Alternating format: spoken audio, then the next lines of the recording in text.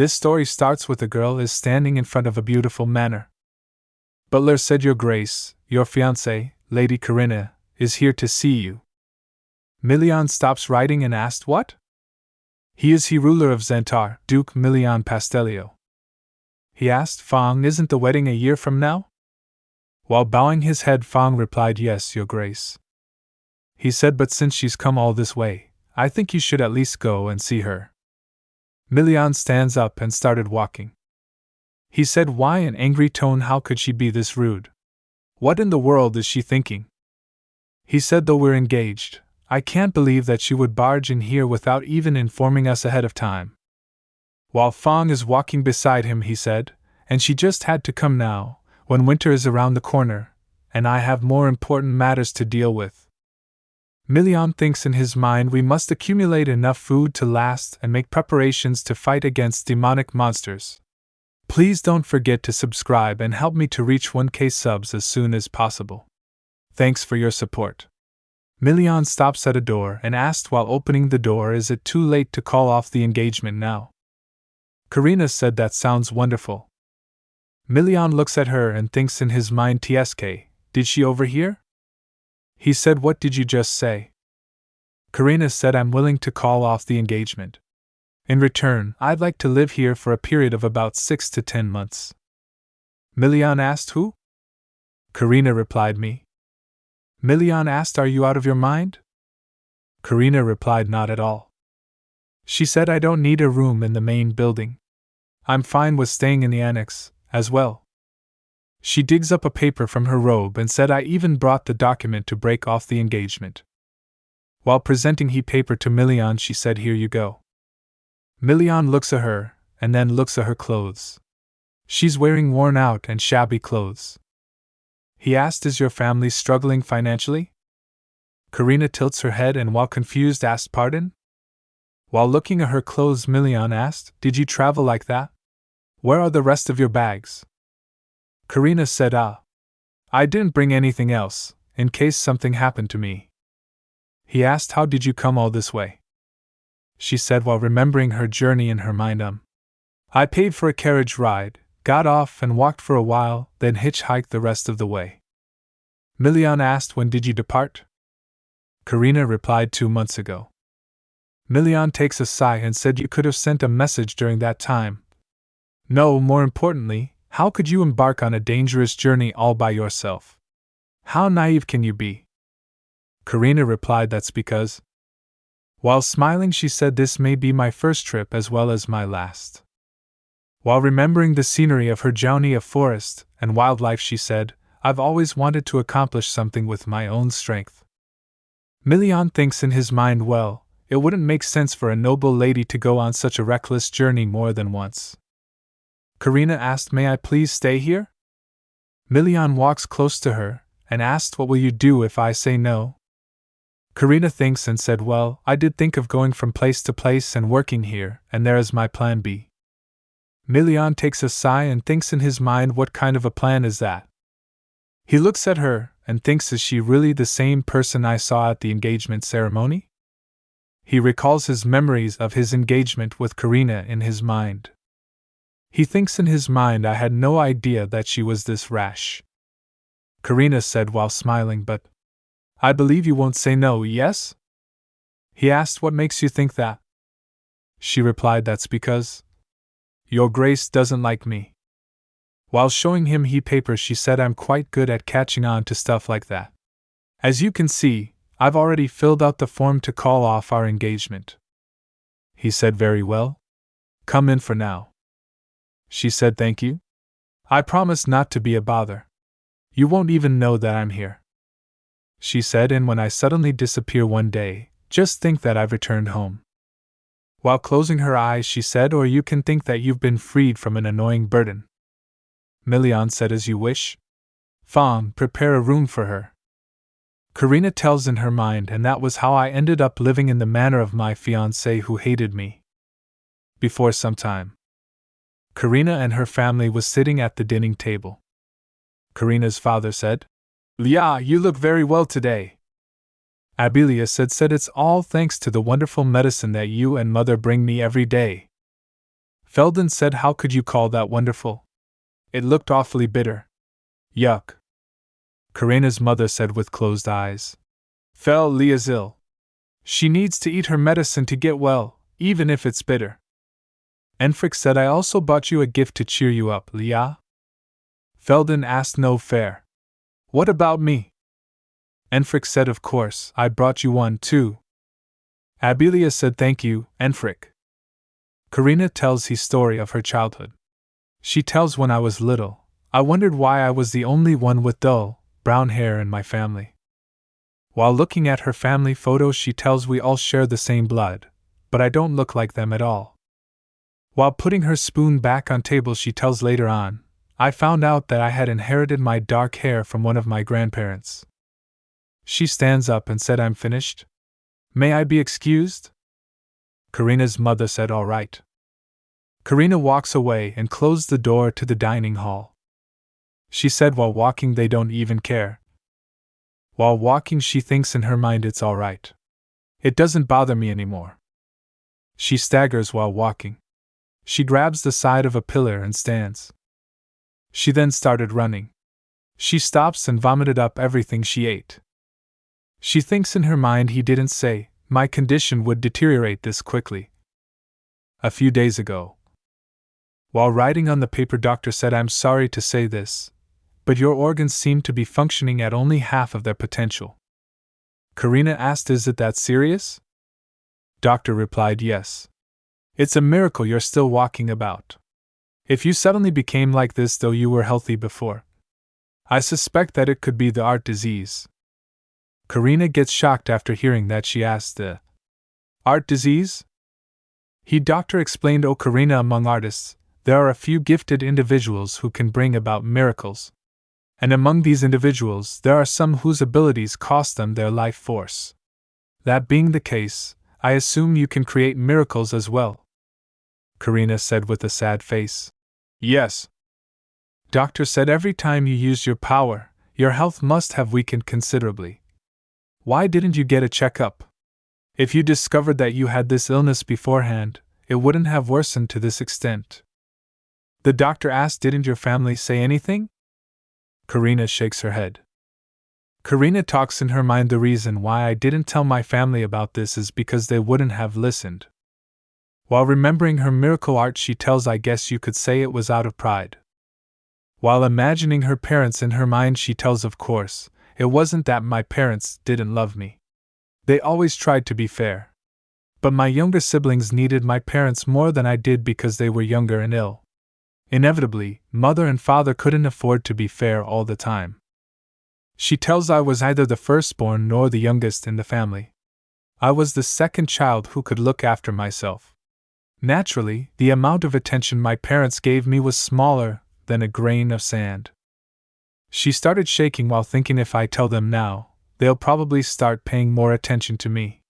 But how will I know whether they truly care for me? What if they're just interested in my ability? Back to present. The doctor asked, you said you're vomiting blood and feeling anemic? Karina replied, yes. Doctor said, that's serious. I'm sorry to say this. With a serious face, doctor said, but you have a year to live, at most. He said, since you won't be able to eat properly anymore, your body will become weaker. While Karina is shocked, he said, so even 1 year is a stretch. Karina asked, is there anything I can do to live? Doctor replied, no, not as far as I know. But come back after a while if you still wish to live a little longer. I may come up with something. While sitting near the window, Karina saw birds flying. She thinks in her mind, I wish I had wings too. She said, I'm going to die. She squeezes her hand and thinks, but before that happens, I want to do everything I had ever wanted to do. I'm not going to force myself to smile. I'm not going to act like I can do everything alone. She thinks, and I'm going to start speaking up for myself. While leaning on the window, she thinks in her mind, what will everyone think when they find out about my illness? While imagining her family, she thinks in her mind, if they start treating me like I'm an inconvenience. While taking a sigh, she thinks, I don't think I'll be able to bear it. That's why I can't tell them. She thinks while looking outside the window, should I just run away? But I have only a year left. Even if I do run away, where will I go? What will I do? While standing up, she thinks in her mind, I wish there was someone who would look at me for the way I am, regardless of whether they like me or not. She remembers something in her mind. Karina recalls her engagement day in her mind, in which Milian asked, "Are you a sheep?" He said, "You meekly do everything you're told, going this way and that. If you didn't want to come here, you shouldn't have." Karina looks at him. While walking, she thinks in her mind, but if I think about it, he didn't reject the engagement either. She thinks, then, shall I go to the north? While imagining herself on journey, she thinks it'll be a journey I'll embark on, with my own 2 feet. She thinks in her mind, all right. But what should I bring with me? While writing on a paper, Karina thinks in her mind, I should exchange gold for cash beforehand, make sure to pack comfortable clothes, jerky, water, and she thinks, I need to bring the document to call off the engagement. She started writing. While writing, she thinks in her mind, I should probably drop by to see that doctor again. While sitting in front of mirror, she thinks in her mind, anyway, I didn't go down to eat breakfast, but no one came to find me. While looking sad, she thinks, I do realize they don't know I'm ill, but I still feel a little sad. She shakes her head to shake off the gloomy thoughts and thinks it's all right. I only have a week to get ready, so I need to begin now. While touching her money bag, she thinks I've prepared enough pocket money. While standing in front of the mirror and looking at her, she recalls her memories. Someone walks to Karina and said, "Excuse me." Karina asked, "Yes? What is it?" She asked, "Are you well acquainted with Lord Enfrick? I saw you talking to him a few moments ago." Karina replied, "Yes." Karina answering her, Karina thinks in her mind, that's because he's my brother. The girl started talking to the other girl, "Oh, how I envy you. He's quite dashing, isn't he?" The other girl said, "Count and Countess Leopold are both very admirable people, and their children are all famous, aren't they?" While imagining Enfrick, she said, "First, Lord Enfrick. They say that he's well versed in literary arts, is a skilled swordsman, and that he's more than capable to become the head of House Leopold at any time." She said, "That's right. And I also heard that a young noblewoman confessed her love to him through a letter not long ago." While imagining Felden, she said, "And Lord Felden. They say that he's always surrounded by people because he's full of life. And we mustn't forget Lady Abelia." While imagining Abelia, she said, "She has beautiful, wavy blonde hair flowing down her back, and blue eyes that shine like jewels. I saw her the other day, and you wouldn't believe how lovely she was. It's no wonder she's the most well-known lady in high society. But she's quite ill." After listening to them talking to each other, Karina walks away. The first girl said, "Yes, that's why the Leopolds are so careful about her health. Come to think of it, there was someone else." The other girl said, "Yes, someone quite plain was always with them. I wonder who she is. Could it be? Where did she go?" Karina was remembering all of this while standing in front of a mirror. She puts her hand on her cheeks and said, "Someone plain." While walking in the hallway, she thinks in her mind, I remember turning away and going straight back home that day. I wonder what happened afterward. While walking down the stairs, Karina saw Nocturne. Nocturne also saw Karina. Nocturne said, "Oh, hello, Lady Karina." Karina glares at him for a moment, and she said, "It's been a while, Nocturne. What brings you here?" He cheerfully replied, "Yeah. I mean, Lady Abelia is getting her checkup today."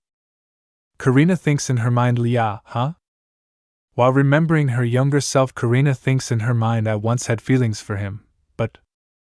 While imagining Nocturne and Abelia, she thinks in her mind Nocturne only had eyes for Abelia. Perhaps it was because she reminded him of his little sister, who died when she was young. I had no choice but to let my affection for him wither away. While passing by Nocturne, Karina said, "I see. I'll be going now." Nocturne looks at Karina, gets an intuition, and said, "You don't look too well.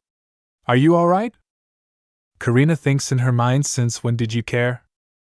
She said, "I guess I didn't get enough sleep." Nocturne hen said, "I could give you a checkup along with Lady Abelia, if you'd like." Karina said that's alright. While both of them were talking while standing at stairs, Abelia came. Abelia walks to Karina and cheerfully hugs her. While hugging, she said, "Karina!" Due to this unexpected hug, Karina stumbles and Nocturne grabs Karina. Karina looks surprised by Nocturne's gesture. While looking at Abelia, Nocturne said, "It's dangerous to run around here, Leah." Abelia said, "Sorry, Nocturne. I was just so happy to see Karina." Karina. Abelia keeps hugging Karina. She asked Karina, "Where are you going?" Karina replied, "I'm going out." Karina grabs Abelia by her shoulders and said, "Abelia, you should be more careful. What if you fell down the stairs?" Abelia said, "I knew you would catch me." After hearing Abelia, Karina mumbles something. No one heard anything. Nocturne and Abelia looks confused. "Huh!" Karina said, "It's nothing.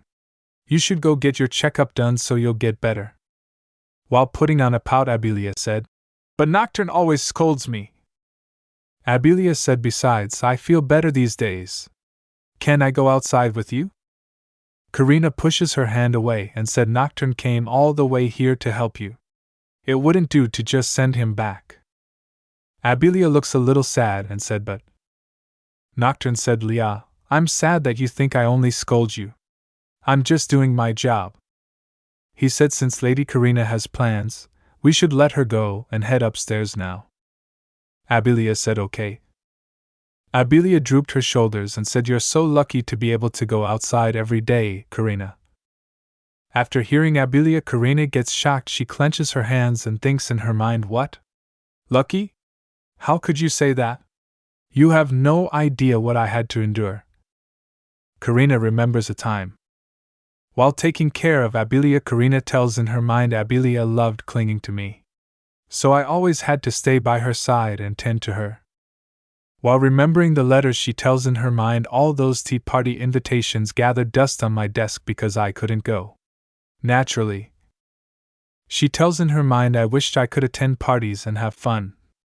I never got a chance to make any friends. That's how it was all the time." While talking to Karina, her mother said, "I'm sorry, Karina. Enfric fell off his horse, so I need to go and see him." Karina said with a sad face, "But today's my birthday." While maids are tending to her dress, Karina's mother said, "Your brother could have been seriously injured." Karina asked, "What about father?" Her mother said, "He's already left for the academy. Tell the butler what you'd like for your birthday." While looking at newborn kids, Karina said, "Wow, they're so tiny. Are they my younger siblings?" While lying on bed, Karina's mother said, "That's right. Since you're a big sister now, you need to take good care of them, alright?" Karina cheerfully said, "Okay." Karina imagines herself with her siblings walking, while she looks happy. Abelia coughs.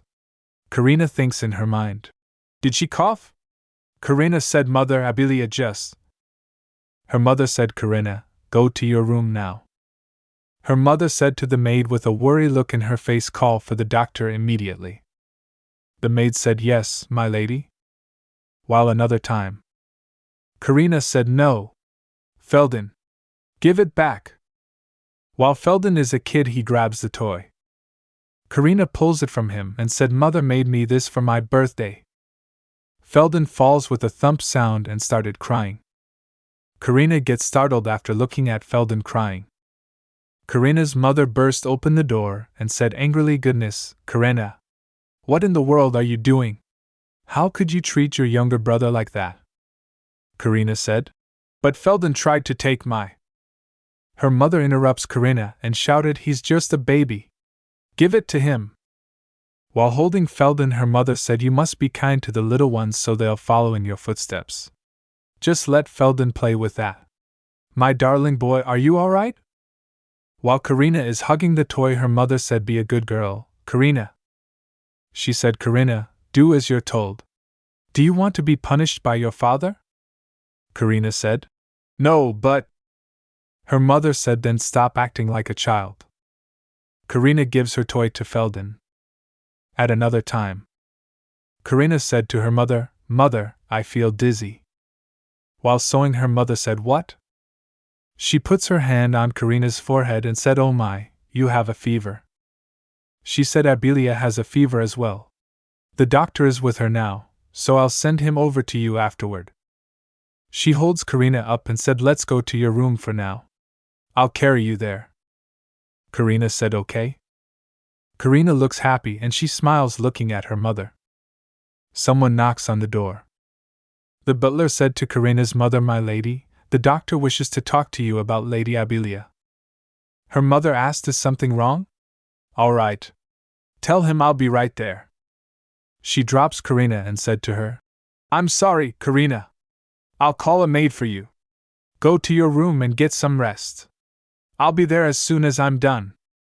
She said, Since you're a big girl now, you'll be able to look after yourself, yes? Karina asked. Can't you carry me to my room, mother? Her mother said, Ha. But you're healthy. She remembers other times where her mother said, You must be understanding of your sister since she's ill. You're such a good girl, Karina. She tells I had to be a good child if I wanted to receive praise from my parents. While looking at sick Abelia, she tells Abelia was sicker than I was. While imagining Feldon, she tells Feldon was younger than I was.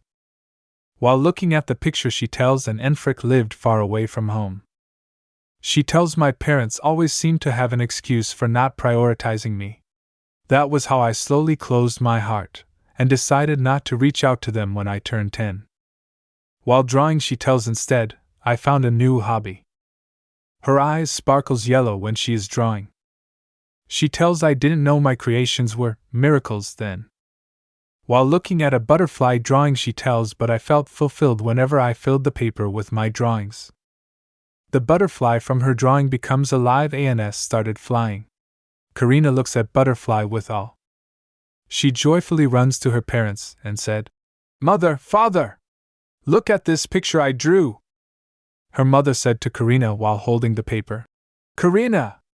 Enfric won first place at the Academy Swordsmanship competition. We suspect that he'll graduate early. Karina said, Wow, that's fantastic. Her mother joyfully said, That's right.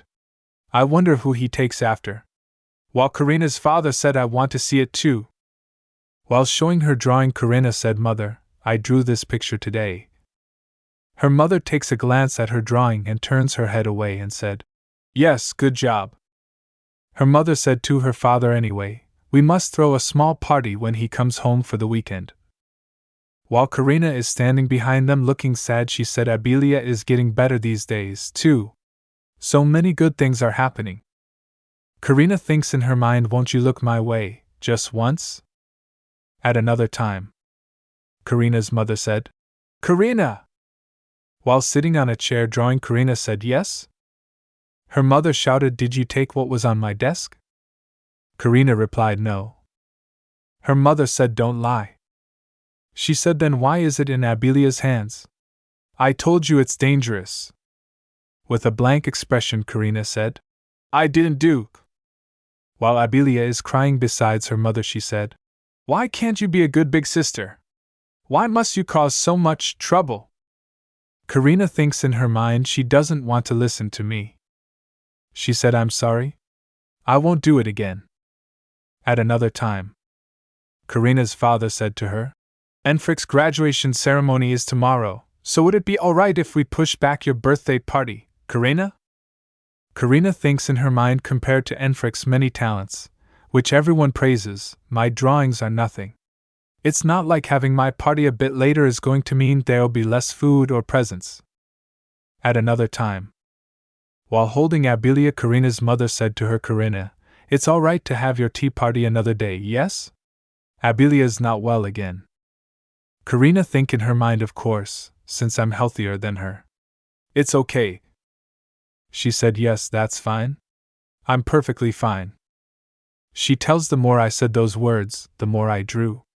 That's when I realized that my pictures only came to life if I drew sincerely with all my heart. Sometimes I drew for just an hour. At other times, I drew for an entire day. Countless pictures came to life and vanished. While remembering herself crying, she tells I loved my creations more than my family, who wouldn't look at me no matter how much I cried for them. She tells while remembering her creations at times, they were animals that consoled me when I was upset, or just friends that listened to what I had to say. And that was how I soon reached the point of no return. While walking away, Karina said then, I'll see you later. She thinks in her mind, I feel like I'm going to throw up. Abilia shouted while standing on stairs, Karina. She said, buy me something yummy from the market. I want to try stuff like kebabs, too. Nocturne said to Abilia. Yeah, be careful. Karina said while looking happy. All right. Abilia said, hurry back, Karina. While walking in the garden, Karina thinks in her mind. Karina Leopold. She thinks you're the worst. How could you get jealous of your own little sister? The doctor asked Karina, did you decide that you want to live? While smiling, Karina said, no, I need medicine. Doctor asked, medicine? What kind of medicine? She said, I'm going to leave this place. I've never been in control of my own life, not even once. She said, I don't want to live like this anymore. The doctor asked him, so, where are you going? She replied, it's a place at the end of the northern region. She said, have you heard of Zentar? While cheerfully smiling, doctor said, you might as well dig your own grave now.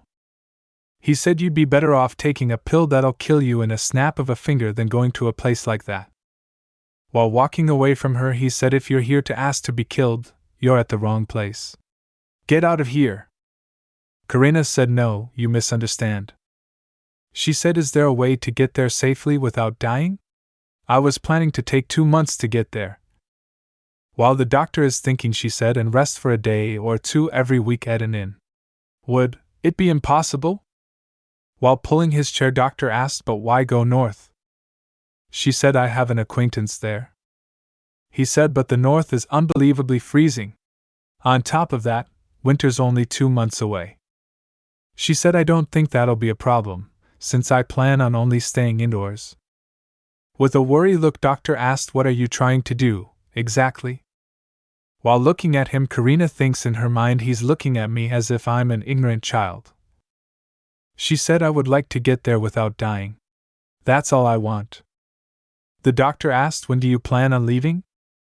She said, next week. While writing something, doctor said, there's not much time left. If you have heart disease, there's not a lot I can do about your declining health. He said, but I can delay the process. If you stop taking the pills, your condition will get a lot worse. And I'll only prescribe you 2 months' worth of them. After hearing the doctor, Karina cheered up and said, that's more than enough. Karina gives money to the doctor. He said, that's too much money. This medicine isn't even that expensive. Karina said, you're prescribing me 2 months' worth of medicine. And I also wanted to give this to you as a sign of thanks. I don't have anywhere to spend this, anyway. I'll see you in 6 days, sir. While looking at her leaving, doctor thinks in his mind, she's so young, and yet she's so quick to give up. I wonder what kind of life she lived to look so relieved about leaving. While walking in the bazaar, Karina thinks in her mind, once I get the medicine, I'll be all set to go. While walking in bazaar, she smells the aroma of kebabs. She thinks in her mind, that smells heavenly. The stall owner said to Karina, don't be shy and give it a try, miss. You'll thank me later. Karina remembers Abilia in her mind saying, I want to try stuff like kebabs, too. While smiling, Karina said to the stall owner, I'll have 2 to go, please. While sitting in the carriage, Karina looks outside. She looks at a girl wiping a little girl's face with an handkerchief. She remembers Abilia's words in her mind. You're so lucky to be able to go outside every day, Karina. While looking sad, she thinks in her mind, I know she didn't mean it in a bad way, and I know that she adores me as well, though I don't know why. While her heart throbs, she thinks in her mind, I wish I could be more easygoing about things like this. While coming from the gate and walking, she thinks in her mid, after all, Abelia and Felden are younger than me, and I should be understanding as their older sister. She said I guessed this would be perfect for a light snack before dinner. Felden asked Karina, "Where have you been?" Karina replied, "Hello, Felden." While sniffing the bag Karina is holding, Felden said, "Smells delicious." He snatches the bag from Karina and said while smiling, "Isn't this too heavy, Karina? I'll carry it for you." Karina said, "You only offer to help when I have food." While smiling she said, "Go and eat it with Abelia. She told me to buy her some." While running away Felsen said, "Yahoo, thanks, Karina." "Hey, Abelia! Look what I've got!" Karina thinks in her mind, "I'm drained. I should take a quick nap." At night Karina was sleeping in her bedroom. She heard a voice saying, "Karina Leopold!" She rises up from bed and asked, "What brings you to my room at this hour?" "Father," her father angrily said. "Karina, did you buy street food for Abelia?" Karina replied, "Yes. I went out today." While her mother and Felden are standing behind her father, he said, "Ha, you know that Abelia should be careful about what she eats, don't you?" While looking down, Karina thinks in her mind, "So this is what brought them to my room. I simply got her what she wanted." Karina asked, "Did something happen to Abelia?" Her father said, "There must have been something wrong with the food. She threw up everything to the point of dehydration." While remembering Abelia vomiting up, he said, "How could you be so thoughtless? You're her older sister." Her mother said, "Your father's right, Karina. You're an adult now. You should have been more careful." Karina said, "But Leah." Her father interrupts her and shouted, "I don't want to hear your excuses." Felden said, "Father, mother." Karina just. Karina talks to herself in her mind, "Keep calm. This will end as it always has if you say sorry. They're simply worried about Abelia. There's no one else to blame." But she thinks in her mind, "Why are they taking it all out on me?" Karina said to her father, "So what?" Her father gets stunned. "Huh?" He asked, "What did you just say?" Karina said, "What do you want me to do?" She thinks in her mind, "How much longer do I have to endure this? For a year?" While she clenches her clothes, she thinks in her mind, "Until the day I die. Will they know how I felt after my death?" Her father said, "What an insolent." Karina interrupts him and said, "I simply bought those kebabs for Abelia because she asked me to." She said, "And you should have firmly told her that she shouldn't eat such foods because they may be bad for her health." Her father said, "What? How ignorant are you about your sisters?" Karina interrupts her father again and said, "No. I thought that it'd be alright because Abelia asked me to buy her some." While getting shocked, her mother said, "Karina, how could you talk back to your father like that?" She thinks in her mind, "Ha, my head hurts." She said, "What do you mean? I simply told him my opinion, that's all. I don't believe I did anything wrong." Her mother said, "Ha, but if you were going to buy her food like that, you should have gotten permission from the doctor." Karina said, "What do you mean by food like that? Felden was fine after he ate it." She said, "Besides, I bought some after trying one myself, so I thought it'd be alright." She said to her father, "I'll be careful from now on, father. And please warn Abelia about this as well." While trying to get calm, her father said, "Alright. Please be more cautious." While her father, turning Felden, asked her mother, "Mother, may I go see Abelia?" She replied, "Go on." Her father stopped at the door and said, "Karina, you know that your sister has been unwell since the day she was born, don't you?" Karina said, "Yes." He said, "You might feel like this isn't fair, but you're perfectly healthy. So please understand." Karina said, "All right." She thinks in her mind, "I'm sick of hearing about how healthy I am. It's not like I'm the only healthy one in this family. And Frick and Felden are perfectly fine as well. Why does he always talk as if being born healthy is a sin, and keeps demanding me to make sacrifices?" Karina said, "I know." Karina's mother said, "Your father must be worked up because Leah passed out. Karina, please be understanding." She asked Karina. You're not upset or anything, are you? While they were going, Karina said, Is that all you have to say to me? Both of her parents stopped. Her father asked, What? Karina asked mockingly. I'm surprised you even knew where my room was, father. Mother, he replied. Of course we knew. Karina said, I thought that both of you had forgotten, since you never came here to see me these past few years. After listening to Karina, both of them get shocked. Karina said to them, Please tell Abilia that I'm sorry I caused such an inconvenience. I'm tired, so I'd like to get some rest. They left after that. While lying on her bed, Karina thinks in her mind, Ha! I didn't do anything wrong. I hope Abilia's alright. While looking worried, she thinks in her mind, as for dehydration, I've been through it a couple times recently myself. It'll be alright. It's not a big deal. After that, Karina quickly stands up and take her colors and started drawing. She draws a little fairy, and she came to life. The little fairy starts lying. Karina said, Hello there, Miss Fairy. While the little fairy hugs her, she thinks in her mind, I should just forget it all, like I always did. I have my drawings. She thinks creating art is the only way I can breathe. I cannot stop drawing, even if I have to exchange my life for it. After all, it's my everything. The next day, maid asked Karina, Oh my! Are you here to eat in the dining room today, Lady Karina? Karina remembers Felden and Abilia apologizing to her. Felden said, Karina, sorry about the other day. While crying, Abilia said, Karina, I'm sorry. I won't ask you to buy me street food ever again, so will you forgive me?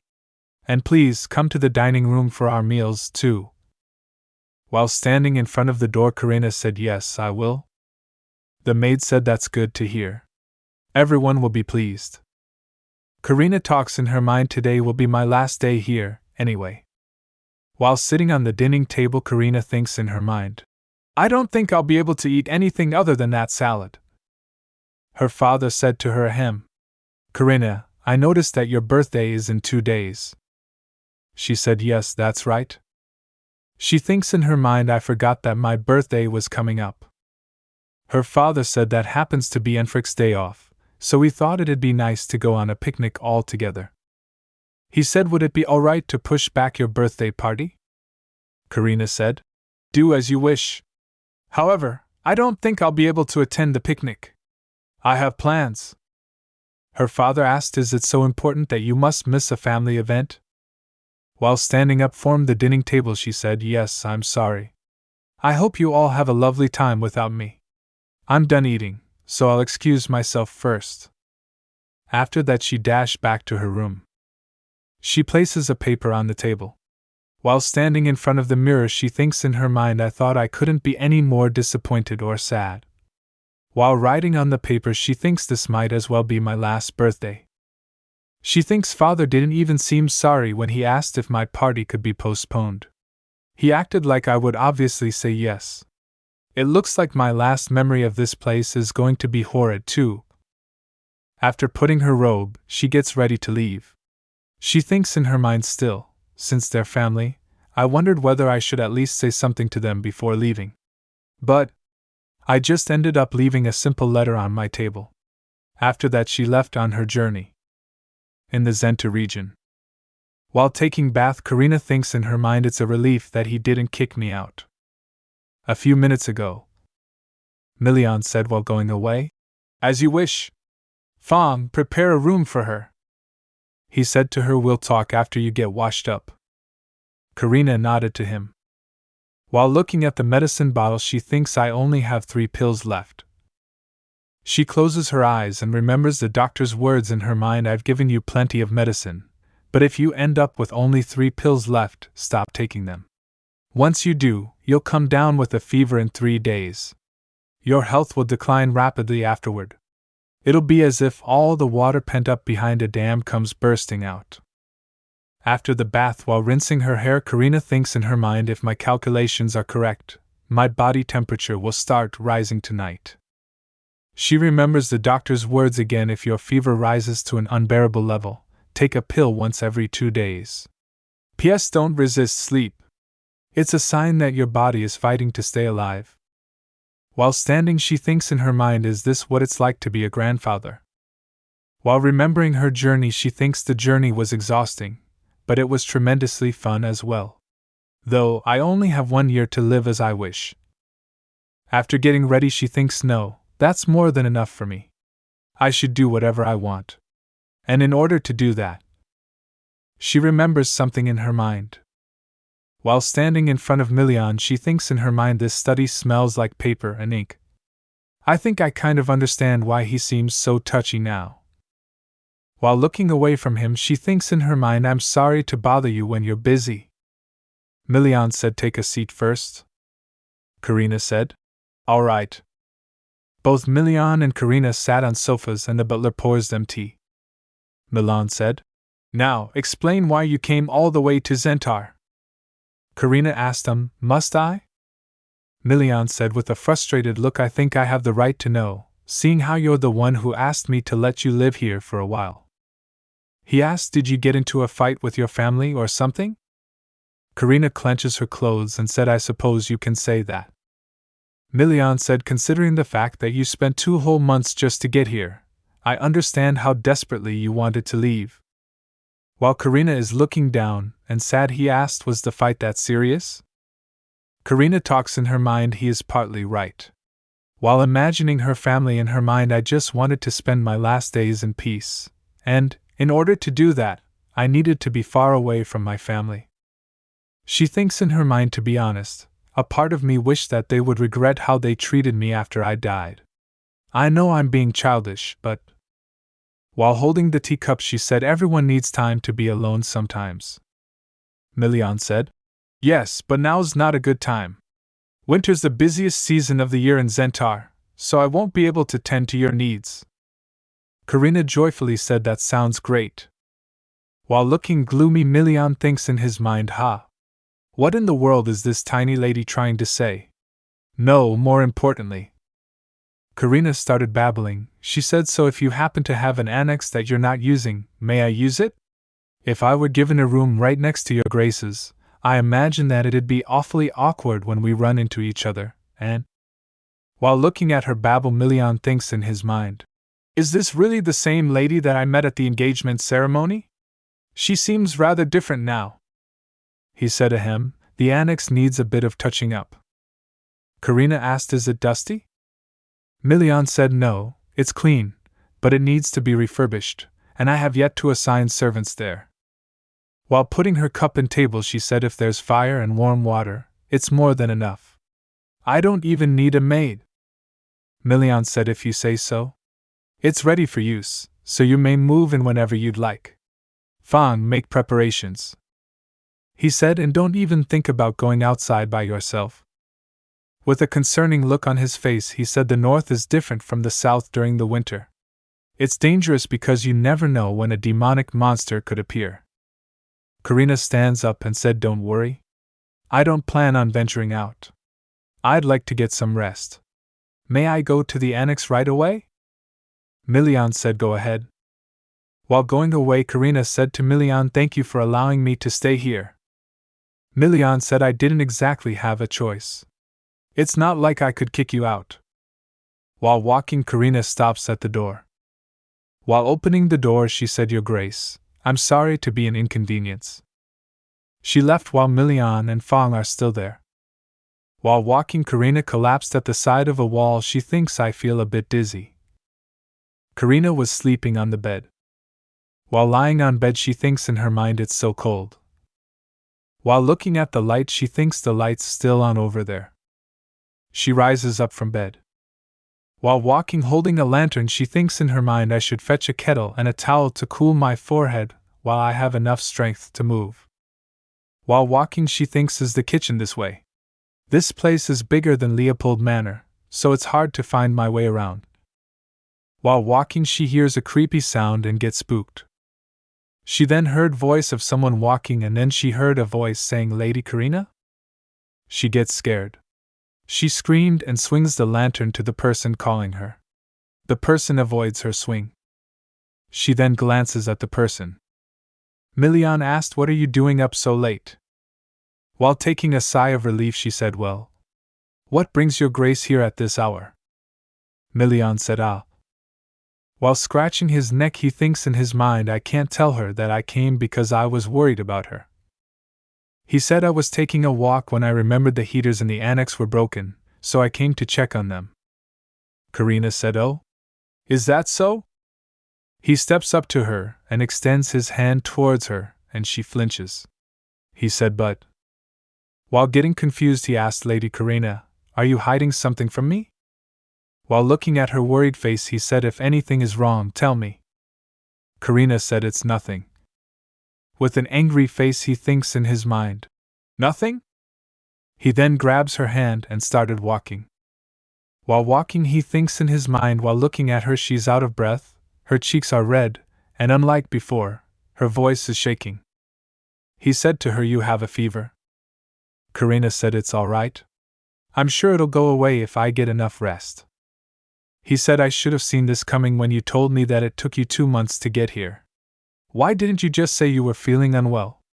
Only a foolish bear would try to endure something like this." Karina imagines a bear in her mind and asked, "A bear?" He said, "On the battlefield, it's more troublesome to deal with someone who dies from hiding their wounds. So, if you don't want your condition to worsen even more, I need you to tell me about these things beforehand." He asked, "Do you understand?" With a sorry face, she said, "I'm sorry." She thinks in her mind, "Wait a minute. Why do I have to be scolded here like this in the middle of the night?" Karina said, "I..."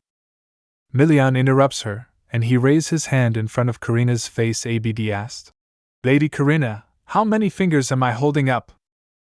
Karina thinks in her mind while her vision of his fingers is blurry, "There's no way he's holding up 6 fingers, and since I'm seeing doubles." She said, 3.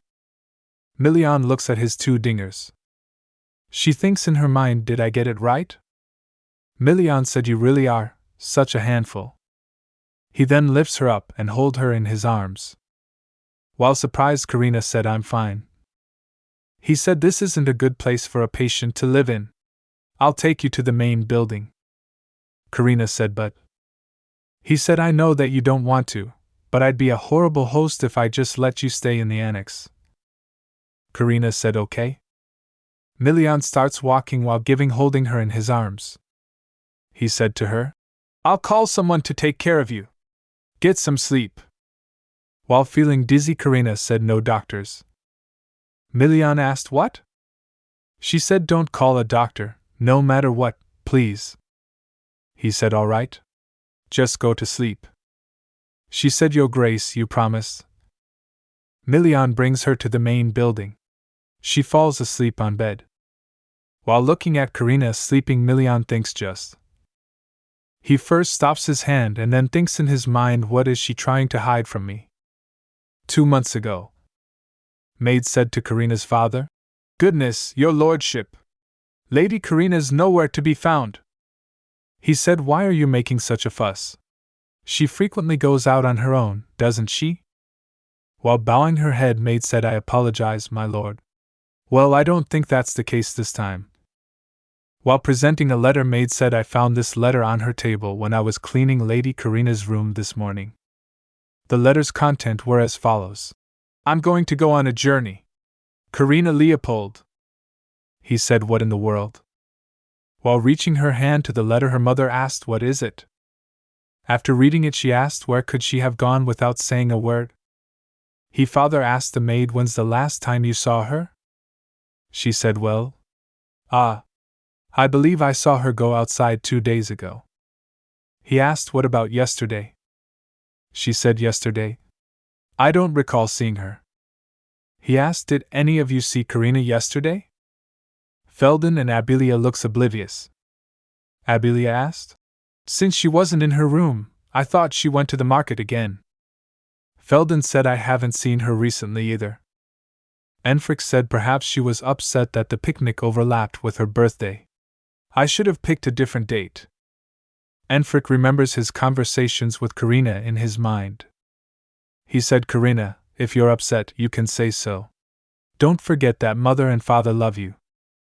Karina said, I know. I'm their child, so they probably do love me, somewhere deep inside their heart. But one thing is for certain. I'm not their favorite. After putting the letter on the table, her mother wipes her mouth and said honestly, how could she be so inconsiderate? Didn't she realize we'd worry once we discovered she was gone? If she hated the picnic so much, she could have said so. Her father said to the butler she couldn't have gone too far. Dispatch a few of our men and find out where she went. Her mother asked the maid, did any money go missing? The maid replied, just 2 gold coins from today and yesterday combined, your ladyship. Her father said, see? She couldn't have made it too far with so little money. He said she'll probably be back after 2 weeks or so.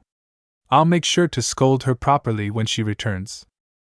Her mother said, I hope nothing happens to her. Her father said, what an ungrateful child. This will serve as a good lesson for her when she finally realizes how blessed she was to live in comfort under this roof. After a few days, while standing beside the table, her father shouted, Karina Leopold. What in the world is she thinking? While crumpling the paper, he said, no matter how upset she was, how could she do this? His mother came and asked, darling, what's wrong? He said, it seems that Karina went south. She asked, so how is she? While putting his left hand on his face, he said they lost her when she got on a carriage headed for the capital. He thinks in his mind, I understand that Karina might feel upset, but how could she stir up trouble on purpose? What a disgrace to the family. While sitting, her mother said, who knows what may happen to her? We must send more people and bring her. Her father interrupts her mother and said, bring her back? For what? If she hates being here so much, let her be. She left of her own volition, so I refuse to let her into this manner unless she gets on her knees and begs for forgiveness. He called his butler Cassis. He said to him, I don't care how much it costs to keep tracking her down. Find her. Cassis replied while bowing she head, yes, my lord. Her mother said, I know that it was rash of Karina to do something like this, but I can only imagine how dismayed she must have been. Her father said, stop making excuses for her.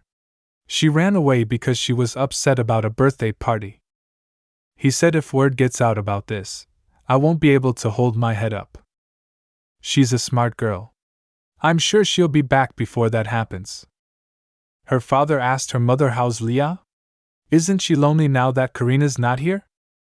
Her mother, with a worry face, said, it seems as though she goes in and out of Karina's room, but she doesn't say much.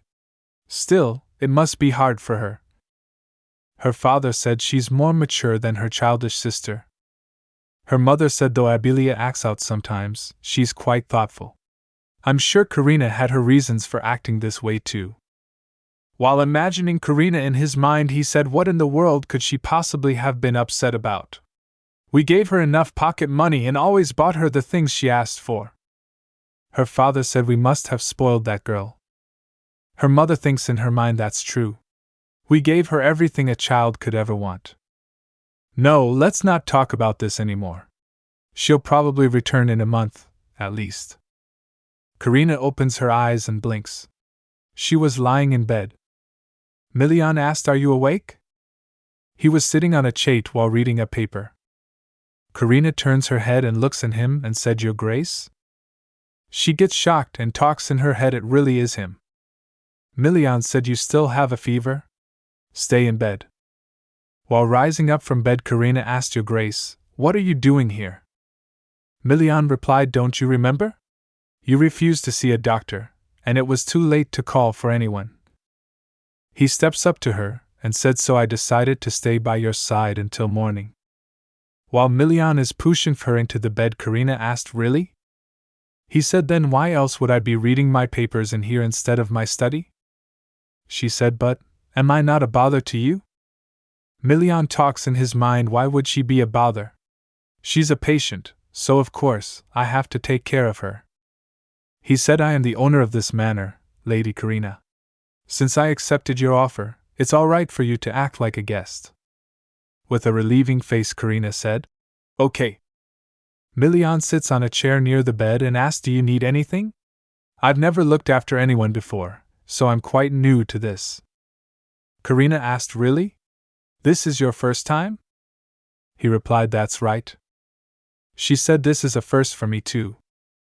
While smirking, he thinks in his mind, of course it is.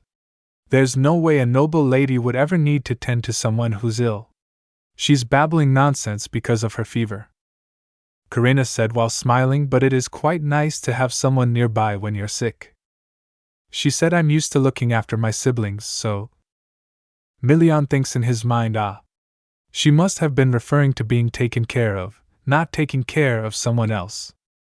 He talks in his mind, come to think of it, I believe I heard that Count Leopold's youngest daughter is quite sick. While imagining the Leopold family in his mind, he thinks things can be difficult for a family with a patient. For instance, it's inevitable for a parent's attention and affection to tilt in one direction.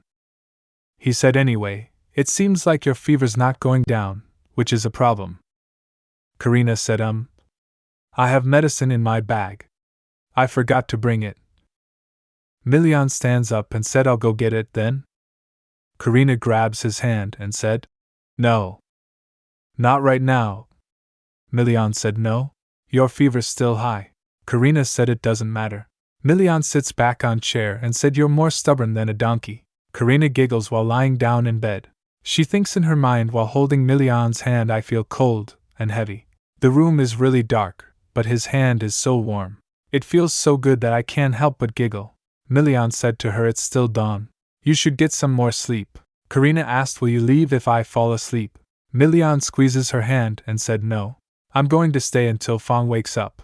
I'll be right here until you fall asleep, so don't worry. Karina gets stunned after hearing him. She thinks in her mind, it feels like I just got an unexpected birthday present. She falls asleep after that. While sitting, Milian looks at her and thinks in his mind, should I send a letter to her family? No, I suppose it'd be better to do that once winter passes. He thinks she probably needs time to sort out whatever she's troubled with. He thinks it doesn't seem like she wants to depend on her family, so I don't think helping her out for 3 to 4 months will be a problem. After a while, Milian knocks on the door and asked, Lady Karina? While covering herself in warm clothing, Karina replied, Your Grace. He asked, should you be walking around when your fever has just gone down? Karina cheerfully replied, I wanted to stretch my legs a bit because I was in bed for so long. Karina talks in her mind, it has been a week since I collapsed. 2 things have changed since then. The first is that my health deteriorated so much that even walking at a normal pace makes me run out of breath now. Milian walks close to her and puts his hand on her forehead while she is thinking. The second is that the Duke comes by every day and puts his hand on my forehead to check my condition.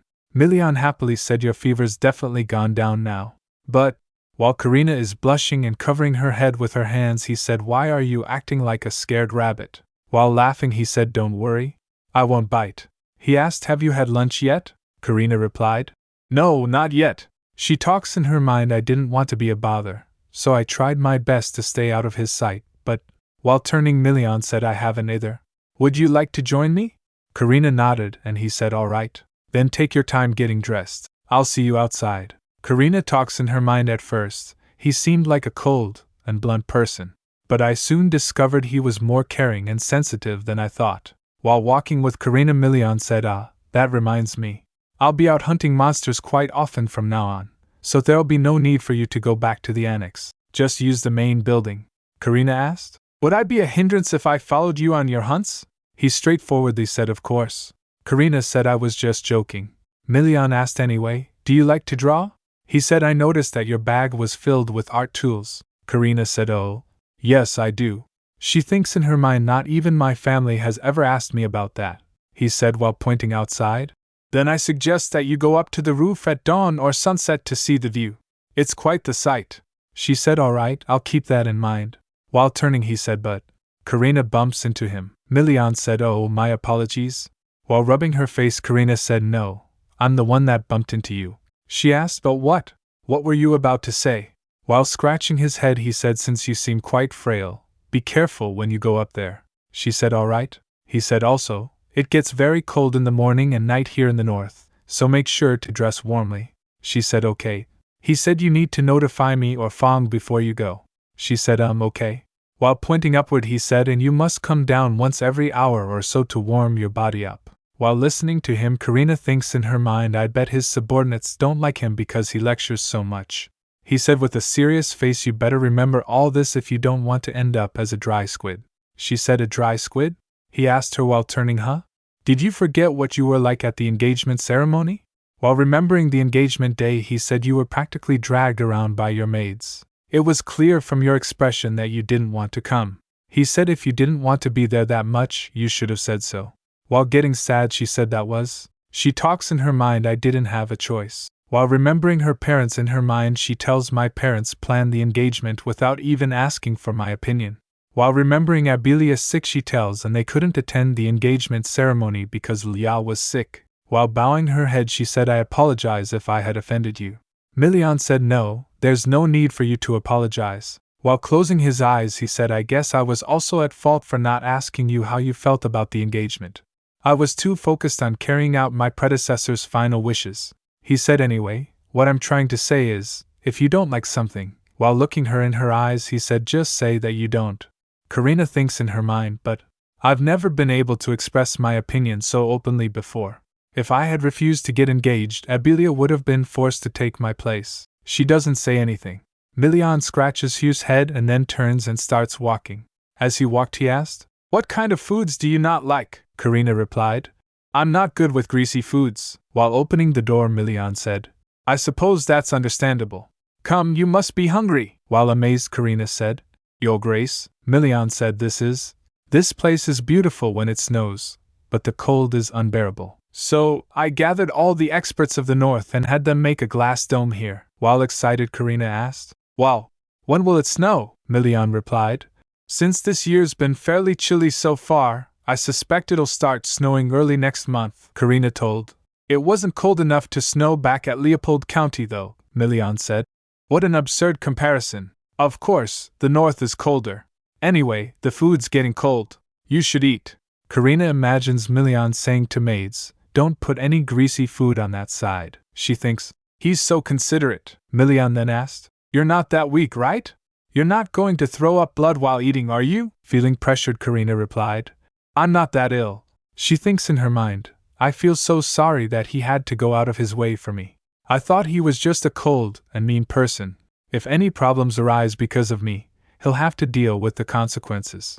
Perhaps I shouldn't have come here. While she was busy in her thoughts, Milian looks towards her and asked, what's wrong? Does it not suit your taste? Karina said. Your Grace, he replied. You can just call me Milian. Or Lien is fine as well, she said. Oh, all right, he asked, so why did you suddenly call out to me? Surprised by his question, Karina shakes her head and then replied, I just felt apologetic. He asked, apologetic? For what? She replied. For not notifying you before coming here. I thought you'd say no if I asked beforehand, so, he replied. Of course I would've, he said, but it wouldn't be because I don't like you or find you annoying. It's simply because it'd be dangerous. Forget about what I said to you when you arrived. I'd like to officially apologize for how I acted that day, Karina replied. It's fine. And, she wondered, should I tell him about my illness? Even if I do, the situation won't change for the better. In the worst-case scenario, I may no longer be able to stay here, and, while smiling, she replied, thank you for this meal, Milian said. That's it. Enjoy. The main chef will be sad if you don't, and I'll have him prepare something easier for you to eat next time, she said. Huh? Yes, thank you. Milian asked. How is it? She replied while eating. It's delicious. After a few moments, while walking, Karina thinks, I haven't been this full in such a long time. Our conversation was lovely as well. Looking through the glass window, she thinks, maybe I should go up on the roof tomorrow. Milian shouted. What did I tell you? While furious, he said, did you think I was joking when I warned you about going up there? Karina replied. I'm sorry. Milian said, would you please explain to me why you went up to the roof wearing only a robe over your clothes? I thought you promised me you'd be careful. Averting her eyes, Karina asked. Did I? While Milian glares, she admitted, I think I did. Firstly, I must tell Milian or Fang if I plan on going up to the roof. Secondly, I must dress warmly. And lastly, I must come down every hour or so to warm my body. But, she looks into the hallway and thinks, there's no one here. Are they all asleep? While she dashes, she thinks, I don't think I should bother them. I'm just going to take a quick peek, so I suppose it'll be fine if I go alone. She went upstairs and opens the door to the balcony. She was in awe by the scenery and thinks, I've got to draw this. While she was drawing, just a bit more, someone grabs her from behind and she gets shocked. It was Milian who grabs her. She said, Your Grace? Back to the present, Milian shouted. If you want to turn to ice, just say so. I'll pour ice cubes into your bathtub myself, Karina replied. The thing is, I really had no idea that so much time had passed. I didn't do it on purpose. Looking at her, Milian furiously asked, Are you giggling? Karina gasped and Milian puts his hand on Karina's head and said, Why don't you just turn into a human furnace? It'll save me money on heating this place up, Karina asked. Your Grace, are you cold? If you are, you can take this blanket, he replied. I don't think you're in a position to ask me that, she thinks in her mind. It's been an hour since I've been under these blankets. Milian asked, May I take a look at your drawing? Handing her the drawing, Karina said, Of course. It's not that remarkable, but, Karina tells in her mind, Enfric became a part of the Imperial Order because of his swordsmanship skills. Felden can do anything he's seen once because he's a quick learner. Abilia is a gifted embroiderer who could make intricate patterns with ease. Compared to what they can do, my drawings are far from being refined. Milian looks at the drawing thoroughly and said, Whenever I hear you speak, I come to the conclusion that being too humble isn't good either. While confused, Karina asked, What? Looking at the drawing, Milian said, I'm not that knowledgeable in this area, so I can't give you an accurate evaluation, but this is incredible. Karina gets surprised by his remark and blushed. Huh? Milian continued, I never thought the view from the top of my manor could be this beautiful. Lady Karina, you should have more confidence, she replied. That's the first time I've received such a compliment, he said. Well, I'm dead serious. I can't wait to see the final version, she replied. Thank you for being so generous, but, he said. Generous? I meant what I said. I don't joke about things like this. If I really thought your drawing was horrible, I would have suggested that you find a different hobby. Karina laughs and said, I suppose you're right. Milian said, If you still have trouble believing me, why don't you give me the finished version once you're done? I'll request an evaluation, from an acquaintance of mine who's well versed in art, Karina replied. I will. But as for the evaluation, I don't think it'll be necessary. I don't draw to show to other people, you see. She thinks, I only started art because I was lonely and ended up continuing, but I'm too embarrassed to say so. She asked, Your Grace, can I take off these blankets now? While they were talking, someone knocks the door and said, Your Grace, it's Marius, Milian said. Come in. He came and asked, Your Grace, did you turn this lady into a blanket caterpillar? Milian said. I didn't summon you to hear such nonsense, Marius. It seems as though the long journey here has weakened her health. On top of that, she spent a whole day sitting outside on the roof. Give her a checkup, Dr. Marius said. Ah, I see, he said. Lady Karina, let me take. Yes, he reached out his hand to check on Karina. She hides her head inside the blanket. Surprised by her gesture, the doctor said, Huh? Your Grace? While surprised, Milian asked, Lady Karina, what are you doing? She mumbles from inside the blanket. I told you that I didn't want to see a doctor, Milian said. Well, then you shouldn't have fallen ill. Let him take a look at you, she replied. I'll get better once I get plenty of rest, Milian said. I see I'm not getting anywhere. He lifts her up as he was folding the blanket and said, Come, let's get you to bed. Shocked by his action, Marius shouted, Your Grace, how could you pick up a lady like that? If you're going to move her, you should carry her gently in your arms. Milian puts Karina on the bed and she was also shocked. Milian said, I did carry her gently. While crying, Marius said, How was that being gentle? She's not a sack of potatoes. Your Grace, you shouldn't treat a southerner like you would a northerner. They're not accustomed to our rough ways. Scratching his head, Milian said, Is that so? I apologize, Lady Karina, Marius then said. My lady, please forgive his grace. And would you be so kind as to give me your hand? He checks up on her, as she was breathing heavily. Milian said, How is? Marius cuts him off by pointing with his finger. Sure, he then said to Karina. If you're tired, get some sleep, my lady. Lie down comfortably. As she was lying down, Karina thinks, I shouldn't fall asleep. Marius then examines her with a serious expression. Milian asked, What's the matter? Why do you look so serious? He replied. She seems severely ill, he concludes. Her pulse is unstable and weak, as is her heartbeat. She also has a light spot on her skin. After examining her, Marius said, this illness is rare in the north, but it looks like she has art disease. Milian asked. Art disease? He told. Yes. As you know, the iOS Empire was blessed with art. The north is filled with soldiers because it was recently occupied, but the capital and the south have always been bustling with marvelous artists, Milian replied. I'm aware of that.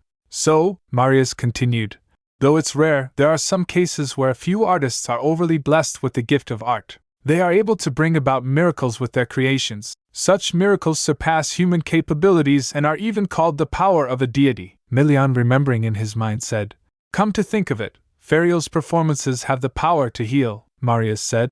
That's right. House Carlos is famous for being a family of artists for generations in the Empire. Then Milian asked, so you're saying that this squid, Lady Karina, is an artist that has the ability to bring about miracles? Marius told. Yes. This light spot that begins here under her armpit and continues to the inner part of her arm is one of the symptoms. Milina thinks in her mind, her drawing was enough to impress me, who doesn't know a thing about art. I even got goosebumps. The sketch depicted a familiar sight, and yet, it was far more beautiful than anything I'd seen before. Looking at it made me feel as if I was right there on the rooftop, staring at the view with my very eyes. Scratching his head, Marius replied, well, she's quite weak right now, but with my skills, I don't think I'll be able to figure out what type of art disease she has. Milian asked. Type? Marius told. There are several different types of art disease. The mildest type brings about a decrease in the person's stamina, while another causes the loss of sensation in limbs. And though it is rare, there are also cases where the disease takes away one's life, Milian said. So, what you're saying is, in the worst case, Lady Karina may die, Marius replied. Those cases are very rare, but to put it bluntly, yes, Milian said. That sounds like a rather cruel blessing, Marius said. Well, we are talking about a power that transcends human boundaries. Milian looks towards her and thinks, since she's sleeping right now, I can't ask her anything. He asked, is there a way to cure her illness? Marius replied, as far as I know, there isn't. All I can do is prescribe painkillers for her. Milian asked, so does that mean I can do nothing but watch as she loses a limb or her life? Marius replied, if the artist really wants to live, then they must stop creating art. However, most do not, Milian said. Why not? How hard could it be to choose life over art? Marius explained. Your Grace, if you were ever put in a situation where you would die or lose a limb if you continued wielding a sword, would you be able to swiftly decide never to touch it again? Milina then apologized. I'm sorry. That was thoughtless of me, Marius told. Those who have art disease are usually great masters of their field. It wouldn't be hard to imagine how much they love and treasure art, Milian recalled. She never mentioned this during the engagement ceremony, Marius added. They probably dedicated most of their lives to creating art, Milian then said. Thank you. I'll send a message to Ferial. As he was leaving, Marius said, since she's quite weak right now, please keep an eye on her. I'll leave some medicine that will reduce her fever. As he closes the door, Milian said. All right. After he left, Milian wondered, how long has she suffered on her own? At night, while smoking, Milian thinks she had a long face that time too. He recalled the day of his engagement and tells, on the day of the engagement ceremony, she looked at the spot where only her brothers sat, with such a sad expression on her face. But whenever someone came up to greet us, I was flabbergasted at how she would flash a smile at them like nothing happened. As he puts her drawing in a tube, he tells, I couldn't help but blurt out that she reminded me of a sheep back then. I thought she'd get mad at me, but she only smiled like a fool. Then standing in the balcony, he whistles and a falcon came and sits on his hand. The falcon rubs his head on Milian's face and then flies away. Looking at the falcon going, Milian thinks in his mind, I hope Ferial sends me a reply before it starts snowing. Meanwhile, Nocturne asked the doctor, Sir, are you serious? Are you really going to the north? The doctor replied as he was preparing to leave, I'll leave the clinic in your hands for a while. I'll be back next spring if things end quickly, Nocturne said. But the north is dangerous in the winter, sir, the doctor said. It'll be fine. I'll be cutting it close, but I'll probably get there before winter starts. While worried, Nocturne said, I'm pretty sure it will begin during your journey. But why are you going to the north anyway? Rummaging through his things, Doctor replied. A month ago, a young lady with art disease came by to see me. She didn't have very long left to live. She told me that she was heading north. I got a little worried about her, so I decided to go there as well. The north probably has very few doctors who know about art disease, Nocturne asked. But if she doesn't have long to live, doesn't that mean she has the worst kind of art disease? As he puts on his hat, the doctor said. Well, it was my first time seeing such a type in my whole career as a doctor. I imagine it'll probably be too late to help her, but, Nocturne then asked, then why are you going there? As he was about to sit, he said. It seemed like she was from a wealthy family, but judging by how much her illness had progressed, it's clear that her parents didn't care about her very much. If they had paid a bit of attention to her, her condition wouldn't have worsened to this extent, Nocturne replied. Some parents abandon their own children, leaving them to die on the streets. So it wouldn't surprise me if such cold-hearted and neglectful parents existed either. Sitting inside the carriage, the doctor advised, anyhow, Nocturne, make sure to treat all your patients fairly. If I hear strange rumors about the clinic while I'm away, mind you, I'll be very angry. Nocturne smiles and said, all right. Don't worry. I'll run things as you would, sir. He asked, but what was the name of your patient? The doctor replied as he thinks. What was it again? Lena or something? I don't remember. Well, I'll be heading off now, Nocturne then said. Yes, sir. I hope you have a safe journey. As the carriage was leaving, Nocturne looks at it and thinks, Lena? Could it be House Leopold's? No, Lena is a common name. On top of that, he said that she didn't have long left to live. It couldn't be her, at Leopold household, and Frick asked. Did we get any news about Karina? It's been a month since she left, his father replied.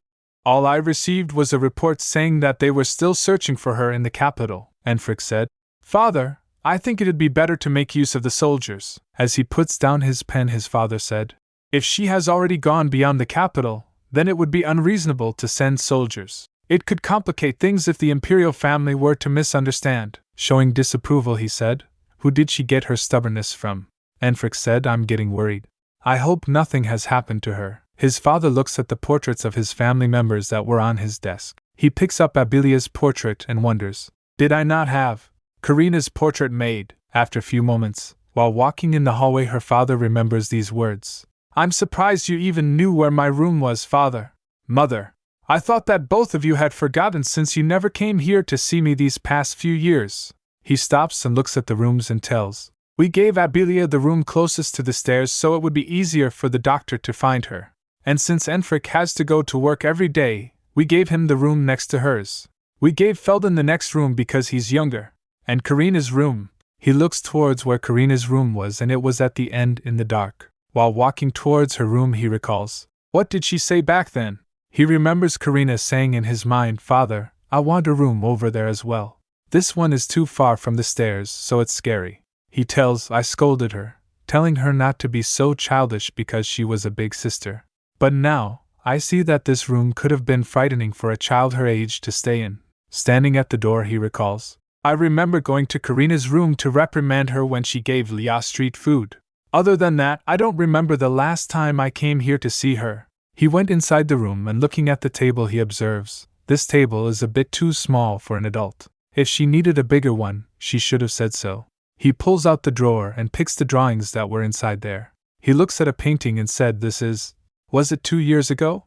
Abilia's condition got worse, so we went on an outing to get some fresh air. Did Karina not go with us then? Yes, he was reminiscing. The door opens and his wife came and calls. Cassis? What are you doing in here? He replied, I was just dropping by. What about you? She said. Seeing Karina's empty seat in the dining room made me think of her, but I haven't been to Karina's room in a while, so this feels strange. Looking at the painting he's holding, she asked. What's that? He replied, I think it's one of Karina's drawings. His wife also looks at the painting and said, it's been some time since I saw her drawing. He asked, did she draw before? She tells him. She used to bring her illustrations to show me from time to time when she was little. But she stopped after a while, so I thought she had gotten tired of it, she said. I wonder how she's doing, her father said. She's a bright girl, so she's probably doing fine. I'll send a few messages to nobles that are close to our family. Her mother wonders, she's always been such a good and obedient girl. Why did she do this? She told. Lia keeps asking me when Karina will be back, and Felden says he wants to go look for her. I'm getting worried day by day. Her father said, since Karina's not here, take good care of Lia. Her condition will get worse if she has any trouble sleeping. Her mother said, why don't you try sending a message to the Duke? Her father replied, Duke Pastellio? No, I doubt she went to Zentar. Shaking his head, he said, the road to the north is very dangerous. She couldn't have gone all the way there with what little money she took with her. She's timid and doesn't have the courage to do something like that. She's probably hiding somewhere in the capital. I'll take care of everything, so don't worry. I'll also make sure to ask friends who live near the capital. Her mother thinks, why do I feel frighteningly lonely when I look at this drawing? Meanwhile, Nocturne asked, why the long face, Lia? She replied, did it show? I was just thinking of Karina. It's been 2 months since she ran away. Nocturne remembers Karina Leopold. She was a quiet lady who never stood out. It was easy to overlook her because she had dull brown hair, unlike the rest of her family. But her blue eyes were strangely more beautiful than anyone else's, Abilia said. You know, Karina always stayed by my side whenever I was sick. That's why I never felt lonely, even though I didn't have any friends. While smiling, she told, she would read me a picture book whenever I asked her to, and even sang me a lullaby when I requested it. Hearing her, Nocturne replied, I see. Abilia continued, and if I told her that I was lonely, she didn't go out to meet her friends and stayed right next to me. While giggling, she told, actually, when I was younger, I was jealous that she got to go out when I couldn't, so I made her stay with me a couple of times. But I don't do that anymore. Nocturne smiles and said, Lady Karina must have been a kind sister. He concludes in his mind, though, she may not have liked you as much as you think she did. He then remembers a past incident. Abilia said, I knew you would catch me. Karina said, don't trust me. The words she mumbled at the staircase sounded so sincere that I thought her kindness to Abilia was all an act. And even if she doesn't like Abilia that much, she should have at least sent her sick sister a letter. Nocturne said, don't be too anxious. But if you're really worried, how about you get healthier so you can go and look for her? While rummaging through her things, Abilia said, that sounds good too. Oh, and I also found out something amazing about Karina the other day. Showing him a picture, she said, Tada, look at this. Nocturne asked, a drawing? Looking at the drawing, he thinks, it feels like I'm staring at this scene with my very eyes. It feels so real. Amazed by the drawing, he asked, did Lady Karina really draw this? In disagreement, she said, yes. I took it from her room. I have no idea why she didn't say anything about her drawings when she's this talented. If I were her, I would have run to Mother and asked her to compliment me. Karina's really good at doing things by herself. As she was talking, Nocturne stands up. Abilia asked, are you leaving already? He replied, yes. I just remembered that I had something to take care of, she said. Oh, all right. Goodbye. Nocturne left the room. After closing the door, he puts his hand inside his bag and thinks, could it be? He pulls out a prescription which contents were, name Karina, condition, suspected of having art disease, has 1 year left to live, at most, note, slim chance of living longer. He said to himself, no way.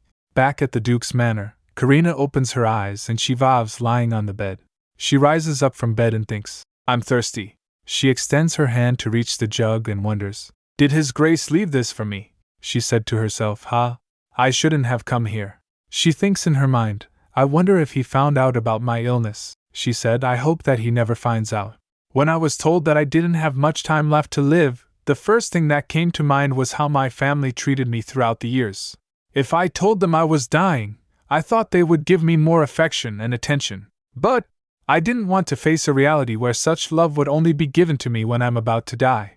I felt miserable and disgusted at the thought of trying to seek their attention with my illness, which was eating away at my life like sand escaping through the crevice of my fingers. That's why I ran all the way to the north. My family can't reach me here, and Milian.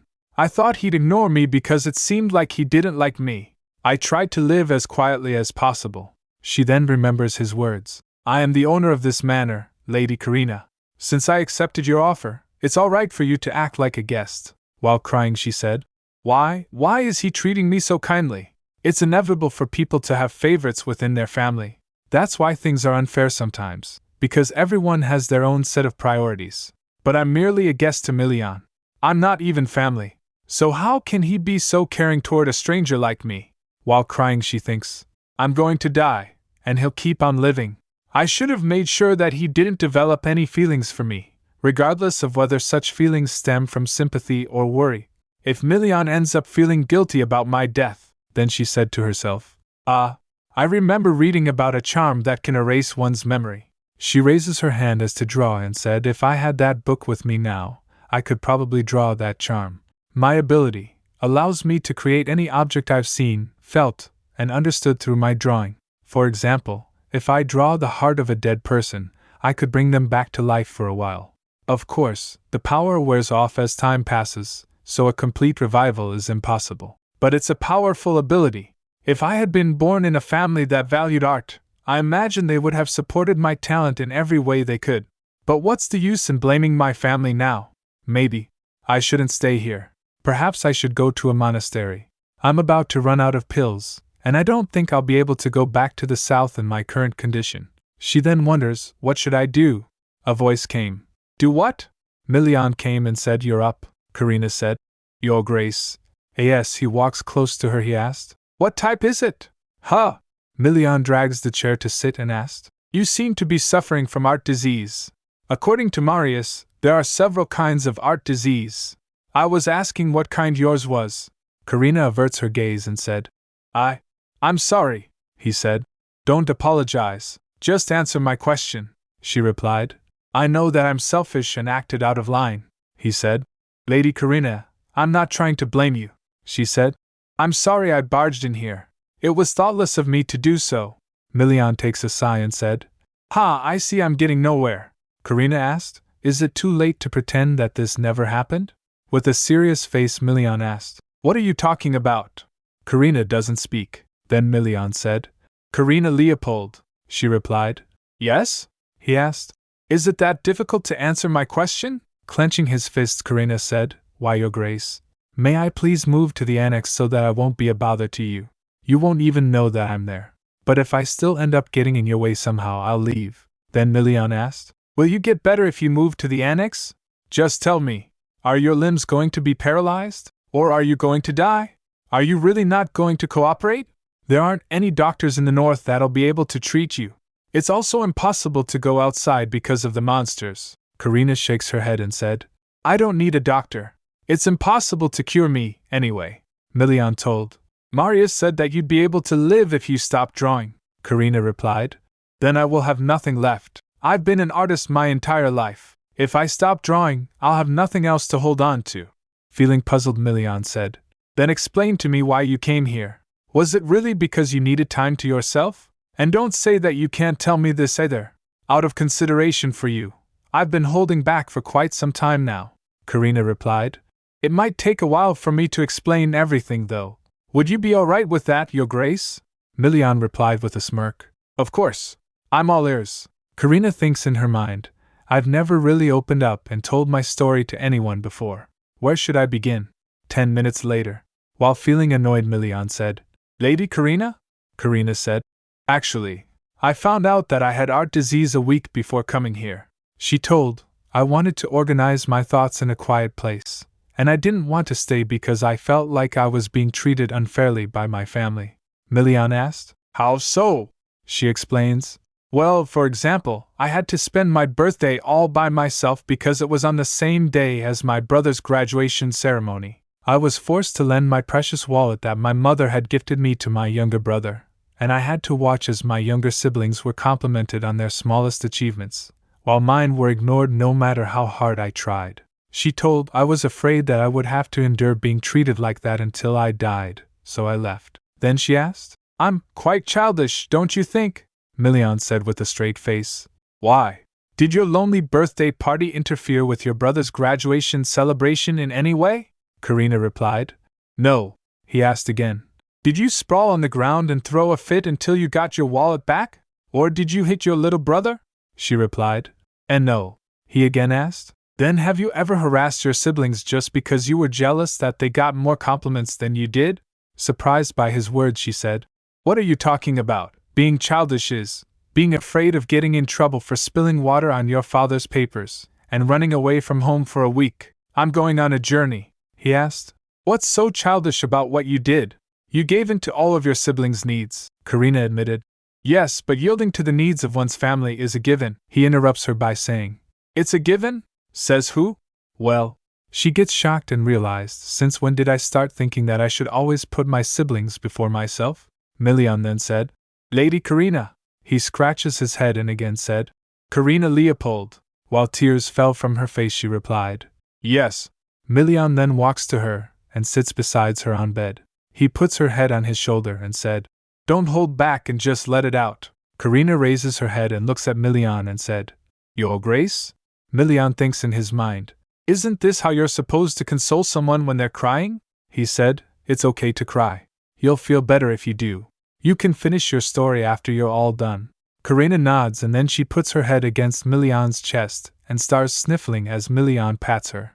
As she sniffles, Milian thinks in his mind, she's going to be even more stressed if she cries so quietly.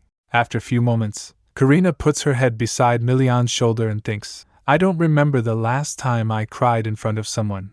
Milian asked, Are you all done? Karina gasped and said, Why, Your Grace? She looks at his shirt, which was wet because of her crying. She said, Oh no, your shirt is all wet. I'm so sorry. Milian smiles and said, Then you should thank me for giving you a shoulder to cry on. Go on. Karina looks at him and said, Thank you? Milian said, Don't apologize or say that you're fine so easily.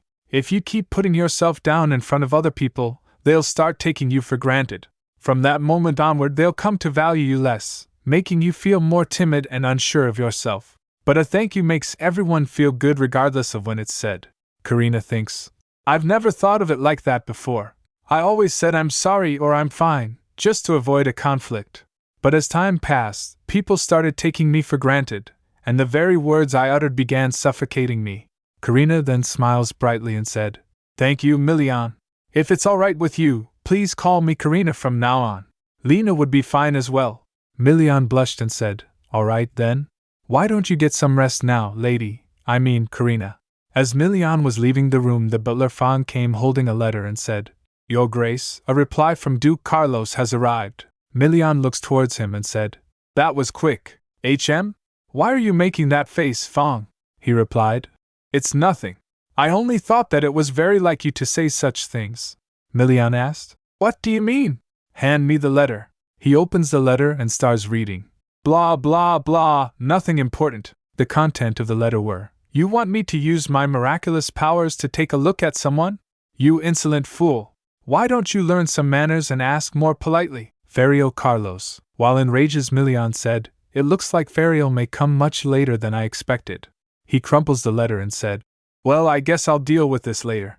He then asked Fand, By the way, where do young noble ladies usually go for fun? A training hall, he replied. I'll look into it, Your Grace. Meanwhile, the doctor was riding the cart that was going towards north. The cart driver said, You were very, very lucky, Doctor. In early winter, you're rarely given permission to pass through the northern checkpoint because of preparations to subjugate monsters. At this rate, we'll probably arrive at Pastellio Manor before it starts snowing, the doctor replied. I see. I'm glad I came at the right time. Thank you for helping me, the driver said. I should be the one thanking you. You saved my sick daughter. But may I ask why you're sewing a map on that cloth? He replied. This? I'm looking for someone. Back at the Pastellio Manor, Karina tells, I recently picked up a new hobby. Every day, I watch Milian train at dawn and draw him. Unlike me, he's a person who radiates light all on his own. I can't count how many times I was captivated by his movements as he glowed under the soft moonlight. I felt compelled to sketch whenever I observed him. And when I came to my senses, I found that it was already morning. She glances and thinks as she draws, I must remember to write what I want to do. As she was holding a notebook to write, she takes a sigh. She thinks in her mind, I really don't know what I want to do. What should I write down? She said to herself. Should I ask Milian to recommend some famous sightseeing spots in the north? She heard. Sightseeing spots? There's nothing but monsters around here. She was surprised by it. 8. Looking at him as he was leaning on the door, she said, Milian, you should knock before you, he replied. For your information, I knocked more than 5 times. He walks to her. He leans on the table where her drawing was and said, What were you so focused on? She replied. Well. She then suddenly realized she quickly gasped and said, wait. That's not. Holding her drawing, Milian asked. What's this? Karina tries to grab the drawing from his hand. Milian swiftly turns towards the other side and said, I was wondering why you got up so late nowadays. It was because you were busy drawing this at dawn. Huh? Feeling embarrassed, she said. I just thought that the sight of you swinging your sword under the hazy twilight sky was magnificent. Milian blushes and then he puts down the drawing and asked. Really? Karina replied. Yes. Besides, if I capture a scene in a sketch like this, I'll be able to remember it even after time passes. She then asked, Anyway, what brings you here? He replied. I was going to go out on a patrol soon, and I was wondering if you'd like to accompany me. I figured you'd be tired of having to stay indoors all day, she excitedly replied. That sounds wonderful. After some time, after getting prepared to leave, Karina said, Milian. Milian looks towards Karina as she was dressed in fancy clothes. Karina was looking lovely in that dress. Milian also blushed. He clears his throat and told, We're going to take the carriage, then walk to our final destination. Will that be all right with you? Karina replied. Yes, it's fine. Milian then holds her hand and said, Then shall we? The maids bowed their head and said, Please have a safe journey, Your Grace. Sitting in the carriage, Milian thinks, Looking at her like this makes me realize that she really is a noble lady. He asked, Did you learn your etiquette from your parents? She replied, No, I learned it from a viscountess, while the rest of my siblings learned from my parents. He asked, And why was that? She answered, My sister was quite sick then, so I guess they didn't have the time to give me lessons. He concludes, I'd better not probe any further. He then asked, What's that in your bag? She told, It's a notebook that I was going to use to write down the things I want to do, but I'm having some trouble getting started. Milian said, Your goals don't have to be grand. Don't think too much. Just write down whatever comes to your mind. Who says you can only write down what's possible? This may be nosy of me, but I think you often overthink things. Take what you just said, for example. You have every right to be angry or upset about having been taught etiquette differently from your siblings. After the carriage stopped, Milian extends his hand towards Milian and said, Karina, the world is big. Don't let the memories of an unfortunate past discourage you. Asterisk. As Karina grabs Milian's hand, he said, It seems as though Count and Countess Leopold kept a great tree in a small pot for too long. The tree had no choice but to keep growing its roots out in that tiny pot. So even if that tree finally decided to jump out of that suffocating pot, that wouldn't be your fault. After that, as she gets off the carriage, she smiles. Milian asked, Why are you laughing? While smiling, she replied, Well, I just pictured a tree with legs, Milian said. I was being serious, she whispered. Thank you, Milian, he asked. What did you say? She replied. Nothing. The bazaar was bustling with people. One of the vendors calls, Come in and take a look around. Karina looks at the decorated houses and bazaar. A festival? She asked Milian. Is there enough to eat in the north during winter? He replied. Yes. You can eat all the meat you want in this season. He takes a peek towards Karina as she mumbles and thinks she's horrible at hiding her thoughts. Karina mumbles, All the meat you want. Is it to stack up on protein to fight monsters? She asked. What kind of meat do you eat? He replied. The meat of demonic monsters. Surprised by his answer, she asked. Excuse me? Milian explains. The north closes its gates in preparation for fighting monsters, so where else would we get our food from? We kill monsters that come down to the village in search of food, and we feast on their meat. But meat isn't the only thing that's useful about these beasts. Their fur and bones are used to make clothes and ornaments. Karina gets in awe imagining all the things. Karina was looking at a fur. Milian asked, Is it that fascinating? She replied. Yes, it looks so real. It's like it's really alive. He asked, Is there anything you'd like to have? As he was saying, a passerby went past Karina and Milian pulls her towards himself. The passerby said, Sorry there. Passing through. Milian was holding her close to him. Both of their hearts raced. Karina said, And Milian. As she spoke, they heard a bell ringing. Ding dong, ding dong. Karina asked, Milian? He replied, It seems like a monster has appeared nearby. I'll be right back. After a few moments, one of the soldiers called, Have reinforcements arrived? A soldier looks towards Milian and said while saluting, Your Grace. Milian asked, What's the situation? The soldier replied, The advance party is out fighting the creatures. The advance party was fighting the monsters. Afk. Everyone, hold your defenses. Don't let them advance any further. After that, Milian said, Wait here, Lady Karina. He jumps from the second floor to the ground and said, I'll leave her in your hands. Shocked by his action, Karina shouted, Milian! The soldier beside Karina said. Yes, Your Grace, he said. My lady, if you'd come this way, Karina asked. But he just jumped off from here, the soldier explained. He'll be fine. He won't get hurt from something like this. Look. They looks towards Milian and the soldiers that were fighting the monsters. He explains as Milian was fighting, those monsters are called hurtas. They've been sighted often these days. They're so strong that it's extremely difficult to even scratch their skin. I can't imagine fighting one alone. In order to kill a hurta, we need to find its weakness. But it hasn't been easy, so even His Grace has no choice but to settle with chasing them away. Looking at him fighting, Karina thinks in her mind, I wish I could help Milian in any way I can. Suddenly she gets an idea and she pulls out her sketchbook and starts drawing something. She thinks maybe this will, after the fight was over. The soldiers were saying to each other, it's over. The soldier besides Karina said, My lady, please.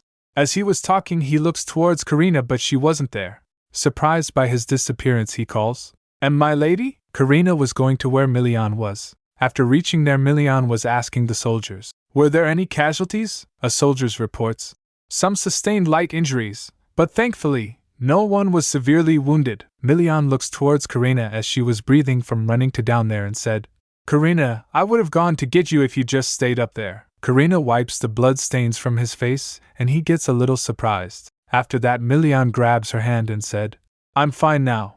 That's. He stops in the middle after realizing, Karina, why is your hand so cold? Didn't anyone give you a blanket to keep yourself warm? The soldiers that were with Karina trembles after hearing that. Karina replied, I'm fine. It wasn't that chilly. Milian rummaged through his robe and pulls out a pendant.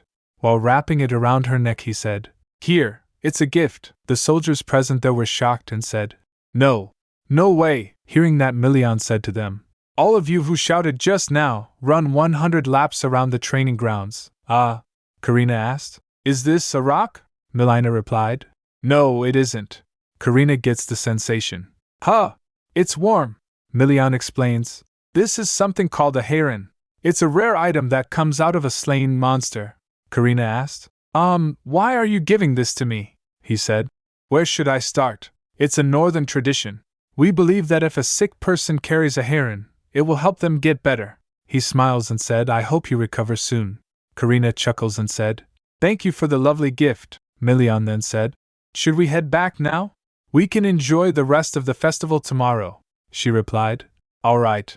As they were walking, Karina looks behind and it was the doctor. He said, You look more lively than when I last saw you. It's been quite a while, miss. Karina calls. Dr. Winston? She asked. How did you find me? He replied. Oh, there's a way. Anyway, may I ask who this is? Milian introduced himself. I'm Duke Milian Pastellio, the doctor replied. Greetings, Your Grace. I'm Winston. The doctor thinks in his mind, I thought his name sounded familiar. So she's a lady of House Leopold, the one said to have gotten engaged to Duke Pastellio. Milian suggests, Why don't we continue our conversation back at the manor? Let's get on the carriage first. At the Leopold household, Ferio went to the Leopold manor. Count Leopold greets him saying, Thank you for coming such a long way, Duke Carlos. He replied, Not at all. Thank you for letting me in despite the short notice. Head of House Carlos, Duke Ferio Carlos, he said. Are all the pictures I asked for ready? The Count said replied. Yes, come right this way. But may I ask why you're interested in them? Duke Ferio said. Well. He remembers a scene from before. As he was eating, the window broke and something snatches was he was about to eat from his spoon. He said, What in the world? A hawk? The hawk came holding the letter that Milian sent. Ferio said, It's all right. It's for me. Will you give me the message it's holding? The maid said. Here you are, Your Grace. Ferio said, I haven't heard from Milian in a while. I wonder why he suddenly contacted me. The letter was, This is a drawing by Lady Karina of the Leopold family. I believe she has art disease. However, she won't tell me what kind of art disease she is suffering from. Why don't you put your powers to good use and look into it? And make sure to find a cure as well. P.S. Tell Count Cassius Leopold that his daughter is with me. Milian Pastellio. He wondered, art disease? This is back at the present, the Count said. To be honest, I was surprised when you asked me to show you my daughter's drawings, he asked the servant. Did you bring all of them? The servant replied. Yes, Your Grace. He flips through the drawings and puts them down on the table. He said, Your Grace is a master of arts, so I'm not sure whether you'll find these meager sketches to be pleasing. Ferial takes a sip and said, I think that you should study art more, Count Leopold. Even a passing layman would laugh at your words. A little shocked by his remark, the Count asked, What do you mean? While shaking, he said, I don't know why you suddenly came here demanding to see Karina's drawings, but I must say that I'm quite offended by what you just said. Ferial thinks in his mind, goodness, he took the words right out of my mouth. I'm offended that he would store such wonderful artwork like that. He tells, I've supported numerous artists for years, so I know for a fact that those with art disease rarely get along well with their family. It was common to see them hide their condition. In Lady Karina's case, it seems like her relationship with her family was so bad that she hid the fact that she did art. Ferial sarcastically said, It sounds like you're not even aware that your daughter is suffering from art disease. Shocked by this reveal, he Count said, That can't be. She doesn't even have that sort of talent. You must be mistaken. And if she was really sick, then how could she have run away? Ferial asked. She ran away? The Count replied. Yes, unfortunately. And we haven't been able to track her down, Ferial said. Aha! I guess going to one's fiancé is considered running away from home here. The very person who sent me here was Duke Pastellio, the Count asked while in shock. Karina's in the north? Duke Ferial said. You don't even know where she is, and yet you claim that she's in good health. It seems like either you or my friend has lied to me. Then the Count said, How dare you make such rude speculations? He stands up and said, If you're done looking at the drawings, please leave. Duke Ferial smiles and said, I guess I will. I don't have anything more to find out here, anyway. He stands up and said, Please excuse me. The Count said, I'd like to thank you for telling me my daughter's whereabouts. I'll make sure to pay you back in some way later. The Duke said, Now that's fascinating. The Count asked, Fascinating? Your Grace, do you find this situation amusing? The Duke replied, Count Leopold, you did not believe me when I said your daughter has art disease. And yet you believed me when I said she's in the north, the Count said. What are you? Duke Ferial said as he was about to leave. It's interesting how you only hear the things that you want to hear. If someone told me that my child was suffering from an illness, the first thing I'd ask is if the child was all right and how ill they were. Well, goodbye then. He closed the door, and standing outside the door he thinks, the subjects of the sketches are missing, and a good amount of the drawings are mostly empty. He speculates, this seems like the miracle of creation. He said to himself, it looks like I may be too late. After Duke Ferial left, the Count was organizing his thoughts sitting there. Suddenly someone knocks on the door. He said, Come in. Enfric and Nocturne came. Enfric said, Father, I came back because work ended early today. Nocturne here says that he has something to report to you, so we came in together. The Count looks towards them and said, I see. How's Abilia? Nocturne replied, She's not very energetic, but she's doing quite well. I think it'd be alright for her to attend tea parties or banquets as long as she doesn't overdo it. Her father said, What a relief. Please look after her. I imagine she must be quite lonely. He asked, What about Dahlia? Nocturne replied, Her ladyship wore herself out because she hasn't been sleeping well these past few days. She'll recover once she gets plenty of rest and takes her medicine, his father said. I see. Then Nocturne bowed his head and said, Then I'll take my leave now. At the door before leaving, Nocturne looks back and thinks, should I tell him about Lady Karina's art disease? But if Lia finds out about this, I'd better not. Dr. Winston's already gone to the north, so I'm sure he'll return with an answer. After Nocturne left, his father said, Just moments ago, Duke Carlos paid a visit. Did you run into him on your way here? While remembering, Enfric said, I thought I saw an unfamiliar carriage. What brought him all the way here? His father said. He said that Karina is at Pastellio Manor. Getting shocked after hearing that, Enfric asked, What? Then we must go right this instant too, the Count said. Lower your voice. He takes pill while drinking water. He said the gates of the northern checkpoint must be closed by now, so it'd be impossible to get across. He puts down the glass and curiously asked, Enfric, when you attended Karina's engagement ceremony in my place, what was your impression of his grace? Enfric told. Duke Pastellio was just as the rumors described him. He was courteous and had an impeccable character, and it seemed like he took good care of Karina throughout the ceremony. Though I'm not absolutely certain, it seemed like Karina liked him as well. His father thinks in his mind. Is this why Karina went to Duke Pastellio? Because she was touched by his kindness? Honestly. He takes a sigh and said, they're not even married yet. How improper. And she didn't even send a single letter to her own parents. What an unfilial daughter. Enfric suggested. Why don't you have a conversation with her after she returns? There could have been a misunderstanding between us, his father replied. But we must meet her first if we want to do that. Just where did everything go wrong? Back at Center, sitting inside the carriage, Karina asked. How did you find me? The doctor replied. I got help from the power of a miracle. Surprised by his words, Karina asked. Huh? A miracle? Showing the piece of cloth, doctor said. Believe it or not, I have a gift for embroidery, Karina said. Goodness, Milian asked. What does that have anything to do with it? Doctor puts the cloth back in his bag and said, well, I can find whatever I want. For example, he demonstrates, let's say I want to find my glasses. I first picture the item in my mind. Then, when I burn my needlework, which has been embroidered with any kind of pattern, I can find out where those glasses are. When I was a sprightly young man, I used this talent to help my town's guards catch criminals. Both Milian and Karina claps. Then Milian asked, I noticed that you used the past tense. Then are you? The doctor takes a glance towards Karina and said, yes, that's right. I'm suffering from art disease as well.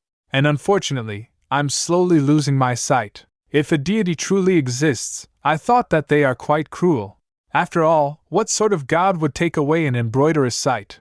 Then Karina asked, then are you unable to see right now? The doctor laughs and said, no. To be exact, I almost lost my sight. I can still see to some extent. I got here perfectly fine, didn't I? Milian asked. Then has your art disease been cured? The doctor shakes his head in defeat and said, to be honest, there's no cure for it. Milian asked. There's no cure? But you can still see, the doctor told. That's because I gave up on embroidery. It was the fastest and simplest solution. Milian asked. Is that the only way? The doctor explains. Yes. To begin with, art disease isn't something that everyone suffers from. Only 1% of artists who can perform miracles have it. Losing one's senses, such as sight, isn't a rare symptom of art disease. The rarest is losing one's life in exchange for a miracle. Karina gets stunned hearing that. He added, of course, such cases only happen once every 50 or 60 years, Milian said. In that case, I guess it's extremely rare, the doctor then said.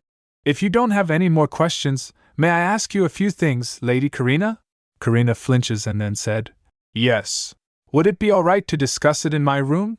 The doctor replied. I'm fine with that as well. Milian looks at her surprised by her reaction. Her face, after the carriage stopped, Karina stands up and said, Milian, I had a wonderful time today. After getting off the carriage, she looks back and said while smiling, if it's all right with you, please invite me out next time as well. Karina went inside the manor, and the doctor follows her. As they were walking, the doctor asked, does His Grace not know yet? Karina stopped and sadly said, he doesn't? I imagine it wouldn't be very pleasant for him to find out he's living with someone who's about to die soon. She added, I was planning on leaving this place quietly, because I didn't want to hurt Milian. Then she turned towards the doctor and said, but his words of consolation felt so warm that it made me want to stay here a little longer. I'm quite selfish, aren't I? Then they sat down to heave tea. Karina said, I'm sorry I hid my identity when I first came to you. Don't worry about it, Dr. Winston replied. A patient's social position doesn't matter at all. But more importantly, doesn't the Leopold family have a personal doctor? She explained, fidgeting nervously. I didn't feel like I could trust him, so I went in search of someone else. And why was that? He asked gently. She replied. It's a long story, the doctor pressed. Please go on. Anxiety can be the root of numerous illnesses. What happened? Karina hesitated before beginning. Everyone in my family but myself was at the center of my world. I had to be a supportive younger sister cheering on my older brother, who was the successor of the family, and I had to be a kind older sister who gladly made sacrifices for my younger siblings. I didn't have the luxury of demanding things for myself. She paused, memories flashing vividly in her mind. Even on the day I had been upset about having my wallet taken away by my younger brother, she asked her mother, "Can I sleep with you tonight?" But she refused, saying she was too tired from dealing with Felden. She scolded her for making him cry, telling her she should have just given him the wallet. In frustration, Karina blurted out that I wished I didn't have any siblings. That earned her a slap and harsh words about how ungrateful she was. Her mother said, "How could you say something so horrendous and childish? You should be thankful that you're not sick like Leah. And you should be ashamed of yourself for not being kinder to Felden. I couldn't ask for anything more if Leah was half as healthy as you." She continued, "Whenever I said that I didn't feel well, I was accused of lying. My happiness was always compared to that of those less fortunate than me. And my parents once said they'd send me to the slums if I complained again." After hearing that, Doctor said, "It must have been exhausting to live with people who hurt you again and again. You did a good job enduring all that pain until now." Karina sniffled as she heard that. He said, "Compared to your story, mine could seem trivial, but I had my share of pain when I was younger." He began reminiscing. "I loved doing embroidery ever since I was a boy. But people looked down on me and said that embroidery wasn't for boys. My parents wanted me to become a knight and earn a title, but I hated even the idea of it. So I stubbornly continued stitching. Whenever I picked up a needle, all of my worries would evaporate. I suppose you felt that way too." Karina nodded as he said that. He continued, "Then one day, I lost something I cared for greatly but gave up trying to find it. I embroidered that object and set it on fire, just like how people burn the belongings of the deceased after their funeral. And as I showed you before, a miracle happened. Afterward, it was as if I had become a hero. I helped track down criminals and found lost pets or missing children. After years of being ignored, that was the first time I felt like I had accomplished something great. There weren't any words to describe how happy I was. And when 20 years passed, I found that my sight was deteriorating. I couldn't embroider as well as I used to. Then I was diagnosed with art disease. I was told that I would become blind if I continued to sew. I despaired. I even thought of ending my life, so I left everything behind to do just that. But on my journey, I found a new dream. I wanted to help the sick and give hope to those suffering from art disease. That's why I came to find you." Hearing that, Karina smiled and said, "I see." He added, "Also, I want to tell you that you did the right thing by distancing yourself from your family. Some say that confronting your problems is the shortcut to healing your pain, but I think that spending some time away from it is also a way to heal. Since you've escaped your family, try to make new relationships and wonderful memories." Karina concluded, "I thought I was being a coward by leaving without saying anything." As she was busy thinking, the doctor said, "You didn't explain the part about your family, doctor." Karina said, It's quite an embarrassing story, but," she began recalling, "I think I was about 17 when our family doctor came to Leopold Manor. It was just an ordinary day. I was taking a walk in the garden. Suddenly Nocturne came and said, excuse me. I didn't know there was anyone here." Karina asked, "Who are you?" Nocturne introduced himself. "I'm the new doctor for House Leopold. My name is Nocturne." "Pleased to meet you, my lady," Karina said inwardly. That was how I met my first love. When I first met Nocturne, it felt as if spring had finally arrived. He was a very friendly person and a great conversationalist. I had never felt such warmth from someone before. She felt like wanting to know him more. She went to him and said, Nocturne?" He stands up and asked, "Lady Karina, how may I help you?" She said, "I was just curious about what you were up to," Nocturne said while smiling. "The flowers in the garden were in full bloom, and I wanted to pick one to show someone." Karina thought, perhaps, he was going to give it to me. Her heart raced at the thought. I had never received flowers from anyone before, so I didn't know how I should react. Nocturne then turned and said, Abelia, look at this flower. Isn't it pretty?" Karina realized, but I was mistaken. Later in the study, Karina was browsing through books. Abelia whined, "Karina, I want to go outside and play." Karina reminded her gently, "Remember what Nocturne said. You need to rest today." Abelia walks close to Karina while saying, "Humph, but he always says I shouldn't go outside if I feel even a little unwell. Even if I act like I'm fine, I can't fool him. That's because he's always looking your way."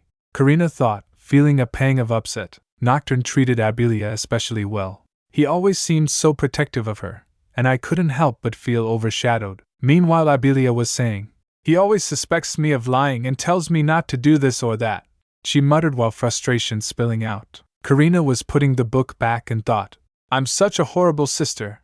I can't believe that I feel jealous of Abilia. Then Abilia comes from the opposite of the bookshelf and pouts. Suddenly the bookshelf tilts and fell. There was a loud crash. Nocturne came burst opening the door.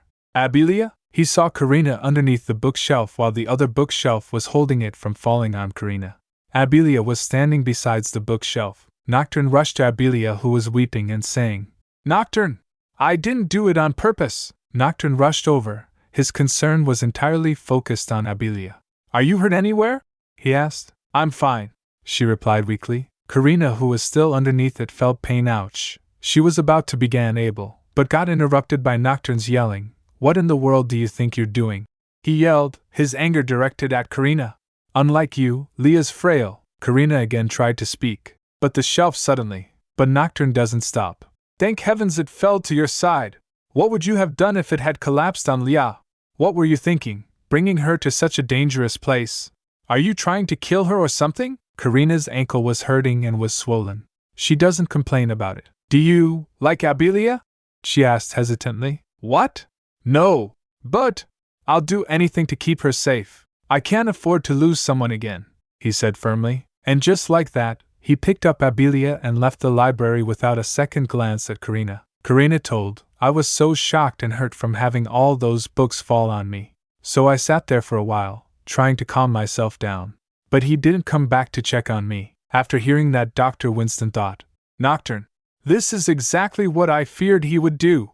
I told him so many times that he should be careful not to project his dead sister onto a patient, and that he should treat all his patients equally. Karina continued, That's when I realized Nocturne, the family doctor, didn't care about me. He was just like my parents. Abilia was his priority, not me. She taked a sigh and said, Even if I was given a checkup and he found out I had art disease, I don't think he would have told me out of fear that the news would shock Abilia. Milian was listening to all of this standing outside the door. A while ago Milian was walking in the hallway thinking, it seemed like Karina was about to say something to me.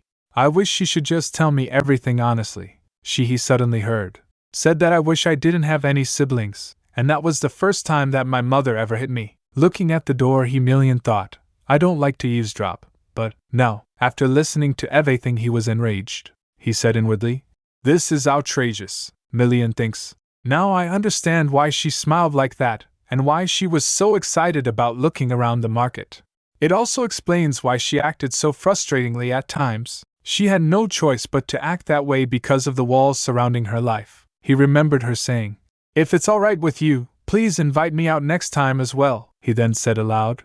All right, I can do that. Later at night, Karina was drawing the monster Milian had slain. After drawing his portrait, she looked at it and said, All I have to do is color this. After a few moments she realized, No, this isn't enough. She thought, I feel a bit guilty about trying to use one of my creations, but I want to help Milian in any way I can. He was of the few people who were genuinely worried about me. I don't want him to get hurt, she said aloud. I'm about to die anyway. This won't make much of a difference. She then pulls out her supplies and said, My art supplies are running low. Should I ask Milian to get me some more? She quickly rejected those thoughts. No, I can't ask him to help me. Not when he's already helped me so much. She shakes her head. While thinking, she glanced, and her gaze fell on Heron. She remembered. It's a northern tradition. We believe that if a sick person carries a heron, it will help them get better. She thinks, maybe that's why I feel a bit better today. It's almost like magic. Later, while in Courage, Karina said I could have gone alone. Milian replied, We couldn't look around yesterday because those herders suddenly appeared, and we weren't able to buy you clothes for the winter. Then he asked, Did you sleep in today? Karina was surprised. Huh? Milian said, I didn't feel you watching me this morning. Upon hearing that, Karina gets blushed. While fidgeting, she said, I slept late last night because I was drawing. He replied, Really? Do you need any more drawing supplies? Karina panickingly said. No, I have my pencils. Hearing that, Milian thought, They do say that only a bad workman blames his tools, but, he then said, in the north, it could be a bit difficult to find specialized, high-quality tools that you're used to using. But if we look carefully, I'm sure we'll be able to find something to your liking. Karina beamed with happiness. I'm fine with anything, she chuckled while thinking. I didn't get to use such tools back at home anyway. I was scared that father might find out if I ever bought high-quality materials myself. Milian asked. Do you feel better today? If you don't, make sure to tell me right away, she asked. What will happen if I do? Milian groaned. We'll head back immediately, of course. Isn't that obvious? Karina averted her gaze, thinking. Haha, it's a good thing I got enough sleep last night, then Milian said. Anyway, I'd say you're quite lucky. Dr. Winston came just in time for the winter. I think my friend will stop by soon as well, Karina asked while getting off the carriage. Your friend? They started walking towards the shop, Milian said. He's the head of the Carlos family. He's quite interested in finding new talents. I sent him your drawing a few days ago, Karina jolted. What? You sent that? He replied. Since he knows a lot about art disease, I thought he could be of help to you. They were inside a shop where Milian said to a servant, We're here to buy winter clothes. The servant bowed and said, Yes, Your Grace, Karina said to him. How could you just send that sketch to Duke Carlos? He asked. Is there a problem? Saying that, they started following the servant, Karina said. It's embarrassing. The drawing isn't that good and, he asked. What's embarrassing about your work? She replied. I'm not trying to be humble. I'm just flustered and nervous. Like when someone reads your diary, he said. A diary, huh? I'm sorry. I didn't think of it that way. Suddenly the shop owner came and greeted them. Welcome, Your Grace. We've been expecting you, Milian replied. Yes, it's been a while. Karina, this is Arya, the owner of Chiffon Boutique, Karina said. It's a pleasure to meet you, Miss Arya. I'm Karina Leopold, shop owner said. Oh, please feel free to just call me Arya, my lady, Milian said. I'd like to see a couple of winter dresses, clothes for daily wear, as well as some comfortable work clothes. Karina gets surprised. That many? Milian asked. Don't you need more comfortable clothes? Karina gets flustered. I don't need work clothes, Arya smiled and asked. What kind of work clothes do you have in mind? Milian replied. She needs them for when she draws. Just bring out all of the expensive ones. Karina stopped her. Milian! Really, you don't have to. He glanced at her hand with which she was tugging her robe. He beamed with joy. Choose as many as you like. Then the shop owner said, Why don't you look over the dress samples first? Then we'll take your measurements and make the clothes accordingly, Karina said. All right. But I don't need that many. Just a couple would do. As the servant was taking measurements, Karina was thinking. I had no idea this was going to happen. I won't be able to wear them for very long anyway. She looked towards Milian. He was staring at her. She quickly turns her head and thinks, What should I do? Later Karina slumped in her seat, exhausted. Then the boutique owner came and said, Lady Karina, now you just need to take your pick from this selection of dresses. She thought, This wasn't my first time at a boutique, but I've never been to one where I was asked so many detailed questions before. Karina, are you all right? Milian's voice broke through her thoughts. She looked up at him and noticed his hand resting on her head. His touch felt cool and refreshing, almost calming. Without thinking, she rubbed her head against his hand. Sorry, she gasped. It felt so cool that I couldn't help but. Do you have a fever? Milian asked, concern clouding his expression. If you're not feeling well, we should head back to the manor, Karina stammered. No, I don't think so. I'm just a bit exhausted, Karina groaned inwardly. I must have been out of my mind. I can't believe I just rubbed my dace against his hand like that. Looking at her flustered, Milian thought. She's terrible at hiding her thoughts. Well, do you see any clothes you like? Milian asked, changing the subject. She admitted. They're all very beautiful, so... Milian cut her off. Oh, really? You like them all? As he stands up, she realized she tried to stop her. Huh? Milian? She stuttered as his expression turned serious. Later, as they were walking in the market, Milian asked, Why are you so sullen? I said I was fine with buying you that many clothes, she replied. And I told you I don't need that many. She was feeling blushed. I've never heard anyone say they wanted to buy everything off the rack, Milian said. Really, think of this as my apology for showing my friend your drawing without asking you, Karina sighed. Honestly, I can't stay angry at him, but I won't be able to wear them all anyway. If you keep the clothes, I'm sure you'll end up wearing them someday, Milian said with a kind smile. Karina thought. His gestures are making me hesitant to leave. How should I repay him? She wondered. Are you sure you're fine? Milian pressed while staring at her. Of course, she replied quickly. He said, The store Arya mentioned isn't far from here. Let's stop by there before heading back to the manor. As Karina doesn't reply, he asked, Karina, are you listening? Karina grabs her hand and squeezes it. Noticing that, he grinned and said, let's go. We don't want to be too late getting back. After reaching that shop, Karina was amazed. This place is filled with the sharp smell of paint. Karina let go of Milian's hand as soon as they walked in. The storekeeper greeted them with a skeptical look. I don't see folks like you often in a store like mine. What brings you here? We're here to buy painting supplies, Karina replied happily. You've come to the wrong place. We don't have any of the high-end stuff you're probably looking for, the shopkeeper said gruffly. Milian grumbled. Are you out of business? Karina quickly stopped him.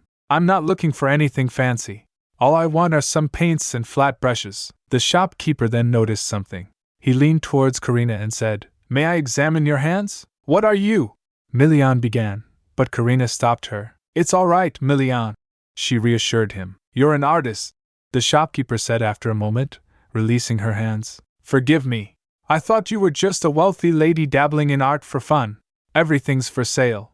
Take a look around, Karina said. Thank you, the shopkeeper then said to Milian. I'm sorry for grabbing your lover's hand earlier. I can tell whether someone's an artist by looking at their hands. We're not a couple, Milian interjected. Ah, I see, the shopkeeper said. It seems like she's been drawing for quite some time. Does she have an atelier? She hasn't been here that long, Milian replied. But I was about to make one. Bring whatever's needed for an atelier. I'll pay for it all, the shopkeeper replied. All right. We have all of the most basic equipment here, Milian said. I'll send someone to bring everything to you, he then asked. Were you an artist as well? How can you tell just by looking at someone's hands? I was, he admitted. Before I lost my arm to a disease, Milian asked. Are you referring to art disease? The shopkeeper said. Ah, you know about it. That's right. He looked at his hand reminiscently began. One day, my fingers started going numb. Then they hardened, and I couldn't move them freely anymore. I tried drawing with my left hand, but the same thing happened. After moving to the north, though, the pain and fever got a lot better. Pain and fever? Milian murmured. He began. Then, but hot interrupted by Karina. I'm all done. She was holding the supplied. Milian. Is that all? Karina replied. Yes, this will be more than enough, she thinks in her mind. I can't choose more when he's already spent a fortune on those dresses for me. Mister, include this with everything else that will be delivered, Milian said firmly. Everything else? Karina asked, confused. Milian declared. You don't have a proper workshop at the manor, right? So, I'm going to make you an atelier, Karina began. Milian, you really don't have to. But suddenly she felt throbbing pain in her heart, and was about to fall. Karina! Milian shouted, enticing her. After some time, it's so hot. I feel like my heart is on fire. Karina gasped, clutching her chest. Her heartbeat was erratic, and each breath felt suffocating. It's so suffocating. I can't breathe, she thought, panicking. She opened her eyes and saw Milian's hand on her head. Milian? He asked, looking concerned. Are you awake? She replied. Yes, I feel much better. I just had trouble breathing back there, Milian said. According to Dr. Winston, it was due to accumulated fatigue. She averted her gaze, saying, perhaps it's because I didn't get much sleep. I'll make sure to go to bed early from now on. Milian's eyes narrowed slightly. Karina, are you being honest with me? Huh! She blinked, startled. He said, When you lie, you avert your eyes and smile just like you did a moment ago. Karina's face flushed. How did he figure that out? Covering her face with her hands, she muttered. Can't you pretend you didn't notice? No, Milian replied. Who knows when you'll collapse again, she then said. Milian, he asked. What is it? Karina began hesitantly. You shouldn't be so kind to me. It'll only make things harder when we say goodbye. So let's refrain from being so nice to each other. 2 guards were on duty at the gate. One of them were yawning, the other said. I won't be surprised if a fly flew into your mouth, the other replied. Well, I'm bored out of my mind. I wanted to go slay demonic monsters too, first one said. It's your fault you always lose bets, the other replied. That's true, but, the first then noticed a carriage approaching. He pulls out a telescope to take a look at the carriage, he then said. Open the gates and let him in, the other guard replied. Right away. But who is it? Can't you tell? It's Duke Ferrio Carlos, came the reply. The other was surprised. Really? The one infamous for being bad-tempered? The first replied.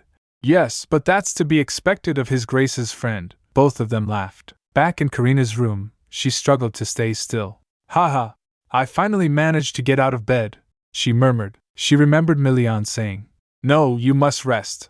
He hadn't let her move around for 3 whole days. Though grateful for his concern, Karina felt restless. Looking at the canvas of the monster she drew, she picks up paints and brush and said inwardly, "I want to help Milian," she resolved, her determination shining in her eyes. After some effort, she sighed in relief. "I finally finished it. I hope that this will." Her sentence was cut short as the ground began to tremble violently. A foot came out of the painting she drew. She was shocked. "Wait, this is..." Everyone in the manor heard the loud noise. Milian burst into the room. "Karina! Are you alright?" The entire manor is shocky. He saw Karina holding back a monster. "Me Milian!" she cried. He gets ready to hunt the monster. "Karina, get out of the way!" he yelled, but Karina rushed to him to stop. She shouted, "Milian, wait!" He gets surprised as to why is she stopping him. "Karina," she said, "this one is good," her eyes glowing with an unearthly hue. "Karina, the color of your eyes has..." Milian hesitated, concern etched on his face. Karina asked, stepping back. "I'm sorry. It's disturbing, isn't it?" "No," Milian said softly. "I think it suits you. But more importantly, did you just create a miracle?" Karina flinched hearing that. Milian groaned. "As far as I know, art disease gets worse the more you perform miracles. Or am I wrong? So let me..."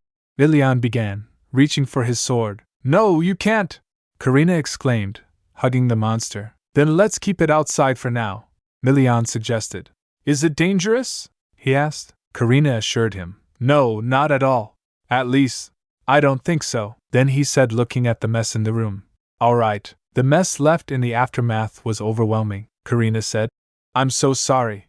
I had no idea it'd be so big. I promised to pay for all the damages." "There's no need," Milian replied calmly. "You didn't do it on purpose," she began, but Milian stopped her and said, examining her closely, "Are you in any pain? No fever or dizziness?" "We'll talk more after we get that herda out of here," she replied. "Okay." She turned towards the monster and said, "Then, herda, should we head out?"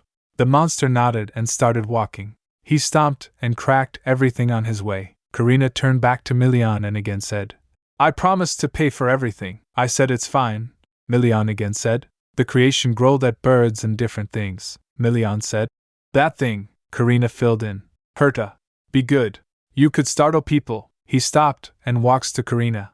She patted the monster. Seeing that, Milian sighed. "This is unbelievable." "Aren't you even scared?" Karina replied. "Excuse me?" Milian pointed and said. "Even these trained knights are trembling in fear. But you don't look fazed at all," she replied while leaning towards the monster. "Ah, well, I'm not afraid because it knows how I feel better than anyone in this world." After that, as they were walking, Milian thought, "Is she somehow connected to the creatures she summons through her drawings?" he asked. "Karina, of all the monsters out there, why did you summon a herda?" she replied. Actually, I did it to be of help to you." "Would you be angry if I said I did it to find out its weaknesses?" Milian frowned inwardly. "Of course I'd be upset. How could I not be?" he sighed. "But I never asked you to help me," she replied. "I know. But I wanted you to hunt the monsters as soon as possible without getting hurt," Milian said. "Karina, you're not even well right now. There's no need for you to sacrifice yourself for other people," she cut him off. "No. I didn't do it for anyone else. I did it for you," he asked. "What?" she said gently. "Milian, if I've been of help to you, once the monster hunt is over, and we part ways, will you hold me closely? Just once?" she thought. "If he embraces me warmly before I leave this world, I think I'll be able to go happily without any regrets." Milian gets stunned after hearing that. Karina wondered, "Did I go too far? What if he thinks that was an odd request?" she said. "You could think of it as a sort of goodbye present when I leave this manor," he then said. "All right. I will. In return, don't do this ever again. I don't need your help." After hearing that, Karina froze for a moment, then she said, "All right. If you say so. I promise not to do anything." Milian interrupted her. "Karina, what I'm trying to say is..."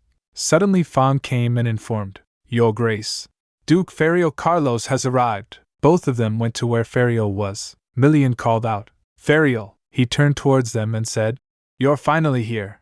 I was just about to leave if you didn't show up." It's been a while, Milian, and he stopped as he saw Karina. He then stands up from his place and said, It's a pleasure to meet you, my lady. I'm Ferio Carlos. He extends his hand towards Karina. Looking at him, she thought, He's absolutely gorgeous. She replied, I'm Karina Leopold. She reached out to his hand, but Milian quickly grabs Ferio's hand. He said, It's nice to finally meet you. But I didn't exactly reach out my hand to shake yours, Milian. Milian squeezed his hand tightly and said, I'm just so happy to see you, that's all, he argued. If you're that pleased, then why didn't you run over here earlier? I've been waiting for quite some time. Milian then said, Let's sit down first. Karina was nervously looking at Milian. After retracting their hands, Ferio said, I'll let this one go for Lady Karina's sake. After chatting for some time, Ferio said, You're saying she created a monster that she had seen just once before? Milian replied, Yes. Ferio asked, But why a monster? Karina replied, I wanted to find out its weakness. I thought it'd be useful when Milian goes to hunt demonic monsters. Duke Ferio raised his teacup thinking, so it was for Milian. He then asked, Milian, has that monster disappeared? He replied, No, it's in the training hall right now. Ferio said thoughtfully, I can't say for certain before I see it for myself, but it seems like you have the miracle of creation, Lady Karina. Milian asked, And what exactly is that? Duke Ferio told, It's the rarest and strongest of all miracles. The artist can bring anything to life, as long as they have an understanding of that creation. It doesn't matter whether that thing really exists in this world. You can even create a person. At least, that's what the records said. After saying that, he said inwardly while looking at Karina, This is bad. After meeting her, I'm sure of it now. She's dying. Karina said, turning towards Milian, Did you hear that, Milian? He replied, Yes, I was right next to you when he said it. Ferio then said, I'll explain everything related to art disease soon.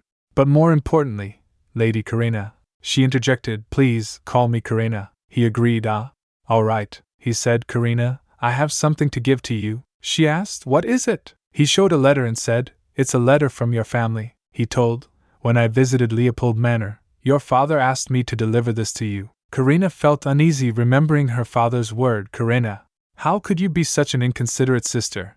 Behave yourself and stop whining. Karina! Karina! She felt throbbing across her body. She squeezed her hands. Suddenly Milian puts his hand on her head and said, Karina, everything's going to be all right.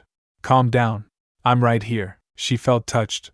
Milian then said, If you want, I can throw this bastard out. After listening that, Duke Ferio thought, Perhaps it was thoughtless of me to bring that letter to someone who wanted to distance herself from her family. But how could he say something so mean? He then spoke. It seems that I've made you feel uncomfortable. Forgive me, Karina, she replied. No, it's fine. I was bound to receive it sooner or later. She opened the letter and started reading. We received news that you were in the north. What do you think you are doing? Even though you're engaged to Duke Pastellio, don't you know what kind of rumors this may stir up? Reading that, Karina said, As I expected, father is more worried about the family's reputation than he is about me. She continued reading.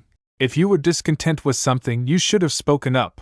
How could you decide to run away? Abelia's been so worried about you that she has been having difficulty sleeping and her health has worsened. How could you do this to your sister? Karina replied to the letter inwardly.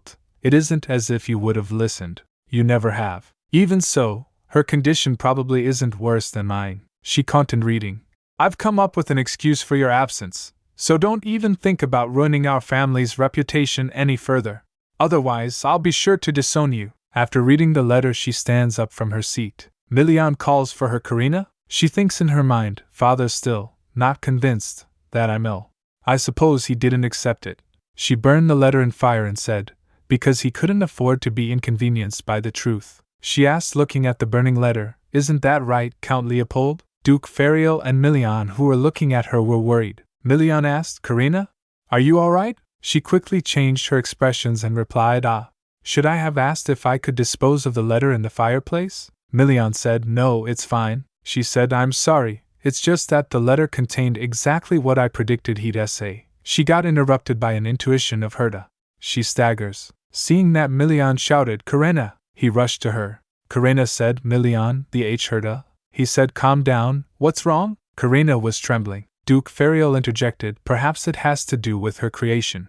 Let's go check. They sprints to Herta. Meanwhile the guards were shouting, "Everyone, get back! The monster has gone berserk! Kill it!" Another shouted, "No, don't attack it!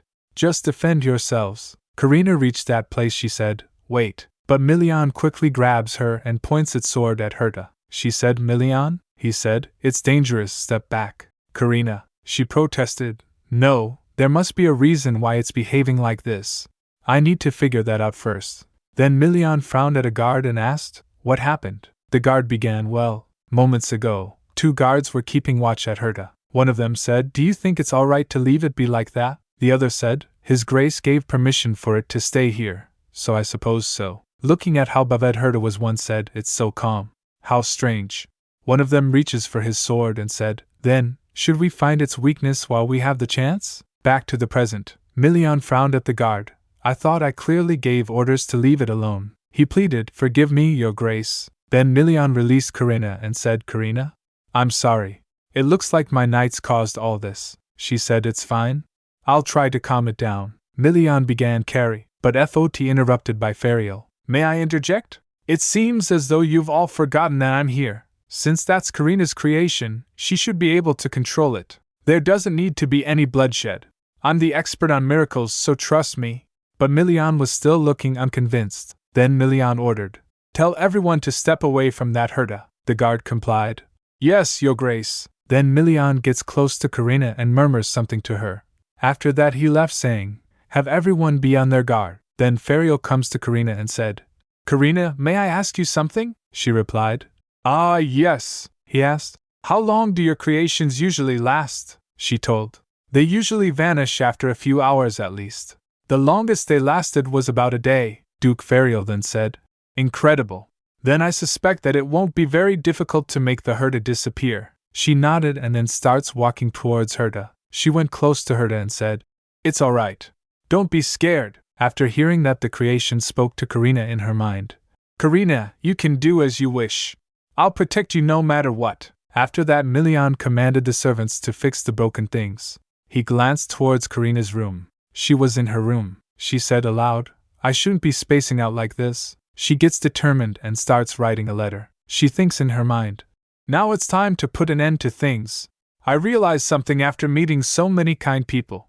There's no need to compare my talent with that of others. I have someone who praises my work, saying it's the best. And there's no need to hide my pain from other people either, as I'm no longer alone. I've met those who encourage me to tell them when I'm in pain.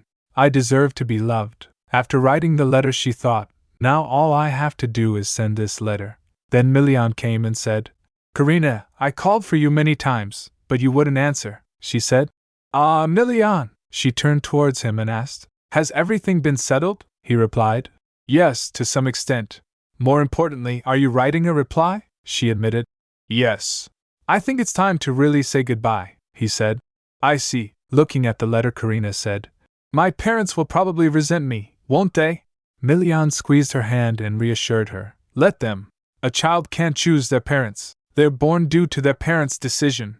Therefore, all parents must take full responsibility for their children. Just because a parent gives their child enough food to eat and a warm place to sleep doesn't mean that all of the child's needs have been taken care of. There's more to being a parent than that. So it's okay to complain, Karina. If anyone dares to insult you for it, then I'll step forward and take your side." After hearing that, Karina beamed with joy. "Thank you, Milian," he replied. "Huh, right. Then would you mind sparing me a moment of your time?" Then they went to a room which Milian prepared for her to do drawing. Looking at it, Karina gets amazed. "Goodness, Milian, this is..." She turned to him, and he blushed and said, "I made an atelier for you. It's probably nowhere near as fancy as those in the south, but just think of it as a small gift." Karina remembered, back at Leopold Manor, I didn't even have a proper atelier.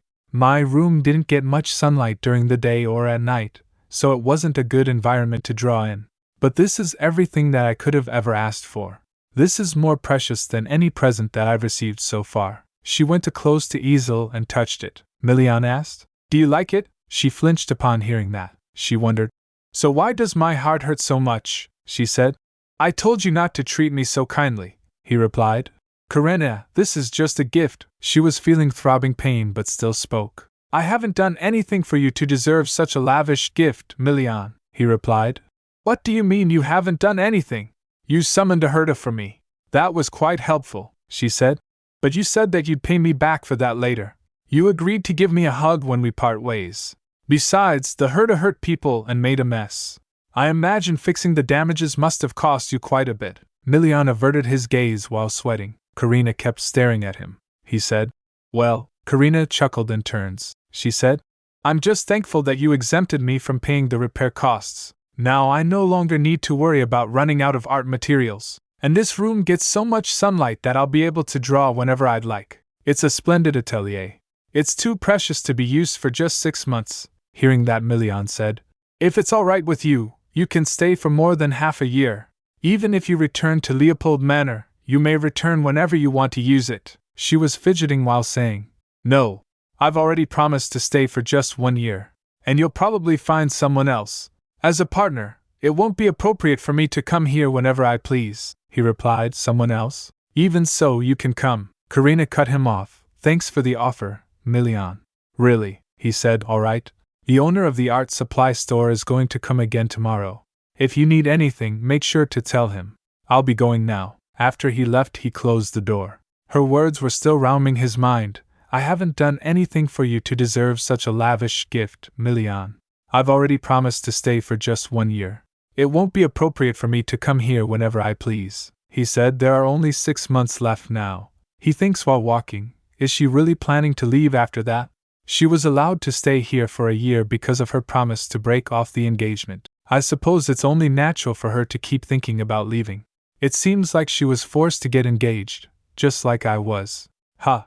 The monster hunt is just around the corner. I don't have time to be thinking about this, he realized. No, wait, but why am I thinking about Karina so much? As he was standing there busy thinking, Ferial came and asked, What's on your mind?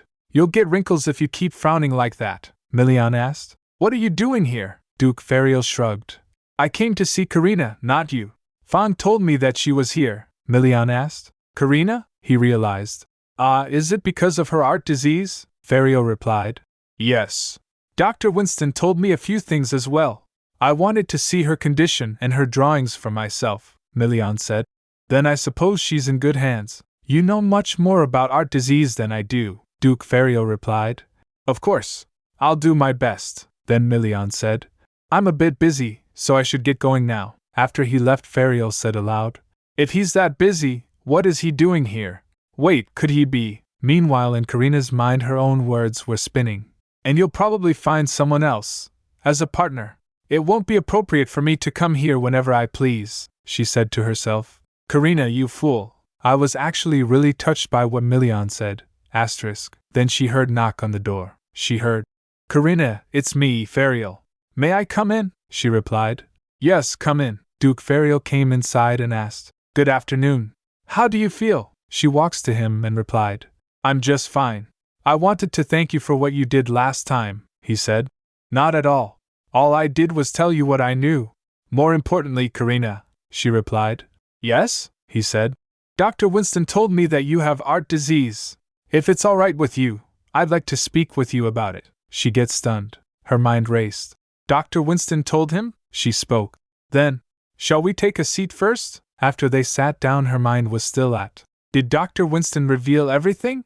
I begged him not to tell anyone that I'm dying. She squeezed her hands nervously. Noticing that, Ferial said, Just so you know, Dr. Winston didn't voluntarily disclose your situation to me. I pestered him into telling me your condition. That's how severe I suspected your illness was. She asked. How did you? He began. It's thanks to the long-kept records of art disease my family owns. As you know, House Carlos has financially supported artists for a very long time. Among the artists, some had the miracle of creation, like you. After hearing that, Karina said, I see. I wasn't even aware that such a disease existed till 6 months ago, Ferial said. That doesn't surprise me. The miracle of creation is extremely rare. On top of that, your ability seems very close to the power of a deity. She gets shocked. Really? He replied. Yes. Most creations that come to life from a drawing rarely last for more than a day. And there's no record of a creation of that scale, Karina said. I never thought much of my abilities. Ferial, did all the artists who had the miracle of creation use their life force in exchange for their art? he said. Yes. Artists that had the miracle of creation. I'll call them creators. They all came down with art disease and died before they turned 30. None of them had a strong attachment to life, only their drawings. The more they drew, the more insane they got. They even used their own flesh and blood as materials and had no qualms about sacrificing their lives for their work. Hearing that, Karina said in her mind, "Goodness, but I understand why they would go to such lengths. I don't think I would have a problem doing that either." Fariel added, "Karina, I want to help you. And in order to do that, you mustn't hide anything from me, not even trivial details. So if you have the symptoms that I'm about to list, tell me," she replied. "Okay," he began. "Other than becoming insane, creators grow more neurotic and emotionally unstable, and draw drawing after drawing as if they're under a trance. Some records also say that creators claim their creations are the only ones that understand them, and regard them as their everything," Karina said. "I have all those symptoms.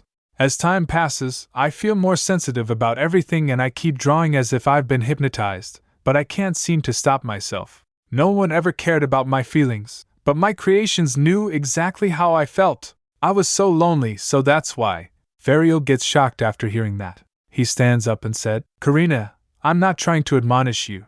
In the end, you're going to be the one that suffers more if you continue running away like that.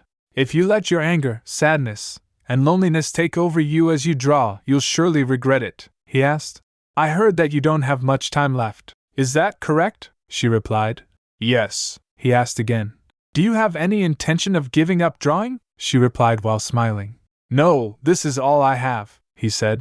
"I see. I understand," Karina asked. "Really?" he said. "Yes, just as you pour everything you have into your drawings, I myself devote my all to music. When I was young, I played my flute so passionately every single day that my parents even ordered a maid to keep a watch on me. Of course, I found ways to hide from her and kept playing. It's not easy to give up the joy of creation." Karina chuckled. He peeked at her and added, "Anyway, Karina, if it's all right with you, may I ask you for a favor?" she asked. "What kind of favor is it?" he said. "I want to see you draw. To be direct, I want to see you use your ability," she said. Then, I was just about to leave a letter at Leopold Manor. Shall I draw a door that leads to it?" After that, he picks up the paint and brush and stands in front of large canvas to draw. Fariel was standing beside her. He asked, "Are you going to paint without sketching anything first?" She replied, "Yes, I want to paint quickly right now." After she began to draw, Fariel was in awe. "Goodness, this is just incredible. I can't take my eyes off of it. I've never seen such powerful, yet detailed brushstrokes. I feel like I'm standing in the middle of a painting, watching a breathtaking view. Her talent is beautiful and lovely. How can I express this surging emotion to her?" Karina felt pain and thinks, "I feel like something's pressing down on my chest. But I'm not finished yet." She then heard a voice. "Huh! This sound is, Fariel is playing his flute. What a warm and calm melody." She felt refreshed. "It's a lot easier to breathe now. My body feels lighter as well. How amazing! Is this Fariel's healing power? It's a very beautiful and lovely tune." After completing, she said, "I'm done." She asked, "Fariel, what is the name of that piece you just played?" he said. "Karina," she asked. "Yes?" he said. "I think I just fell in love with you." She felt annoyed. "What?" he asked. "How did you like my performance?" she replied. It was exquisite," he said. "I was inspired by the sight of you painting and improvised. I always carry my flute with me." Karina gets surprised and exclaimed, "Are you saying that you just made up that song on the spot?" He told, "Yes, I heard the melody in my head the moment I saw your painting. It was that splendid," she said. "Thank you," he said. "This is just my personal opinion. I hope I didn't make you feel uncomfortable. Anyway, does it take a while for your miracle to take effect?" she said. "Yes, I think that it's activated right after I finish my painting." He stares at the painting and said, Is that so? And you're saying that this door will lead to Leopold Manor, yes?" he thought. "If that's really possible, then it seems she indeed possesses a godly power." She then grabs the doorknob and said, "Yes, I'm going to go now." "Are you joining me as well, Fariel?" he said. "I will." After going inside the door, Fariel looked around and asked, "Is this a spare room in the manor?" Karina looked at, felt relieved. "Nothing's changed," she said. "No, this is my room," he said. "Forgive me. This place is quite different from the rooms of other noble ladies, she said. It's fine. I can understand why you thought that, as the rooms of most young noblewomen are fancy. My sister's room is like that. It's adorned with lace, and the curtains are colorful. She has lots of dolls as well. I'd bet the rooms of most young noble ladies are similar as well. I was too busy looking after my sister that I didn't have time to make friends, so I've never seen them for myself. But I feel a little sad about that because I've always wanted a friend, Ferial quickly said. There's no need to be saddened, Karina. I'm here, he added. We've gotten to know each other, and we've even set out on an adventure like this. He extends his hand smiling and said, Don't you think that this would make us friends? Also, as I know everything about your situation, I can give you advice. As a fellow artist, I can empathize with you, and since I have a lot of time on my hands, I can go with you to various places, Karina said. But I don't know what friends are supposed to do together. Do you still want to be my friend despite that, Ferial? He replied. Of course. Besides, it's never too late to learn about such things, she said. Then, let's be friends, Ferial. She shakes his hand, he said.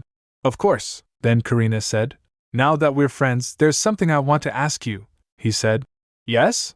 What is it? She asked. How do you know what the rooms of other noble ladies are like? He flinched after hearing that. She nervously asked. Most men can't enter a lady's room unless they're that lady's fiancé. If you have a fiancé, wouldn't me becoming your friend complicate things? He said. I don't have a fiancé, she asked. Ferial, are you? He filled in. Karina, I think you've misunderstood something. I was simply invited to have tea. That's how I know. Really, that's it, she chuckled. Okay, I believe you, he asked. Then are you going to deliver your letter now? She pointed and said. Well, I was planning to just put it here, but as you can see, I have no way of knowing when my family will discover it. I want to leave it and go back in secret, if possible. But I risk being seen because there are so many servants wandering in the manor, Ferial said. I can help you with that. While showing his flute, he said, Karina, could you open the window a little bit? And please cover your ears. Outside the manor, 2 maids were sweeping. One asked, Don't you think the atmosphere is quite tense in the manor these days? The other replied, Absolutely. I can barely breathe. She continued, Have you been in the dining room during supper time? Count Leopold and her ladyship hardly talk anymore.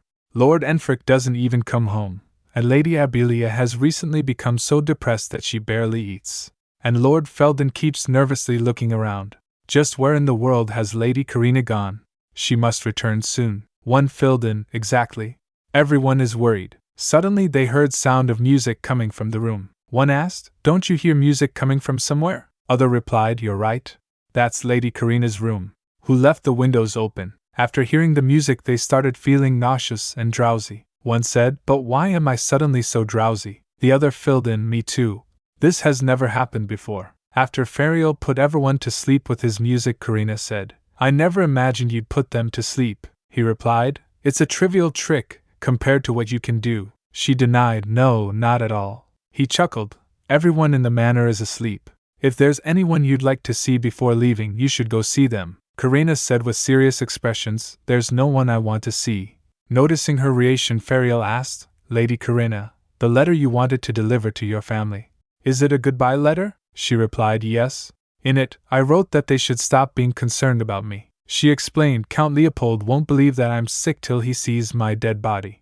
Only when he sees my cold corpse will he regret his decision a little. But I'm sure that he'll just be enraged soon afterward. Why didn't she tell me sooner? She caused her parents trouble till the very end. He'll raise his voice, saying that I should have said something earlier. But when I desperately begged him for attention, he didn't even look my way once. As they were, she saw Abelia unconscious lying beside a pillar. She calls her Abelia. She gets close to her to check on her. Ferial said, She's fine. She's simply asleep like everyone else. Karina said, Yes, it seems like she is. After examining her, Karina thought, What a relief. She looks healthy. She then said, Ferial, if you don't mind, could you please help me move her? He agreed, Of course, Karina. He picks up Abelia. Karina said, Please carry her to her bed over there. Hearing that, Ferial nodded. After putting Abelia in her bed, he looked around in her room. He noticed drawings lying around. He wondered, What are these? He turned towards Karina and said, Karina, these drawings are. He stopped in the middle as he saw Karina whispering something to Abelia. Then Karina asked, Shall we go now? he replied. Ah, yes. After closing the door, Ferial said, Karina, I thought you were on bad terms with your family. You said earlier that there was no one that you wanted to see.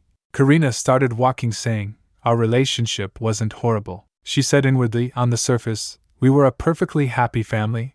And that's because no one knew that their happiness was made possible with someone's sacrifice. She began, I'm the good, ordinary, and obedient second daughter. As long as Abilia is sick, and Frick always brings good news, and Felden is a troublemaker, I won't be able to live for myself here. So I wanted to spend what little time I have left doing things for myself. She turned to Ferial. You know, Ferial. He replied, yes, Karina? She told, I want to leave my artwork in this world not as Abilia's sister or the oldest daughter in the Leopold family, but as Karina, the painter. And in order to do that, I must first forget everything about this place. Later, when the Count Leopold returned to his manor, a servant informed him. He asked, what did you say happened at the manor? The servant replied, well, a moment ago, something strange happened. The Count asked, strange? Elaborate. The servant said, everyone in the manor, including me, fell asleep for a while. The Count asked, everyone? The servant bowed, yes, please forgive me. According to my investigation, no one remembers anything after hearing a song. The Count said, that's absolutely ridiculous. Then he noticed a letter. What's that letter? The servant said, huh? A letter? No letters arrived at the manor today. The Count picks up the letter and started opening it, saying, So did anything go missing, or did anyone get hurt? The servant replied, we checked, but everything seems to be fine. Looking at the envelope, the Count thought, this seal looks familiar, but there's nothing written on the envelope. Did someone put everyone to sleep to leave this letter here? The intruder went through all that trouble, but it doesn't seem as if there's anything special about this letter here. He started reading the letter. Dear Count Leopold, he realized, this handwriting looks familiar. Whose could it be? The letter continued, if I begin this letter like this, I'm sure that you'll be wondering who I am. He thought, it's as if the writer knows me very well. The letter continued, there are so many things I wanted to say if I had the chance, but they don't matter anymore. I have a terminal illness, therefore I won't ever be returning to Leopold Manor. Reading that, he thought, could it be Karina? The letter my daughter sent was surprisingly short and to the point. She declared, consider this letter my last farewell. I'm going to become famous as Karina, not Karina Leopold. He thought, the tone of her letter was so stern and cold that I wondered if it had really been written by her. She sounded fiercely determined, making me doubt that she had been threatened into writing it. She mentioned that her name would spread from the far north to the central part of the empire, where you live. You always told me not to tarnish the reputation of our family, and I believe I have upheld that principle well, until now. But now, I ask something of you. Do not tarnish my reputation when I become well known throughout the land. She continued, I am done waiting. I am in love with someone who makes my heart flutter. Did you know there's a world out there where I am the protagonist? A world where I am not overshadowed by Abilia, Felden, or Enfric. In that world, no one raises their hand against me or threatens to throw me out of the house. This is because I am loved. No one yells at me or punishes me under the guise of, it's for my own good. Instead, I am gently scolded, treated with care and kindness. Suddenly a servant came and opens the door. The Count was saying, what a wicked, ungrateful child after everything I did to raise her. Noticing his anger, the servant said, my lord. The letter continued, you may be furious at your wicked, ungrateful daughter, who you believe should have said something sooner. But did I truly never speak out? Was I always the obedient girl who never cried? Reading that, the Count wondered, Karina, when did you stop crying? The letter continued, it's not that I never tried to speak. I simply gave up trying to talk to you. If you wish to see me, come to the north yourself. I will not return to Leopold Manor. Feel free to tell everyone that I am dead. After reading that, the Count crumpled the letter and throws it away. He shouted, contact Duke Pastellio immediately. I must tell him to send Karina back at once. The servant hesitatingly replied, but isn't it impossible to enter the north now that the checkpoint has been closed? Then the Count said, it doesn't matter. Something must have happened to her. Karina isn't the kind of person who would say such things. A terminal illness? Telling everyone that she's dead? How could she say that to her parent? He picks up the glass to drink. Then the servant said, Lady Karina really may be ill. The Count stopped in the middle as he was drinking. He said, are you trying to make me even angrier? The servant told, a few months ago, there was a report of her vomiting in her room. The Count asked, "What? Why was I not informed immediately?" The servant replied, "Well, I did. But every time you had other business to attend to and ordered that it be reported later. You told me that there was no need to report something like that every time it happens. You also said that since she is a grown woman who could take care of herself." The Count said, "Even so, I should have been informed." The servant said, "Forgive me, my lord." The Count ordered, "Firstly fetch me some parchment. I will write to Duke Pastellio immediately." Abelia was listening to everything. She trembled in fear, realizing that wasn't a dream. The Count continued, "Once Karina returns, I will speak to her properly. I'm sure that will solve everything." Abelia went back to her room. She was crying. She said aloud, "No, father. Karina isn't coming back." She remembered Karina whispering, "Abelia, goodbye. I hope you stay healthy." She thinks in her mind, "She will never come back." Meanwhile, Karina was rubbing the wallet. She said, "Stay healthy. I must be stupid. How foolish of me to think I could forget it all. Still, I spent the most time with her, so perhaps it's fine." She then walks to the table and said, "I plan to send this letter with this bird, but..." She draws a bird and made it came to reality. She said to the bird, "I trust that you'll follow my instructions." The bird flies away with the wallet. Karina said, "Take this wallet and get rid of it, so I won't ever have to see it again." This is truly the end. At the dining table, Milian calls, "Ferial," he replied. "Yes?" Milian asked. "What are you doing here?" He replied with a smile. "Because I was invited, of course." "Right, Karina?" Karina said. "Yes. I invited him because I thought it would be nice to celebrate our new friendship. I thought you'd like it too, Milian, but I suppose it was a bit thoughtless of me to assume that." "I'm sorry," Milian said with sore attitude. "It's fine. There's no need to apologize." Karina looked at him thinking, "Did I make a mistake? He doesn't look very happy," he asked. "Then what do you plan on doing today?" she replied. I don't have anything special planned," Ferial interjected. "But Karina will be studying with me for the day," Milian said. "I didn't ask you," Ferial countered. "But you weren't asking Karina either," Milian argued. "Of course I was asking her. I don't care what your schedule is," Ferial again countered.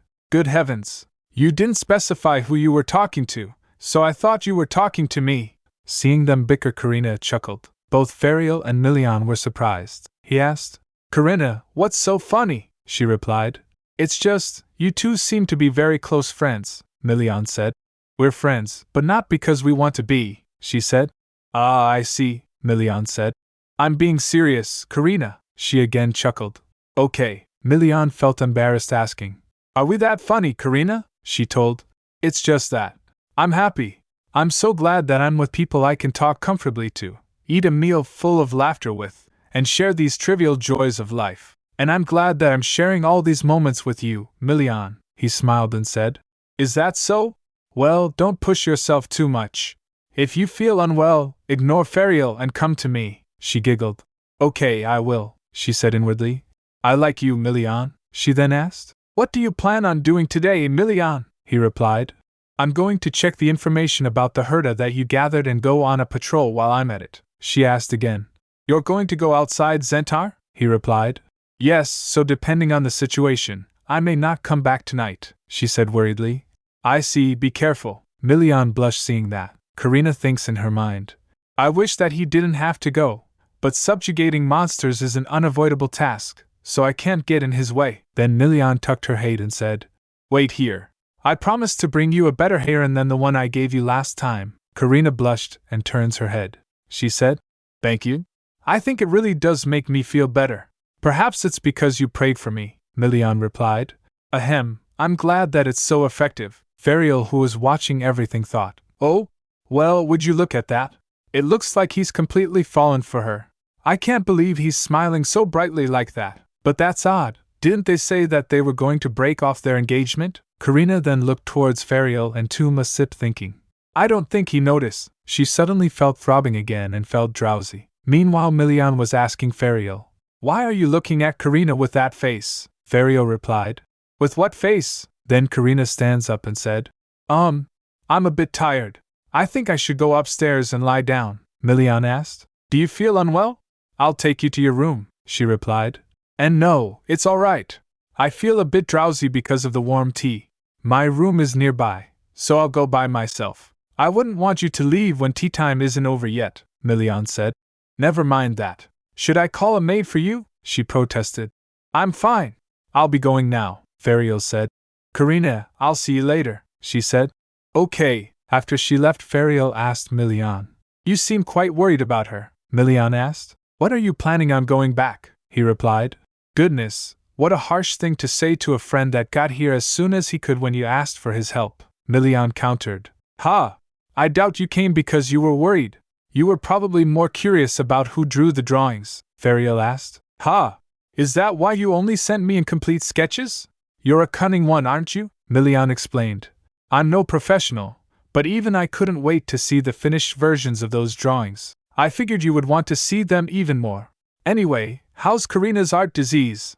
Is it serious? Fariel looked at him with disdain, then turned his head, saying, I don't know, Milian said. Fariel, I'm not in the mood for your jokes, he said. I know, but, he remembered his conversation with Karina. She said, I must first forget everything about this place. Fariel, may I ask you for a favor? Please don't tell Milian about how I don't have much time left. I don't wish to become a sad memory to him, he told Milian. Karina doesn't want me to tell you. Milian gets shocked. What? Fariel stands up and said. So I hope you understand why I can't tell you anything more than this, he then asked. Oh, that reminds me. What's a heron? You know, the thing that Karina said made her feel better, Milian replied. It's a special stone from the north which sometimes comes out of a slain monster, he asked again. Aha, but why did you give it to her? Milian told. There's an old northern tradition, a myth of sorts.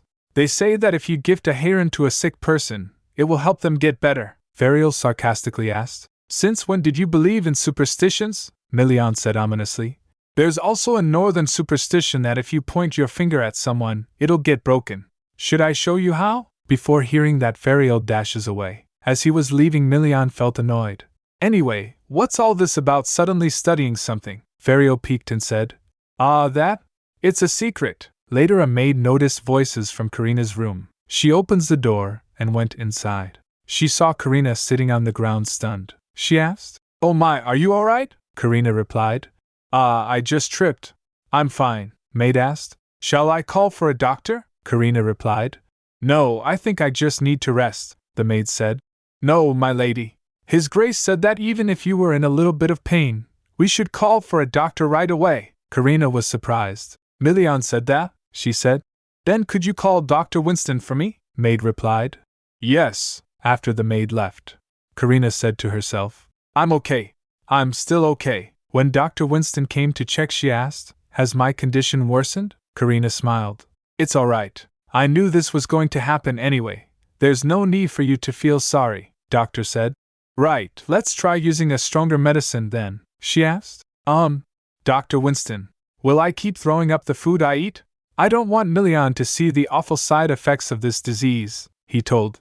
The vomiting will probably continue, but you mustn't stop eating, she asked again. Even if I throw up every time I eat something? The doctor explained. Your body is like a sandcastle that's about to crumble due to the harsh waves. It's constantly being worn down, so you must do everything you can to keep it from falling apart, Karina asked. Is that the only thing I should keep in mind? The doctor replied. There are a lot of things you should be careful about, but above all else, you must have a will to live. After hearing that, she thinks, a will to live? As long as I'm alive, I don't want to spend my days waiting for death, which is how I used to be. I want to treasure every moment and live more joyfully than anyone else. I want to show my family what kind of person I am, and after I make wonderful memories with Milian, I'm going to say goodbye without looking back, she then said. Don't worry. I don't want to burden Milian with guilt, doctor replied. I see. Does it especially hurt anywhere? She replied. My heart. I'd be fine for a whole day, but it would suddenly hurt so much that it gets difficult to breathe for the rest of the day. Sometimes the pain is so great that I wish it would just explode. I mean, that's just how I feel. I'm not saying I really wanted to, the doctor said. No, I understand. When one of my eyes used to hurt, the pain would be so unbearable that I wanted to pluck it out. If the symptoms of art disease were the same for everyone, or if there weren't so many different records on it, then it would have been easier to develop a cure. It's such a shame, Karina said. I feel sorry for burdening you and Ferial. If everything had gone as I planned, the two of you weren't supposed to find out about this, the doctor said with resolve. Don't say that. It's my job to save people. And a doctor that makes a patient hide their disease isn't a proper doctor. She flinched hearing that. She said, I see, Ferial then said. You don't need to apologize to me either, Karina, he said. You didn't look very well back there. I had a question I was hoping you would answer for me. I needed to teach you something as well, so I decided to drop by. Then the doctor said, I see that you already had an appointment. Since I'm done here, I'll get going now. As he was leaving, Karina said, Thank you for coming, Dr. Winston, he said. Lie back down. You need to get rest for now. He suddenly remembered something. But before I go, I must tell you one thing. Don't give up. If you don't lose your will to live, then it'll help you live longer. After hearing that, she smiled. Thank you, Dr. Winston. I no longer want to die soon anymore. Actually, I regret the time I used to think that. If I had discovered a world like this existed a little earlier, I would have escaped that place sooner. But I only mustered up the courage after it was too late, so I feel like a fool. The doctor nods and said, Good. I'm glad you've come to that conclusion. After the doctor left, Karina said, Ferial, what did you want to ask me? He replied, Well, your miracle is completely different from other miracles. Could it be? There was something that I couldn't understand, though, she asked. What do you mean? He pulls the chair to sit and said, Your art disease is getting worse, at an abnormally fast rate. She gets shocked. What do you mean? He explained. Creators die early because they perform too many miracles, despite knowing that it'll cost them their life. But even those that made miracles every day created far more creations and lived much longer than you. So I wanted to ask you this. Are you aware of the taboos regarding making miracles? This came as a shock for her. She replied, No, Ferial said. I see. He thinks in his mind, it's impossible for an artist not to know this. If Karina hadn't been neglected and received the attention and care she deserved, this wouldn't have happened. No, if she had at least a proper art teacher to guide her. She then calls him. Ferial, he began. Firstly, I think I should explain art disease in detail. Many people think that art disease is a terminal illness that people suddenly come down with one day, but it's more correct to say that it's the manifestation of the price an artist pays for creating miracles. To be more specific, it's the price of creating miracles past one's limit. For example, I can't heal seriously wounded people, and I can't treat those who don't want to be treated. But we call those who don't have such limits, and can perform as many miracles as they want as people with art disease. Also, taboos are what artists that have art disease must never do, Karina asked. And what are they? He said with a serious face. First and foremost, you mustn't go against Providence. You must never revive the dead or turn back time to change the past. And secondly, you mustn't create a human. Karina flinched hearing that. Ferial continued.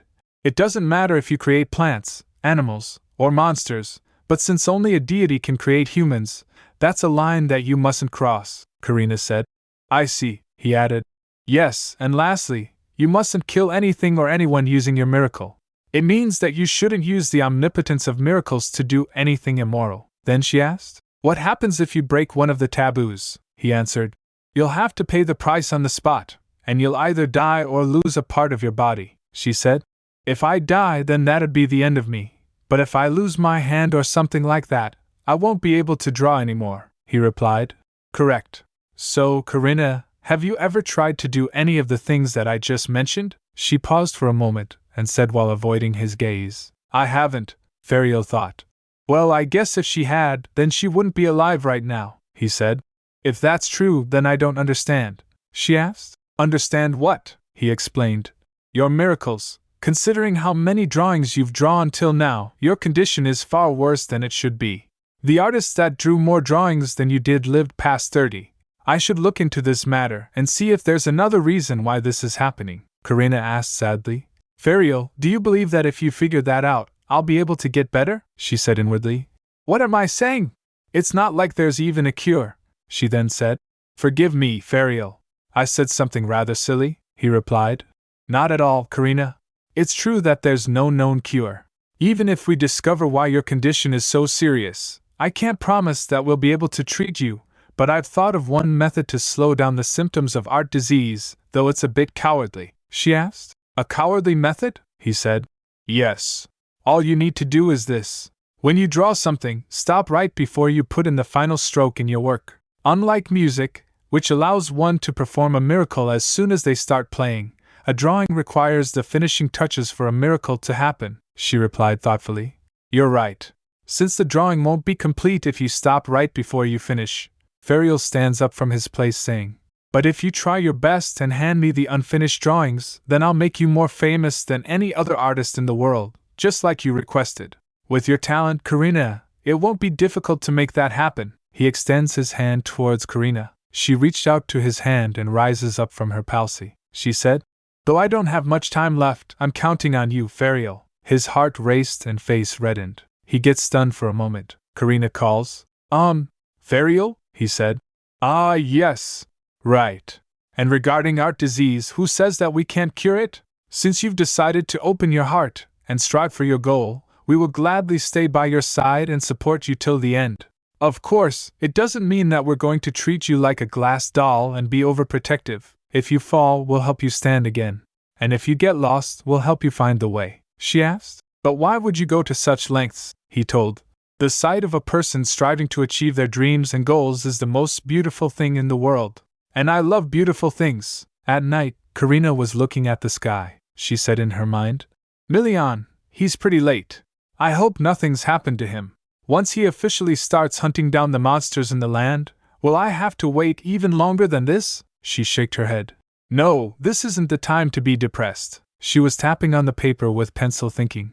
I must write down the things that I want to do. Thanks to Ferial, I've checked off making a friend. Next is giving a gift to someone I like. Packing a lunch sounds nice too. And hugging. She quickly rejected those thoughts, feeling embarrassed. No, that's not it. What am I thinking? Meanwhile, Milian came inside her room. He saw her sitting at balcony. He said inwardly, I thought she had collapsed because she didn't respond even though I knocked several times. But it looks like. He saw her scribbling on paper and feeling embarrassed. He smiled thinking, so this is what she was doing.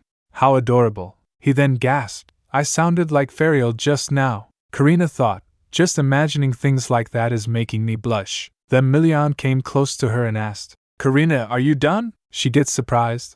Milian? He added. As always, I knocked, but you didn't hear me, she replied. Sorry. I was lost in thought. Are you done with work? He walks close to her saying, No, I'll be venturing deeper into the forest now. She then asked, You're going to head out there again? Milian replied. Yes, I need to scour the place a bit more before the monster hunt. But I wanted to come see you first. You didn't look too well earlier today. Are you alright? She smiled and said, I'm fine. I was a bit tired, but I'm feeling better now that I've gotten some rest. Dr. Winston gave me a checkup as well. After hearing that, he said, That's a relief. Did you find out more about? He stopped in the middle, remembering Ferial's word. Karina doesn't want me to tell you. He scratched his head saying, Never mind. Don't push yourself too hard and get plenty of rest. If you need anything, tell Fong, she replied. Okay, I will. Please return safe and sound, Milian, he said. Yes, I'll see you the day after tomorrow, Karina asked. What time will you be back? He told.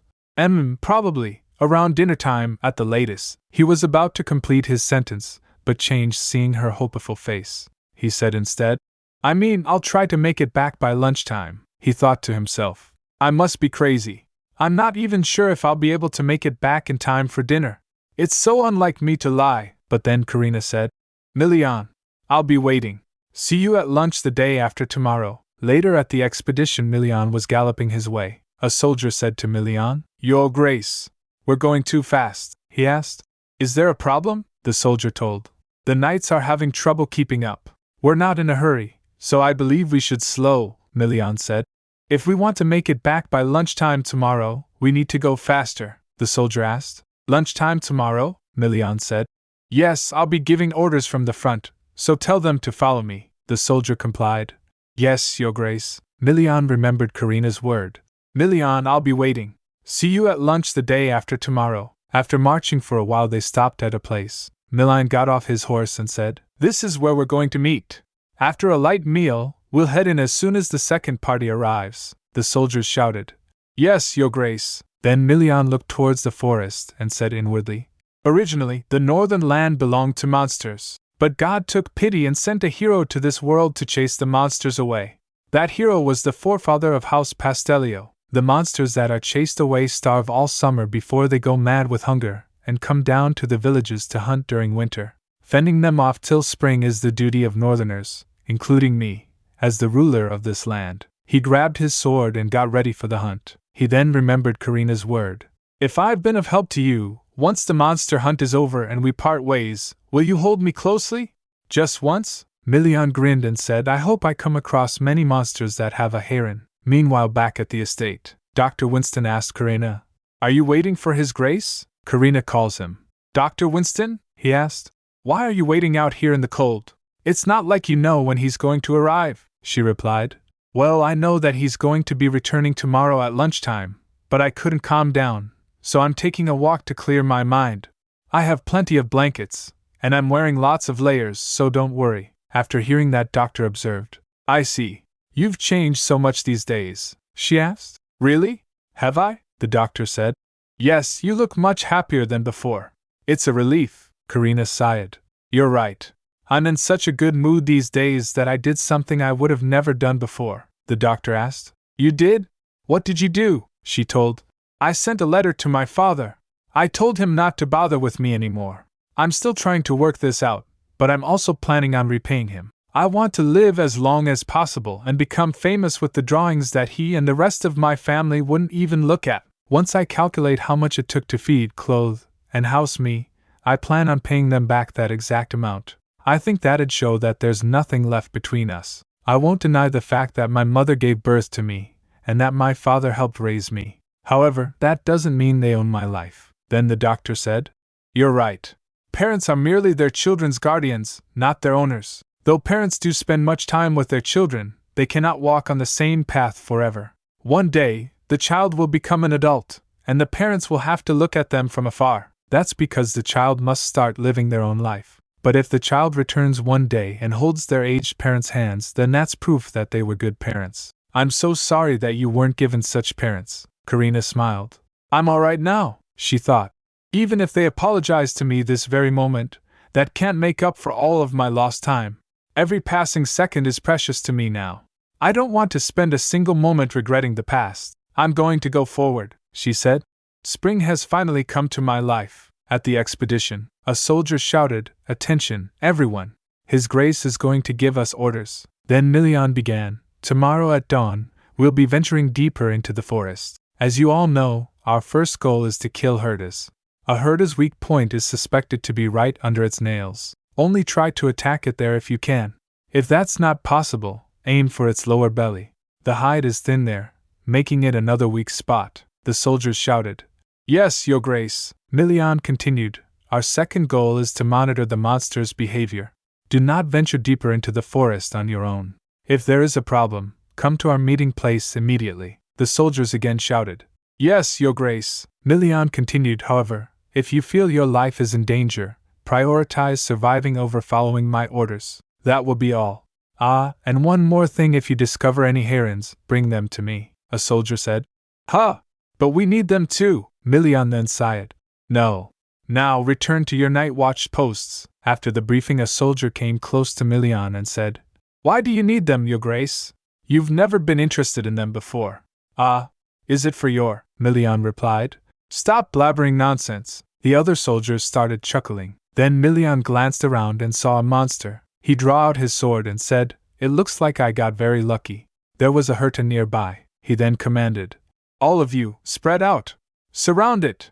There's only 1 inch, the monster roared. A soldier wondered, seeing that. Is that some kind of call? Suddenly they started hearing loud voices. A soldier looked around and said, What's causing these vibrations? Soon they were surrounded by a lot of monster. Someone shouted, Hertas are charging this way. Back up.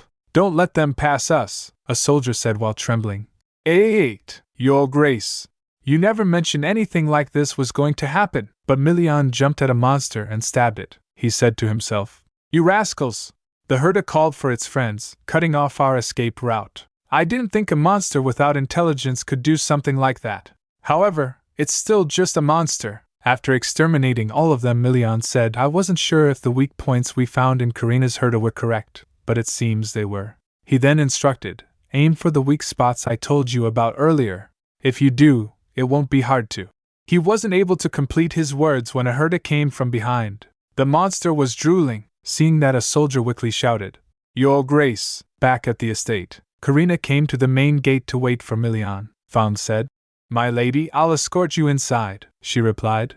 "Thank you, Fang. I hope I didn't cause trouble by insisting on coming here to wait for Milian," he said. "Not at all, my lady. I'm sure the soldiers at the fortress will be glad to see you as well. Why don't you unpack your belongings first and wait until His Grace?" Suddenly soldiers started sounding a gong. A soldier shouted, "Hurtas! A herd of hurtas has appeared. Everyone arm yourselves!" Karina gets surprised. "Hurtas?" Fang said. "Let me go and assess the situation. Please wait inside the carriage for the time being," she agreed. "Okay," she thought to herself. "I hope nothing's wrong." As she was getting on, she felt throbbing pain again and staggers. She leaned on besides the carriage thinking, "It's going to be fine. I just need to hang on a bit longer." But more importantly, she heard a soldier shouting, "Damn it! Neither His Grace nor Captain Gordon is here right now.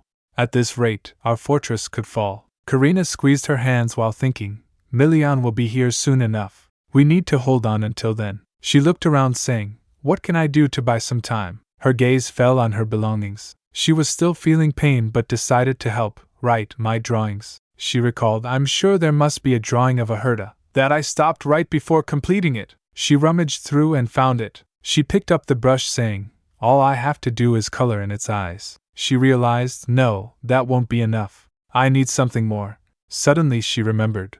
They even used their own flesh and blood as materials. She then bites her lip. Back at the castle gates, a soldier shouted, "Everyone, prepare to attack! The herders are heading this way. Fend them off no matter what." Fang rushed towards a soldier and asked, "Did you send a carrier pigeon to His Grace?" He replied, "Yes, we just did, but we haven't received a reply yet," the other said. "There are too many herders. We don't have any other options besides holding on for as long as possible." Fang thought to himself, "It's dangerous here, I must take Lady Karina too." Suddenly he heard, "Everyone, get out of the way!" He quickly turned towards the voice and saw a herda holding Karina. A soldier shouted, "Arg! It's a herda! A herda has broken inside the fortress. Attack!" But Karina stopped them. "Wait! It's me!" Fnad was shocked. "Lady Karina?" she said. "This one's safe," she then said to the monster. "Herda, I have a favor to ask of you.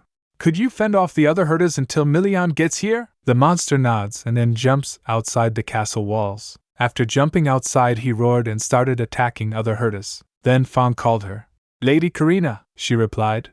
"Yes?" he said. "Your hand." Blood was dripping from her hand. She replied, "Ah, I'm fine. It's just a small cut." Then soldiers who were watching that herda attack other herdas said, "What in the world? Look over there! That herda's incredible!" That herda was hunting others. Seeing that, Karina said, "Amazing." Suddenly she heard, "I must." She quickly turned back saying, "Huh! What did you?" She stopped in the middle seeing that no one was behind. Seeing her surprised, Fang asked, "What's wrong, my lady?" she asked. "Didn't you just hear something?" he replied. "No, I didn't hear anything," she again heard. "I must take it by killing them," she wondered. "Wait, was it my herda that spoke?" The voice continued. "If I don't find it, I'm going to die." The herda started eating other herdas. It said, "It's not here. I must eat the other ones." "Where is it?" Herda then found something and said, "Here it is, found it." A soldier who was watching all of this said, "Is that herda eating its own kind right now?" Fan filled in. "It looks like it," he asked. "My lady, is that thing safe?" He turned around to see Karina wasn't present there. He asked, "My lady? Huh? Where did she go?" Karina was rushing towards the herda who was saying, "No, I'm different from you all. I have a master of my own. You all cannot escape." When she reached close to herda, Karina shouted, "Herta! Stop! Let them go." The other monster were hesitating to approach herda. Karina asked, "Just what did you eat? What is it that you found? And who is this master you're talking about?" she pestered. "Aren't you going to tell me?" The herda doesn't speak. Suddenly she heard a voice. "Is that the sound of horse hooves?" Milian came on a horse galloping. He shouted, "Karina!" He quickly grabs her and points his sword at Herta. Karina was shocked. "Milian?" Milian commanded. "Soldiers, attack this!" Karina stopped him. "Wait! It's mine!" He was surprised. "What?" He poked at Herta with his sword to confirm. The Herta said inwardly, "What do you think you're doing? Let go of my master." Milian then asked Karina. "What do you mean?" She said, I drew it, he asked, "but the color of your eyes is the same as usual." She gets confused. "Huh! That can't be." Then they went to Ferial, where a servant informed Duke Ferial, "Your Grace, His Grace Duke Pastellio, has returned and is looking for you. He asked you to come to the garden," he replied. "All right, I'll be there soon." He was going to them yawning, he said. He told Karina that he was going to come at lunchtime. So how could he be this late? He gets shocked to see a Herta besides Milian and Karina. He was in shock. "My dear friend, you're back." Then they sat down to talk. No one spoke anything for a while. Karina averted her gaze. Ferial thought to himself, "This silence is suffocating." He began, "Shall we organize what happened?" Karina explained. "Well, as you two know, it was an emergency. I tried to fend them off for as long as I could until Milian got here. But I'm sorry for breaking my promise not to summon anything anymore," she said inwardly. "I probably shouldn't tell him that I used my blood, right?" Milian took a sigh and said, "No, it wasn't your fault, Karina. Rather, I'm sorry for not getting here earlier. If I had, none of this would have happened. I'll be more careful to ensure something like this doesn't happen again." He then asked, "I heard from Fong that you injured your hand. Is it all right?" She replied, "Yes, it's fine." Seeing that Ferial clears his throat. "Ahem," Milian asked. "What do you want?" He replied. "It's just that the two of you look lovely together." No one replied, so he changed the topic. "Anyway, back to the main point. Karina, can't you make your Herta disappear like last time?" Karina said. "Well, I tried multiple times, but I don't think I can control it anymore," Ferial asked. "Then isn't it dangerous?" She replied. "Luckily, it still listens to me, and it promised not to cause mayhem." Ferial thinks for a moment, then said, But do you have any idea how that happened? I've never heard of a creation breaking free of its creator's control." She tried to think. "Let's see, come to think of it, I saw it eat something." As she was talking, she started coughing, and blood splatters on her hand.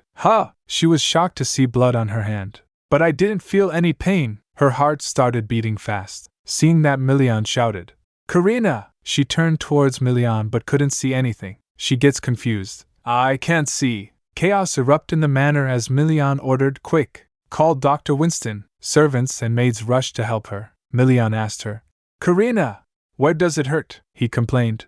"Just when is Dr. Winston going to arrive?" Karina was seeping. She said, "I'm fine." Milian sits beside her and said, "Don't be stubborn. Tell me, do you want to take the medicine you were given before?" But Karina couldn't answer. She gasped and thinks, "I feel like someone is squeezing my heart so tightly that it's about to explode." As she was losing consciousness, Milian said, "Karina, please hold on a little longer." She wailed in pain. "Milian, it hurts so much. I can't die like this." Milian hugged her, saying, "Don't worry. You're not going to die. I won't let that happen. So it's all right to just say you're in pain, Karina." Hearing that, she felt relieved and cried, Milian, it hurts. I feel like my heart is being ripped out of my chest." He said, "Dr. Winston will be here soon. You just need to endure it till he gets here." For a while she kept weeping, then she fell unconscious. Seeing that, Milian shouted, "Karina? Karina, open your eyes." Then Ferial and Dr. Winston came dashing towards them. Ferial showed a crystal and said, "Milian, give this to Karina." Milian asked, "Is that a heron?" Ferial shouted, "I don't have time to explain. Put it against her body." He holds the crystal close to Karina in his grip. Then a black fog emerged from her body. After that, Milian observed, "She's not as pale anymore." Then the doctor said, "Let me examine her, Your Grace." Milian replied, "Right. Please do." Then Ferial said to him, "Milian, let's step outside for a moment. I have something to tell you as well." He replied, "All right." After closing the door, Milian said, "Ferial, was Karina's relapse caused by that Herta, by any chance?" He replied, "Probably. As you know, a miracle comes at a cost. I predict that it took a huge chunk of her life to create the creature." Milian shouted, "Then wouldn't killing that Herta right now fix this?" Ferial stopped him. "Calm down. The miracle has already happened, and the monster is no longer under her control." Milian sighed. "I feel pathetic.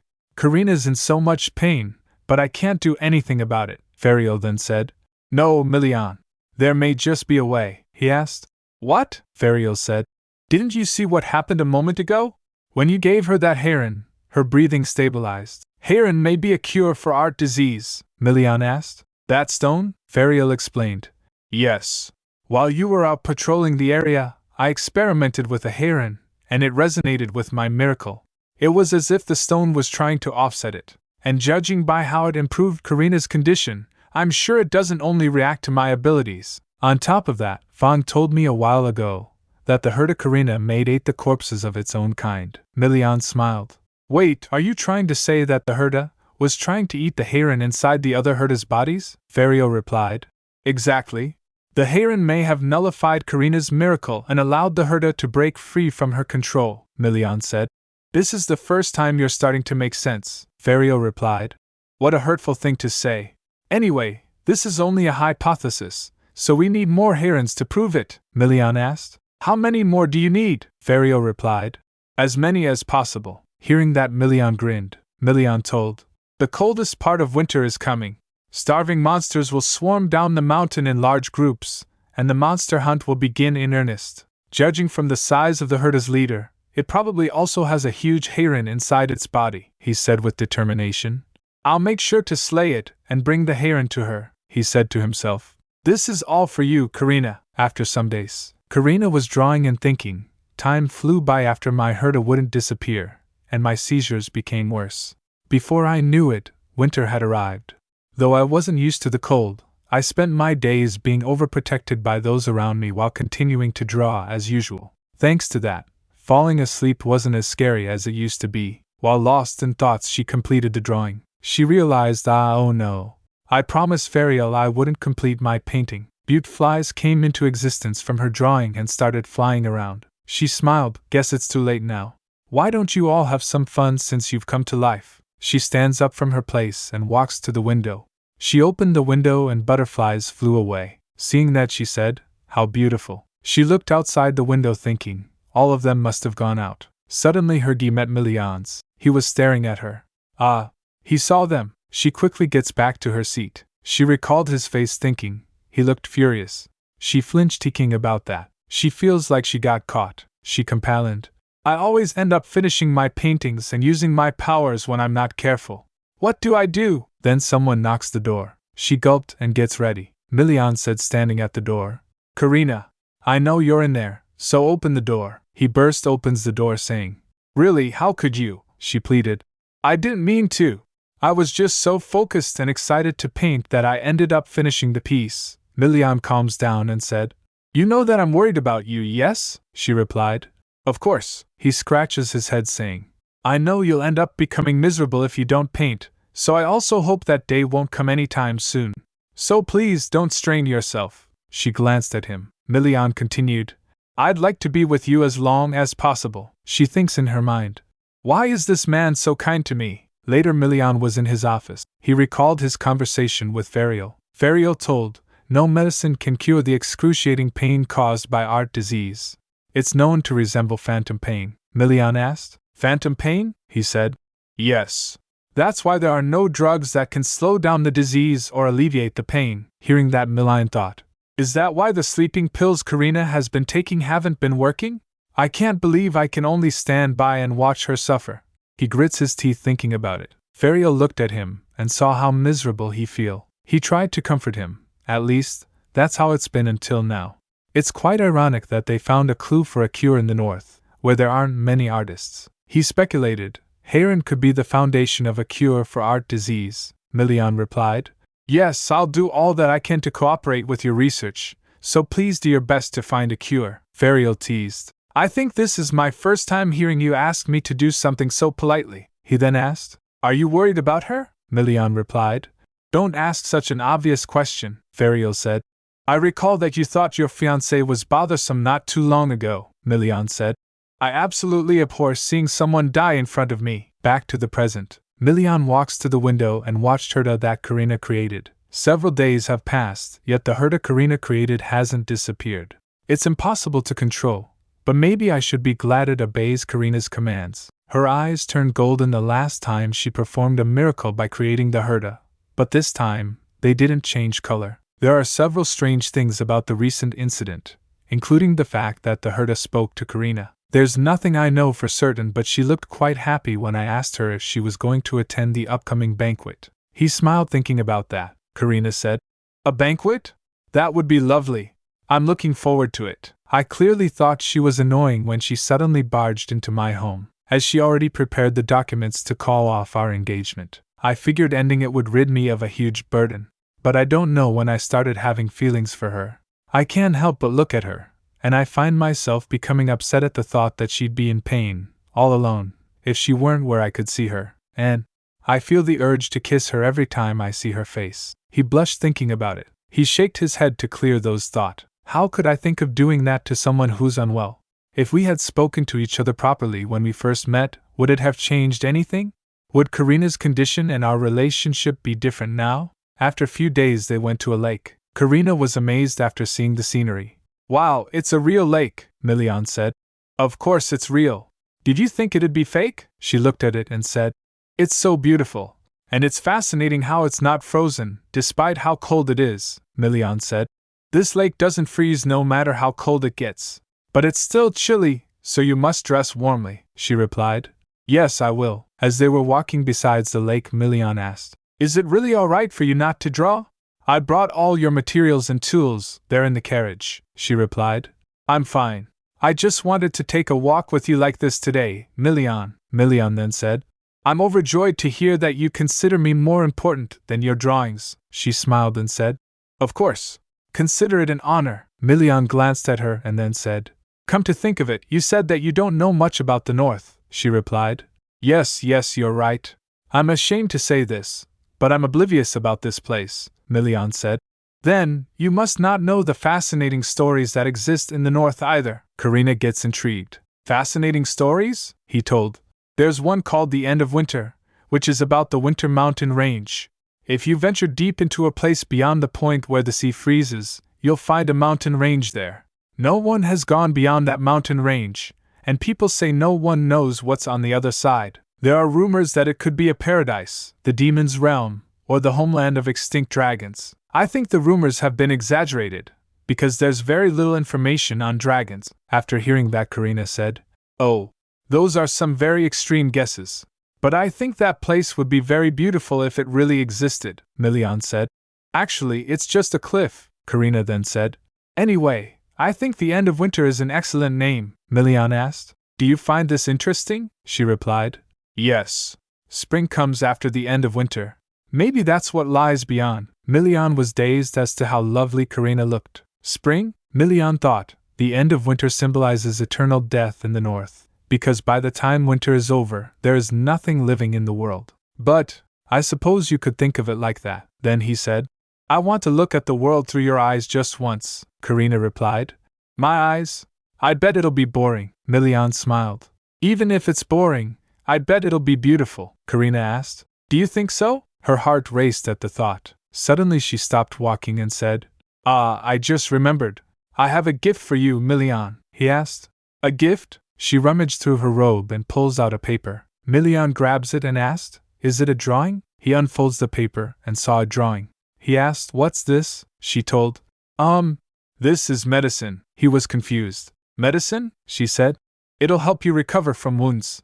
It'll heal any injury, but it won't work on someone who's been so severely injured that they're unrecognizable or dying, Milian asked. Such a thing really exists? First she hesitated, then said, well, I made it.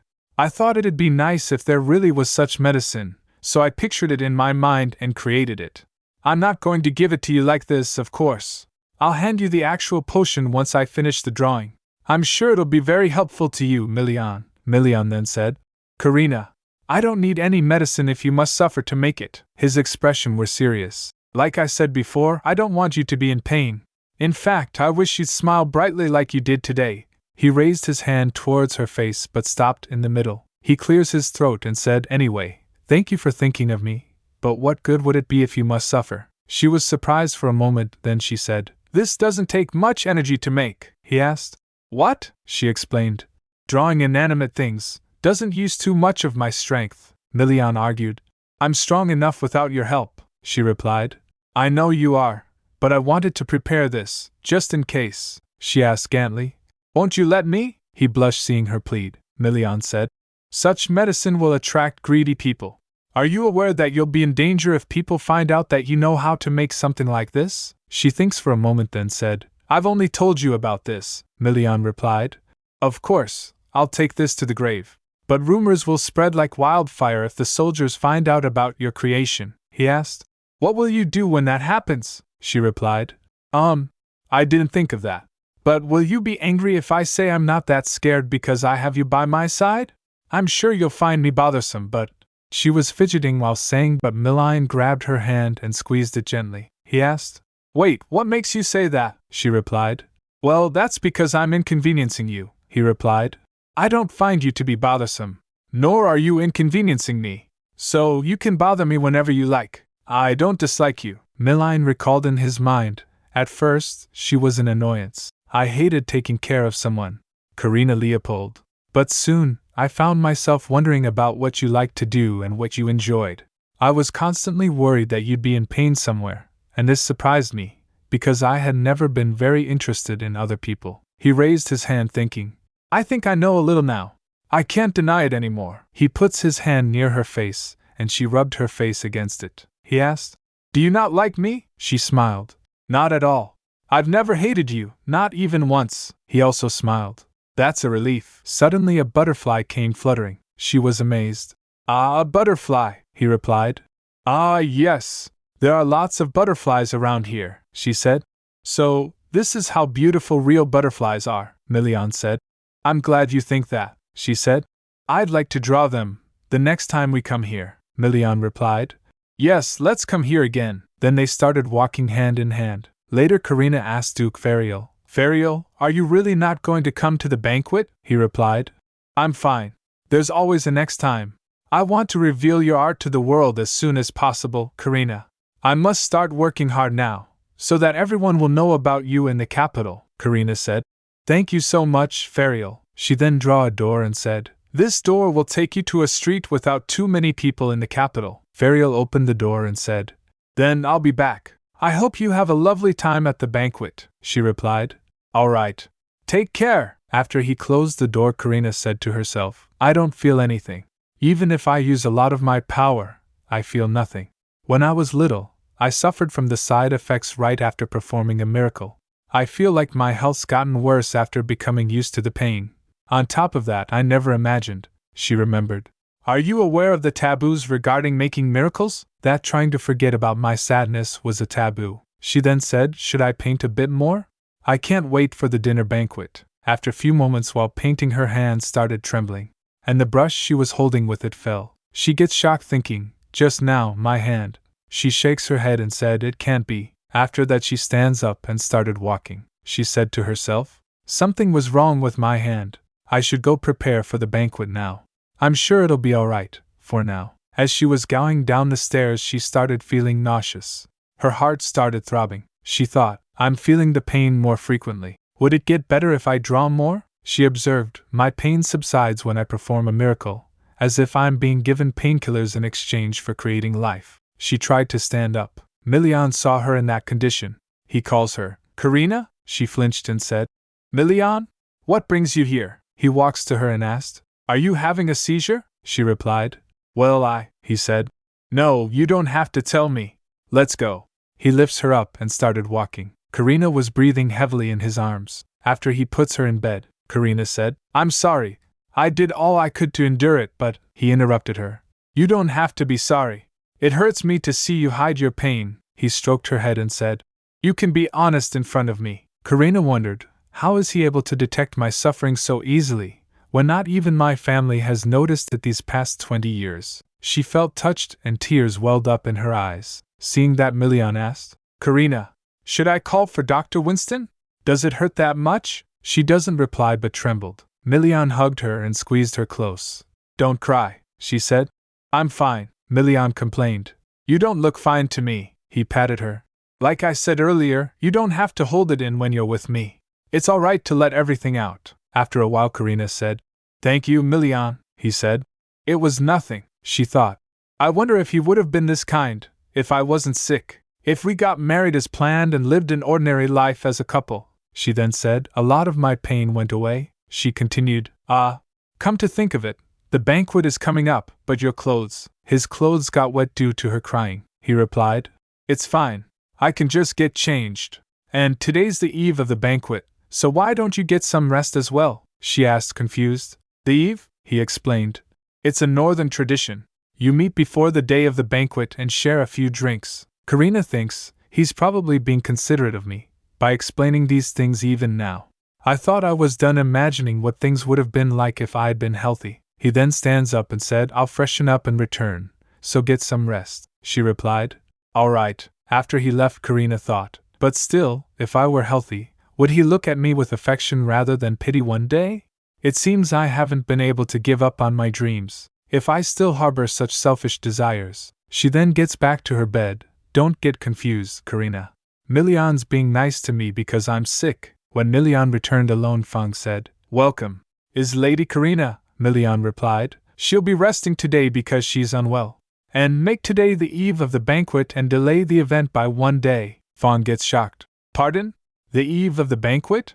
That's unheard of. Milian doesn't stop.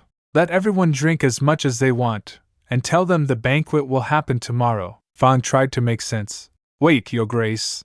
Milian went ahead and closed the door. Fang stands there in shock. He then said to himself, The nobles will be unhappy with this. What do I do? Fang went and explained to the nobles. Therefore, His Grace won't be coming today. It's the eve, Baron Krember asked. What? Fang bowed. He said that he wants you to drink and enjoy yourselves today, and have the banquet tomorrow. Baron slams on the table.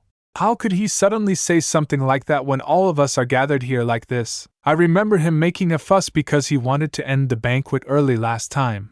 Viscountess Ariel chimed in. Baron Krember added.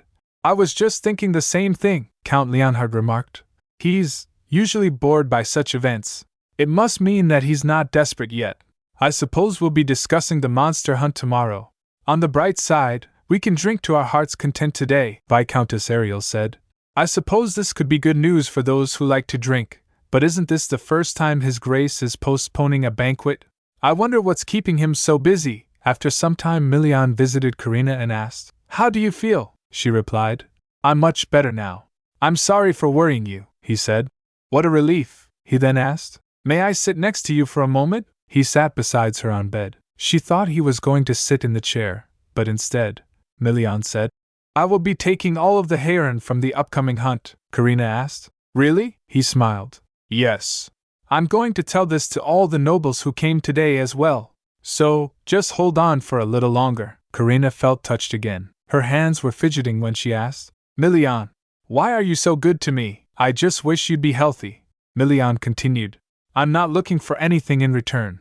I want to see you draw without a worry next year, and the year after that as well. Hearing that, Karina thought, not knowing if you're going to live another year is truly painful. Though Karina knew the truth, she wouldn't survive much longer. His words warmed her. She hesitated, then asked softly, Milian, I have a favor to ask of you, he replied. A favor? What is it? She said. I'd like to accompany you to the hunt. He gets shocked. What? Karina bit her lip. After Milian returns from the hunt, they would only have 1 or 2 months to spend together. She couldn't believe that was all the time she had left with the person she liked. She pleaded, I'm fine with being at the back. I won't get in the way, he replied. No, it'll be too dangerous. If you want to go outside, we can go after I'm done hunting down the monsters. I can't even guarantee that the hunt will be safe for the knights. Karina lowered her gaze. It's all right, I just wanted to spend more time with you. Is that so? Milian stammered, clearly taken aback. Wait, what did I just say? Karina thought to herself. She tried to explain.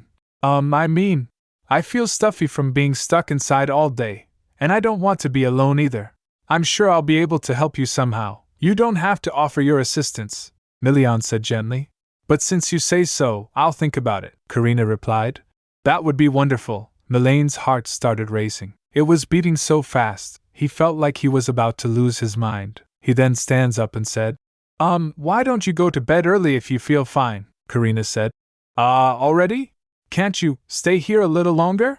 Karina's voice trembled slightly. Milian hesitated, then said softly, This is your fault. I tried to hold back. He leaned and kissed her. As they were having a passionate kiss, Karina thought, I feel so embarrassed, but I can't believe we just kissed. After they kissed, she thinks in her mind, has he come to like me, even a little bit? Or did he do that purely out of pity? I like how Milian squeezes my hand when I grab his, and I like feeling his warmth when he brushes my hair. Have I been acting too casually with him till now? Her heart was racing. Milian has feelings too. If pity or affection for me has budded in his heart. No, I can't let that happen. She then said, Milian, you're a kind person, she said inwardly. This isn't a lie. But I can't have him harbor special feelings for me, because he'll be miserable if he falls for someone who's about to die. He asked. What are you suddenly saying? She replied. This is my first time being comforted like this, but I feel a lot better thanks to you. Comfort, Milian repeated. He thinks in his mind, I acted impulsively. It was my first time doing something like this. She was just someone I had to look after. But before I knew it, I was already in love with her. I used to feel awkward tucking her hair back, but it feels natural now. I've become used to having her by my side. I was never kind and sensitive enough to comfort someone by kissing them. That's why I thought you know how I felt about you, he asked. So, it was an act of consolation for you. You can call it that if it makes you more comfortable. Milian responded with a small smile. But you should know that you're terrible at acting. You look like an abandoned puppy. I think I'll go to bed now, she stammered, trying to escape the conversation. I'm a bit tired, he patted her and said. All right. Get some rest. Call for me whenever you feel unwell, she replied. Yes, thank you. I'll see you tomorrow. After he left, Karina smiled, thinking, he left without getting angry at me. If he had just gotten mad at me instead. He caught on that I was lying but let it slide. She then said aloud, I like you. She then thinks, but he'll get hurt if I become greedy. I'm afraid of hurting him, because we will never live the same lifetime. She said, I like you, Milian. The next day, Milian seemed as calm as always, but there was something slightly awkward in his demeanor. Karina noticed that and was staring at him. Karina, he began. She replied. Yes, he said. You can accompany me to the monster hunt if you'd like. But promise me that you'll stay out of harm's way. You have your Herta, so you won't be needing a guard, she sassed. Then should I make lots of potions and bring them just in case? I'll bring enough for you and the troops to use. Do you think I'll let you do that? Milian interrupted firmly. Also, I don't want you to sacrifice your life just to perform miracles. Sacrifice my life. Her heart sank. She wondered. Does he know about my condition? Milian said, I heard everything from Fariel. Karina thought, I guess Fariel couldn't keep my secret. Milian continued, I'm saying that you must be careful because your life as an artist may be cut short. After hearing that, Karina was surprised. Thankfully, it seems like Fariel made up a good excuse, she said inwardly. Sorry for doubting you, Fariel, she then said. Right. But I thought you'd be upset if any of your subordinates died. I won't deny that, came the reply. Karina said. Exactly. I want to help. You saved me. Hearing that, Milian smiled and said, I'd feel the same way if something happened to you. Karina asked. Pardon? Milian said. I'll be terribly upset if you die. So you mustn't die. Karina was stunned. She thought, I've always wanted to hear those words. But now that I have, I suddenly feel so sad and find it so hard to breathe. Milian added softly. You'll only be able to see spring if you don't die during the hunt. Spring, Karina murmured. She said in her mind. I'll be leaving this place when spring comes. But, later Milian told her, I'll take you to the waterfall in the north when spring comes. The waterfall? Karina asked, intrigued. Milian said. It may be difficult to imagine since it's winter, but it's quite beautiful, Karina admitted. I've never seen one in real life. I'll be looking forward to it. I hope we'll be able to go together. Milian smiled. You'll be able to see summer, fall, and a winter that's different from the one you've seen so far. The north is vast, and there are many things to see. Perhaps I'll end up staying here forever, Karina said with a laugh. She thought, summer, fall, and the winter that will come again. I won't be able to enjoy any of them once the season ends. Karina, Milian called. She responded. Yes, he said. Would it complicate things if I said you don't have to go? Karina froze after hearing that. Milian added. You may stay here, if you want. I wouldn't say it would complicate things. Karina thinks, I can't bring myself to say I have to leave because I feel apologetic about lying to him. Milian added. I'm serious. The north isn't as warm as the south, and there aren't that many delicious dishes here. But I can show you various places for you to draw. Of course, I'm not forcing you. Just think about it. Clenching her fist, Karina said. Thank you, I will, she said to herself. I guess I'll have to keep lying to Milian till I die. How can I alleviate this emotion? I like you. Meanwhile, in the capital, Ferial brought all the paintings of Karina with the help of servants. After examining, he said, It looks like we have everything now. A servant asked. Your Grace, are these all? He replied. Yes. Those are all the paintings that will be exhibited. All you need to do is hang them up on the places that have been marked, a servant observed and said. Though there aren't many paintings, the exhibition hall is quite fancy, so it won't look empty at all. Another asked. Do you think it'd be all right to hang just 3 paintings in such a grand room? Ferial explained. The paintings aren't majestic, but they give a very strong impression. Rumors about paintings made by a painter with art disease have spread all throughout the capital already. The paintings make you feel as if you've centered yourself in the painting. I bet many people will come swarming to see if the rumors are true. Make sure no one responds to those rumors. House Carlos doesn't know anything. Do you understand? The servants replied. Yes, Your Grace, he then said. When the exhibition is over, these paintings will go out into the world as the painter intended anyway, he said to himself. It's time to tell the world about Karina the painter. I'm going to make her the most famous and respected artist in the empire. When Karina's painting were displayed, a lot of people gathered to see them. Enfric was going in a carriage. He looked at the crowd and asked, Why are there so many people? It seems you haven't heard the rumors. His attendant replied. He asked, What rumors? Attendant told. Everyone is talking about the exhibition held by House Carlos. Apparently, even His Majesty is interested in it. Enfric asked. Even the Emperor? What kind of exhibition has drawn such attention? Attendant replied. They say it features masterpieces created by a painter with art disease. The paintings are said to be so captivating that you'll feel as if you're inside the painting itself, Enfric said. Really? The painter must be amazing. Let's take a look as well. He began to get off from carriage. Slow down, my friend. You'll trip, came the cautious reply. The audience was intrigued. Karina the painter. Who could they be? There are many rumors. Some say they're just a child, while others believe Karina is a pseudonym used by an already famous painter. But House Carlos, the family hosting the exhibition, claims to know nothing and has kept silent. Meanwhile, the exhibition was in full swing. One by one, the paintings were revealed. This painting has been sold to Viscount Brent, the auctioneer announced. Finally! I won the bid! Viscount Brent exclaimed with satisfaction. As the next painting was brought forward, murmurs spread through the crowd. House Carlos revealed 6 more never-before-seen paintings during the auction. People speculated that Karina had earned an incredible sum of money, so much that it was hard to believe the painter remained anonymous. Ferio watched with quiet pride. Everything is going smoothly. Everyone is responding very positively. They're even excited about the incomplete drawings, just as I expected, he recalled. Karina, standing beside him, admitted. Keeping myself from adding the last stroke is harder than I thought. Ferial smiled. But Karina, you mustn't finish the painting. Aha! I'll try. Karina replied with a soft laugh. Thank you, Ferial. The auction had drawn significant attention. So many people came, Ferial mused. I'm sure these carefully selected 100 attendees will help spread the word throughout the capital. Then I'm sure news of this will reach that place as well. In Count Leopold's estate, a conversation unfolded. Father, Enfric began. Did you hear the strange rumors circulating in the capital these days? Strange rumors? His father asked distractedly. Enfric said. Yes. I think there was an article about them in the papers too. I don't have time to pay attention to trivial rumors, his father snapped. Look at the state of your mother right now. Even our family doctor is struggling to treat her. Enfric hesitated before responding.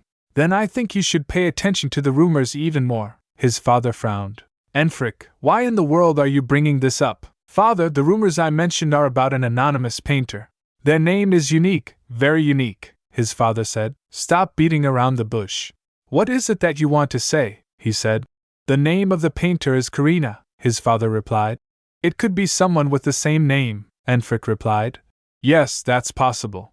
Since their family name wasn't revealed. Just like Karina said in her letter, his father shrugged it off. You're jumping to conclusions. You don't think that painter is your sister, do you? Enfric thinks for a moment and said, Don't you say the same thing when Duke Carlos told us that Karina had fallen ill? He shakes his head saying, Father, don't you realize, that you'll never be able to meet Karina again, if you keep acting like this, he continued.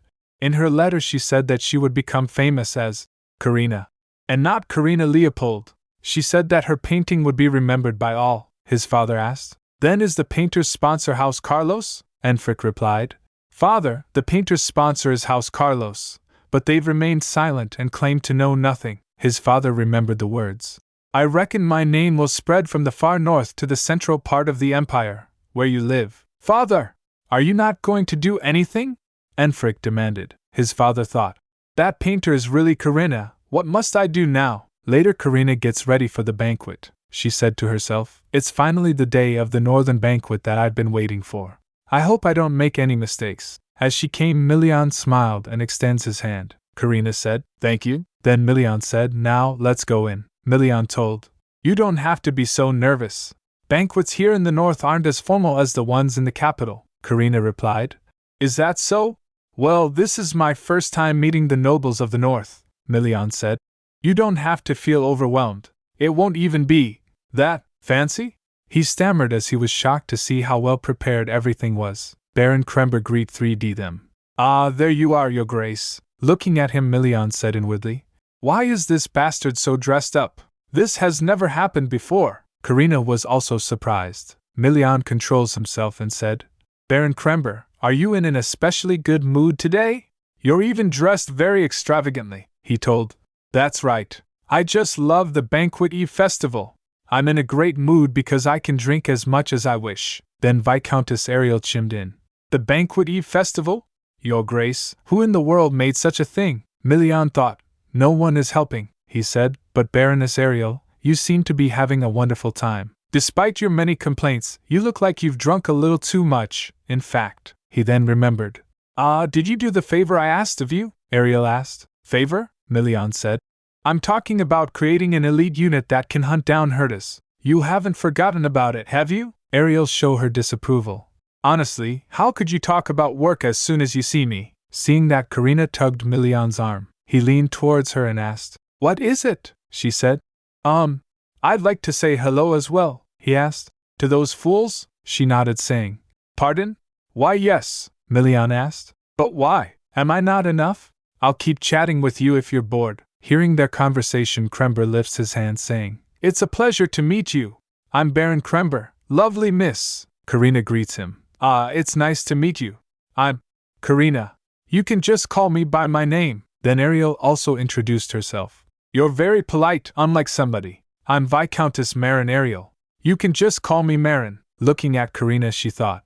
Is this lady the treasure Duke Pastellio has been hiding? Karina said. Thank you.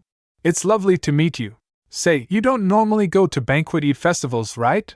You must have come because of me, Milian answered. Well, it's just an event for people to have a few drinks. I don't like alcohol very much. Hearing that, Krember whispered to Ariel, Wow, how could he lie without batting an eye? She responded, Leave him be. We don't know how he'll take revenge if we blatantly laugh in his face. Milian then said, Anyway, I was going to give you a tour of the banquet hall, but it seems like it's going to be a bit difficult. It's too crowded, Karina smiled. It's fine. Then, Krember bowed and said, Karina, His Grace seems to be very busy, so why don't you come with me? I'll introduce you to the nobles of the north. Milian began. Who said you could? But Karina said. Oh my, really? She looked towards Milian and asked. Would it be alright if I stay with him while you work, Milian? He smiled. I'm not that busy. Why don't I introduce you to them? She asked. Are you really not busy? She gazed at him suspiciously. Then he admitted. Come to think of it, there is something I must take care of. Karina smiled and said. Really? Milian points towards Krember and said. I think it'll take about 30 minutes, so stay with this baron here, she replied. All right. I hope you come back soon. As Milian was leaving, he said to himself, She didn't tell me to stay with her till the end. Where should I go? After he left, everyone rushed to Karina. First of all, Krember asked. That was amazing, Karina. You were treating him like he was a puppy. Ariel quickly squeezed her arm and asked, How did you ever manage to tame that man? I've never seen him look so nervous before. Karina stammered. I didn't tame him. Then Count Leonhardt came and said, It looks like everyone's gathered here, he said. I heard Duke Pastellio's fiancé was going to be here. You must be her, Karina replied. Ah, that's right. I'm Karina, he replied. I'm Count Julie Leonhardt. Pleased to meet you, she said. Actually, I'm sure this will be announced soon, but my engagement with Milian will be called off, Krember said thoughtfully. Huh! But there was an order to send all the heron we might find during the upcoming monster hunt to the Duchy of Pastellio, Count Leonhardt added. Yes. I thought that order was given for that purpose, because His Grace has a fiancé, Karina replied. Well, he is collecting them for me. But what purpose are you referring to? Hearing that, Ariel said. Ah, you're not from the north, right, Karina? She replied. No, I'm not, she said to herself. I didn't say my family name, so I shouldn't mention the region I'm from. Ariel explained. Herons are rare, so it's common for people in the north to gift the stones to those precious to them. For example, it could be a parent or a close comrade who fought with you in a battle.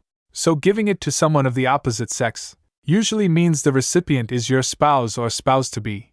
Do you understand? Hearing that, Karina blushed and wasn't able to control her emotions. She thought, a spouse? She shakes her head saying, it can't be. We decided to call off our engagement and, I heard there's a tradition of giving herons to a sick person. That's right. Being strong is very important in the north, so it's conventional to give your spouse a heron you got from a monster you defeated, Karina thought to herself. If that's what that act really means, I'll have no choice but to hurt Milian again, she explained. I have an incurable disease, and the doctor said herons might be effective in treating it. So maybe that's why Milian. After hearing that, Ariel said, I see. She smiled and thinks, how in the world did such a cute lady get involved with that Duke? Then Baron Krember chimed in. It looks like even the ice-cold Duke Pastellio found the perfect match for himself. Now, Karina, since you've met some of the nobles, why don't you take a seat? Later, Count Leonhardt said. The north is quite different from other regions. Have you gotten a bit used to it now? Karina replied. Ah, yes. The culture, food, and lifestyle are kind of different here. But everyone was so kind that I was able to adjust quickly, Ariel asked. Aren't other regions too rigid compared to the north? You're forced to feel like you have to be very formal there, she replied. I know what you mean. Everyone holds up their fans when they laugh, but their eyes aren't smiling. Hearing that, Krember complained. I don't get why they cover their mouths. Karina chuckled. Ahaha. Yes, people from other regions don't usually really enjoy themselves at events, Leonhardt added. Every region is unique in its own way. But the alcohol in the capital is pretty good, Krember asked. Is that the only thing you like about it? Looking at them, Karina thought, they seem like good people. I don't remember the last time I wholeheartedly laughed like this in front of others. As the conversation was going on, Leonhardt looked towards Karina and called her. Karina, she replied. Yes, he said. I don't mean to be rude, but this is my first time seeing His Grace make such a face, even though I've known him for a long time. So I can say with certainty that he did not look like a man whose engagement would end soon. Karina felt panic. Ah, well, Leonhardt added. It's obvious that His Grace adores and cherishes you very much, so I just wanted you to know that. She nods her head and thinks, if I hadn't been so sick, I would have gladly accepted Milian's feelings for me, and told him how I felt as well. If only I could honestly say that I like him. Then I wouldn't have to lie like I'm doing now, and push him away. Then Milian came, and seeing that, Leonhardt looks at time and said, Speak of the devil. He's right on time. It's been exactly 30 minutes. He called her. Karina? She looked towards him and said, Milian. Milian asked, What's wrong? Did something happen? You look, she replied. No, it's nothing. I'd like to get some fresh air, he asked. Oh, did you have a few drinks? She replied. No, it just feels a little stuffy in here. Would you like to come with me? He grabs her hand and said, Yes. I'll follow you to the terrace. Then Milian smirkingly looked towards them and said, Excuse us for a moment. Everyone nods. After they get to terrace, Milian asked, Did you have fun while I was gone? She replied, Yes. Everyone was so kind and told me lots of interesting things, he said. Your face was red earlier, so I was worried. But I'm glad to hear you had a wonderful time, she said. That was because of you, he asked, surprised. Me? She said. You know, Milian, I think I'm a big coward, he asked. What are you suddenly saying? She told. Everyone knew that you look at me in a special way. After hearing that, I felt a little apologetic, Milian asked. For what? She said. I'll be leaving soon. The banquet was delightful, But I feel like I made you misunderstand, he scoffed. Misunderstand, HM? Is this what comes after me comforting you? She told Milian. I don't want you to like me. You're someone who's as warm as spring, so I hope your world always remains warm too. I don't feel like I belong in that world. You're free to do whatever you want, unlike me, he asked. Can't you just stay and enjoy that warm spring with me? She replied. I told you I'd leave when the time comes. I'm not used to being loved. Just think of me as a troublesome storm passing by. Storms never last forever. If you could remember me like that. As she was saying, Milian puts her hand on her cheek and said, A storm leaves many things behind sometimes. Do you know how you look at me? You're absolutely terrible at lying. You have feelings for me too. She was shocked. He kissed her head saying, I'm sure you must be very tired today. It's cold, so go in and rest. Let's continue our conversation tomorrow. I'll make sure to send someone to you. Karina's heart was racing. After leaving her, Milian was walking back. His mind was in turmoil. Think of her as a storm passing by? Nonsense. I have absolutely no intention of considering Karina as someone who will be staying here temporarily. I can't possibly let go of her when I'm certain about my feelings for her. Then he went back to the banquet where Baron Krember saw him coming and asked, Where's Karina? He replied. She seemed exhausted, so I told her to leave early and get some rest. Anyway, what did you talk about with her? He pouts. Nothing much, just that spring has come into your life? Milian chokes him and said, How insolent of you to say so. Seeing that, Count Leonhardt chuckled. She was a gentle and beautiful young lady, and it looked like she was from a fairly high-ranking noble family. Milian replied.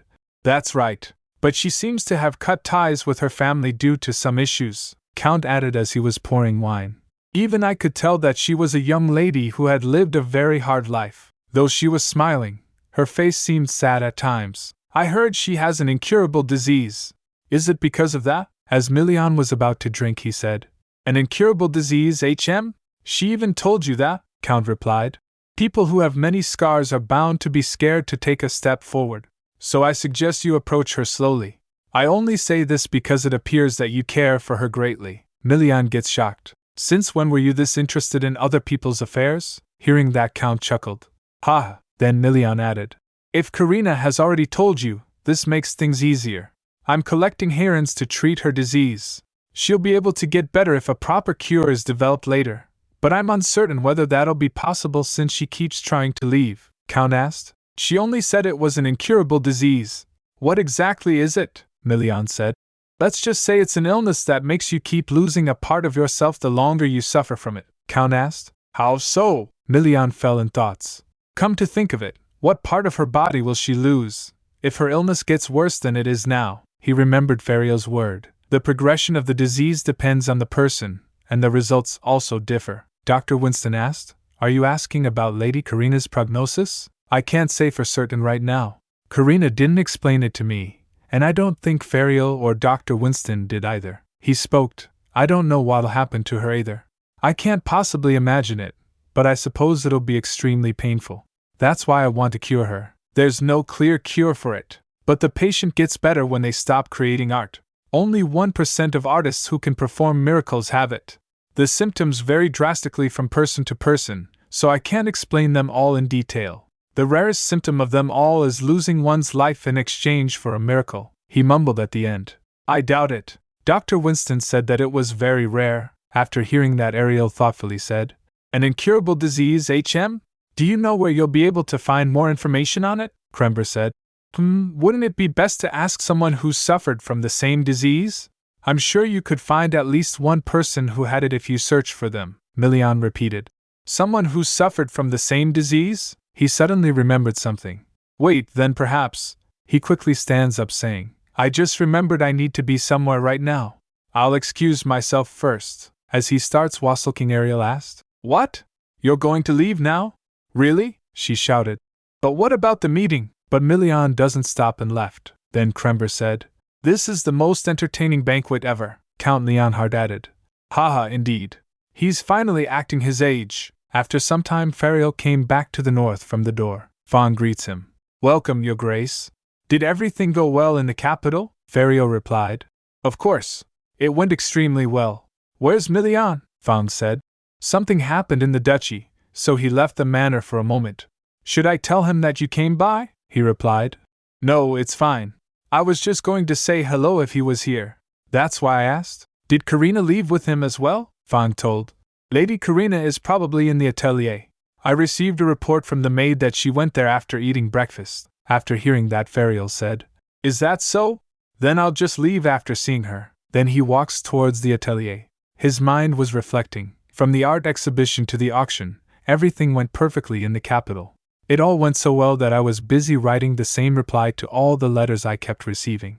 I'm sure she'll be happy when she hears this news. She'll be more excited about the fact that she's becoming famous, and her work is being well received by people than the fact that she made money from selling her art. He imagined Karina saying, Really? I'm so glad to hear that. He felt pleased thinking about that. He then knocks the door and said, Karina, may I come in? There was no response from inside.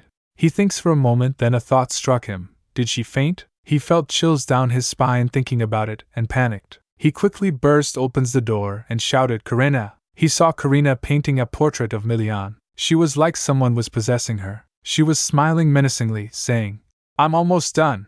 I'll be able to perform a... But Fariel quickly grabs her hand to stop her. He said, Karina! Stop! You mustn't do this! Karina shouted. Let go! I must complete it! She was still in craze, saying, Why? No, I must finish. As she wasn't stopping, Fariel shouted, I told you! This is taboo! If you finish this, you'll die? Hearing that, Karina snapped back for a moment. Then she smirked. If I can finish this painting in exchange for my life, it'll become a masterpiece. So let go. She tried to break free her hand. Then Fariel shouted, Do you want a fake version of him? Hearing that, Karina stopped. Fariel added, That fake will never be able to replace the real one. It won't be the real Milian. Then the paintbrush she was holding fell to the ground, and she felt a little calm. She realized, Wait, was I really trying to create Milian? Why? Is it because what I create becomes mine? Is it because I wanted a Milian who looked only at me, like my Herta did? She trembled thinking about it, and said, I'm sorry, Fariel. He smiled. No, it's fine. Have you calmed down now? He patted her, thinking, This is exactly what was written in the ancient texts. No, maybe her state isn't as bad. Artists who create go insane, and in worse cases, they don't hesitate to harm themselves to continue creating art. But I'm glad that saying Milian's name made her stop. He said that fake will never be able to replace the real one. It won't be the real Milian. She squeezed her hand, saying, At first, I simply remembered a conversation I had with Milian one day. She recalled Milian asking, Do you not draw people? Karina replied. People? Milian said. Yes. I don't think I've ever seen you draw people as opposed to scenery or animals. She thinks for a moment. Well, Milian added, You don't really have to draw people, but I'd like for you to draw your own portrait if possible. They're called self-portraits, right? Karina said while thinking. Self-portraits, but I want to draw your portrait more. Milian was surprised, and looked towards her. Mine? Karina nods to him. He smiled, saying, I'll be looking forward to seeing it. Then she explained the reason. That's why.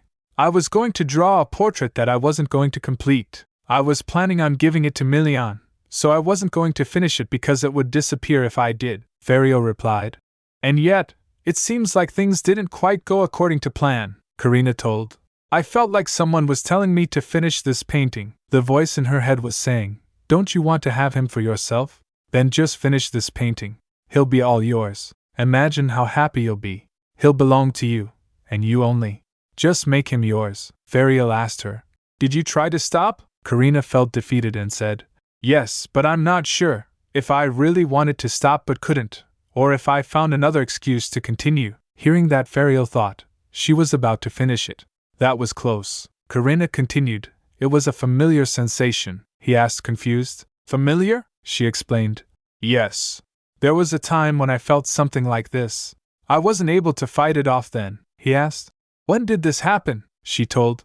When I was little. Fariel was shocked. He asked, Karina, are you saying you've brought someone in your drawings to life before? She averted her gaze and doesn't respond. Fariel grabs her and asked aggressively, I asked you if you've ever created a person using a miracle, she replied, feeling pressured.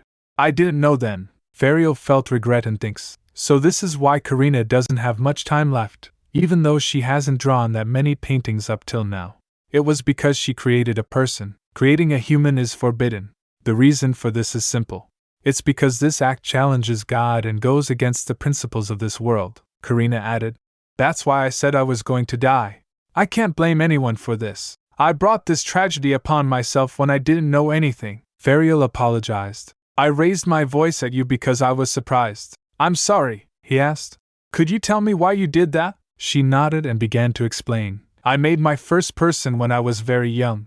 My mother scolded me harshly once. She recalled the past. Her mother was saying, Karina, how could you let go of your sister's hand? You're her older sister, Karina replied. I didn't let go. Leah said she wanted to see the teddy bear. Her mother slapped her and shouted, Don't make excuses. Look at Leah's knee. She could have gotten badly hurt. On top of that, she could have gone missing, Karina cried. I am sorry, her mother added angrily. You didn't let go of her hand because she was complaining just a little, did you? Though you're healthy, Leah is. She stopped as Abilia tugged her dress. Then her father said, We got off the carriage to take a closer look around, but we'd better get back on the carriage, Karina requested. No! I couldn't focus and I'll let go. But no one stopped for her. She told, That was the first time my mother hit me. I felt so sad when I returned to the manor. I felt guilty for being born healthy. She was crying alone in her room and then started drawing. Then the voice in her head started echoing. Your parents in this world don't love or care for you. So if you want kind parents, you must. She told, I heard a voice speaking to me. When I came to my senses, I realized I had drawn my parents smiling kindly on a piece of paper. Fariel asked her. You wouldn't have known that was a taboo back then, Karina said. That's right. I didn't know anything. And I spoke to the gentle parents I created with a miracle for only 10 minutes, but I fainted right after that. When I woke up, I found myself lying in bed, Fariel asked. In your bed? She replied. I believe the parents who came from my painting tucked me in. Looking back, I think that's when I slowly began to become sicker, he said. It's not your fault that you didn't know what this would do to you. Don't resent yourself. Karina was feeling down, she said. Of course. I don't resent my younger self, she thinks. If I'd never had that experience, I would have already, Fariel added. But you must never perform a miracle from now on, Karina, she replied. I'll try. Then Fariel said, I'm going to save you no matter what. I'm going to do everything I can to do so. So you must yearn to live as well, Karina, she replied. I want to live. I've never been this desperate. Hearing that, Fariel felt relieved. That's all I need. Then someone knocks on the door. It was Milian. He was saying, Karina? Are you in there? I'm going to go in. He opened the door and saw Fariel kneeling in front of Karina. Milian asked, What are you doing? Fariel thought to himself, seeing the situation. This is going to be complicated. Milian walks to them and asked, What are you doing? Karina replied, Milian. Well, Fariel just returned, so he was chatting with me for a moment, Milian asked. But did he need to be holding your hands while doing that? Fariel awkwardly stands up and said, I was just excited to see her, Karina stammered. All right. It's been so long. Milian stared at them like a wild beast for a moment. Then he snatches away Karina's hand from Fariel and hugged her, saying, I miss you, Karina asked. What? Seeing that, Fariel chuckled, and Milian glares at him. Karina smiled. But we saw each other this morning. Then Fariel chimed in. Are you treating me like I'm invisible? Milian again glares at him. He began. Fariel, you're... but stopped seeing his portrait. Huh! That's... he said. So this is what I look like in your eyes. Karina blushed at first, then awkwardly said, Well, I was going to give it to you as a gift, Milian said. This is the first time, Karina asked, confused. What? He said. I've never received a portrait of myself as a present before, so I'm glad. And I'm even happier because you're the one who drew it for me, Karina asked. Really? She thought to herself. I'm glad I didn't complete it. At least I'll be able to leave a trace of myself now. Fariel, who was also standing there, thought. They're really treating me like I'm invisible. He started walking and said, I'm done here, so I'll be going now, Milian called. Fariel Carlos, he replied. Yes? Milian said. I have something to say to you, he asked, confused. Something to tell me? Milian asked. Do you have time? Fariel felt instinctively. I have a bad feeling about this. After that, as they talked, Milian slapped Fariel. He felt pain and said, What in the world are you doing? Milian asked. Don't you have anything to say to me? Fariel was confused. Anything to say to you? What do you? Milian cut him off. You're more knowledgeable about art disease than I am, Fariel began. What are you suddenly? But again got cut off by Milian. You already know that Karina's dying. Am I wrong? Milian clenches his fist saying. I trusted you. That's why I asked you to help her, Fariel then asked. It couldn't have been Dr. Winston who told you. So who was it? Milian grabbed Fariel by his collar and shouted. Does it matter right now who told me? How could you hide this from me when her life is in danger? Fariel responded. Let me correct you on one thing. I was asked to do this favor, Milian asked. A favor? He replied.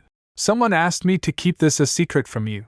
Who do you think that was? Why don't you blame yourself for failing to win Karina's trust instead of blaming others? Hearing that Milian wasn't able to control himself, and raised his fist to hit Fariel, he shouted. You bastard! Fariel covered his face with his arms to avoid hit on the face.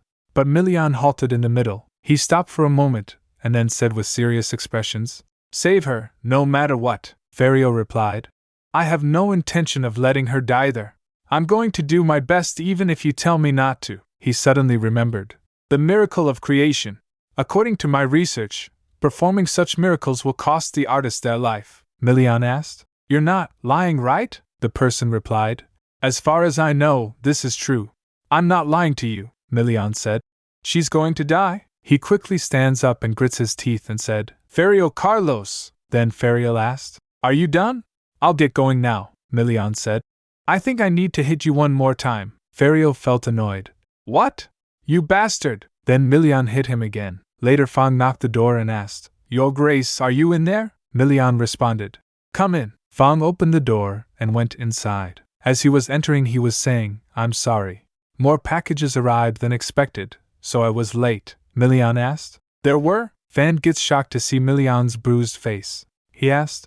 Good heavens! What happened to your face? Milian replied. Don't worry about it. It was just a small skirmish, and I hit him more than he hit me. Fang asked. Who would dare to exchange blows with you, Your Grace? Milian said.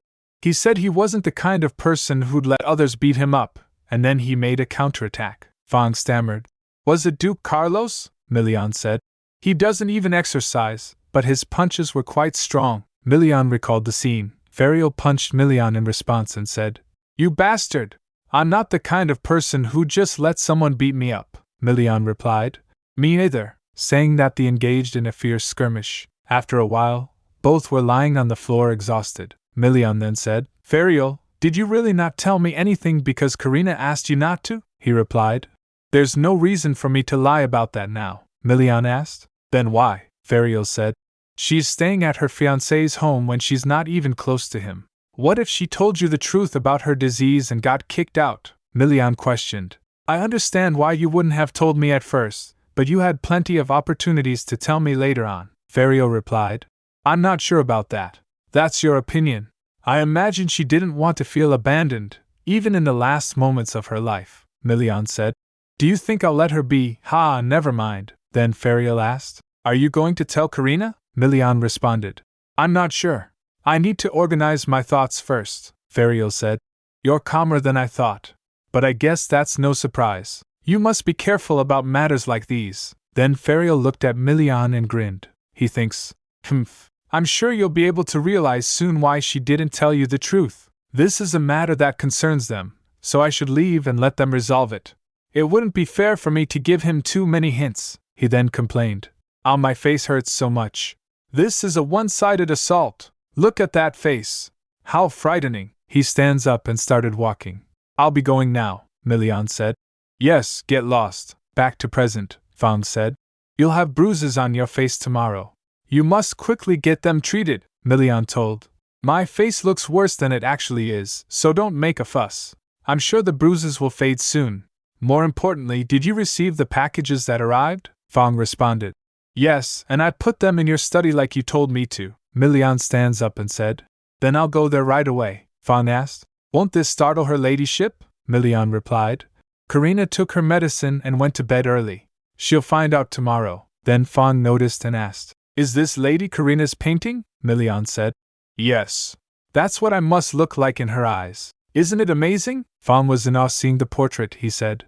It's magnificent. Then Milian left, and Fang followed him. As he was walking, he was thinking. As Fariel said, I understand why Karina hid the fact that she was dying. Back then, Karina was merely a bothersome fiancé to me. That's why I promised to call off the engagement. But the circumstances have changed. That's why. It truly pains me to find out about this now. I know why Dr. Winston and Fariel didn't tell me. It certainly wasn't because they looked down on me. Karina, you had been thinking about your death all this time. I can't imagine how lonely you must have been as you endured those torturous moments alone. He imagined Karina sitting in front of the window. He remembered her words. This is my first time being comforted like this, but I feel a lot better thanks to you, Milian thinks. I now understand why you made that expression back then as well. He then ordered. Fawn, don't let anyone in here until I call for you. If someone comes looking for me, tell them I went to patrol the duchy. Fawn complied. Yes, Your Grace. Milian sits down and started analyzing the documents. He thought, I must find out more about art disease. Art disease is an extremely rare illness, which is why there is no cure for it. It's probably because there hasn't been enough research on it, he resolved. It's too early to despair.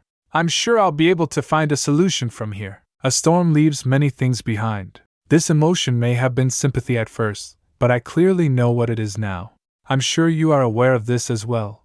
Your expression told me everything.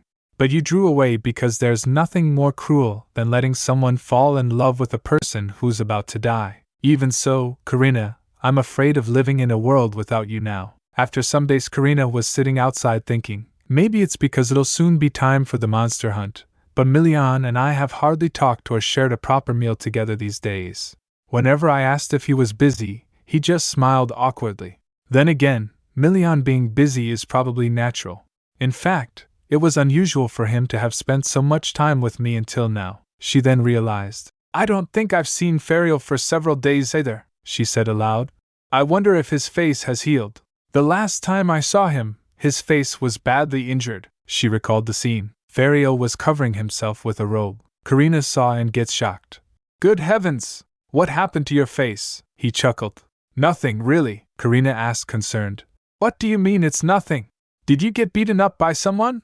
Your face is completely swollen. Fariel scratched his face thinking and doesn't respond. Karina gets shocked realizing. Wait, did Milian? But Fariel shrugged it off saying. We just had a small fight. We didn't really get along when we were in the academy either. Karina prayed. I hope everything is alright. The Herta who was lying on the ground walks to Karina. Karina said. Herta, we're going to go to the forest soon. Do you know that? She extends her hand and rubs Herta. Karina thinks, I can't believe Milian does everything I ask him to do. I've gotten so used to having him be a part of my life. This might make it harder to say goodbye later. Suddenly Dr. Winston came and said, There you are. Karina looked towards him and asked, Dr. Winston? Oh, is it time already? I'm sorry, he replied. It's all right. Shall we go inside now? It's not good to breathe too much cold air, Karina replied. All right. After checking up on her, doctor asked, How have you been feeling these days? She replied, I still have seizures, but I'm doing all right. Doctor sighed. You don't need to lie, then she said. Honestly, I'm not fine. I feel like it'd be better to be dead, but I can't tell anyone about this. These days, I feel sorry for those who became involved with me. Doctor comforted her. You don't have to think that in front of me at least, Karina said. You know, Dr. Winston, I feel like I'm doing something terribly wrong to Milian right now. I wonder if it'll be all right for me to leave. After a pause, she added, Dr. Winston, I'm going to die. My seizures become worse day by day, and the pain is getting stronger. I feel like my end is drawing near, Doctor said. Lady Karina, suddenly someone knocks the door. A maid came in and told, My lady, His Grace invited you to a dinner banquet. May I help you get prepared? Karina replied. Ah, yes. Please come in. She turned towards the doctor and said, Dr. Winston, about what I said today, he assured. Don't worry. I won't tell anyone, she replied. Thank you. After she gets ready, she walks to him thinking, I feel a little embarrassed because I've been thinking about Milian all day long. Milian called for her. Karina, she asked, have you been waiting long, Milian? He replied. No, I just arrived as well.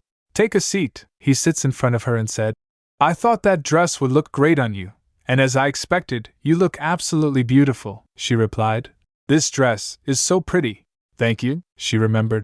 Are you not busy anymore? He replied. I'm not. We'll be leaving soon. Karina looked towards the food and said, It feels like it's been so long since we had a meal together. Milian asked. Have you been lonely? Karina blushed. What? Milian teased. Your expression tells me you were, she replied, feeling embarrassed. Not at all. Milian, you're teasing me, aren't you? He replied. No, I'm not, Karina then said. Would it sound strange if I said it's amazing how you've always eaten with me, even though you're such a busy person? Milian said. I didn't find it bothersome to spend time with you, he asked.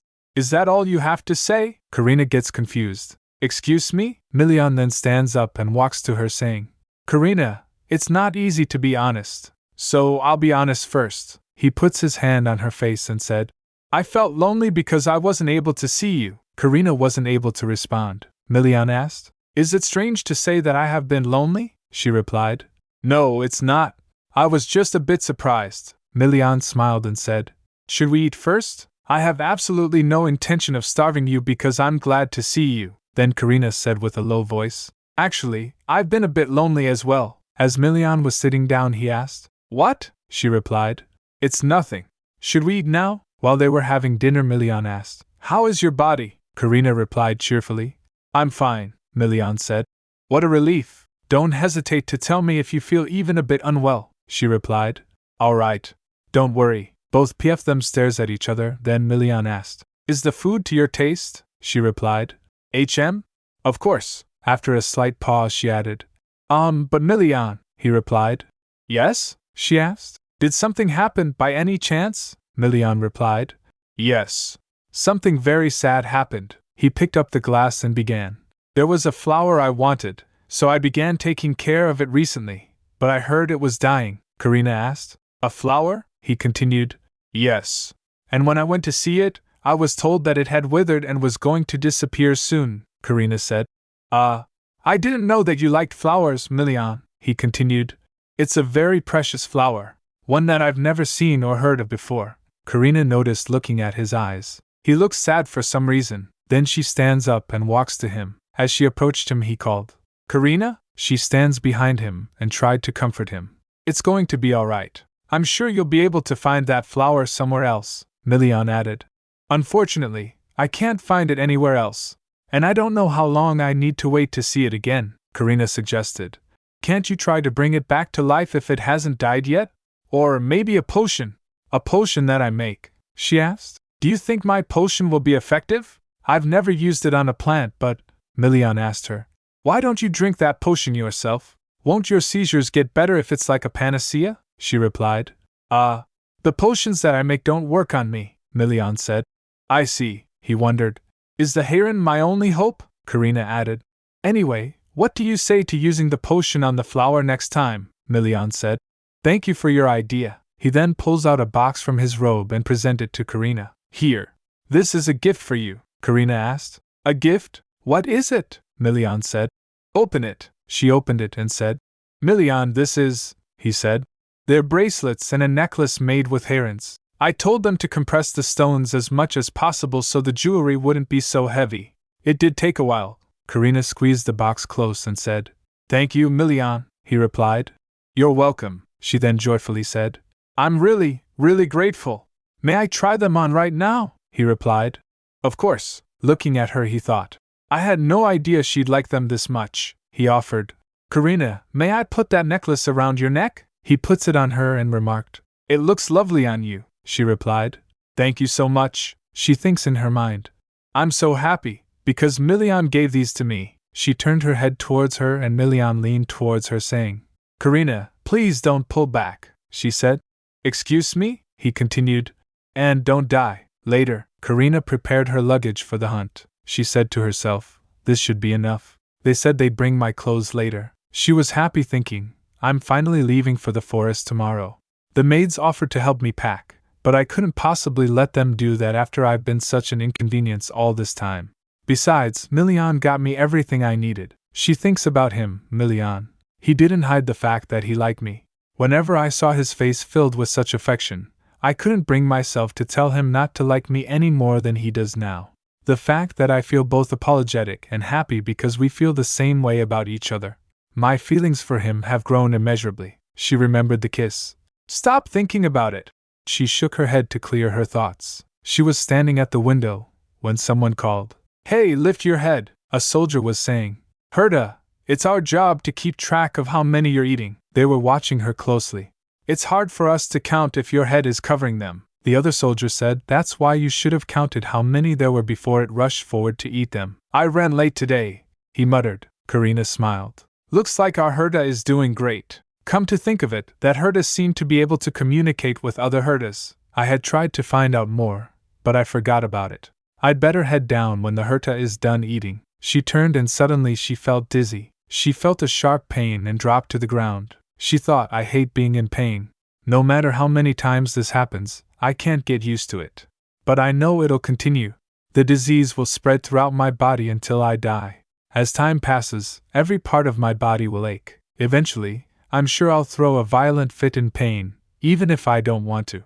If I end up raising my brush to get rid of the pain and save myself, I'm going to be. Tears started falling from her face. Then a maid knocks on the door and comes in. Excuse me, my lady. The maid saw her on the ground and rushed towards her, calling for her. Karina tried to steady herself but couldn't. As she was losing consciousness, she thought, I must tell her I'm fine. If Milian comes back, he'll worry about me. She passed out. Later, when she opened her eyes, she was in bed. She was blinking her eyes thinking, I need to get up, but warmth surrounded her as she struggled. She turned to the other side and saw Milian. He said, Good morning, Karina. Seeing him, she thought, I remembered the seizure yesterday and the maid who found me. Had an entire day passed already? You sweated a lot at dawn. Are you thirsty? Milian asked, brushing her hair aside. A little, she replied. But why did you sleep in my room? Drink some water first, he interrupted. He poured out a glass and offered it to Karina. She took a sip and began. Milian, I fainted again yesterday, so I'm not sure how this may sound, but it's fine, he cut in with a smile. She asked. Excuse me? He added. You're going to say you want to go to the forest with me, aren't you? She wasn't able to respond. Seeing that, Milian laughed. You're terrible at hiding your thoughts. Don't worry, I won't try to stop you. It's only 9 o'clock. I'm leaving first as part of the advance party, and you can join me in the afternoon with Dr. Winston, Ferial, and the second group. Thank you, Milian, she said softly. He smiled. I need to check the location of our camp and patrol the vicinity. I'll come to welcome you before you arrive. He kissed her. Then Karina said, Milian, you're kissing me so often these days. She stammered, flustered. He chuckled. You may run out of energy and faint on your way there, Karina asked. But it's not like my kiss is food. What does this have to do with energy? I'll see you at dinner, he added, heading out. Yes, I'll see you then, she replied, feeling a flutter of joy. He patted her before leaving. After he left, Karina thought, is it all right for me to feel this happy? Just what kind of relationship is this? Are we merely an engaged pair, or are we lovers? He confessed his feelings for me, but I haven't given him an answer yet. And yet we kiss each other. She then resolved, I'd better finish packing my things, she said to herself. I want to hold on to this happiness just a little bit longer. As they were prepared to leave, some soldiers were organizing things. Oh, that's been already sent with the advance party, another asked. Do we have enough blankets? We need extra weapons on this wagon as well. Karina and Ferial were also standing there. Goran came and greeted. Hello, my lady, Karina replied. Captain Gordon. I thought you already left with the advance party, he said. His Grace ordered me to stay. I'm planning on going with the second party and joining the advance party later, she replied. I see, Gordon added. Anyway, I prepared your carriage, Ferial suggested. It'll be more comfortable for you to ride a carriage than a horse, Gordon asked. Or would you like to ride your Herta? Ferial looked at Herta and said, Ooh, they must have put that bow around it to differentiate it from other Hertas. Then Karina called out, Herta? Herta rushed to Karina and bowed in front of her. Seeing that, Karina said, I love your cute bow. Are you telling me to ride you? Karina sits on its hand, Gordon said. It could be dangerous, so be careful, she replied. I will. Herta puts Karina on its shoulder. Then Gordon said, Don't go too quickly, and don't get into a fight with her ladyship on your back. Herta stared at him and then averted its gaze. He then added, Anyway, we'll be leaving soon, so please wait a moment. Ferial also started walking, saying, I'll be going with the party over there. See you later, then Karina said. Herta, you popped out of my painting, yes? It growled. She added, I'm happy that you're still alive, but I'm curious about how you managed to do so. It spoke. I ate it, instead of your life, Karina asked. What? You ate what? It said. I ate the core, Karina replied. Core? Are you talking about the heron by any chance? Hearing that, she thought. It ate that instead of my life? Why? Then a soldier announced. We'll be leaving now, Karina replied. Ah, yes. Meanwhile, Milian was fighting with monsters. As he sliced another one, a soldier said, Your Grace, I don't think there are any monsters around here anymore, Milian asked. Is this the last one? Check if there's a heron and take it away, the soldier complied. Yes, Your Grace, soldier examined and said. We weren't able to find any herons in the monsters, including the one now, Milian ordered. Then drag the carcasses over there so they stay out of sight. And wipe all of the blood. Soldiers were shocked. One of them asked, Pardon? How are we supposed to wipe all of this blood? Milian said. What if people in the second party see this and become startled? The soldier replied. But we see monster carcasses all the time, so I doubt. He got interrupted by another soldier who whispered. Shut up and just do it, you fool, he whispered back. But why? Others said. Hurry and fetch some water. Then he turned to Milian and said, I'm sorry, Rohan's not a bad person, but as you can see, he's slow to catch on, Milian said. Just hurry up and clean this mess. Then the soldier asked, Will her ladyship be coming with the second party? Milian said. Yes, the soldier replied. Then it looks like we must try to erase this stench as well. Seeing all the marks, Milian thought. I don't think Karina would mind very much, but I just don't want her to see this. Sympathy? Remorse? Love? It's hard to describe how I feel when I think of her. I have no idea what was going through her head when she smiled at me all this time. I wonder how many times I hurt her out of ignorance, but she didn't show that she was upset even once, he said aloud. You make me feel like an idiot. You don't want anything. You have no desires, you never ask for things, and you do not share your thoughts with me. So, I suppose you won't reveal your feelings till the very end. But I have no intention of waiting till it's too late to find out. I won't let you leave me, go off to a quiet place, and die. That's why I must find herons. They could be the only way to save you, he then instructed. We'll call it a day when the second party arrives, then we'll go hunt for monsters at dawn tomorrow, the soldiers complied. Yes, Your Grace. As Milian was walking, a soldier asked, Where are you going? He replied.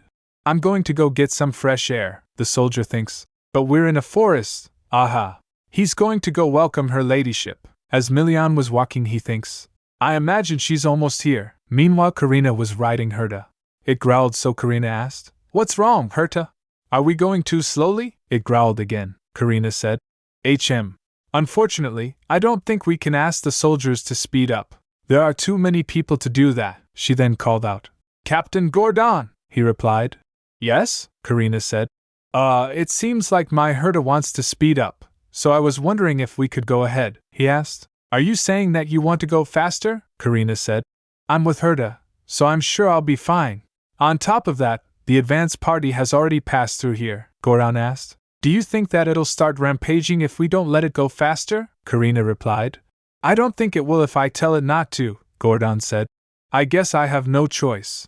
As you said, I don't think it'll be very dangerous. But don't stop and join the advance party right away, just in case, Karina agreed. All right. Let's go, Herta. Herta then sniffed and started sprinting, holding Karina. She thought, It's so fast. I can see why it seemed frustrated with going slowly. There's nothing blocking its way, and there's so much open space here.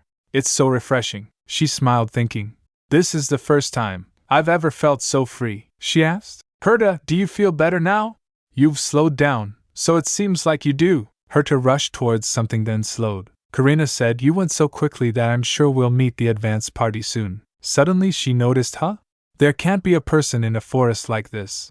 But if there is, then. She saw Milian and called out, Milian? He gets surprised. Karina? Then Karina said, Herta, stop for a moment and let me down. Milian walks to her and said, Karina, I told you to travel safely, but it looks like you couldn't help it, she replied. My Herta wanted to run, so, and I was alright with it since I had lots of fun, she added. I wonder if this is what it feels like to ride a horse. I want to try it out one day. Then Milian undresses his robe and puts it on Karina, saying, The winter wind is quite cold, she blushed and said. I'm really fine. I didn't feel cold when I was traveling here with Herta, Milian said. I'll teach you how to ride a horse later, if you'd like. Karina jumped with joy. Really? He said. Yes. The Herta slept near them and started doing off, Karina said. I'd love that. But I'm kind of surprised, because I thought you'd say no, Milian asked. Is that how much you wanted to ride horses? She told. It was on my bucket list, Milian asked. Bucket list? She said. It was very popular in the capital before I left, Milian replied. Is that so? I've never heard of it before. Karina hesitated at first, then added. People eventually die. Milian felt shock. What is she saying? Karina added. But you never know when that will happen. So commoners made lists of things they wanted to do before they died. It was a popular trend. Simply put, a bucket list is a list of things you want to do, Milian asked. What else is on it? She replied. Pardon? Milian said. Your bucket list. What else would you like to try other than riding a horse on your own? She tells in her mind. My bucket list was filled with things like this: prove myself to my family, show the world my paintings, paint lots of sceneries till I die, and go on a trip with Milian. Order all of the cakes I want to try and take only a bite from each one. I want to raise a dog, marry Milian, have a child with him, and shower it with the love that I didn't receive. There are so many things I want to do. But above all, I want to tell Milian that I like him. She shakes her head saying, There's nothing much on it, Milina asked. What do you mean? It's all right, so tell me, Karina replied. It's all for fun anyway. I'm going to do them all one day anyway, so it's fine, Milian mumbled.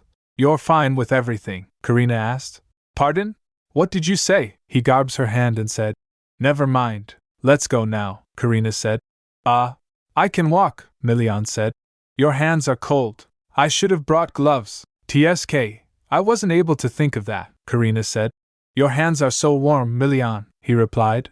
No, yours are just cold. Then Karina remembered. Come to think of it, it's my first time coming to this forest. It's so fragrant here. So this is what it feels like to be surrounded by the smell of grass and soil, she thinks in her mind. I suddenly feel compelled to paint after realizing this. Milian smiled.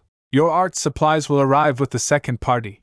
Be patient, even if you get the urge to paint. Karina gets confused. Excuse me? How? Milian said. I told you that I can tell what you're thinking just by looking at your face. She felt touched and began. One of the things on my bucket list is seeing you become happy, Milian, he asked. Seeing me become happy? She said. Yes.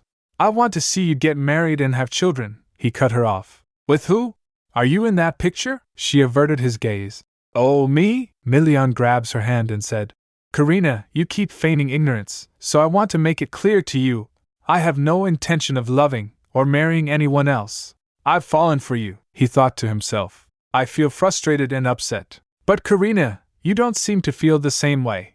You said earlier that you would do all those things from your bucket list one day. You know that your time is limited, so how could you make that face as if everything is all right? Just how in the world am I supposed to support someone who can smile when she's this close to death? I feel so helpless. All I can do right now is, he said. I've fallen for you. I like you, Karina, not anyone else. She was stunned for a moment, then she replied. What you're feeling is probably pity. Of course, I won't deny that I was also interested in you. But that was simply because I felt grateful.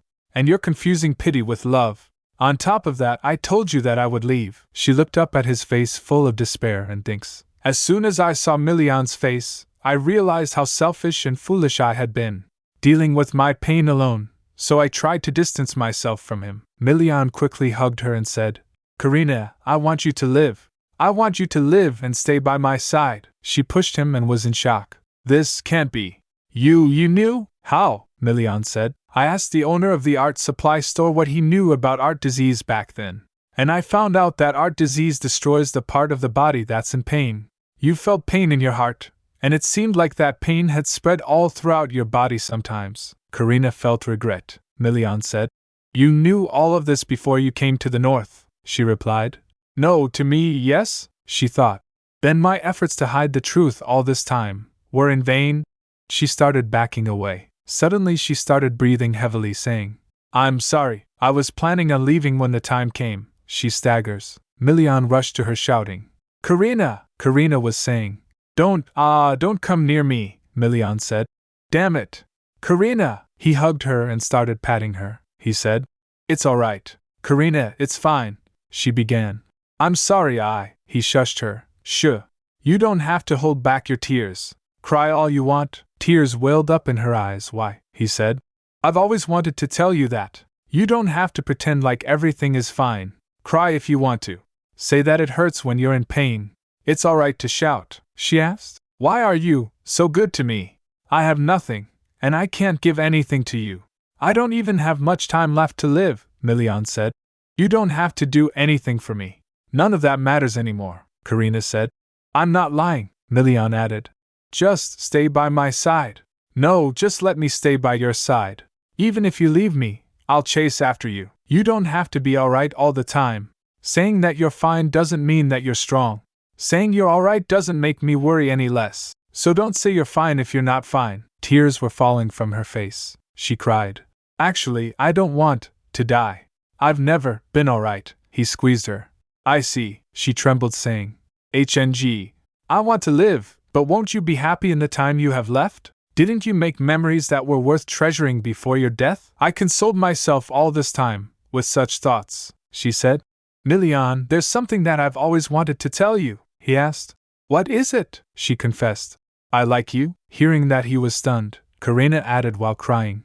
I'm sorry for liking you. After some days, a servant from bank greeted. Welcome, Lord Leopold, Count replied while walking. Yes, long time no see, the servant asked. What brings you here today, my lord? Count looked around and said.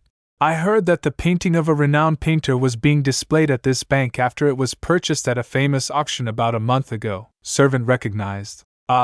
You must be talking about Karina's painting. Yes, you're right. It's on display in the innermost part of the bank, but, Count asked. But, the servant said. It's a very famous painting, you see. Many people come to see it even though we've doubled the security, the Count said. How popular could it be? He was shocked to see that many people. Wait, what is this? He saw crows gathered in line to see the painting. He was in disbelief. Seeing that, Enfric said. It looks like that rumor was true. I heard people say that it was difficult for both commoners and nobles to see the painting if they didn't get in line. The servant apologized. I'm really sorry, but please stand in line over here. Then the Count showed his annoyance to wait in line. The Count said while waiting in line. Enfric, I don't believe Karina is that famous painter, Enfric replied. This painter's works became famous after Duke Carlos began managing them, and it's well known that Duke Carlos and Duke Pastellio are close friends. Don't you believe there could be a connection? The Count said. But Karina never learned how to draw properly to begin with, so she couldn't possibly have painted something so famous. This is a waste of time. I feel like a fool standing here. Enfric, let's go back, Enfric asked. Father, are you going to repeat the same mistake again? Count asked. What? Enfric said with a serious face. Your apathy pushed Karina to the limit. Our family was to blame for making her cut ties with us because everyone thought she was alright, he thought to himself. But do I have the right to say this? I felt terribly regretful when I heard that Karina had run away from home. I found myself wishing that she had told us something other than I'm alright. I thought everything would be fine because we were family. I believed she wouldn't leave us no matter how hurt she was, precisely because we were family, and that even if she did, she'd return someday. I thought she was simply becoming more mature, but she was actually closing her heart off, he remembered. Did you know? There's a world out there where the main character isn't Abelia, Felden, or Enfric. There's a world where I'm the protagonist, he wondered. Did Karina see us as the main characters? Then, Karina, what did you consider yourself to be? Looking back, I don't recall buying her a proper present even though I'm her brother. My family probably brought this upon ourselves, his father asked. What in the world are you saying? Enfric said. I'm saying that everything Karina wrote in her letter is true. You, mother, and I have indeed been much too indifferent to her, his father questioned. I'd like to ask how I was so indifferent to her. I would have readily talked to her about this if she wanted me to.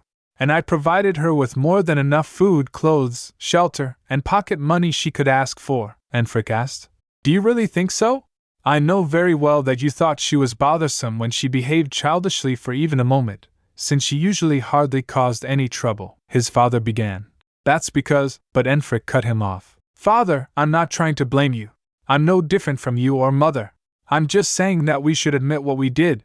We were wrong to treat her that way, his father said. Enfric, how could you? Suddenly the servant at the door called out. Next, Enfric started walking while saying, There are people standing in line behind us, so let's go inside for now. I'm sure we'll find out if Karina truly is the one who drew this painting upon seeing it. After seeing the painting, Count said, I feel like I've seen similar sketches and layouts in Karina's room. Is my daughter really the famous painter? Enfric was shocked to see the painting. He said, Father, but Count replied, Yes, you don't have to say a word. It's clear that Karina painted this. Enfric interrupted. No, more importantly, look at that hill. Count recognized. Hill? That looks exactly like the hill behind our manor. And it looks similar to something she drew a while ago. Enfric pointed. Do you see that under the tree? Count turned saying. Under the tree? I can't see very well. Let's hurry back. I must find out more about who hosted the auction, Enfric said. It's us. Hearing that, Count stopped. Enfric said. The people under that tree are our family, Count replied. I see. I'm glad that she hasn't forgotten our home. Anyway, we must meet with her in person and talk to her, Enfric asked. Do you know what that means, Father? Count grumbled. Enfric, what are you trying to say? Speak plainly. I'm getting old, so it's becoming harder for me to understand your intentions if you speak in a roundabout manner, Enfric said. The painting means Karina was home alone while we were enjoying ourselves under that tree. This drawing holds Karina's loneliness. It contains the emotions she must have felt when she watched us from her room, Count said. Well, she wasn't good at socializing, so she was alone often, Enfric said. I felt like I was alone in this world the moment I saw this painting. Hearing that, Count doesn't respond. He thought to himself, Yes. I don't want to admit it, but for some reason my heart hurts when I look at that painting, even though it depicts a warm and happy spring day. It's also stirring up strange emotions within me. The Count spoke, shrugging it off. What kind of answer do you want from me? I think she did a fantastic job of painting that. I had no idea she was so talented. I'm very happy that all of my children are very, but Enfric cut him off. Father, why do you keep trying to deny it? Did you really not feel anything after seeing this painting? Is anger all you felt after reading Karina's letter? The Count said. I felt apologetic that I didn't realize anything till this happened. That's why I'm trying to meet Karina and have a conversation with her. But I'm not so sure about the painting. I've changed. I'm not as emotional as I used to be. Hearing that, Enfric thought. I know it's not easy to change someone who has lived all his life like this. No, there must still be some hope. He's denying it, but I'm sure Father felt something when he saw the painting. Then Enfric said, We must meet Karina as soon as possible and bring her back. Count agreed. Yes, all right, he thinks. I must send a letter to the north and tell Duke Pastellio that I'm going to bring Karina back. At the camp, Milian returned holding Karina. A soldier saw and said, Your Grace, you're here? Milian asked. Are you done setting up the tents? The soldier said. I was told we were almost done, but a nod interrupted him. Set up a bed in a tent at the center. The soldier showed the way. Milian puts Karina on the bed. He remembered her word. I'm sorry for liking you. Then the soldier came and said, Your Grace, I brought a glass of water and a cold wet towel, Milian said. Leave them here and go. The soldier complied. Yes, Your Grace. As Milian started to leave, the soldier asked, Your Grace? Where are you going? He replied. I'll be right back. The air was cold as Milian stepped outside. He started smoking. The smoke from his cigarette curled in the air. If possible, I didn't want to smoke at all. But if I don't do this, I know I won't be able to remain calm. Memories of Karina flooded his mind. I could only console Karina when she cried uncontrollably. I felt so pathetic because... He slammed his fist against the tree. Damn it! I wonder what she was thinking.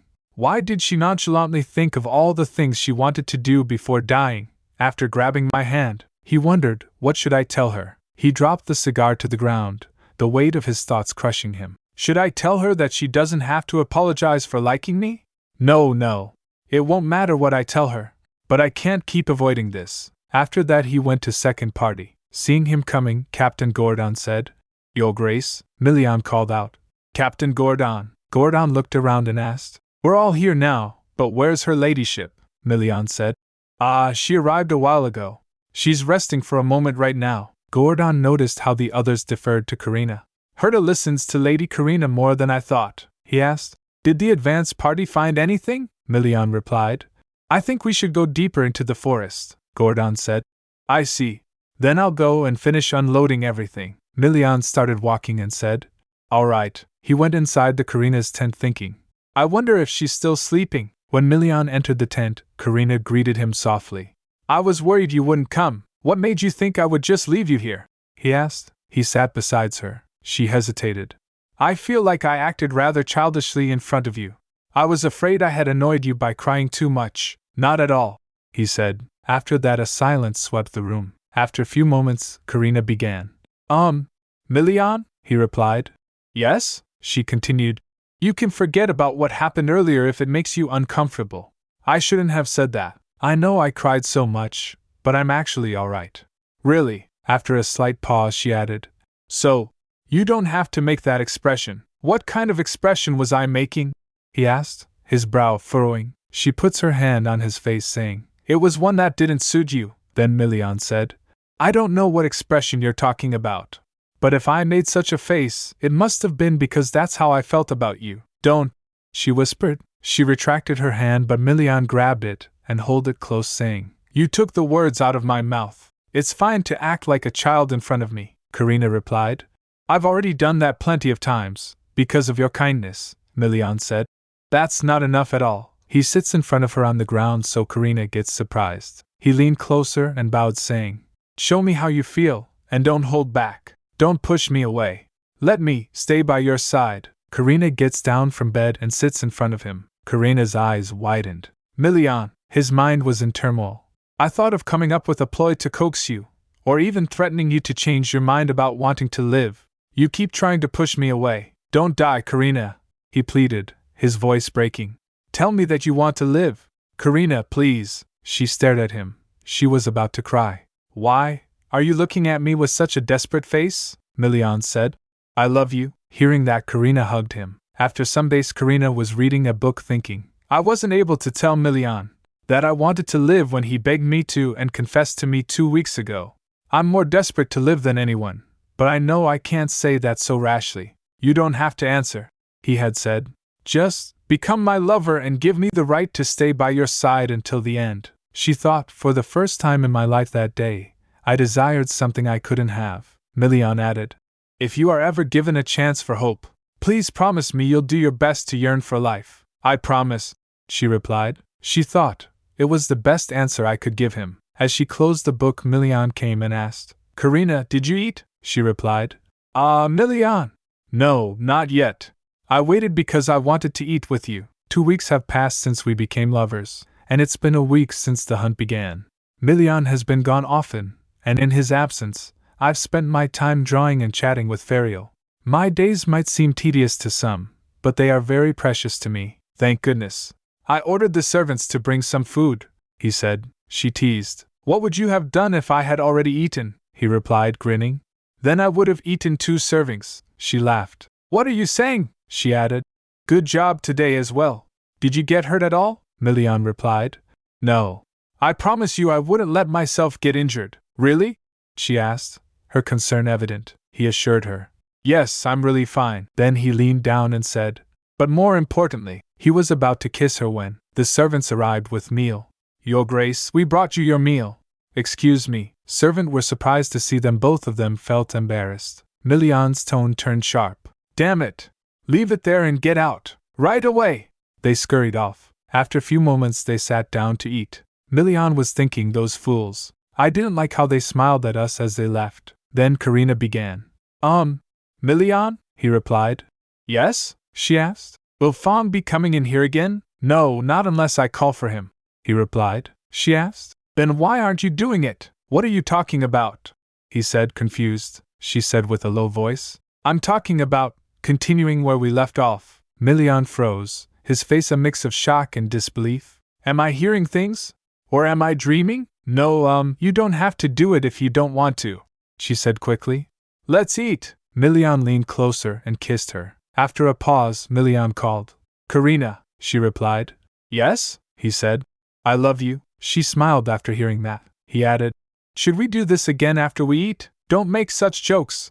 She stammered, Her face was heating up. We're going to move the camp deeper into the forest tomorrow, Milian said, changing the subject. So we need to eat a lot, she asked. Really? He replied. Yes. I found a good spot. And though it's a bit far away, you can even see the snow-capped mountains from there. Her eyes lit up at the thought. She said, I bet they'll be magnificent. You want to paint the mountains, don't you? He asked, smiling. Was it that obvious? She replied. Milian's voice grew serious. Did you have any seizures today? Don't think about lying. You promised that you'd be honest with me. She nodded. I had 3 seizures, but they didn't hurt very much. Strangely enough, I think the seizures have become less painful after coming to this forest. Do you think it's because of the heron? Milian wondered. He said hopefully. It'd be great if that's effective. Come to think of it, Fariel told me to bring him the carcass of a monster that had a heron.s. Karina asked. Fariel did? Milian replied. Yes. He said there was something he wanted to check, but the problem is how to find one. Then she asked, and has my herda been behaving? He thought. The herda that accompanied us due to your request was more obedient than we thought. I mean, it went wild when we hunted monsters, but it's getting along with the other soldiers. But, Milian hesitated. She asked. But, he told, that rascal eats herons. It's a bit of a waste, but we're feeding it herons because it won't eat the food we give it. And we don't need herons that have already been researched. She asked suddenly. Is a heron like a monster's core? A monster's core? Milian echoed. She replied. Yes. Herda once told me that it ate a monster's core instead of my life. Milian thought. A monster's core. I feel like I've heard that phrase before, he said. Wait, I'm sure I have. Those words were used a very long time ago in these lands before they became part of the Empire. Karina gets surprised. Was it that long ago? How did the herda I made know that? Milian said. Art that manifests a miracle takes your life force in exchange.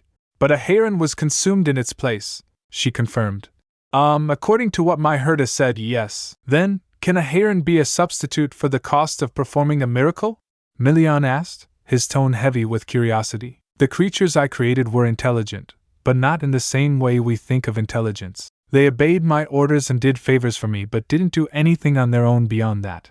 However, the herda I made this time was different. I don't know much about my first herda, but maybe it's because I created the second one while in a state of insanity. It was an intelligent being, one that acted on its own desires. Karina said, I wonder what's different about this herda?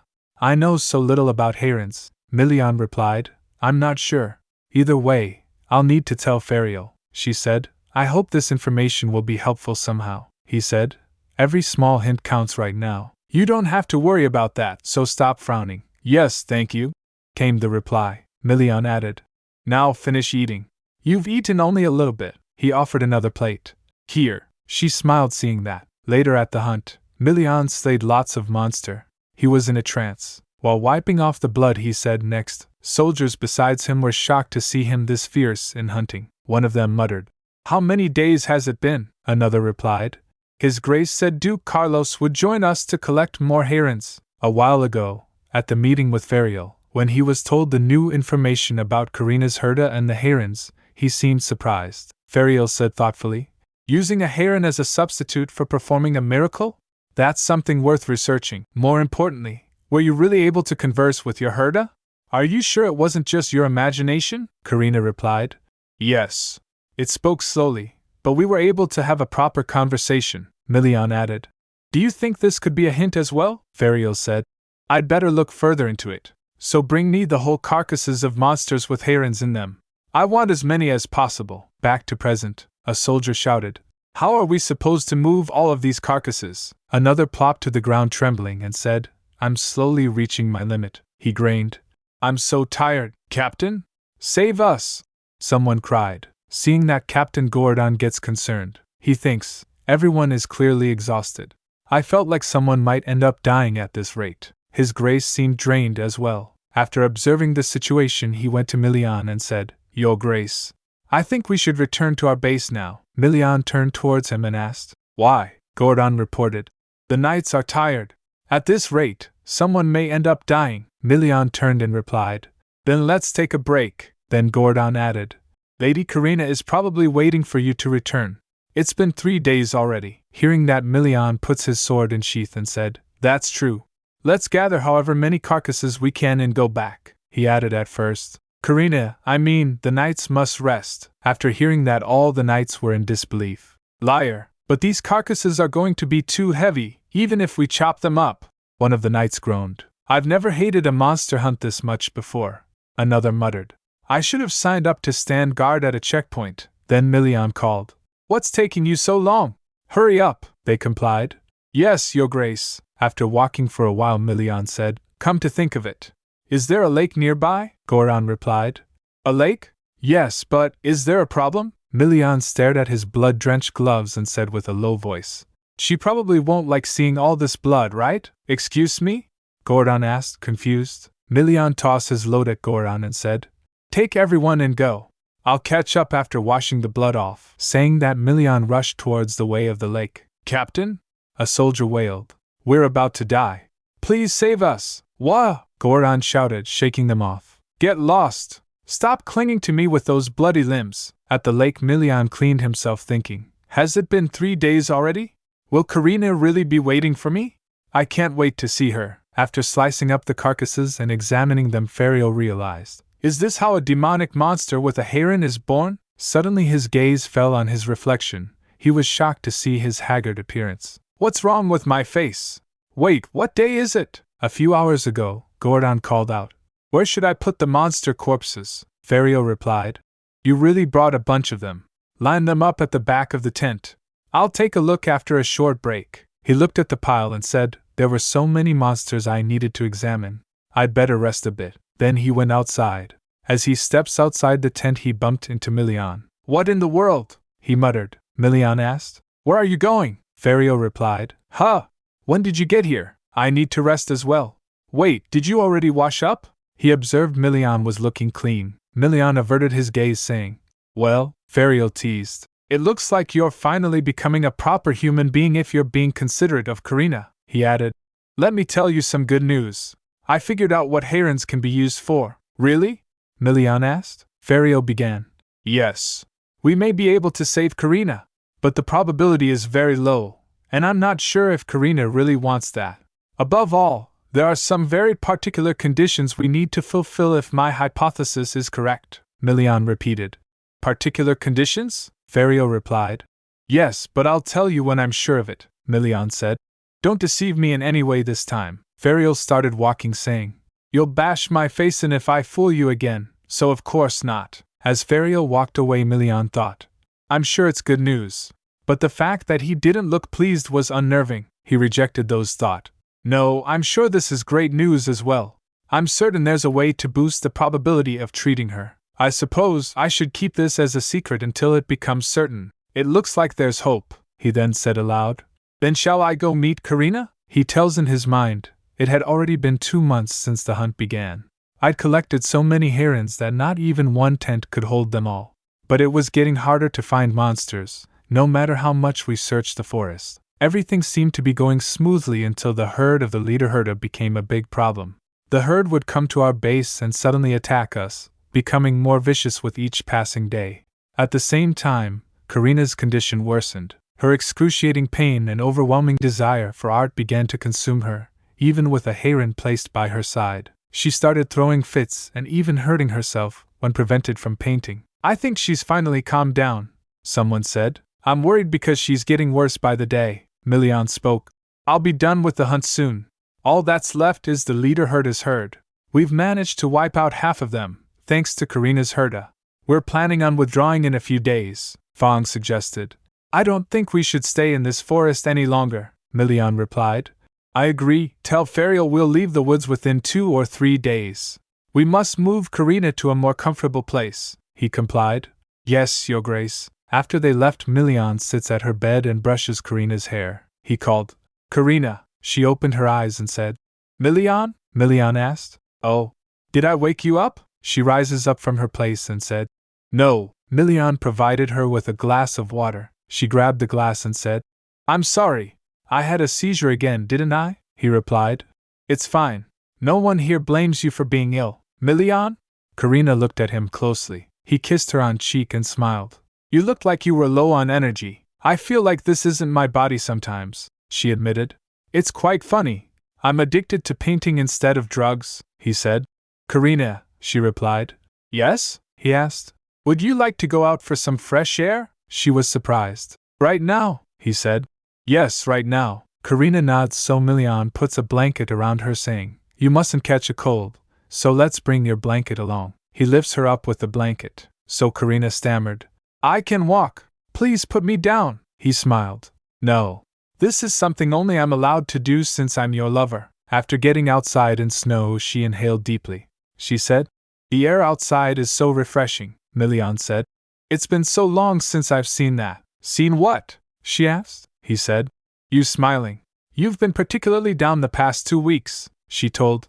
I hated the fact that I wasn't myself. I realized I was hurting Ferio when I suddenly came to my senses one day, and I found myself scratching you on another day, and then I discovered that I was hurting my own body on yet another day, Milian said. It was beyond your control, she explained. But I feel like I'm slowly going insane. If I were like this back at Leopold Manor, my limbs would probably have been tied to my bedposts. People would have called me a lunatic too. As Milian was walking, Karina said, You know, Milian, I feel like I won't be able to open my eyes one day. Don't think that, he replied. She confessed. I wasn't afraid of imagining myself dying before. But now, you're speaking in the past tense, he interrupted. Do you want to live now? Milian rubs his head with her head saying, If you want to live because of me, then that's enough. She smiled. Yes, thank you. Would you like to go to the end of winter tomorrow? He asked suddenly, though you can only see a blocked cliff and a dark mountain range without an entrance there. Are you asking me out on a date? She teased, he said confidently. Yes, I am. After a few days, all the research went smoothly. Milian provided a constant supply of herons and monsters, and Dr. Winston helped Ferial so he was able to focus on his research. All the hypotheses he came up with turned out to be incorrect. The price creators had to pay was different from that of other artists with art disease. There was no way to recover the life they lost to create art. So Ferial was wondering, does this mean it'll be difficult to save Karina in the end? Seeing him his despair, Doctor asked, It looks like things aren't going well. I'm sorry that this old man isn't of very much help, Ferial replied. That's not it. It's not because you're unhelpful. I just can't figure out a way to save Karina no matter how hard I try. I feel like I'm locked up inside a dark room. What if Karina dies? What if I can't come up with a solution in time, Dr. Winston? Milian would never meet with me ever again. He may even resent me for failing to keep my promise to Karina. Dr. Winston looked at the documents and said, I think you're worrying for no reason. They're not the kind of people who would dismiss your efforts, Dr. Winston assured me. On top of that, there's no need to take on this burden all by yourself. I'm not sure how helpful I am, but I and His Grace are trying our best. And he looked outside. It looks like our herd had just left a wild animal in front of the tent. Ferial began. That's. After a slight pause, he said, I'm in charge of managing herons, so it's probably telling me to give it food. Doctor comforted him. Don't be nervous. I'm sure you'll be able to see a different path after taking a break, Ferial replied. Haha, I feel a bit less pressured now, then the doctor said. I'm glad to hear that. After a moment, Ferial said, Now then, should we prove the last hypothesis? I was curious to know what you'd think about it. He showed it to Doctor. The doctor gasped looking at it. This is, Ferial began.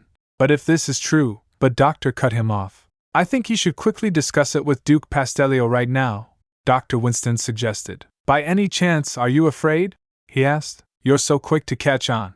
It must be due to your age and experience, Ferial replied with a nervous laugh. Doctor said, As someone who has lived a few years more than you have, let me give you a word of advice. When you grow old, you end up realizing that the things you had been afraid of weren't actually all that special. I'm saying that nothing terrible is going to happen, even if you speak about something you don't agree with, and then get severely reprimanded because of it. Is that so? Ferial asked hesitantly. Dr. Winston said with a smile. It's the privilege of the young to enjoy even fear as an exciting thrill, Ferial noted. I think as if you're young as well, Doctor laughed. Ha ha! I'm so old, it wouldn't be strange if I died tomorrow. Don't say that, and stay with us for a long time, Ferial said earnestly. Meanwhile at Count Leopold's manor, Countess Leopold asked, Are you really thinking about going to the north yourself? What about your duties here? Count replied. I must bring Karina back, and there's no doubt she's in the north. On top of that, Enfric keeps telling me to go, she asked. All right. I heard that Enfric is going to accompany you, the Count said. Nocturne will come with me as well, just in case. I hired another doctor to tend to Lia, so don't worry, he reassured her. Then she turned towards him. My son, you know you're the future of House Leopold. Yes? Must you go? The North's weather is harsh, and the nobles aren't friendly toward the aristocrats of the central region, she insisted. Enfric began. Mother, I cannot stay here and merely wait, because I feel apologetic toward Karina, he sighed. I think it would be better to meet and talk with her in person. Don't you feel this way as well, Mother? He asked. She replied. Of course I do, but how could the head of the house and his successor both leave the manor? The trip will take 2 months. On top of that, I heard that art disease isn't life-threatening.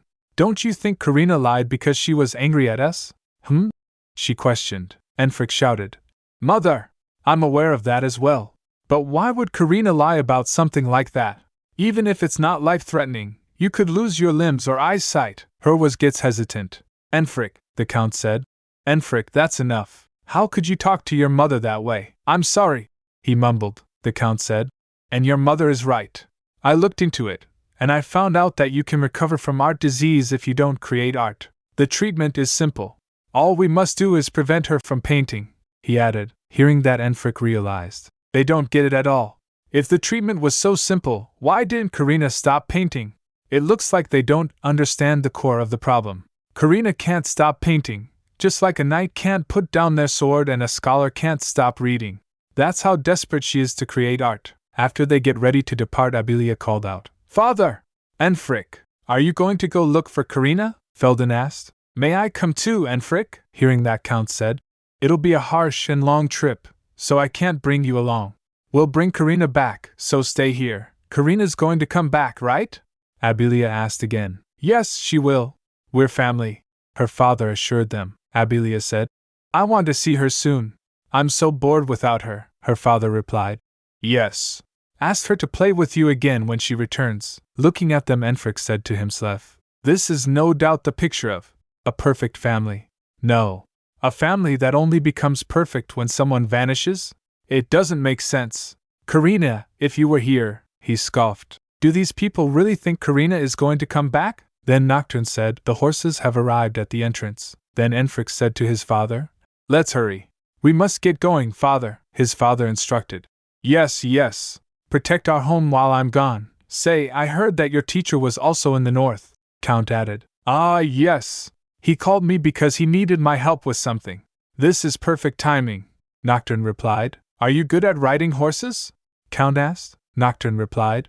I've already learned how, so I'm sure I'll be fine. They gets on horses and then Enfric said, We just need to head straight to the north. Then the Count called out, Let's go. After a few days, Karina and Milian went to their date. After reaching the place and looking around, Karina was amazed. Is this place the end of winter? Milian replied.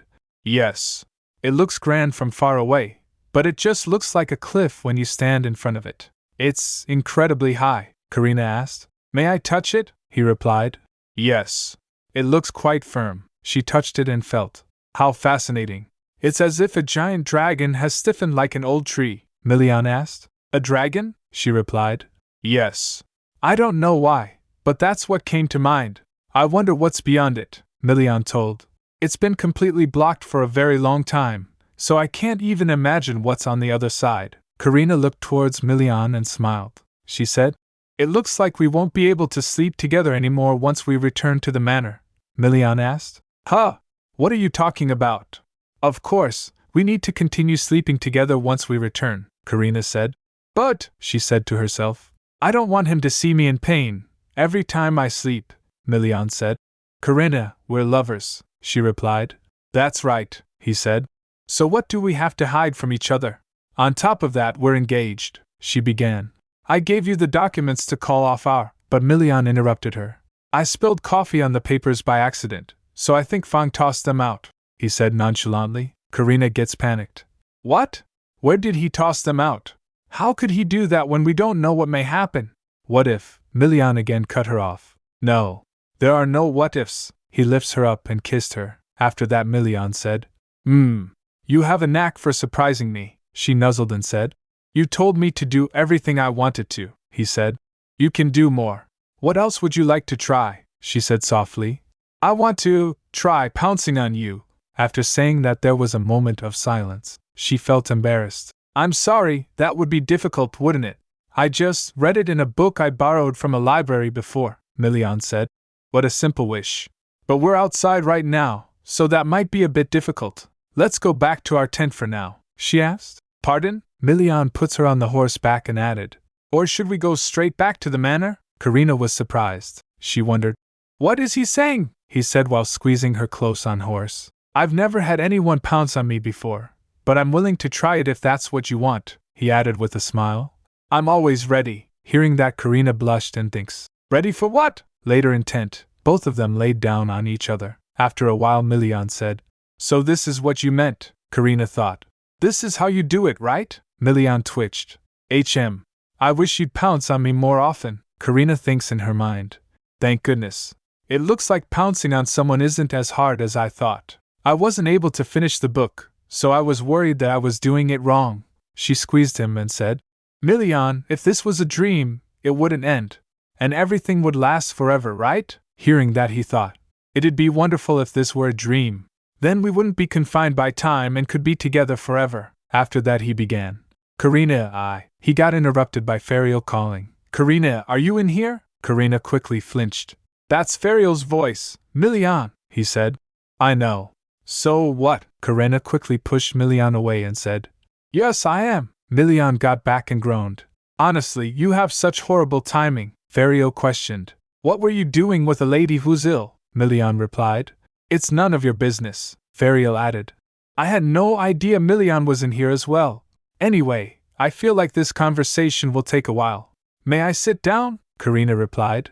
Of course. Please do. After they sat down at a table, Ferial began. Firstly, you'll find your money from the auction bidding once you arrive at the manor, Karina, she asked. Were all of my paintings sold? Ferial shakes his head saying. That's not all, actually, she asked. What? He told. All kinds of bribes are being delivered to Carlos Manor with requests to reserve your paintings. People are saying they're willing to buy any of your artworks. I'm receiving so many letters that I'm about to lose my mind. Of course, everyone must get a fair chance to buy your work at the auction, so I'm turning down all the requests. Hearing that, she said. I'm so happy. Ferial looked at her, and then said. And I came here to talk about you and Herons, Milian instinctively asked. Have you found out something? Ferial said with a serious face. What I'm about to say may be a little bit shocking, he began. I came up with several hypotheses about Herons. I used animals to conduct experiments, but to prove hypotheses that weren't very dangerous, I used myself as a test subject. Karina gets shocked. You did what? He continued without answering. Several were proven true, and some of them ended up being false. Karina slams on the table. Ferial, have you lost your mind? He replied. What? Karina cut him off. How could you use yourself as a test subject? What if something went wrong? Your body is as important as mine. She went close to him and grabbed his hand, saying, Thank you for being so considerate, but I don't want you to sacrifice your body to help me. Then Ferial said, All right. I only did that because there was something interesting I wanted to try. But I won't do it anymore. Karina sits back on her seat. Ferial showed a picture and began. Anyway, there was exactly one hypothesis that I could apply to a creator. First of all, creators offer something that cannot be returned or recovered as the cost of performing a miracle. Helping them recover is different from restoring bad eyesight or senses that have become dull. Hearing that, Milian said, Karina's illness is clearly different from other art diseases. Ferial agreed. That's right. So I found out how monsters with herons here are born, with a few hypotheses and experiments, but... He stopped, and he looked hesitant. Milian said, Stop stalling and spit it out. Ferial blurted. You're so insensitive. Then Karina said, Don't worry, Ferial. I'm ready to hear whatever you have to say, he told. I think monsters with herons have died once already. Karina asked, confused. They died once? He replied, showing the diagram. That's right. A heron is a source of life. I think the monsters here ate something and accumulated herons in their body. And when a monster that saved a certain amount of herons in its body dies, it comes back to life. Then Milian asked. What? Ferial explained. Didn't you think that something was strange? You wipe out a mountain load of monsters every year, but nearly the same number of creatures comes back the next year, Milian thought. He's right. I kill the same number of monsters yearly, but their population always remains the same, Fariel continued. According to my theory, monsters that have herons can be revived, Milian asked. But how could something that died come back to life? Fariel replied. I didn't believe it at first either, but I forced an animal to bear a heron, killed it, and locked it up, Karina asked. Could it be? Fariel told. Its carcass didn't rot, and it came back to life and started moving a week later. This happened 4 times, Karina asked. What? 4 times? Fariel said. And on the 5th time, I made sure to kill it off for good, so it didn't come back to life. After dissecting the animal that had completely died, the heron disappeared. Hearing that, Milian slams his hand on table. You're not asking me to kill Karina, are you? You must be joking, Fariel argued. Does this look like a joke to you? Then Karina grabs his hand and called. Milian, Milian said. Damn it, Karina asked. Fariel, that's the best option we have right now, yes? He replied. It is, she said. You did your best. So why are you hanging your head? Karina said. I'm fine. But I'll think about what you said. I'm sure there's a chance it'll fail, and if it does, that will be the end of me, right? Hearing that, Fariel called. Karina explained. Fariel, I found out what kindness and warmth were for the first time after coming here. I realized what respect was, met a proper adult, and made my first friend as well. The things I only dreamed about all my life became a reality. I'm so happy, and every passing day feels like a dream for me. So, I don't think I can muster up the courage to try your hypothesis. I'm sorry. Then Fariel nods. I understand, he said. Anyway, there's something you'll need if you do want to test this hypothesis later. It'll be a bit difficult to prepare this, though, Milian asked. How so? Fariel told. As a result of analyzing herons, I discovered there are different ranks among herons. The ranks range from rank 1 to rank 3. And this is a rank 1 heron. He showed a heron. Karina stammered. Wow, it's so beautiful, Milian said. It reminds me of an aurora, Karina asked. An aurora? He explained. It's a phenomenon that you can see sometimes in the sky around the time winter ends. It looks like thin, colorful drapes fluttering in the sky. Anyway, this is my first time seeing a heron like this as well, Fariel said.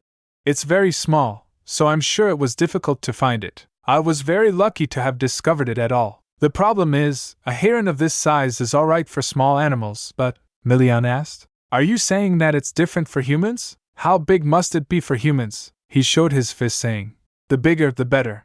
It must be at least as big as my fist. About this size? Milian asked while showing the heron. Were there any common traits among the monsters you got this from? Fariel said. The monsters that had higher-ranking herons had numerous scars on their body. I think they had suffered lots of fatal wounds as well. I think that the more often they died and came back to life, the more scars they had, Milian said while thinking. Lots of scars, HM? One particular monster does come to mind, Fariel said. Getting a rank 1 heron is our priority, so we must do whatever we can. Then Milian called. Karina, she replied. Yes, he said. I'd better stay in the forest for a bit. Why don't you go back to the manor with Fariel and Dr. Winston, she said. But, Milian said, I felt uncomfortable about letting such a smart monster live. It even suddenly attacked the duchy. I'm sure it'll cause trouble in the future if I don't kill it. Karina hugged him and said, Don't get hurt, and make sure to take my potions, he replied. I won't get hurt, so don't worry, Fariel said inwardly. Someone as skilled as Milian won't get hurt, he said with an annoyed face. But, can't you be this affectionate with each other after I leave? After a few days, Karina was partying. She thinks in her mind, it's been 6 days since Milian and I parted ways in the forest. I must have already gotten used to sleeping with him in the tent every day, because I feel so lonely every time I fall asleep alone at night. But Milian promised me that he'd return safe and sound. I'll wait for him. Suddenly someone knocks the door. My lady, it's me, Fang. May I come in for a moment? She replied. Yes. Come in, he came and said. You know that we closed the checkpoint in the north around this time, yes? She replied. Yes, of course, she said to herself. It's difficult to travel to the north when the checkpoint is closed, so that's why I hurriedly made my way here. Fawn told, the official hunt has ended, so we're going to open the checkpoint again. But, Karina asked. But, he informed, we received a message about a group of people asking to pass through the checkpoint right now. So I came to ask you what we should do, she asked, confused. Me? Fang replied. Yes. His Grace isn't here right now, she asked again. Yes, but why are you asking me for permission? He replied hesitatingly. Well, he said inwardly, because it seems like you'll soon become the lady of the house. Fang hesitated, likely realizing that comment might startle her. He said, I think those who are trying to pass through the checkpoint are coming to see you, Karina asked. Me? Fang told. Yes. According to the report, one of the people claimed that he was Count Leopold, and I remembered that your surname was Leopold. So I came here to ask for your opinion if that's true. This news came as a shock for Karina. She said, Then the man must be my father, she wondered. Father came to the north? Why? She said. Fawn, you know that I'm not on the best of terms with my family, right? He replied. I know about it vaguely, she continued. I'd bet Milian would have secretly chased my father away if he found out. Milian's kind, so he worries needlessly about many things. Fang raised an eyebrow. Have the words kind and Milian Pastellio ever been used in the same sentence before? She said. Let those people in. I must meet with them, Fang complied. As you wish. As he was about to leave, Karina added. And were there any messages from Milian, by any chance? Fang informed. No, not yet, but I'm sure nothing has happened to him, so don't worry too much. Then I'll be going now. Saying that he left. As Fang left, she thought to herself. I thought they'd just send a servant or knight on their behalf. I can't believe father is coming to the north himself. Well, I imagine it'd be good to have a proper chat with him once he's here, for my own sake. She paused, her emotions swirling. I wonder if father knows that this is the first time he's ever gone out of his way to do something for me. Meanwhile, in the forest, Milian was hard at work. Milian, Gordon, and Karina's Herda are continuing the search after the official monster hunt ended, but it was frustrating, as it seems like Milian's party wiped out over half of the monsters, but they can't find any traces of that Herda leader anywhere, he said at the Herda creature beside him. Find it quickly. Don't you want to save your master as well? Isn't that why you've been looking for something else to eat instead of her life force? Herda was sniffing something. Gordon studied the creature. It moved with purpose but seemed almost childlike, he said. The more I look at it, the cuter it seems. It's not aggressive either, Milian scoffed. Cute? I doubt it, Milian muttered. Hey, are you sustaining yourself using a heron? The Herda doesn't respond. Seeing that, Milian said, How frustrating. I can't communicate with it. Suddenly, the creature roared and dashed forward. Seeing that, Milian called. Did it find a clue? Let's follow it. As they were following it, he was thinking. I'm sure the Herda leader's heron will be effective. Even if there's only a 1% chance that this will work, I've got to try in order to save Karina. After sprinting for a while, the Herda stopped at a place. The creature led them deep into the forest. Have we arrived? Milian's breath came in short gasps. The air was heavy with the metallic scent of blood. It reeks of blood. Milian's gaze sharpened. I'm sure it's here. The Herda leader emerged, a hulking beast surrounded by the remnants of its battles. Your Grace, let's surround it and capture it at once, Gordon commanded, as the leader rushed forwards. Milian drew his weapon, his voice filled with raw determination. I'm going to kill you, and return to Karina no matter what. Karina fidgeted nervously, glancing toward the door. Seeing that, Fang said, I'm relieved that His Grace had arrived before your family. It had been a week, and finally, she would see him again soon. She asked, May I go greet him now? She asked with excitement. Fang replied, Yes, of course. Karina hurriedly made her way outside, her thoughts swirling. I hope he didn't get hurt. The sight of Milian made her heart race. Milian! She called out. Seeing her, Milian said, Karina, it's cold. Why did you come out here? She replied. I wanted to meet you soon. It looks like you managed to return within a week, she said, her voice filled with relief. I hurried because I missed you so much. Milian replied with a soft smile. You didn't get hurt, did you? She asked, inspecting him closely. He replied, No, I didn't. But, he paused so Karina asked. But, he said, I haven't been able to take a shower for a while now. Can you wait until I wash up and come back? Karina blushed. Ah, yes. Then I'll go upstairs first. I'm so glad you came back safe and sound. He started walking and said, Wait a bit in my room. I'll get ready quickly. Then, with a gentle but heartfelt tone, he added. And I'm home. Karina wanted to embrace him as soon as he returned, but she hesitated. Am I being too greedy? She thought about Ferial's suggestion and the low chance of her survival. If Milian ends up being left behind in this world, she'll regret having been so selfish. The weight of her affection for those around her pressed heavily on her heart. She wondered, what do I do? There are too many people I've grown fond of. It'd be better if they could just forget I ever existed. If only I could take their pain with me when I die. Later, Milian reappeared, his hair still slightly damp. Milian, aren't you tired? Karina asked. He replied, I'm fine. Have you been waiting long? No, not really, she replied, noticing his hair wasn't completely dry. Your hair isn't completely dry. Before she could finish, he stepped closer. Can I hold you now? Karina nodded. Of course. He embraced her gently, his voice filled with regret. I wasn't able to capture the Herda leader. I'm sorry. Milian explained how the Herda leader used the others as shields and managed to escape. I returned for a moment because I couldn't leave the duchy unattended for too long. But I'll go back to hunt it again. Karina smiled softly. Good job. I'm sure I wouldn't have been able to wait if you had come any later, he said. I was planning on leaving right away after taking care of the duchy for a few days. Milian hesitated for a moment. But first, I need to address something, he said. Karina, I received a report from Fang that you gave Count Leopold permission to pass through the northern checkpoint. You heard that? Karina replied, unsure how to proceed. I was wondering when I should tell you.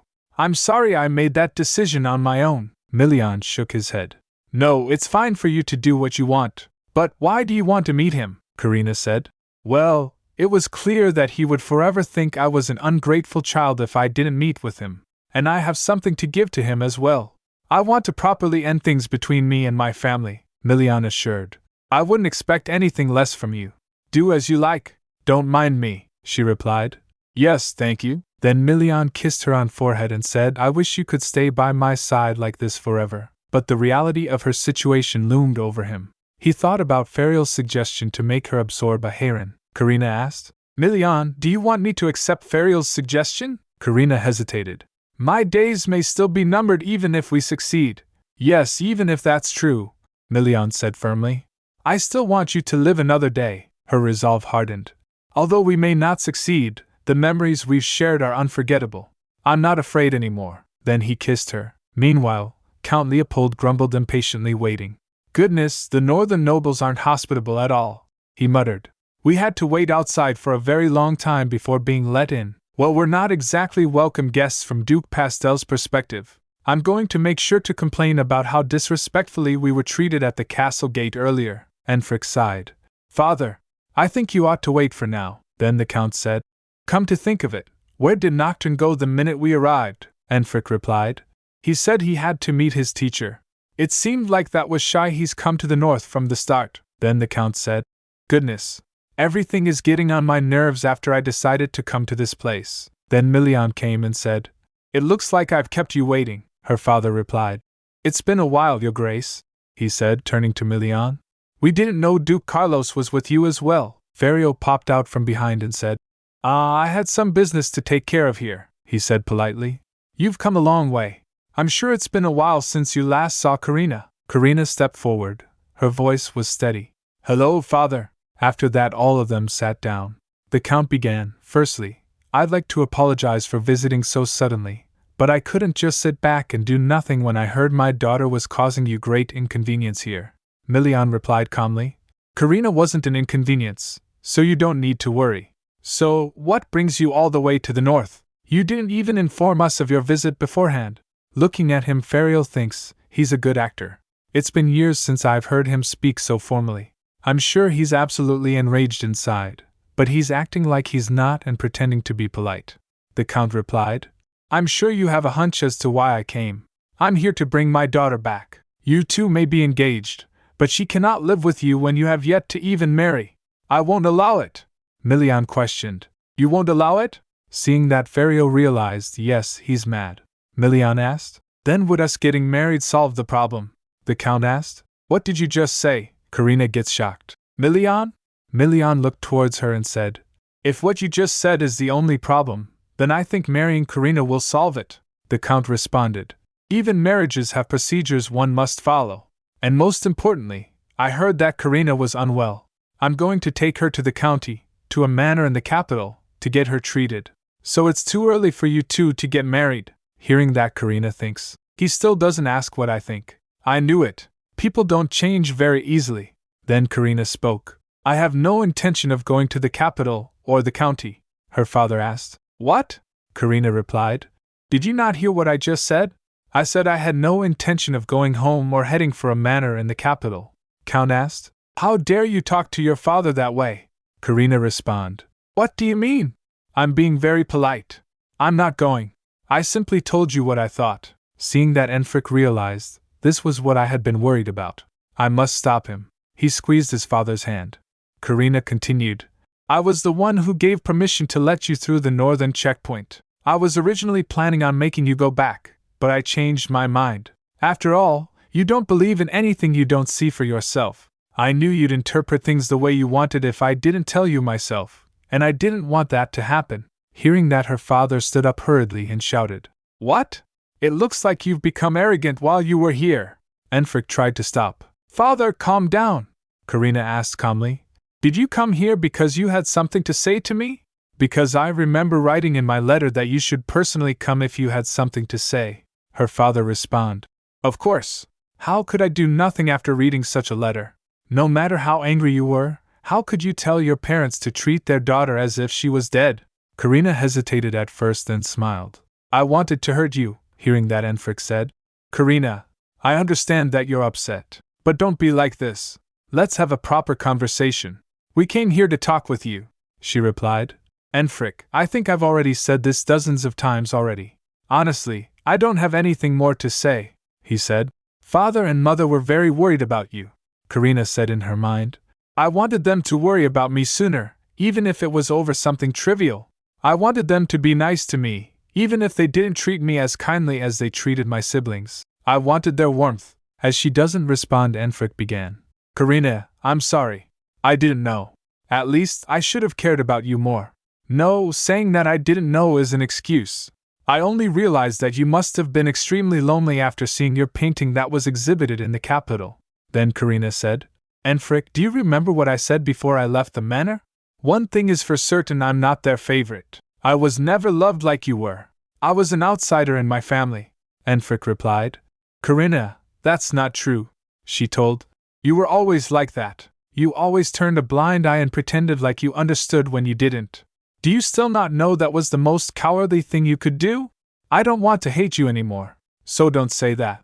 Enfric felt regret and wasn't able to respond.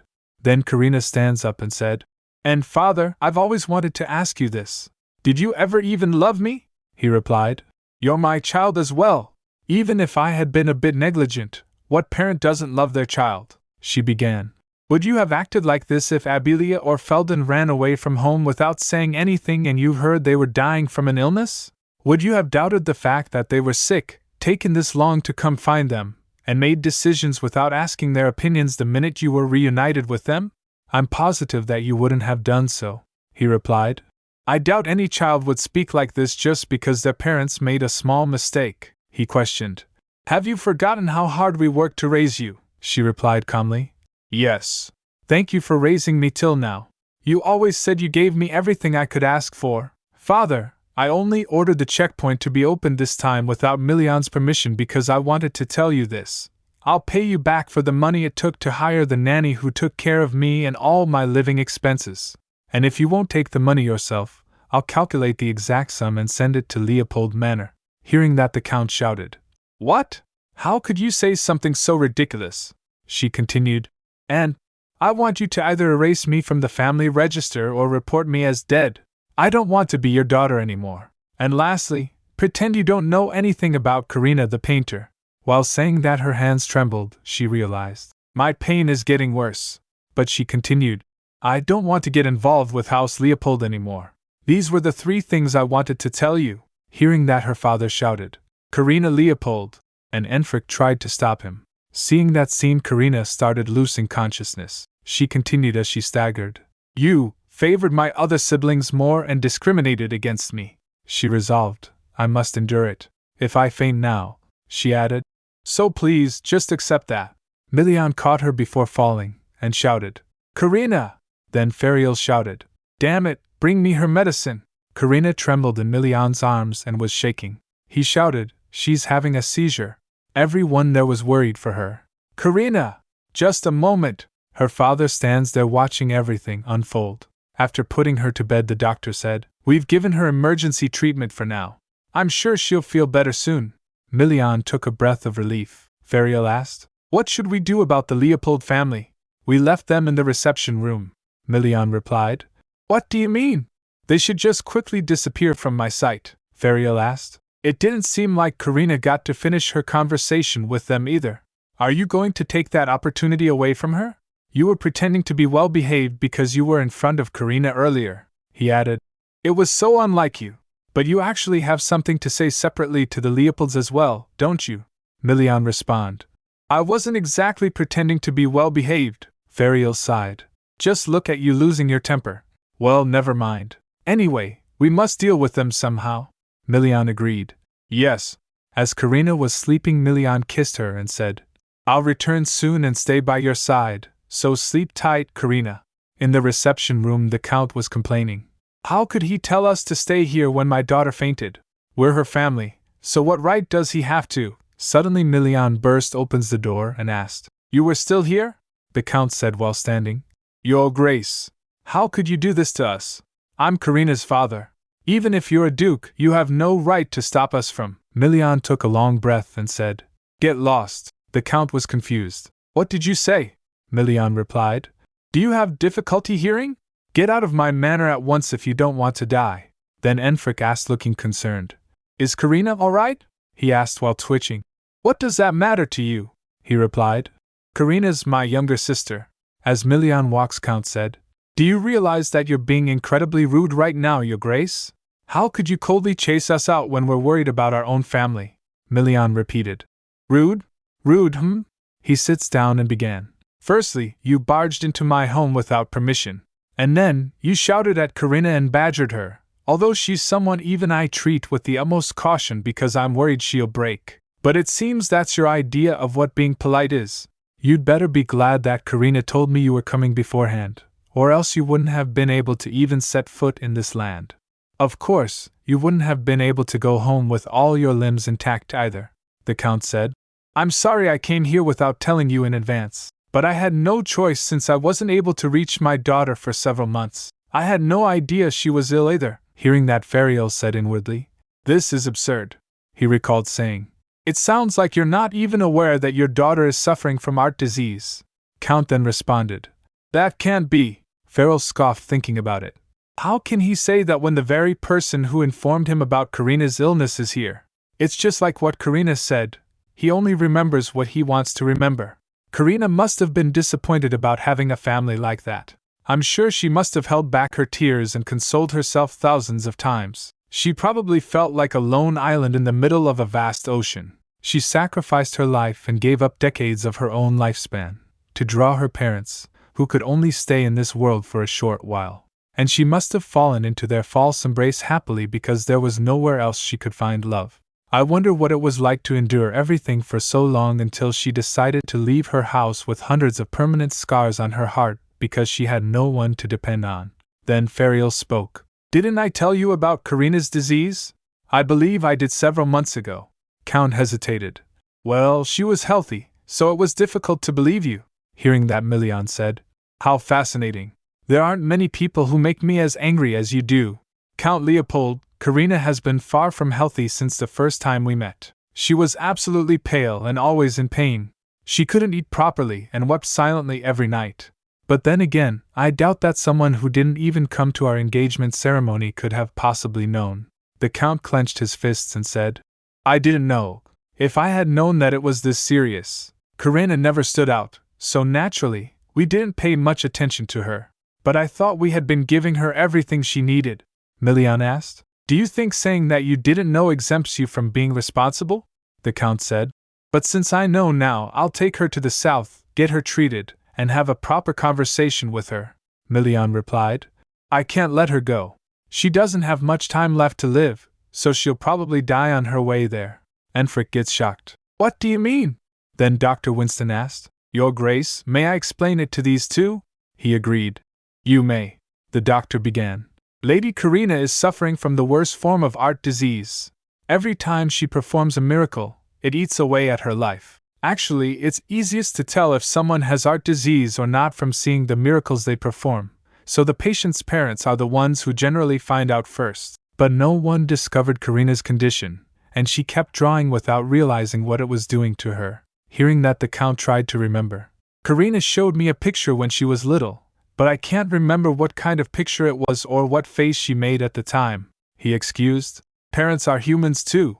They can't be perfect in every way. Everything is a first for them when they have a child, Dr. Winston argued.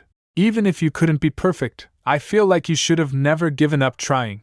This was Karina's first time living her life as well, and you were her only parents. She could only be a child in front of you, but you took all of her opportunities away. Then Milian stands up saying, Count Leopold, you turned your back on a child who reached for you several times, and you did that for 20 years. He wasn't able to answer, he gets stunned. Aye. Then Milian grabbed him by the collar. The Count called, Your Grace.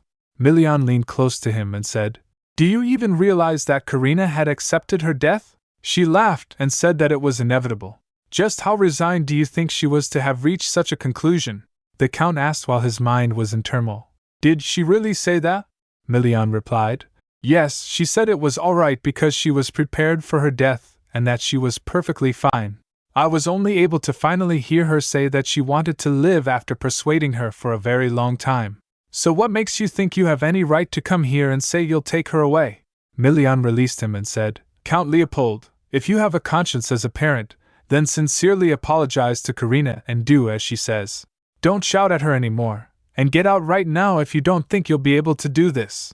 I'll consider you both my enemies if you hurt her one more time. The entire North will be at odds with you and your family, so you'd better brace yourself. Milian left as he said that. As he was leaving, Enfric and Count Leopold bowed. Enfric pleaded, Please, at least let us stay by her side. Milian replied, That's not for me to decide. It's up to Karina, he ordered. Fawn, prepare rooms for them to stay in. Fawn complied. Yes, Your Grace. I'll escort them to the annex. As Milian left, Nocturne was standing outside the room. Dr. Winston called him. Nocturne, he asked. Master, what in the world is? The doctor stopped him. May I have a word with you? He replied. Ah, yes, my lord, I'll follow you soon. After that, Dr. Winston said, Your face tells me you've been well. Nocturne replied, I'm glad. It's been so long since I last saw you. You look like you've become a bit thinner. Doctor replied. I'm quite old, so it shows on my face if I strain myself. Nocturne said. Master, don't say that. Doctor replied. It's been about 15 years since I took you in and raised you like my own son, he replied. Yes, that much time has passed already. I always thought of you as my savior. Then the doctor asked, Nocturne, answer me. Are you the family doctor of House Leopold? Or are you the personal doctor of the youngest lady in that family? He gets confused and asked, What do you mean? Dr. Winston said, Don't even think about playing dumb. I had hoped you'd become a proper doctor. Were you afraid that Lady Abelia, whom you adored, would be shocked by the news? Nocturne responded, No, master. I don't know what Lady Karina told you, but I didn't, Doctor said. Even at a glance, Lady Karina didn't seem healthy either. There's no way you wouldn't have known that. And you should have informed House Leopold if you saw the medical records I left behind. But you didn't, he argued. That's because Lady Karina always told me she was all right. Dr. Winston cut him off. I'll get straight to the point. Nocturne, henceforth, you are no longer my student. Hearing that, Nocturne fell in shock. He tried to apologize. Master, I'm sorry, Dr. Winston said. I told you to treat all your patients equally and not become arrogant, he explained. I couldn't forget my younger sister, who died before my eyes when I wasn't able to do anything for her illness. That's why I treated Lady Abelia especially. But, he dropped to the ground and kneeled. Forgive me. Please give me one more chance, the doctor sighed. I've been patient with you for a very long time, and I gave you plenty of chances. I'm old now, and I don't have any energy left. Return your medical certificate and nameplate. Hearing that, Nocturne shouted, Master. The doctor started walking away and said, I raised you as my son for 15 years, so I'll treat you as my son in the future as well. But you cannot live under my wing forever. You're no longer a doctor, Nocturne. The world is very big. Go out and see the world. And make sure that you mature properly as an adult." The doctor left after saying that. Nocturne was still on the ground regretting his decision. "No, no. Master, please, this can't be." After some time Karina woke up. Milian asked, "How do you feel?"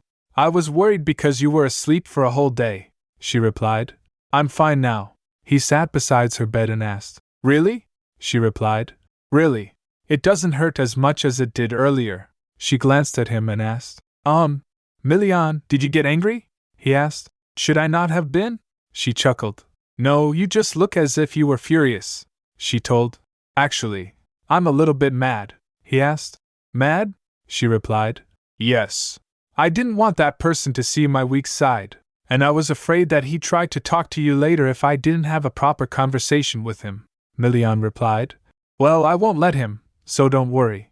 Then Karina said, "I'm glad to hear that.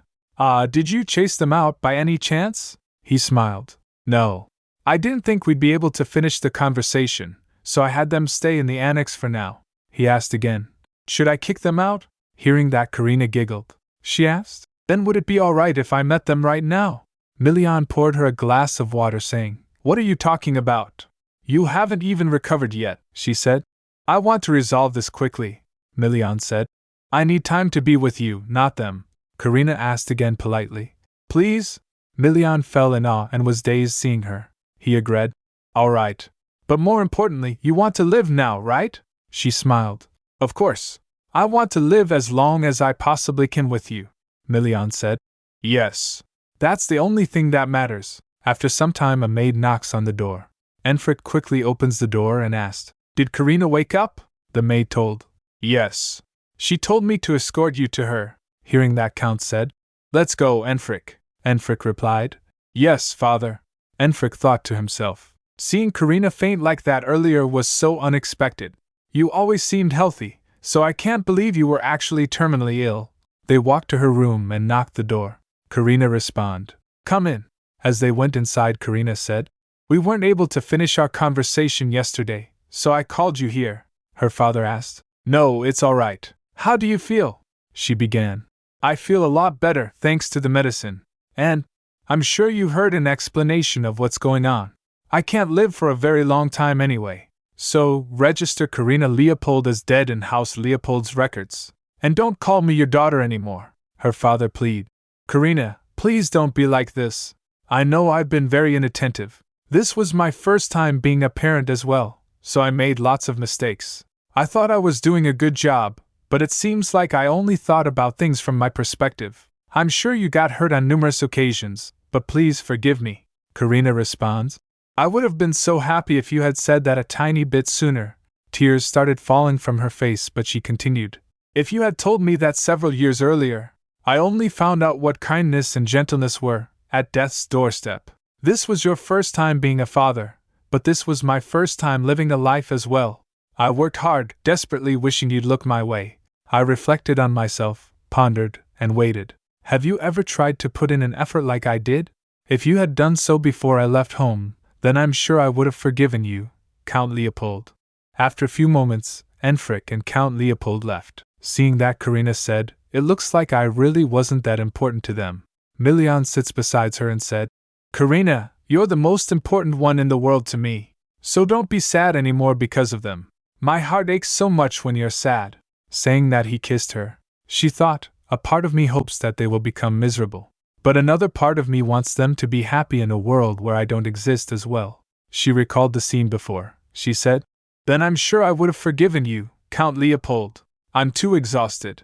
I'm not sure I have the strength left in me to understand you anymore. Just living each day is so draining that I don't want to think about you any longer." Her father began, "It's not that I didn't love you," but calmed down a little and continued, "It's just, I think it's true that I didn't pay as much attention to you as I did to my other children.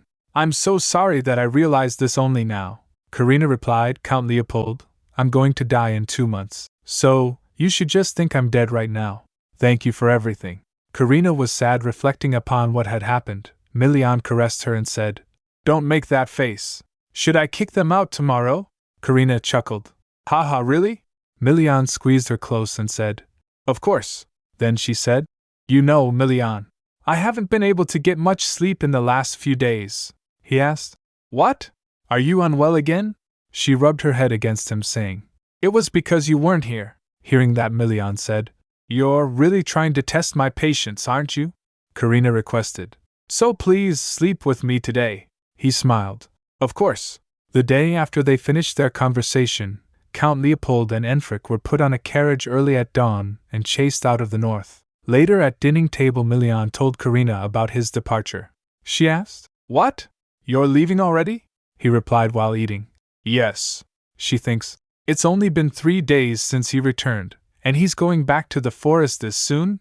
She pouted. You said that you'd stay for a few days, Milian replied. We nearly got the herd a leader, and we don't have that much time. She asked. When will you be leaving? Milian said. I have something urgent to take care of during the day, so I think I'm going to leave tonight. Hearing that, Karina drooped. Seeing that, Milian said, I promise I'll be back soon, so please wait just a week. She nodded. All right, please don't get hurt, he said. Of course. You told me not to. Looking at her, Milian thought, She reminds me of a sad rabbit. He said, Come to think of it, I believe his name was Nocturne, yes? The strange doctor who came here with Count Leopold. He was still here this morning. Karina asked. Nocturne? Did he come here as well? Milian replied. Ah, he came after you collapsed, so you must not have seen him. Do you know him? She told. He's the family doctor of House Leopold. Hearing that, he said, I see, he thought. He seemed to have something to say to Winston, but I suppose it won't matter as long as his actions don't harm Karina. Karina was looking sad and concerned. Seeing that, Milian asked, Karina, did I tell you? She said. Tell me what? He told. You're my first love, so I want you to be my first for everything. At first Karina's wasn't able to respond, then she averted her gaze, saying, Yes, thank you. There was a moment of awkwardness. Realizing that, Milian recalled. Ferial said that one's lover would like it when they heard this. He remembered. You need to be more honest. Look at the lines from these romance novels. People love it when they hear things like this from their lover, he concluded. I knew it. I bet that bastard tricked me. He looked at Karina, and she was looking hesitant and was sweating. He called. Karina? She replied. Yes? He quickly stands up, concerned, and asked, Why are you sweating so much? Are you unwell? She stammered. And no, I'm fine, he asked again. You're not lying, are you? She replied. I'm not, he asked. Then why won't you look at me? She hesitated at first. Well, then quickly said while panicking. I was so touched when you said that I was your first love, she said inwardly. I feel guilty for some reason, Milian said. I told you this before, but you're a terrible liar. If you're fine, then why are you sweating so much? He asked nonchalantly. Am I not your first love or something? Ha ha, ha ha, ha. As there was no response, he squeezed his hand and asked, Who was it? He stood up shouting. Which bastard was it? Karina chuckled. What do you mean? Ha ha. She thought, I feel like Nocturne will be in danger if I say it was him. She laughed. It was someone I just had one-sided feelings for. One-sided. Milian clenched his fists. What? She replied. Of course, I love you right now, Milian. He grits his teeth. But you were my first. She tried to calm him down. It was when I was really young, he questioned. When? I'll let it go if it was when you were 5 years old at the most, she replied. Are you serious? That's so not fair, he said. Then 7 years old, she sweated. Even 7 years old is, he mused. People can take down monsters when they're 7 in the north, he asked. So who was it? Is he still alive? Karina still sweated. What? Of course he's still alive, she said inwardly. Not only that, he's also in this very building. I'm full, she stammered, avoiding his eyes. Milian stared at me suspiciously. I have something to do with Ferial, so I'll be leaving now. Saying that, she darted off. Karina! Milian called after her. After she left, Milian wondered, who in the world could it be? How dare they be Karina's first love? Fang asked as he approached. You look displeased, Your Grace. Did something happen? Lady Karina is very energetic today, Milian replied, still brooding. Fang, I heard that a woman's first love holds great meaning to her. Is that right? Fang replied. Pardon? Of course. A lady's first love is very important. So you must be good to Lady Karina. Let me ask you one more thing. Milian interrupted. I heard that you can't forget your first love. Is this true? Fang replied. Yes, generally. Then what must I do to make Karina forget about her first love? Milian's tone turned serious. It's not like she'll forget him if I chop off his head and bring it to her as if he's a monster.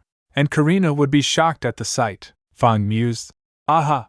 His Grace and Lady Karina must have talked about their first love, he began. It's simple to forget your first love. All you must do is fall in love with someone else. They say that you can get over someone by seeing another person. Milian crossed his arms. Ahem. What if she's already in love with someone else? Fang continued. Then she has probably forgotten about her first love. The best case scenario would be if she already began a relationship with the one she loves now. I see. Milian's expression softened. Then, go and find out who Karina used to like. Fang was flabbergasted. What will you do if I do? He said. It'd be troublesome if he's alive. After all, he could flirt with her if they happened to meet again. He stands up and said, Find out who it was before I return. The monster hunt had officially come to an end, so the checkpoint was opened. Milian assigned Fang to manage the less important documents. Fang asked cautiously, Come to think of it, does Lady Karina know that you were rough with Count Leopold and his son when you kicked them out this morning? Milian's gaze turned cold. He recalled the scene, crying in pain. You won, Enfric stammered, dropping his sword. Milian said. You dropped your sword. Pick it up. I told you that I'd grant you a wish if your sword managed to touch my body even once. Were you planning on taking Karina away from me when this was all you could do? Your Grace. Please stop, Count Leopold pleaded. Milian replied. Does it hurt? Karina suffered at least dozens of times more. You neglected the daughter you should have protected. Do you think that wounds that cannot be seen are not wounds? Leopold froze as Milian continued. Count Leopold, why were you so cruel to Karina when you knew how to protect your son? He turned and said. Ha, talking to you is a waste of breath. Don't say anything more and leave before Karina wakes up. No. Please let us stay here. Please give us one chance before she dies, Count Leopold pleaded. Milian responded. It's too late. So forget about her. While walking away, Milian said, Well, I suppose she may find out, but I don't want to go out of my way and tell her. After hearing that, Fang replied, I see. Elsewhere, Karina found herself lost in thought. Nocturne. It's been so long since I heard that name. I had forgotten about him after coming here. Come to think of it, I wasn't one of the people that he had to look after as the doctor of House Leopold. I was never a part of my family to begin with. Abilia. I wonder if she's still waiting for me. The Nocturne I know would never leave Abilia behind due to his concern for her. Even if Father had ordered Nocturne to accompany him, I'd bet Nocturne would have tried to return to the south as soon as possible. So why did he stay behind here? More importantly, what if he said something weird to Milian? Karina panicked. Must I go and stop him from saying anything? I don't want them to meet. But then she realized something. How strange. I thought I had gotten over Nocturne a long time ago, but my heart ached every time I thought of him. But the wound in my heart that wouldn't heal doesn't hurt anymore, even when I think of him now. Milian is all that I think about at this moment. She blushed, thinking. I thought that one's last love is more important than one's first love, but stupid Milian. Karina smiled. Milian was cute when he was upset, but I can't let him remain like that. So what should I do? Maybe he'll stop being upset if I gift him another painting, she resolved. Yes, I'll paint the end of winter that we saw together. I should try to remember the aura that I heard about then. She started drawing, a thin, colorful sheet in the sky, and the cliff that looked like a dragon. It sounded as if something moved swiftly through the air. She halted, thinking, come to think of it, why did a dragon come to mind as soon as I saw that cliff? She remembered, it's as if a giant dragon had stiffened like an old tree. She thinks, a dragon, huh? I've never really heard about dragons in the south, and compared to other monsters, it's not a very well-known one either. Maybe it's because Milian told me that extinct dragons, there are rumors that it is the homeland of extinct dragons. They lived beyond the entrance to the end of winter. She drew a sketch and said, but I wonder what a real, living dragon looks like. after scribbling for a while. Huh, Karina murmured. My pencil tip broke. That's a rather ominous sign. Suddenly someone knocks on the door. Karina, are you in here? Yes, Fariel. Come in, she replied. Fariel entered the room, looking exhausted. It looks like you're drawing something today as well, Karina asked. Fariel, you look terrible. Did something happen to you? Is it obvious? Fariel sighed. I was up all night experimenting with herons, so I couldn't sleep properly. She asked. What kind of experiment are you doing that made you stay up all night? He explained.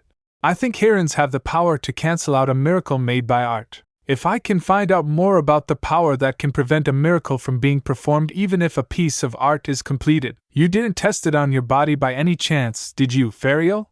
Karina interrupted. Of course not, Fariel stammered. Anyway, what were you drawing? After looking at the drawing, he asked. Is this a dragon? When did you learn about dragons? Karina hesitated. No, this is just. I had a feeling it would look like this for some reason, so I drew it. When I went to the end of winter, the sight of the mountain range crossing another mountain range, it was so grand that it felt like a dragon, Fariel thinks. Dragons are unfamiliar to even the people of the north. I can't believe she drew it so accurately with only her imagination. Karina's imagination exceeds my expectations. I see. Are you thinking about selling this as well? Fariel asked. Karina replied. No, I'm going to give this one to Milian as a gift. Flashback, 5 days ago. Please come back safe and sound. You must not get hurt at all costs, Karina said anxiously. I'll be right back, so wait here and just think about me. Milian nagged. Don't think about that punk who you said was your first love. Karina blushed. I told you that you're all I think about right now. How much longer are you going to mention him? That's enough. I'll give you a gift if you return safely, all right? A gift? Milian's eyes lit up. That sounds wonderful. I can't wait. Back in the present, Fariel sighed. I can't believe Milian's going to receive that rare masterpiece. What a shame, Karina said. I want to quickly finish it before he returns from the hunt. But I can't focus on my drawing for some reason today. Maybe it's because I miss him. It had been 5 days since Milian left the manor. Karina worried. Fariel remarked. He's quite late, then he said. But I just overheard. Milian is on his way back, riding your herda. Really? Then let's hurry and go downstairs, Karina exclaimed. Fariel replied. I can't believe you're telling me to go greet him. You're so cruel, Karina. Suddenly a servant barges opens the door and shouted, Your Grace! Lady Karina! Duke Pastellio has returned. But he's badly injured. Karina's heart sank. The servant added, I think you should quickly come downstairs. As they were rushing, Karina's mind was in turmoil. Milian got injured? His life isn't in danger, is it? I know how dangerous hunting was, but I hoped he would return perfectly unscathed. Perhaps I've been too naive. Downstairs, the manor was in chaos. Hurry! We need more bandages! Bring warm water and a towel! Servants shouted. Someone shouted, Dr. Winston! This way! After reaching there, Fariel asked, What's going on? Captain Gordon began. Your Grace! When the leader herda was cornered, it killed the other herdas and began eating the herons in them. The leader herda suddenly became strong after eating a bunch of herons and… The knight hesitated, guilt written all over his face. I'm sorry. It's my fault for failing to look after his grace. Fariel fell in shock. What?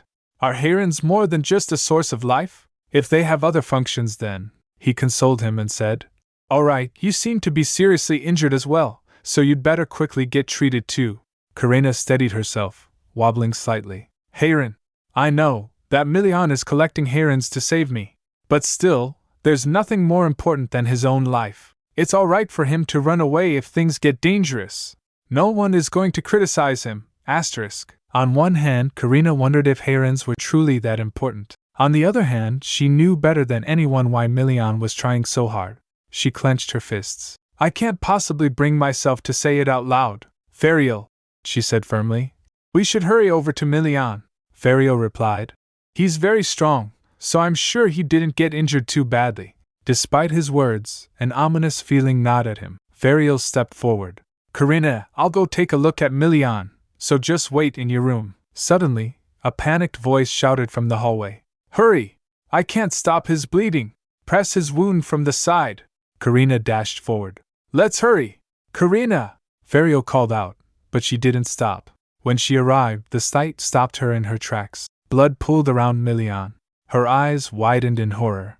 Look at all that blood! Could it be me? Milian? Her voice cracked. The lifelessness in Milian's face sent a chill down her spine. This can't be. He won't stop bleeding. What should we do? Desperation overtook her. Milian, wake up. That's right. Ferial! You can treat him, can't you? You said that your miracle could heal people. Please treat him with your flute. Ferial lowered her gaze. I'm sorry, Karina. I lied to you. Actually, I experimented on my body to figure out how long a heron would prevent miracles. I can't perform a miracle right now. Karina stared at him in disbelief. Oh no. No. She began thinking. Herons shouldn't have existed. Such a rock should never have existed in this world. If we had never known that it had such powers, then Milian wouldn't be in such danger right now. A sinister voice echoed in her mind, snickering. How much longer are you going to blame herons? You already know. Karina flinched as the voice continued. That he became this hurt because you were greedy. Her breaths quickened. No, that's not true. Don't make excuses. The voice sneered. You're the one who led him to his end. Karina Leopold, this is all your fault. The laughter in her mind grew louder, mocking her. He may end up dying at this rate. What do you think? How does it feel to be the one who pushed the person you love to his death? Tears streaming down her face. No, that's not true. The voice cackled. Don't make excuses. You're the one who led him to his end. Karina Leopold, this is all your fault. You did this. Helpless and broken, Karina could only sob as the haunting words repeated in her mind, louder and crueler with every second. Few time ago, Captain Gordon said while examining the herders' bodies, Your Grace, there's another carcass over here. It looks like the guts have been torn out too. Milian said, someone's been ravaging through the nest? Captain asked, this is a first for us. Are the two of us really enough to handle this? What if we reorganize the squad and shut down the checkpoints? Milian said, we don't have time for that. We're already far too late. He was about to say, but suddenly he felt something, this bloodthirst. A herder came in front of them. Not a regular one but a really big one. Captain shouts, it's the head herder. Milian said, so it was that bastard behind the slaughter. There were herons in herder's mouth. Milian said, it was all to devour herons. The herder starts coming towards them while Milian shouts, we can't let it escape this time. Their friend herder crashed with the head herder to stop him. Milian drew his sword out to attack. He attacks the herder. Captain shouts, Your Grace, watch out. Milian lands safely after falling from height. The herder starts eating the herons. Captain shouts, it's eating herons again. Milian shouts, we have to stop it. After eating the herons, the herder become double his size. Captain said, Your Grace, we have to run. That thing is. But Milian was so determined to fight that he didn't listen. He dashed towards herder to attack. We can't stop here. But sadly the herder was so overpowered. Captain shouts, Your Grace. Coming back to present time, Captain said in meeting with Doctor and Ferial.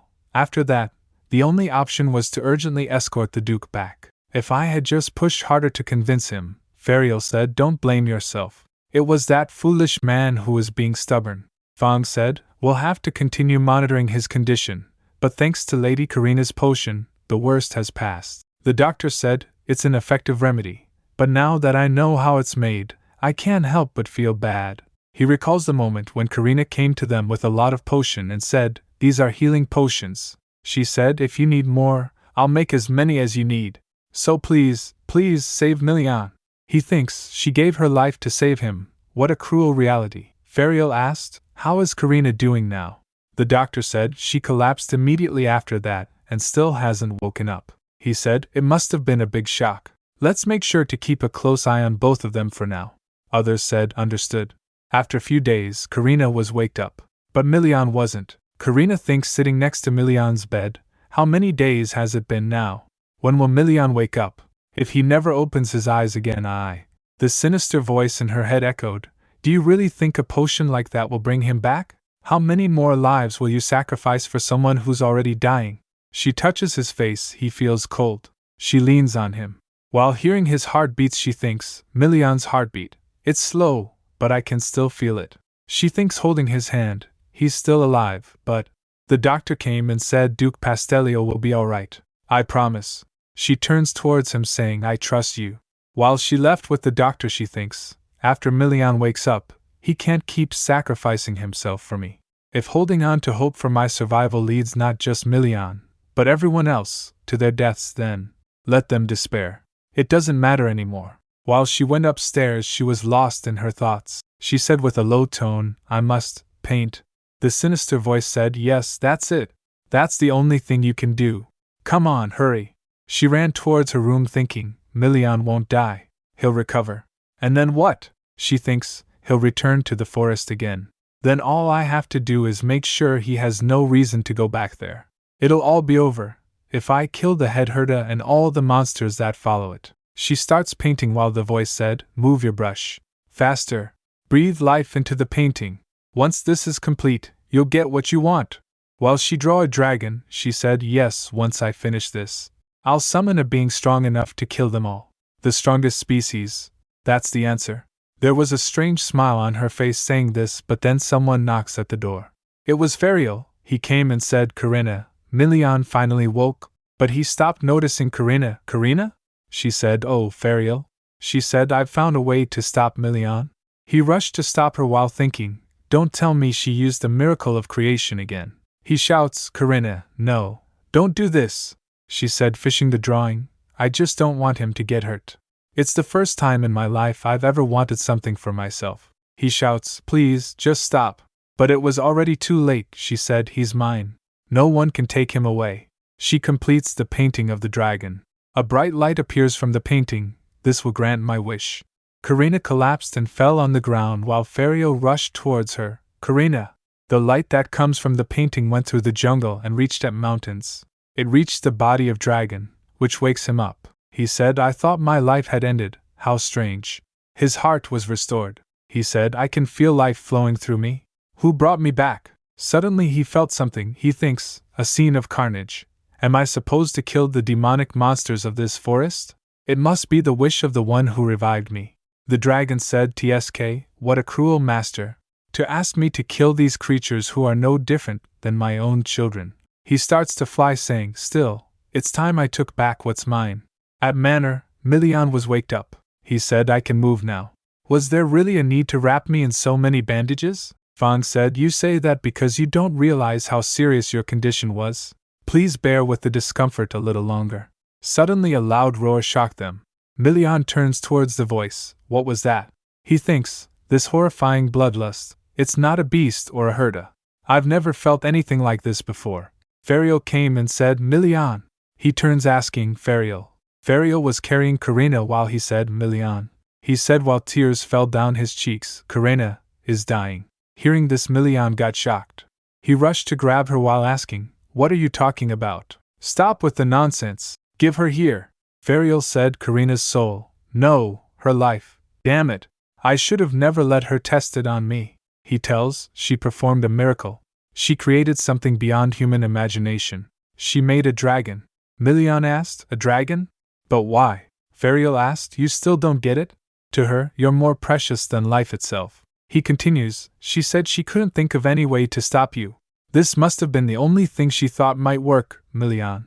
You, he shouts, you were going to charge back into the forest and risk everything again to save her. Milian got shocked.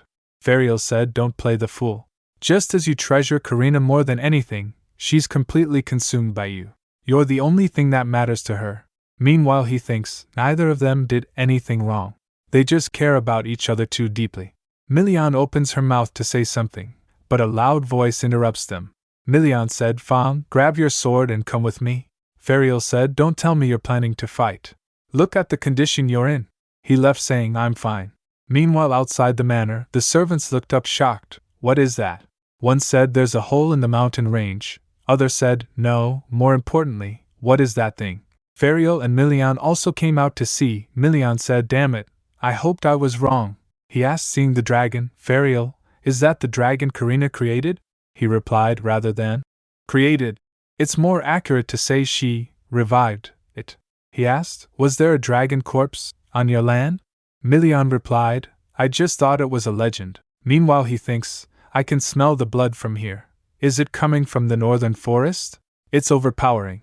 Ferial said that the miracle of creation grants the artist's wish.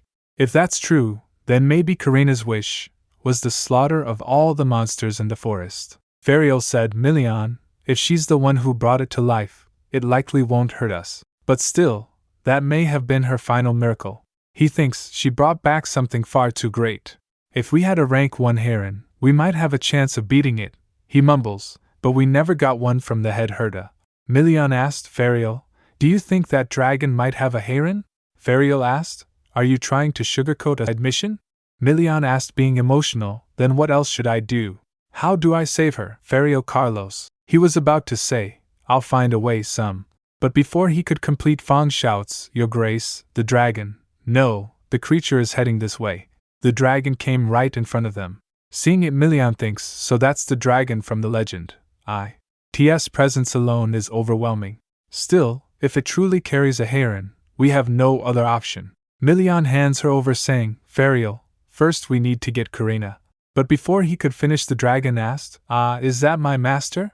The one who breathed life into me? They both got shocked hearing it. Ferial asked, am I losing my mind, or is that dragon actually speaking? Milian said, I can hear it too. The dragon said, good. At least some of you can understand me.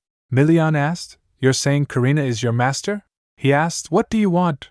The dragon recalled Karina's wish. I want the monsters in the forest to disappear. All of them. Please protect Milian. He said to Milian, so the human in her wish was you. He scoffed, saying, you needn't worry, mere mortal. You have my word that I will not act within your domain. My master's wish was for me to eliminate the monsters and protect you. Milian asked, Karina's wish? The dragon said, yes, the one who brought me back to life made this wish. But in doing so, she doomed herself. He said, her soul was the price. TSK. At most, she has 3 days left. Milian clenched his hand, thinking, are the monsters truly all gone? If so, that means we can no longer get our hands on herons. He drew his sword and asked, if I slay you, will Karina live? The dragon starts laughing. Pwahaha, he said, a mere human thinks he can kill me? How amusing. Allow me to enlighten you. I am the Crimson Dragon, Ajitahaka. I'm not one to be taken lightly. Milian said, answer the question. Ferial said, wait, Milian, settle down. The dragon said, I admire your courage, but to put it bluntly, she cannot be saved. Master already paid the price to revive me. Just as time that has passed cannot be reclaimed, this too cannot be undone. Hearing this, Milian gets shocked. The dragon continues, those blessed by the god of art rarely meet a happy end. Ferial asked, the god of art? Dragon said, indeed.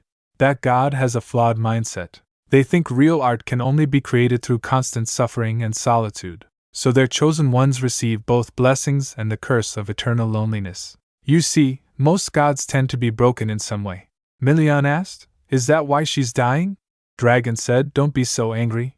Despite the odds, there are still some artists who manage to live full lives. Dragon said, of those touched by the god of art, the few who were raised with kindness and love often mastered their talents, and even found themselves rising to prominence. Amidst that happiness, those children could learn to harness their powers without sacrificing their lives. Ferial asked, is that really possible?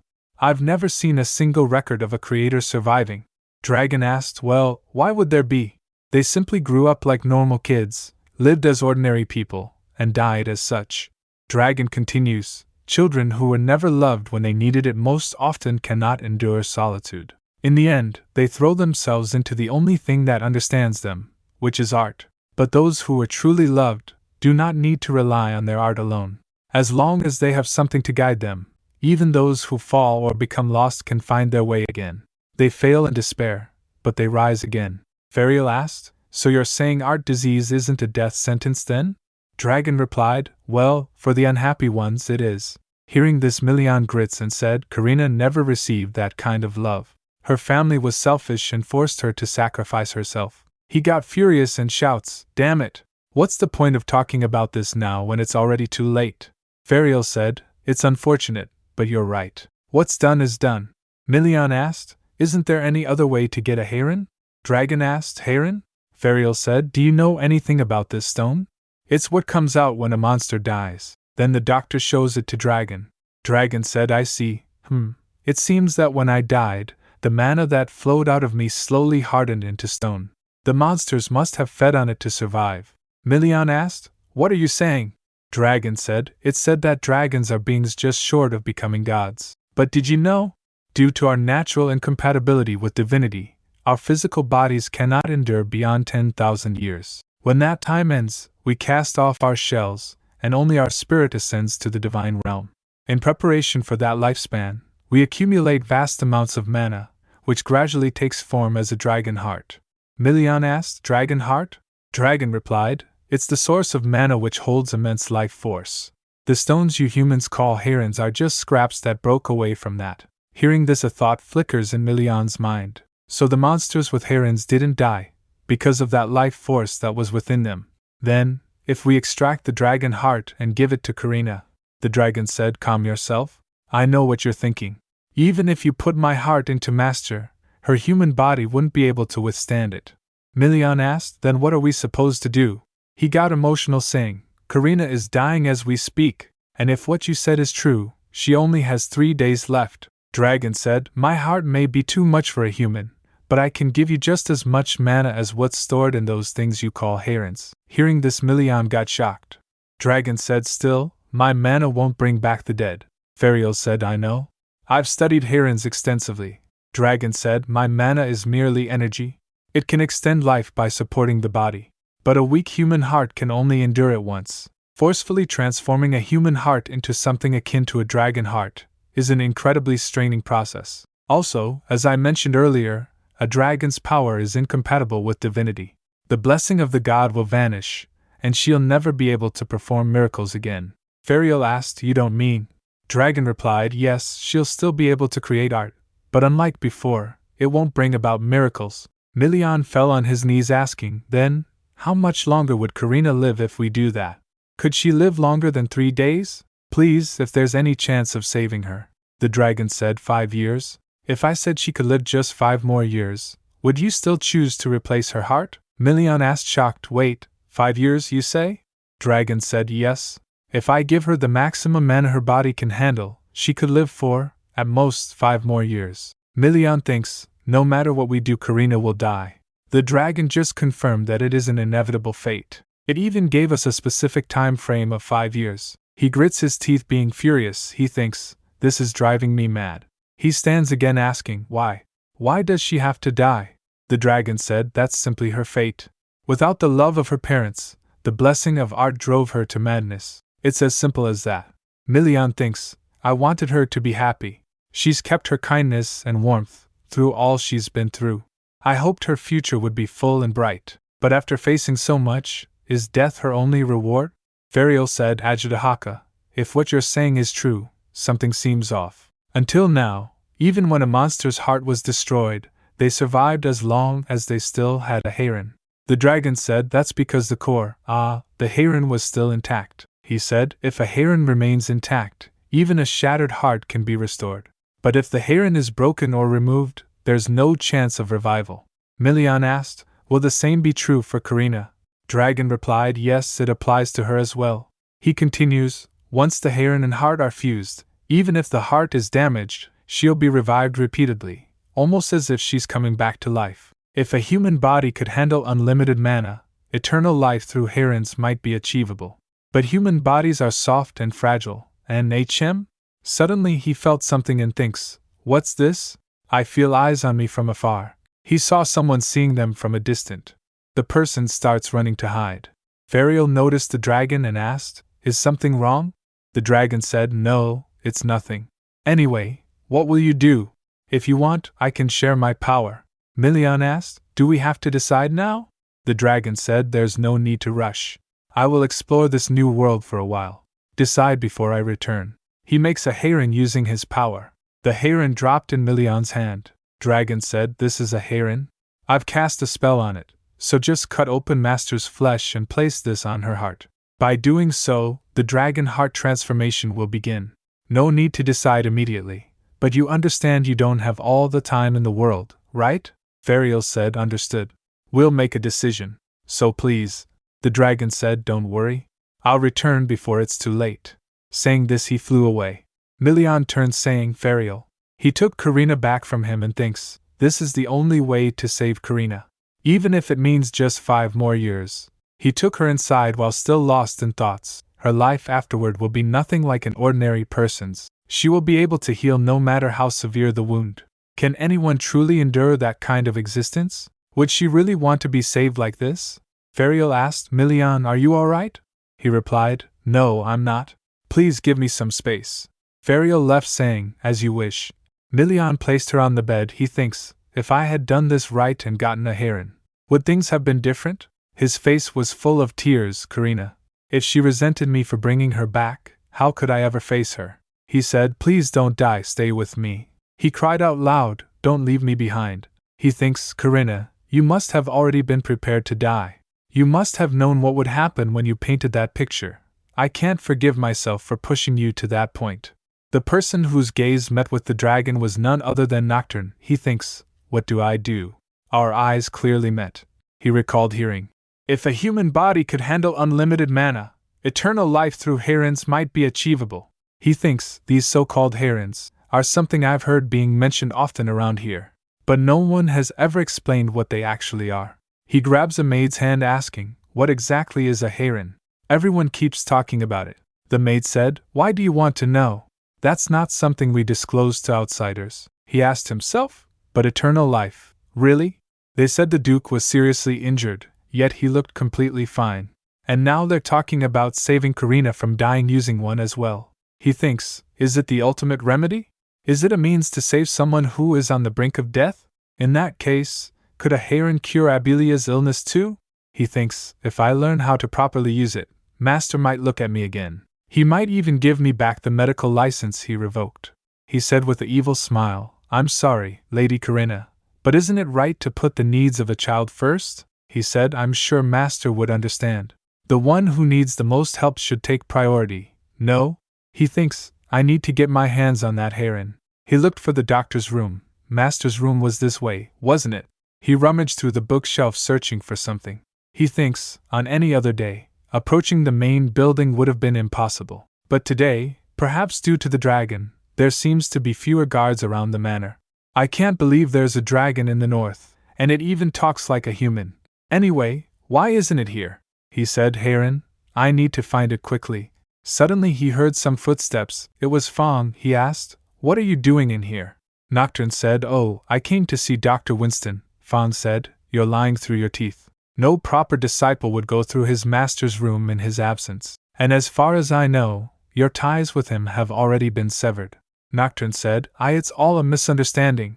Dr. Winston is a kind and compassionate man. He just has the wrong idea. Fong said, you're right. He's a man of character.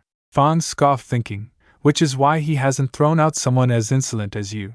Nocturne said, I am sure that once I cure Abilia and develop a universal remedy, then. Fong asked, a universal remedy? Nocturne said, yes. Even in the north, monopolizing something like that wouldn't go unnoticed by the imperial family. Fong said, I have no idea what you're talking about. Nocturne shouts, don't play dumb. I need that jewel called Heron. Fong said, surely you know that's our only hope for saving Lady Karina. Nocturne said, this is the north. If we need more, we can just get another. Lady Karina's younger sister is gravely ill, and there are so many sick in the capital too. If we make a universal remedy from the heron, even Dr. Winston will. Fong said, cutting him off, that's enough. What you mean, plain and simple, is that you want to sacrifice Lady Karina. The heron is for her. Nocturne said, but Fong didn't listen to him and said, I won't stand for any more nonsense. Be prepared to face the consequences of your actions. Meanwhile, Milian sat beside Karina's bed. Suddenly she blinked and opened her eyes. She heard Milian crying, please, Karina. She thinks, Milian, why is he crying like that? I can't move my body. She said, Milian, he gets surprised, Karina? She smiled and said, good evening, Milian. She said, what should I do? I want to hold you, but I can't lift my arms. He grabs her hand saying, then I'll be the one to hold you. He lay next to her. She asked, are you feeling better now, Milian? He said, I'm fine. I wish you'd care for yourself more than you do for me. Tears fell down his cheek. She wiped them saying, it turns out I'm more in love with you than I ever could have expected. I don't want to be apart from you. He grasped her hand, saying, "You won't have to.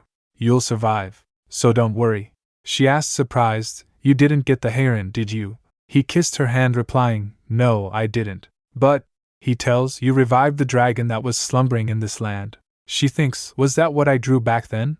My memory is hazy." He tells, "That dragon devoured all the monsters in the forest. Was that really what you wanted, Karina?" She thinks, "Yes, at that time, I was only thinking about one thing. Milian," she said, "I never wanted you to push yourself too hard because of me." He said, "Thanks to you, I'm safe now." She asked, "Really? But you were crying." He said, "That's because my heart hurts too much. It's easier to bear physical wounds." She said, "Milian," he said, "Karina, please don't try to protect me. Don't put others before yourself." She said, "You're the only one I'd do that for, Milian. You're the only one I'd give my life to protect." He said, "That's exactly what I wanted to say." She asked, "What happened to the dragon? Did it disappear?" He replied, "No, it's fine. It's still here. We even spoke to it," he said, "and it gave us a heron. It also told me how to save you." "But," she wobbles after he paused saying that. She asked, "Even if I get past this, will I still be destined to die soon?" He clenched the bedsheet, saying, "No, you won't die, although we can't bring back life that's already gone. If we fuse your heart with a heron, you'll live for 5 more years." She said, "That's good news. But why do you look so grim?" He said, "Because in exchange for extending your life, you'll never be able to use the miracle of creation again." She said, "You never liked when I used it anyway, Milian." He said, "That's true, but you do." She tells, "That's because it was the only thing that gave me air when I felt like I couldn't breathe. It held me up when I struggled and comforted me when I cried. It granted whatever I wished for, however I wanted it." She continues, "But that was only possible because I paid a price and made a wish.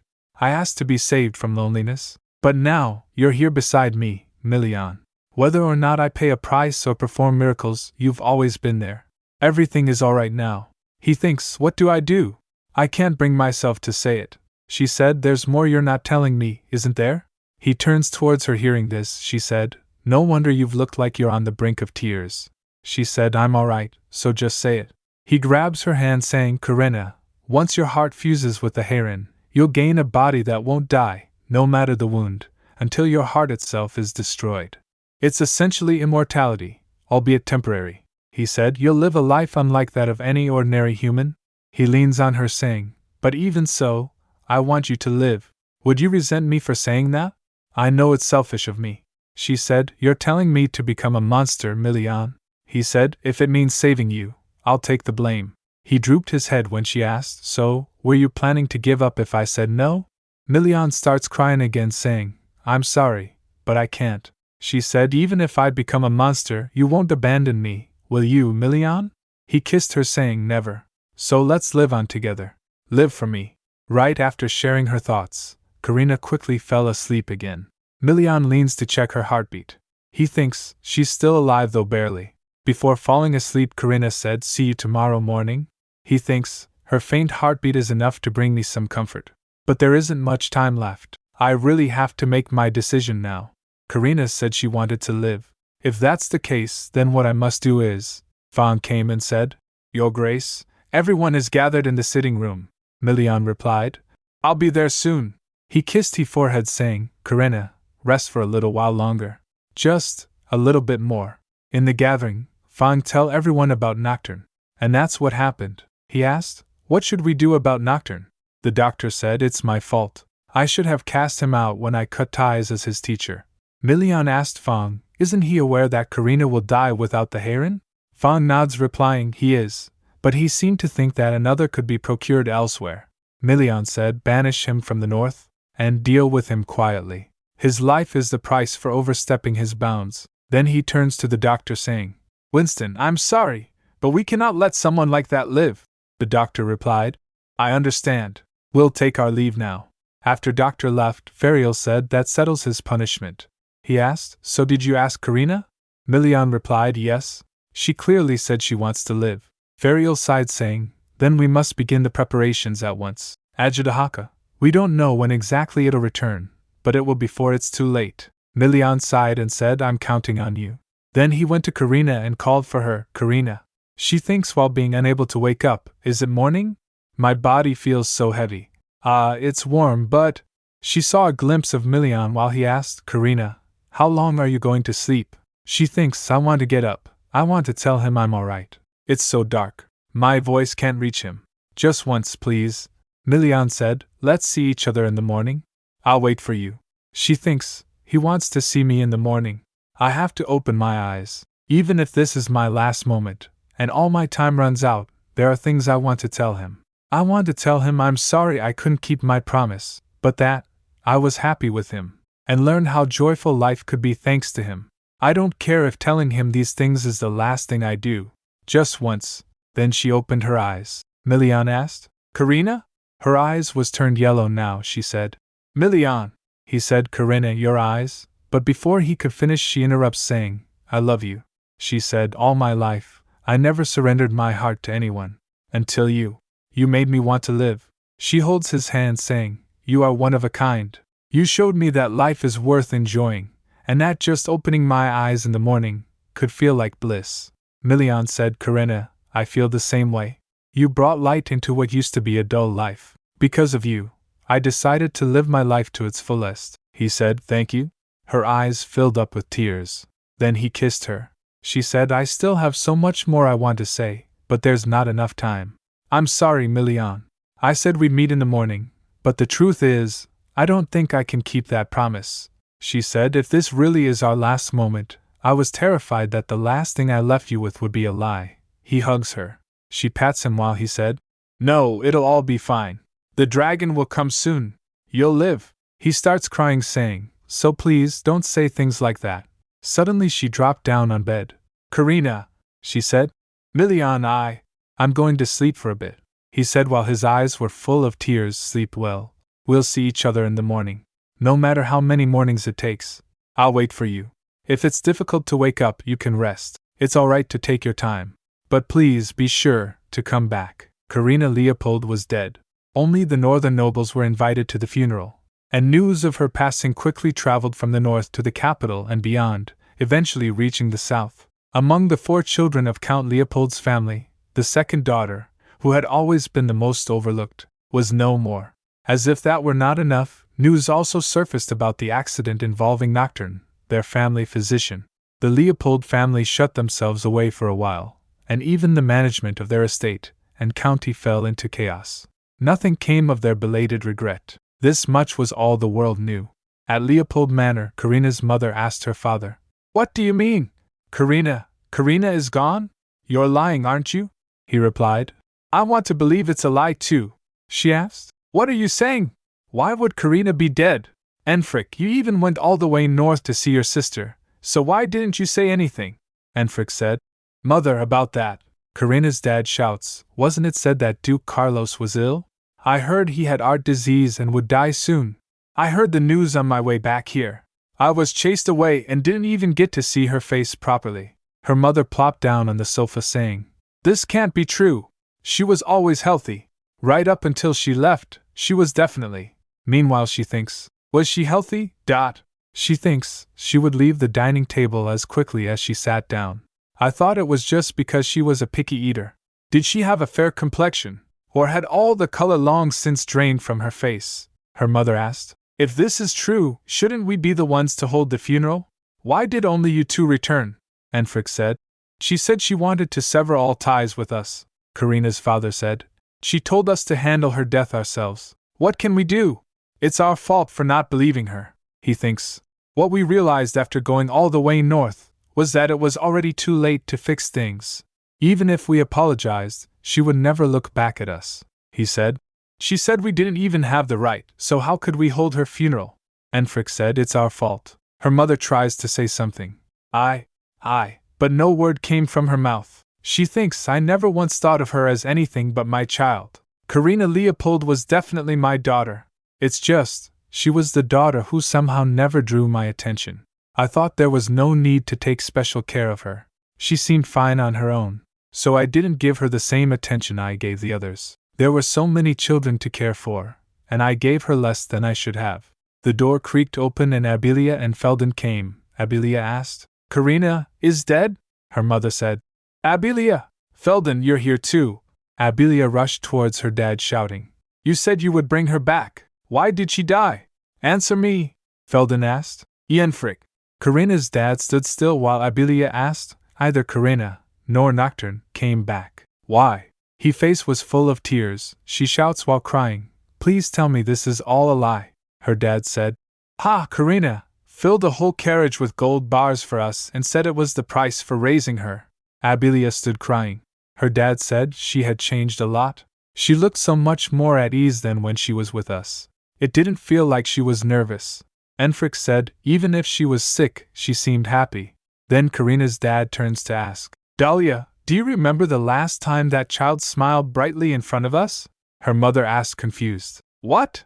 Her dad left the room saying, I honestly can't recall. At North, Milian sat on the bed, while Ferial came and said, Milian, the noise has settled down somewhat. He said, I see. Ferial said, just as she wished, Karina Leopold's existence will disappear, and the preparations to bring her back are already complete. Milian said, even though she won't be gone forever, seeing her like this now is unbearable. The doctor came and said, it'll be fine. Ajitahaka has already infused the heron with magic. Now, I will perform the final surgery myself, Milian said. Ah, yes, I'm counting on you, Fawn asked. Shall we step outside and wait? Milian asked. Why should we leave? Fawn replied.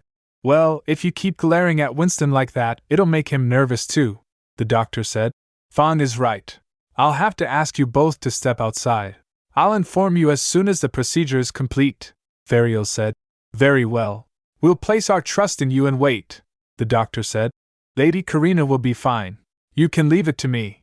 Milian turns to leave saying, Ha, fine. Fawn asked the doctor, can you do it? He replied, I must. That's why I'm here. Milian and Ferial stood outside the door waiting. Milian said, it's quiet. Ferial said, it is. Milian said, if we had something to talk about, maybe time would go by faster. Ferial said, honestly, it's a simple procedure, so it shouldn't take that long. But my hands are shaking so much I could never do it myself. He clenched his hand to stop it from trembling. He asked Milian, what will you do when Karina comes back? He replied, marry her. Then he asked Milian, are you sure you won't regret saving Karina? It means she'll be living on borrowed time again. I'm terrified of stepping into a future where the farewell has already been decided. Milian said, you're right.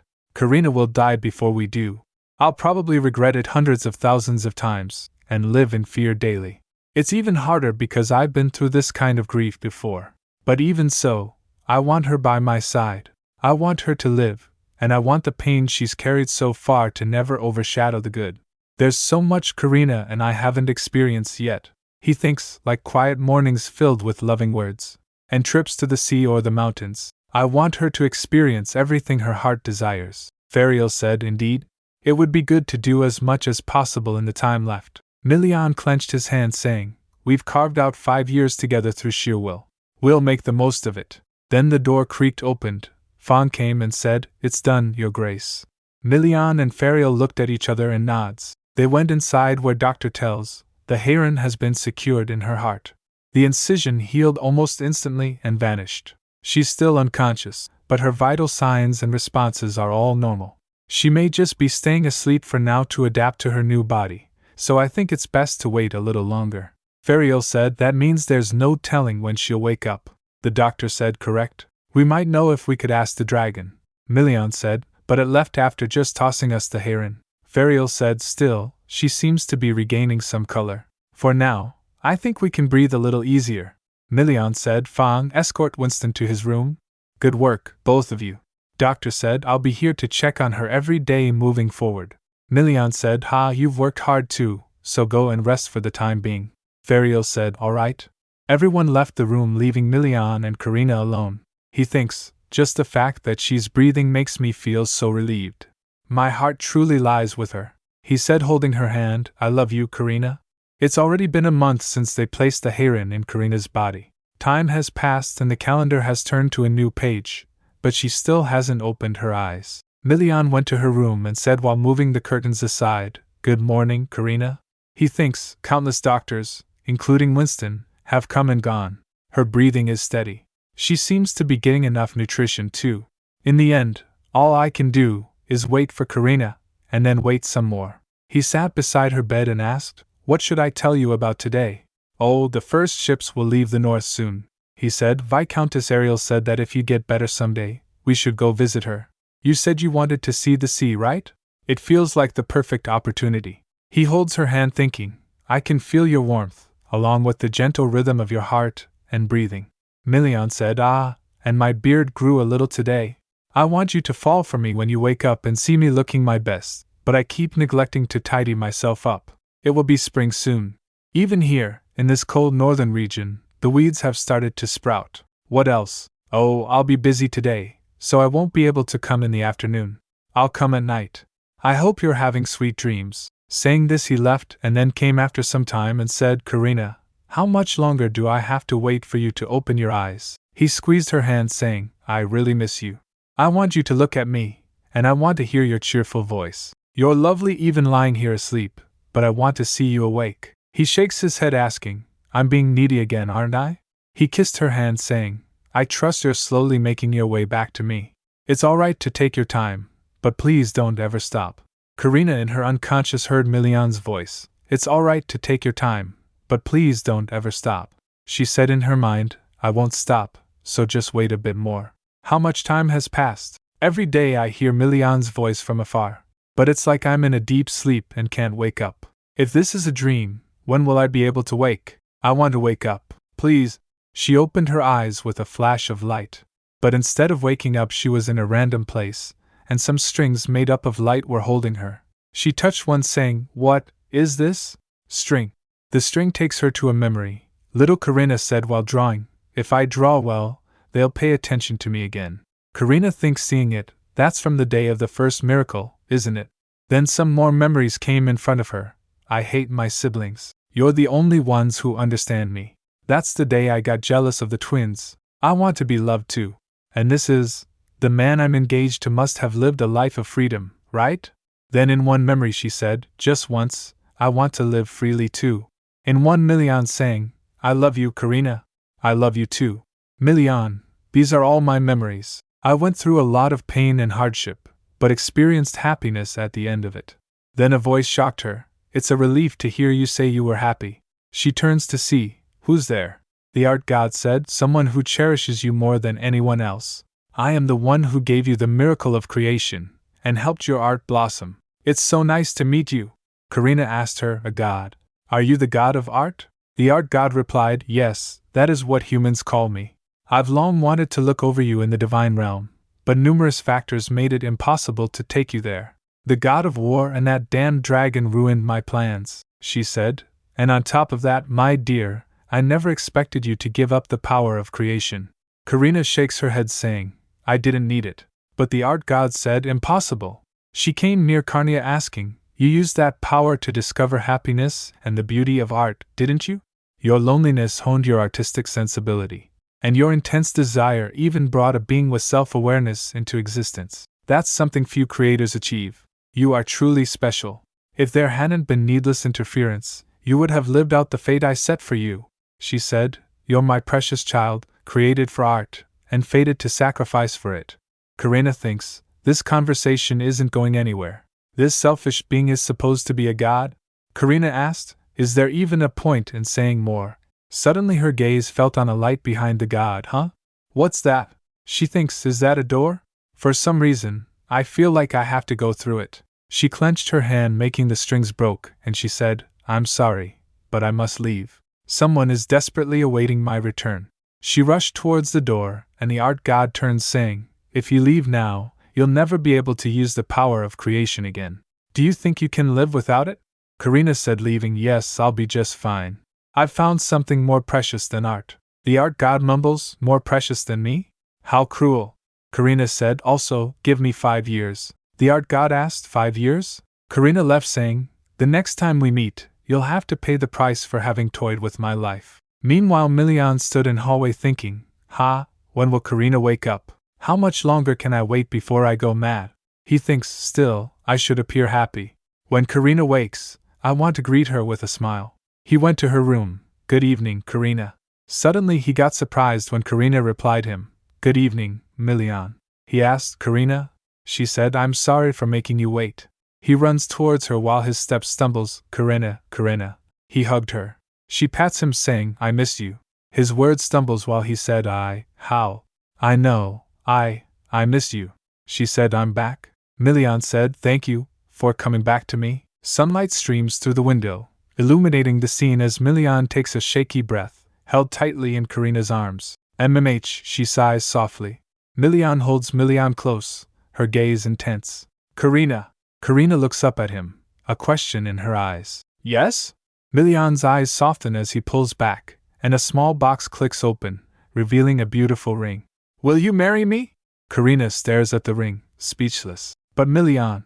Milian interrupts, her voice filled with emotion. I don't care how much time you have left to live. Be it a week, a day, or a year, the thought of losing you will undoubtedly terrify me. But even so, I love you. I can endure anything as long as I'm with you. Karina mumbled, Milian. He continues, so until you take your final breath, let me be by your side. Allow me to share that time with you. Karina buries her face in Milian's shoulder. You'll worry every time you see me. Milian smiles softly. It's all right. The happiness I'll feel will overshadow my anxiety. Karina shakes her head, still hesitant. You'll feel guilty, watching me go first. Milian takes Karina's hands in his. Even so, I'll stay by your side. I won't give you a reason to be anxious. She asked, Milian, what if life is too tough for us to ever be truly happy? There will be even more reasons for us not to be together. But looking back now, maybe I fell in love with you from the moment I met you and saw those red eyes. Milian said. What an honor, Karina said. A god I met in a dream said I defied fate. Since it's already come to this, what harm could a bit more defiance do? Karina gazes at Milian. I love you, Milian. A soft smile gracing her lips. Let's get married. Milian's eyes widen, and he can only manage one word. Gladly. They exchange rings, sealing their promise. And so at last, the long winter passed, and spring arrived. Slowly, Karina began to return to everyday life. Fariel cried his eyes out when he saw her. Nobles from the north came to visit, and the herd she created was happy to see her. For the first time since before she experienced the miracle of creation, she feel healthy. She don't get winded when she walk fast, and she don't vomit blood or collapse. Every day was precious and filled with so much happiness. A maid, while helping Karina to get ready, asked her, You're not tired already, are you, my lady? The maids are all abuzz with wedding preparations, others said. There's the dress for the wedding ceremony, but we also have to prepare a dress for the banquet afterward. One of the maids gushes. There isn't a color that doesn't suit you. His Grace is so lucky to be marrying such a beautiful lady. Another maid chimes in. Wait, shouldn't we be addressing you as the Duchess-to-be now? The days will start to get warmer soon. Another maid says, holding up a dress. You said you were going to visit Viscountess Ariel this summer, right? You'll need more dresses and jewelry. Is there anything else you need? Karina smiles warmly. No, you always do such a good job preparing everything for me. Meanwhile, she thinks, everyone seems so excited. The maid said after seeing Karina. Goodness, you're absolutely stunning. Karina blushes. Really? Thank you. She thinks, I still haven't gotten used to my new eye color. The maids continue to fuss over her. Now that it's all right for you to go out, why not go on a date with His Grace? Yes, tell him you want to go somewhere. He'll be delighted. A D-date? Karina asks, a blush creeping up her cheeks. One of the maids speaks up. Excuse me. He stepped out early this morning, so he should be returning. Suddenly someone knocks the door. Karina turns, saying, Yes, come in. She turns to see Fang enter. I see you're in the middle of selecting a wedding dress. Yes, Karina replies. The attendants are so helpful that I don't need to do much. Is something the matter? Fang frowns. A red-haired man showed up and asked to see you. She asked, confused. Me? Fang steps forward. He didn't identify himself, but do you have any idea who he might be? Suddenly the person came in and said, There you are. Fang turns and asked, What do you think you're doing right now? Leave this room at once. Ajitahaka strides into the room, his eyes fixed on Karina. You were making me wait so long that I had no choice but to come here myself. Fang bristles. How can you barge in like this? Quick, fetch the knights. A maid rushed, saying, Yes, right away. Meanwhile, Karina thinks, seeing him. Who is he? I've never seen him before. Ajitahaka ignores Fang. Your name is Karina, isn't it? This is probably the first time you've seen me like this. Actually, You've never really seen my true form, have you? Karina thinks, oddly enough, I get the feeling he's not dangerous. Fang warns, Don't go near him, my lady. Karina studies Ajitahaka, suspicion in her voice. I don't think you're one of the nobles I met at the banquet. How do you know me? And how did you know where to find me? Ajitahaka chuckles, a dangerous glint in his eyes. Brave, aren't you? You must be curious about me. But first, let me say thank you. Thank you? Karina echoes, confused. Yes, Ajitahaka confirms. You woke me from my slumber. It's not exactly repayment, but I made you a heart in return. How do you like it? She thinks, what is he saying? He says I woke him up, and he made me a heart? Could it be? Ajitahaka smiles, revealing sharp teeth. Do you know who I am now? I am the Crimson Dragon, Ajitahaka, he said. Nice to meet you, master, Ajitahaka said to Karina. Nice to meet you, master. Karina, surprised, wonders, Are you really the dragon I created? I didn't know dragons could take human form. Well, I'd be too noticeable if I roamed around in my natural form. Ajitahaka explains. Karina turns to Fang. You can lower your guard, Fang. Fang hesitates. But, Karina reassures him. This dragon saved my life. I don't think it'll harm me. Fang relents. Understood, my lady. I will be just outside the door, so please call for me if you need anything. Thank you, Karina replies. Karina tells the maids. I'm sorry, but can we try on clothes another time? The maids eagerly respond. Yes, of course, my lady. We'll bring some snacks for you. Ajitahaka raises an eyebrow. I don't know what all the fuss is about. He scratches his neck, looking unbothered. Karina smiles. Ahaha. Karina muses. Our eyes are the same color. If I truly bear a dragon's heart, then. He leans in, smirking. It looks like there's a lot you want to ask me. Karina gasps. Is it that obvious? Ajitahaka laughs. Honesty isn't a bad thing. Shall we sit somewhere and talk? Is that all right with you? Karina asks. Ajitahaka agrees. Sure. Later, seated at a table laden with delicacies, Ajitahaka remarks. Ooh, the hospitality at a duke's manor is truly unparalleled. Please help yourself, she asks him. So, where have you been until now? Milian's been searching for you, but you simply disappeared. He replies. I expected him to look for me, but I was so busy replenishing my magic that I couldn't think about anything else. She asked. Magic? He said. If the master who saved me died, what do you think would happen to me? Karina listens intently as Ajitahaka explains. Just like you, I fell into a deep sleep and couldn't move. If I hadn't replenished my magic before slumber, it would have all dissipated and gone to some big mountain range. Karina is surprised. I see. I had no idea. I'm sorry you had to hurry over here as soon as you woke, Karina says. Ajitahaka waves it off. I didn't come right away. I wandered a bit because I wanted to see how things had changed. The world has become a better place. I'm glad I have the chance to live in this world again. He gazes at her, thinking. I wanted to come and give my thanks. Karina bows her head slightly. I should be the one thanking you. I wouldn't be here if it weren't for you. Ajitahaka asks. How are you feeling now? Karina replied, raising her fists in the air. I was asleep for quite a while after the new heart was put in, but I haven't experienced any problems since waking up. In fact, it hardly feels like I died. I feel healthier than ever. You probably fell into a deep sleep because my power and the blessing you received collided, Ajitahaka explains. He thinks. Seeing my magic replenish like this, the fusion seems to have succeeded. Life was fading from her before, but I'm glad now that I see her breathing properly and smiling brightly. He said it took some time, but I'm glad you're safe. Karina smiles gratefully. Ajitahaka, thank you again for giving me this new life, Ajitahaka responds. If you're truly grateful, live out the rest of your life happily. Your heart is my core, so I will inevitably be affected by your emotional changes. Karina ponders. Is that why I instinctively knew you were harmless, even though I'd never met you before? Ajitahaka says. Perhaps. If you compare us to humans, we're bound tightly like a father and daughter. A father and daughter, Karina repeats. She looks at him with hopeful eyes. Ajitahaka, while I'm alive, would you stay here with me?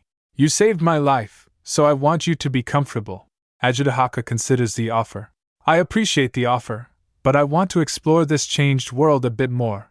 But above all, your partner might not like it, Karina said. Milian? No, I think he'd be happy to have you here. Ajudahaka's eyes narrow. It seems you still don't know him well, master, Ajudahaka warns. That guy is brazen. It makes no difference to him whether one is a god or a mortal. Karina tilts her head in confusion. Huh. Meanwhile, back at the Duke's manor, Milian sweeps into Ferial's room. What did you say you were going to do? Milian declares. I'm going to marry her. Come prepared with a wedding gift next time. Ferial is shocked. Are you insane? Even if she's much healthier now, she was bedridden until recently, Milian retorts. I already proposed while she was bedridden. What's the problem? Ferial said. I thought you called me here for something important. Milian replied. I didn't want Karina to be the one to tell you. Ferial sighs. There's something wrong with you.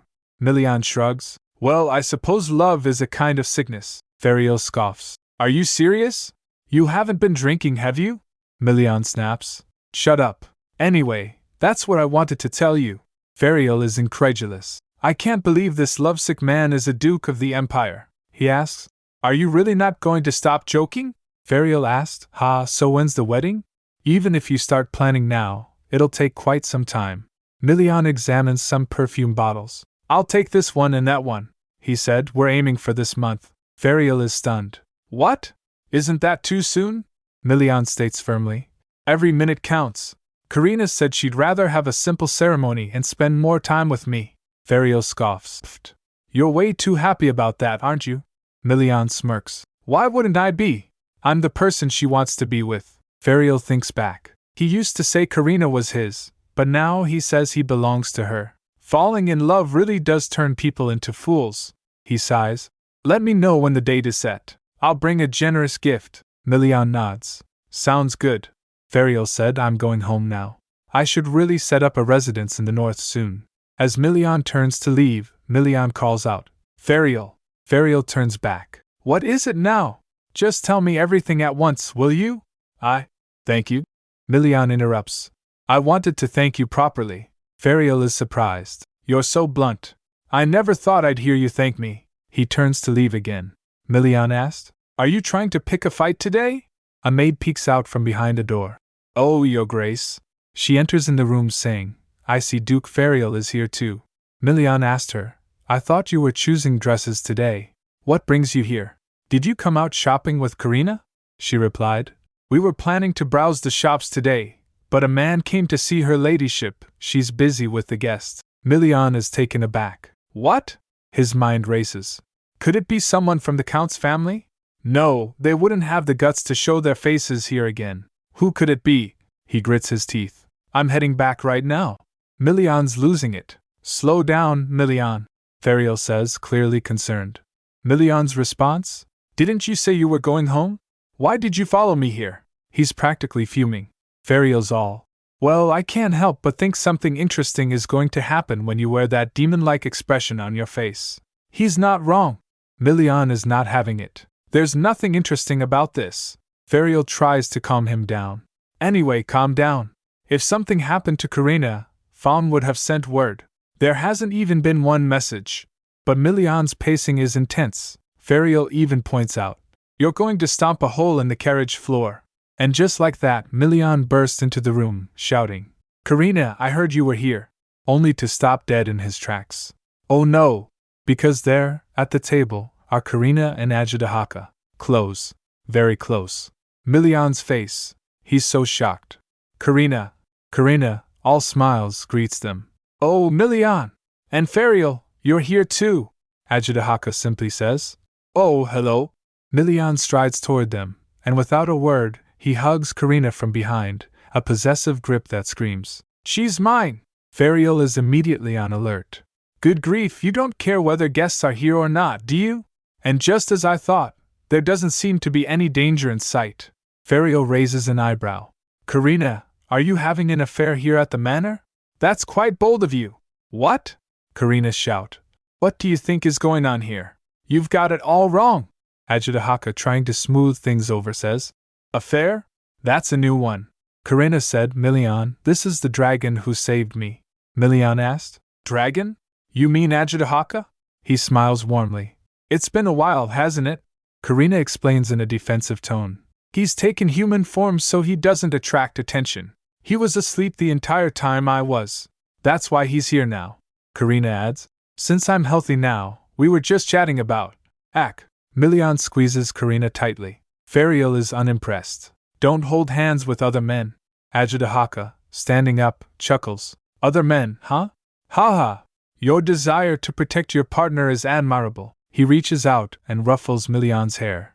Milian is clearly annoyed. Karina giggles. Ferial observes. It's amazing that you can take human form. And of course, your very existence is astonishing. Ajitahaka shrugs. This is nothing. I am the mighty Crimson Dragon, after all. Awe-inspiring, aren't I? He announces. Oh my, would you look at the time. I've seen all I needed to see, so I should be going. Karina is disappointed. Already? You came all this way, won't you at least stay for dinner? Milian turns towards him and said. Oh, how nice of you to excuse yourself. Goodbye now, Ajitahaka said. I'll visit my master often. Before I go, there's something I want to tell you. Come here for a moment. Milian is clearly annoyed. What is it? How annoying. Ajitahaka leans in close, his eyes intense. The time given to my master is but an instant to me, and it's not long for a human either. If you decide to be with her, don't let her go. Artists blessed with creation crave love, so it's hard to win their hearts at first. But if they're ever disappointed by another, you know what happens, don't you? Milian thinks they neglect not only others but also themselves, and sink back into art. Ajitahaka said. However, I'm not worried about you. Your resolve to protect her is admirable.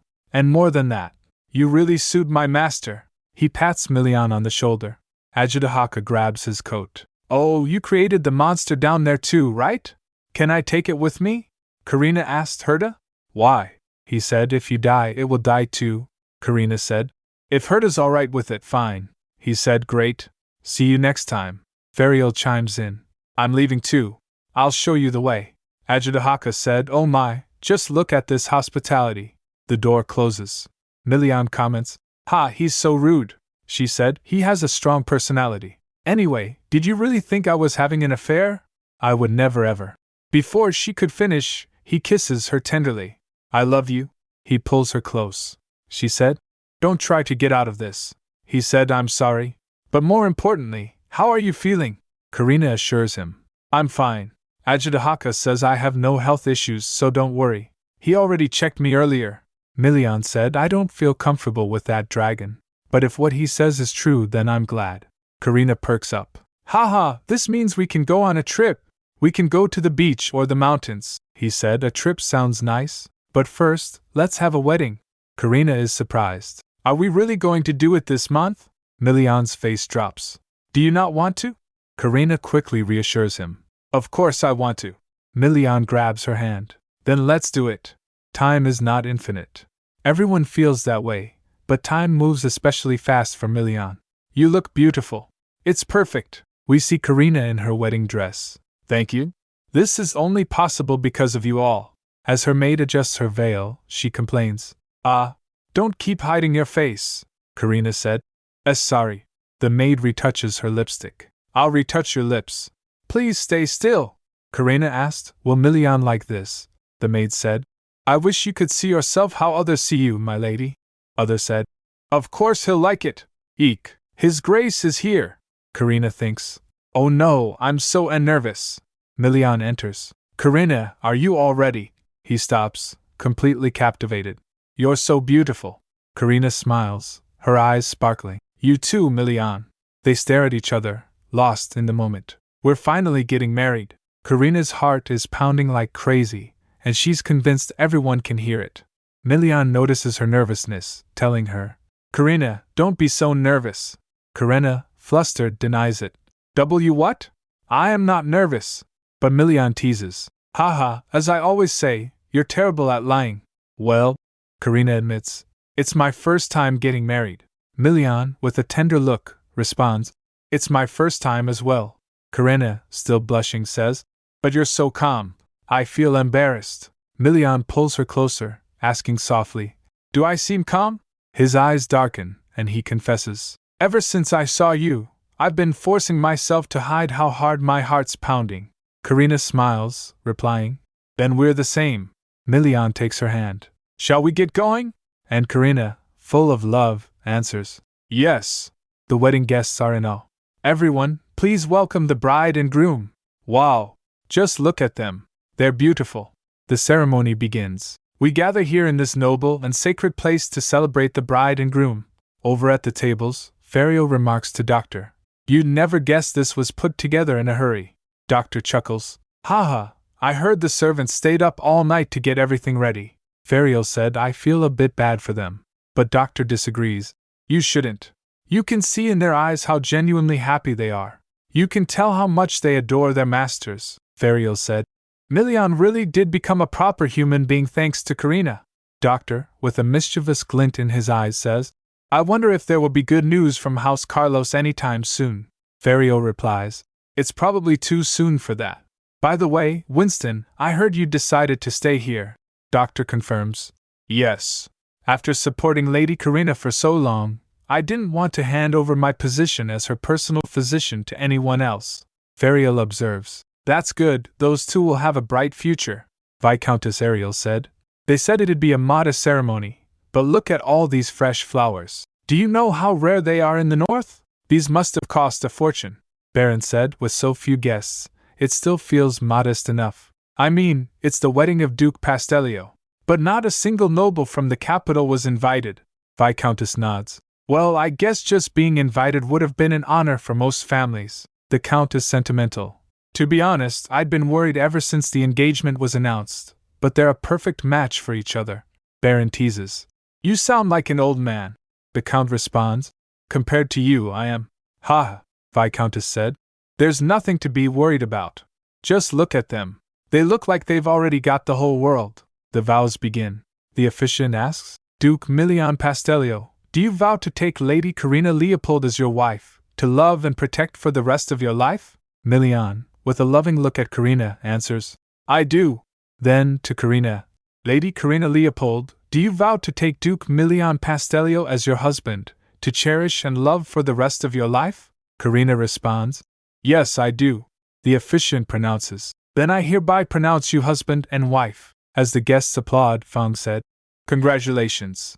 Fang wipes away tears. Milian said, "Stop crying already." Fang said, "If the late Duke and Duchess were still with us, they would have cried even more than I am." Milian smiles gratefully. "Thank you." The officiant concludes, "May you both live happily ever after." Karina thinks, "There was a time when I had nothing to look forward to, but now, I can finally look forward to the future." Karina adds in her thoughts, "Even if my days are numbered, I've come to realize there are too many things to be happy and hopeful about, for me to despair over lost time. As long as I'm with Milian." The scene shifts to their wedding night. Karina stirs in Milian's arms. "Is it morning already?" she murmurs. Milian brushed through her hairs while thinking, "After the ceremony, we had a small reception." Karina looked happy. "Then we returned to the manor and we… Are you awake?" Karina rubs her eyes. Milian asks, "I am. Did you sleep well? How are you feeling?" Karina blushes. "How am I feeling? Karina squirms in his embrace. Milian worries. "I might have pushed you too hard, so…" Karina interrupts. "I am fine." Milian smiles. "My wife is endearing and lovable this morning as well."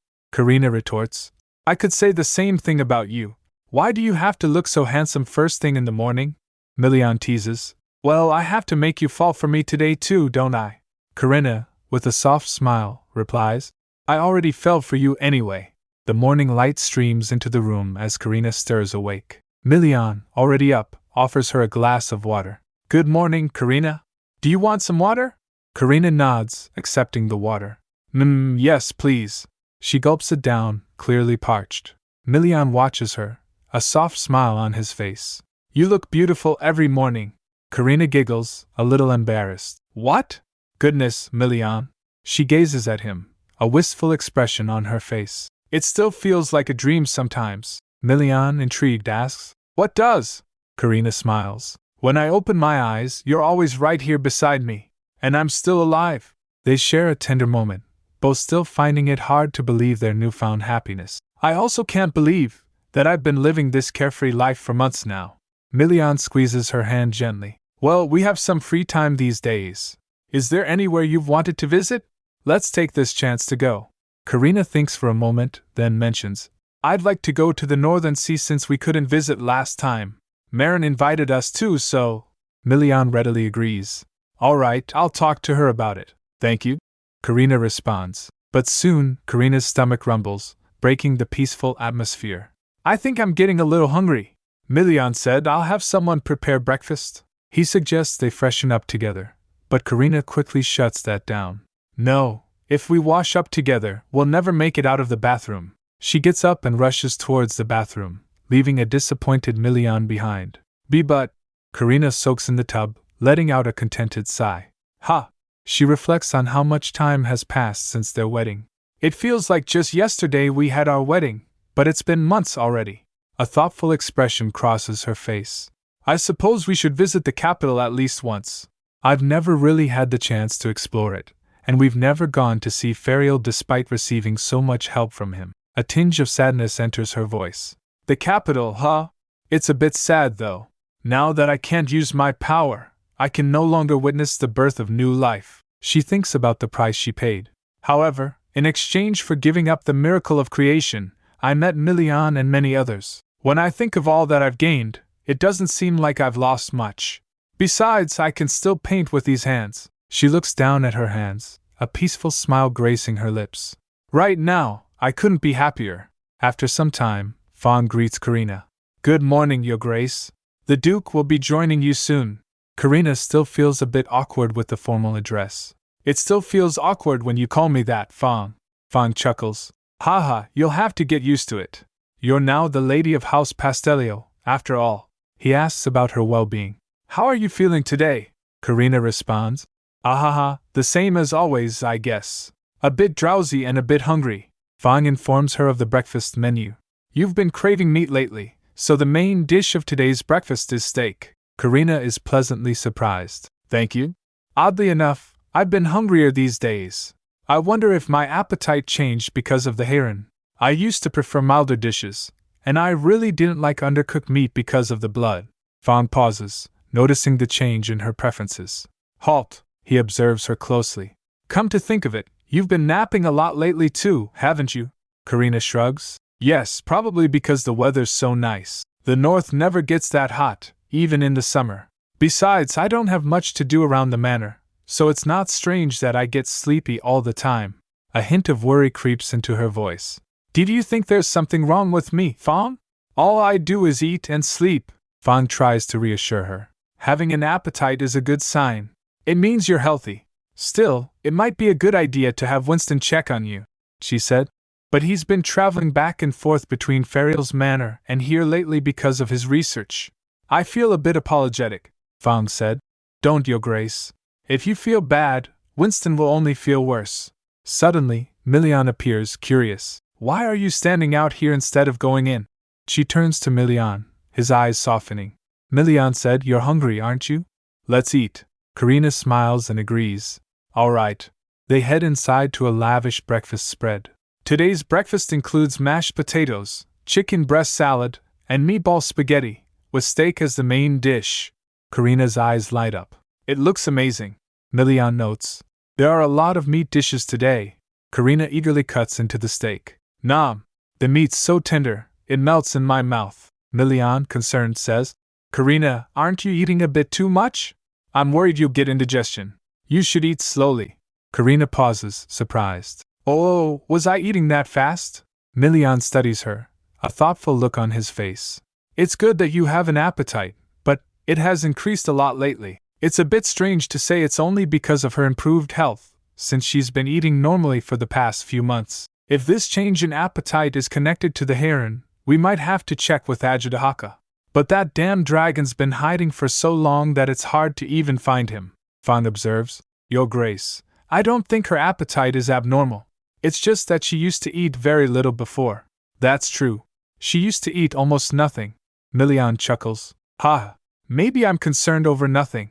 Eat as much as you want, Karina. Karina, however, seems a bit bothered by the attention on her eating habits.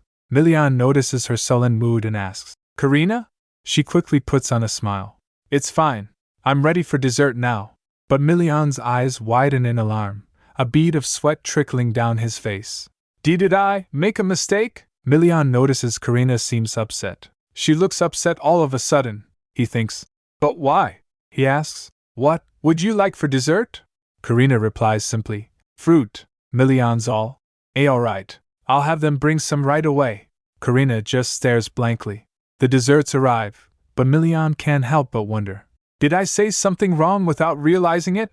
What could have upset her? He replays their conversation in his head. Karina, aren't you eating a bit too much? He had said once. Then later.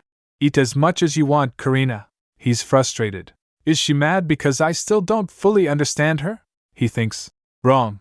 I should change the subject. Karina, when would you like to visit Viscountess Ariel? Milian asks. I was about to contact her anyway. She asked. Really? He said. How about around this time next week? We could probably stay for about a week. Karina nods. All right. Milian is relieved. I'll tell Fong to start preparing for the trip. I guess she wasn't upset after all. He thinks. I never thought I'd live to feel grateful to Viscountess Ariel. Karina asked. Milian? Yes? He replies. She said.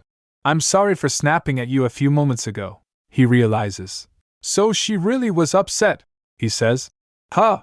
It's fine, she said. I've been getting emotional for no reason lately. Maybe the heron is affecting my mood somehow. Milian fumes. No, you didn't do anything wrong. I'll just be more careful.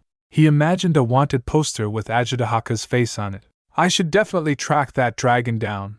Later, Fong said to Milian. I've located the dragon, Your Grace. Milian is sitting back in his chair. Fong continues. He says it's not because of the heron, so he won't be coming anytime soon. Milian said, It's not because of the heron, huh? Milian thinks. Karina's been eating more and taking naps often lately. I thought maybe she was unwell, but she didn't seem sick at all. Then, could it be? Just then, there's a knock at the door. Come in, Milian says. Winston enters. I've finished Her Grace's examination. Milian rises. How is she? Winston hesitates. She's definitely pregnant. She's about 3 months along. Milian says simply. I see. Winston observes. You don't seem very surprised. Milian replies. I am actually. I just suspected as much. He thinks. A child, huh? I'm sure they will be sweet and beautiful, just like Karina. But for someone whose days are numbered, having a child might be a painful attachment. He asks Winston. How much strain will pregnancy and childbirth put on her body? Winston replies. Her health is currently no different from that of an ordinary woman. Still, no matter how healthy the mother, childbirth always comes with pain and risks. Milian thinks. It's not like I never thought about having a child, but wishing for one with her felt like I was being selfish. Not that it matters what I think. I'll completely support whatever Karina chooses to do. All that matters to me now is her happiness. Milian hardens his resolve. I'll tell her the news myself. He finds Karina and tells her. She asked. What? I'm pregnant?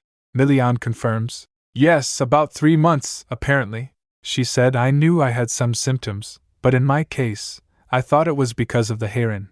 Milian is distraught. You must be very shocked. I'm sorry. I should have realized it sooner and had Winston check on you. I was so blind. I can't believe it took me 3 months to notice. Karina reassures him. No, don't say that. The symptoms only started showing recently. Milian is determined. It'd be a lie to say I'm not happy you're pregnant. But I don't want it to be a burden on you. Karina is surprised. A burden? Milian continues. A child is incredibly precious. But it'll tie you down, won't it? Karina says. I don't think so. It's a little overwhelming, sure, but I've always wanted a baby. She looks directly at Milian. This is our child, Milian. Milian said. The child will be a lingering attachment. You won't be able to spend your remaining time just for yourself. And what if you regret that later on? She asks. Despite all those things, wouldn't you like to raise our child? I want to know how you truly feel, he said. Honestly, of course, I want to have a baby with you. I know they will be as lovely as you and bring us so much joy, she said. Then that settles it. You won't be alone after. I'm gone one day. But more than that, I've always wanted a family. Karina smiles. Of course, not that you aren't my family now. Milian asks. Are you sure about this? She replied. Yes. I want to give our child all the love I never got from my parents. I've always wanted to have a loving family. He takes her hand. Then let's build the family you've dreamed about, together, Milian says. Maybe we should postpone the trip to the seaside. Do we really have to visit Ariel right now? Karina replies. But I think the baby would like it. The sound of waves is very soothing, Milian grumbles. Still, she's rough around the edges, both in her words and her actions, Karina teases. Pfft, are you already acting like an overprotective father? She said, holding his hand. Don't worry. As long as we're together, we'll have a wonderful time. Milian is attentive. All right then. If there's anything you want to eat, tell me. Karina has a craving. Peaches? Strawberries would be nice too. And melons. Oh, and grapes. And, Milian declares, ha, I'll turn the empire upside down and bring you every fruit I can find. We believed we didn't have any time left, Milian thinks. But soon enough, we will welcome a small miracle into the world. The carriage rolls along, and Karina remarks, the breeze feels nice. Milian, ever watchful, asks, yes. The trip wasn't too rough on you, was it? She smiles. Not at all. If anything, it feels exciting. It's like I'm setting out on an adventure. Although, I do enjoy being at the manor. He seems relieved. I'm just glad you seem to be in good spirits. But Milian's concern is still there. Long carriage rides aren't ideal for a pregnant woman, so… Karina cuts him off with a playful, no more nagging, please, she points out. You've said that 3 times today, she defends herself. We took breaks along the way, and I slept well at the inn too. I'm fine, really. Then Karina's eyes widen. The sea, Milian announces. We're almost there. It's your first time seeing the ocean. What do you think? She gasps. It's huge. It seems to go on forever. And it feels like it's connected to the sky. The carriage arrives. Well, look who it is. Welcome. It's Marin, greeting them with open arms. It's been a while, Karina says. Marin replies. Oh, there's no need for formalities. You sound way too stiff, she sighed. Oh, you two may be married now, but don't tell me I have to call you something cringy like your grace and such. Come on, spare me, Karina adds. I'd prefer it if you just address me as you usually do. Milian asks Marin. We said we'd meet you at your manor. Why did you come all the way to the entrance of the Viscounty? Marin grins. Because it's Karina's first time seeing the sea. I came to give her a personal tour. She pulls Karina into a hug. You've hobbed her all to yourself the whole trip here, so now let us ladies have our time, your grace. Milian retorts. You win, I mean Viscountess Ariel, what exactly are you up to? She said, when a man accompanies his wife while she's with her friends, it's a recipe for disaster. Marin teases. Don't you know that's how you get on their bad side? Now, go on ahead to the manor. Karina nods. Marin's right, you should go rest first. Milian looks up at Karina with a pout. But I want to stay with you, she said. But you've been exhausted this whole trip, you even lost sleep worrying about me, she said. It's safe here in Marin's territory. And even if something happens, you know I'll probably be fine, he says. But Karina, she reaches up and touches his face. I promise I'll be back before dinner. Milian relents. All right. If that's what you want, I won't stop you. I'll head to the manor first. He kisses her hand. Okay, see you in a bit. The carriage pulls away, leaving Karina with Marin. Inside the walls of the estate, Marin says, You really amaze me, Karina. Karina asks, Why? Marin explains, I've known His Grace since he was a kid.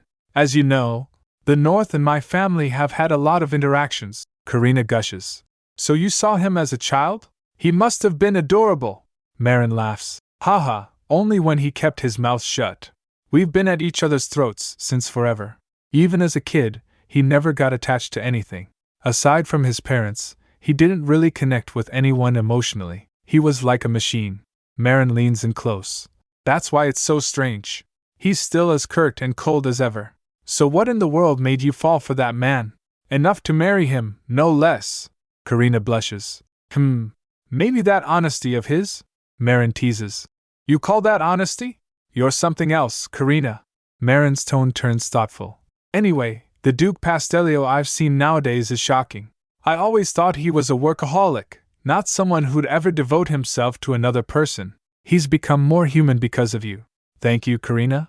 Oh, we're here. She points. This beach is one of the few spots where you can get close to the water safely. I've always wanted to bring you here. As they reach the beach, Karina breathes. Wow, she exclaims. It's even more beautiful up close. Marin grins. Right? I knew you'd love it. It's my favorite place. The pirates can be a bit of a nuisance sometimes, though. Marin kicks off her shoes. Walking barefoot on the sand feels amazing. If you want, I'll take you out on a boat later, Karina asks. Do you think I could paint on the boat? Marin replies. Well, if you don't mind a little rocking. Karina smiles. I guess I'll have to try it to find out. They splash in the water, and Marin asks, Karina, I heard you don't have long to live. Is that true? Karina's expression falls. Oh, then she says, Yes, it's true. Marin continues, I see. I figured it was better to ask you directly than just wonder on my own. I'm sorry if that question upset you, Karina assures her. No, it's fine. I wasn't planning to hide it anyway. She thinks, I made a promise with Milian. At the very least, I'll be honest about my condition to the people close to me. They also deserve to have time to say goodbye. Marin puts her arm around Karina. You're an amazing woman, you know that? Karina giggles. Marin suddenly perks up. Karina, there's something interesting about your scent. Karina is confused. Marin sniffs. What? My scent? I swear I showered before coming here.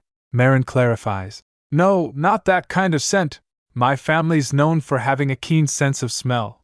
My parents said mastering the senses was part of becoming a proper heir. Marin sniffs again. Karina asks, So you're saying I smell like something? Marin says. It's kind of like the scent animals have when they're preg. Karina gasps. Marin exclaims. Wait, are you pregnant?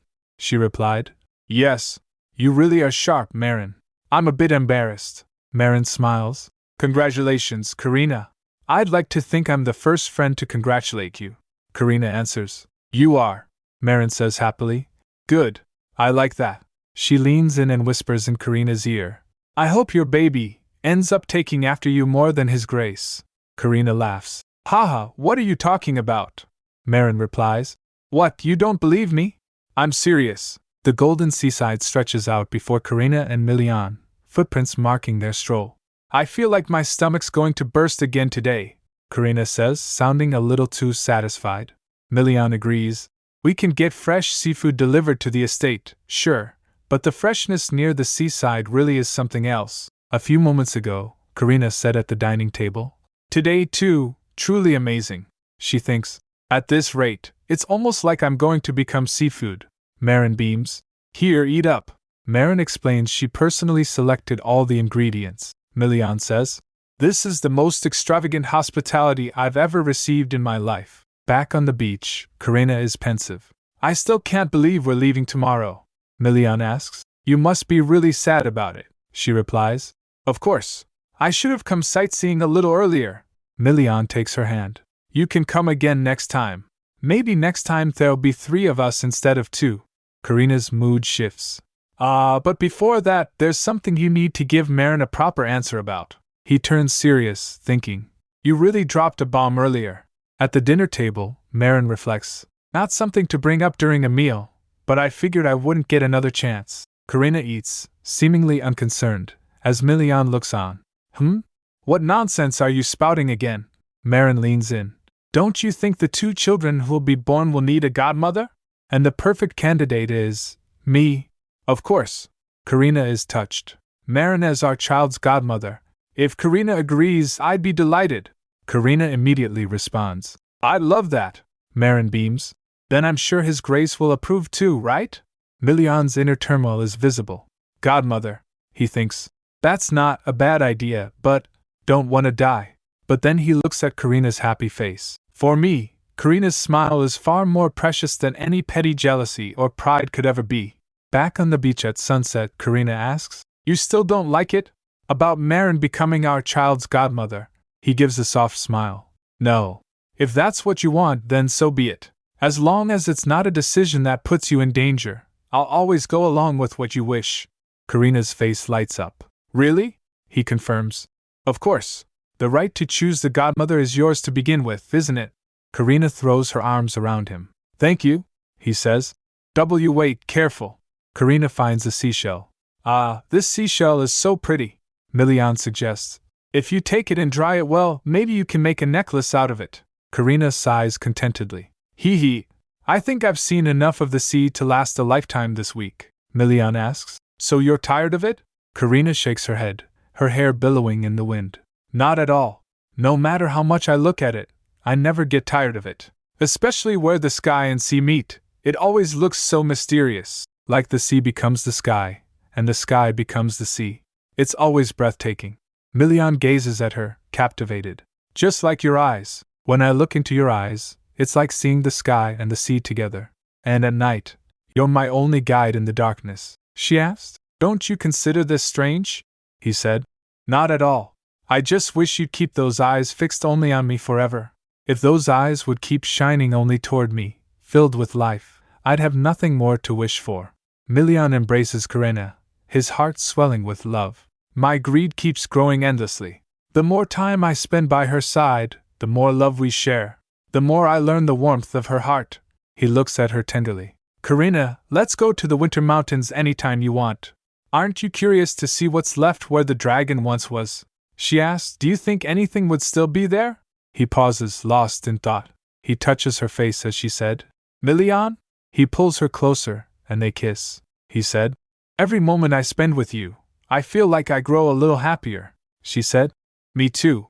Milian reflects on his deep love for Karina. She's the only one who can make me laugh or cry, feel true happiness in my life. Even if this woman someday disappears, I'll cherish this happiness to the fullest, with her. A week passes. The estate is bustling with preparations for departure. The week went by in the blink of an eye. Marin sighs. Milian retorts, Really? It felt long to me. Milian gets playfully pummeled by Marin. Karina observes, Even Milian said it felt short. He's just saying that because he's embarrassed. Marin said, Honestly, your grace always acts so different around Karina. Milian bristles. Different? Marin teases. You obviously didn't like the idea of me being the godmother, but when Karina asked, you agreed without a single complaint. You've already been caught, you know? Milian is silent. Karina gently intervenes. Marin, stop teasing Milian. Marin smiles. Well, it's only natural to want to look good for someone you like. I understand completely. Milian said, still saying useless things, I see. Karina blushes. Hee hee, maybe, but I meant it. Marin said, I guess I got too excited at the thought of being a godmother. Karina said, Marine, next time, we'll come visit together, the three of us. Marin responds, I'm already looking forward to that. Marin has a surprise for Karina. Oh, right. Before you go, I have something to give you. Hold out your hand. She hands Karina a seashell. Here, it's called a conch. Put it to your ear. Karina listens intently. I can hear the sound of the ocean. How did you make this? Marin laughs. Haha, I didn't. Nature made it. Think of it as a gift holding all the time we spent together by the sea. Karina is touched. Thank you. I'll treasure it. Marin said, every time you listen to it, don't forget. I'll be waiting here by this sea. Until we meet again, stay healthy. Milian stood happy seeing Karina as she said, You too, Marine. Marin holds Karina's hands. Partings always hurt a little, but now I know. When there's a promise waiting at the end of it, even farewells can be gentle. Time has flown by, and Karina is already 7 months pregnant. Her body feels much heavier, but she still feels healthier than before. The doctor is checking up on Karina, saying, Your pulse is normal, and you're very healthy.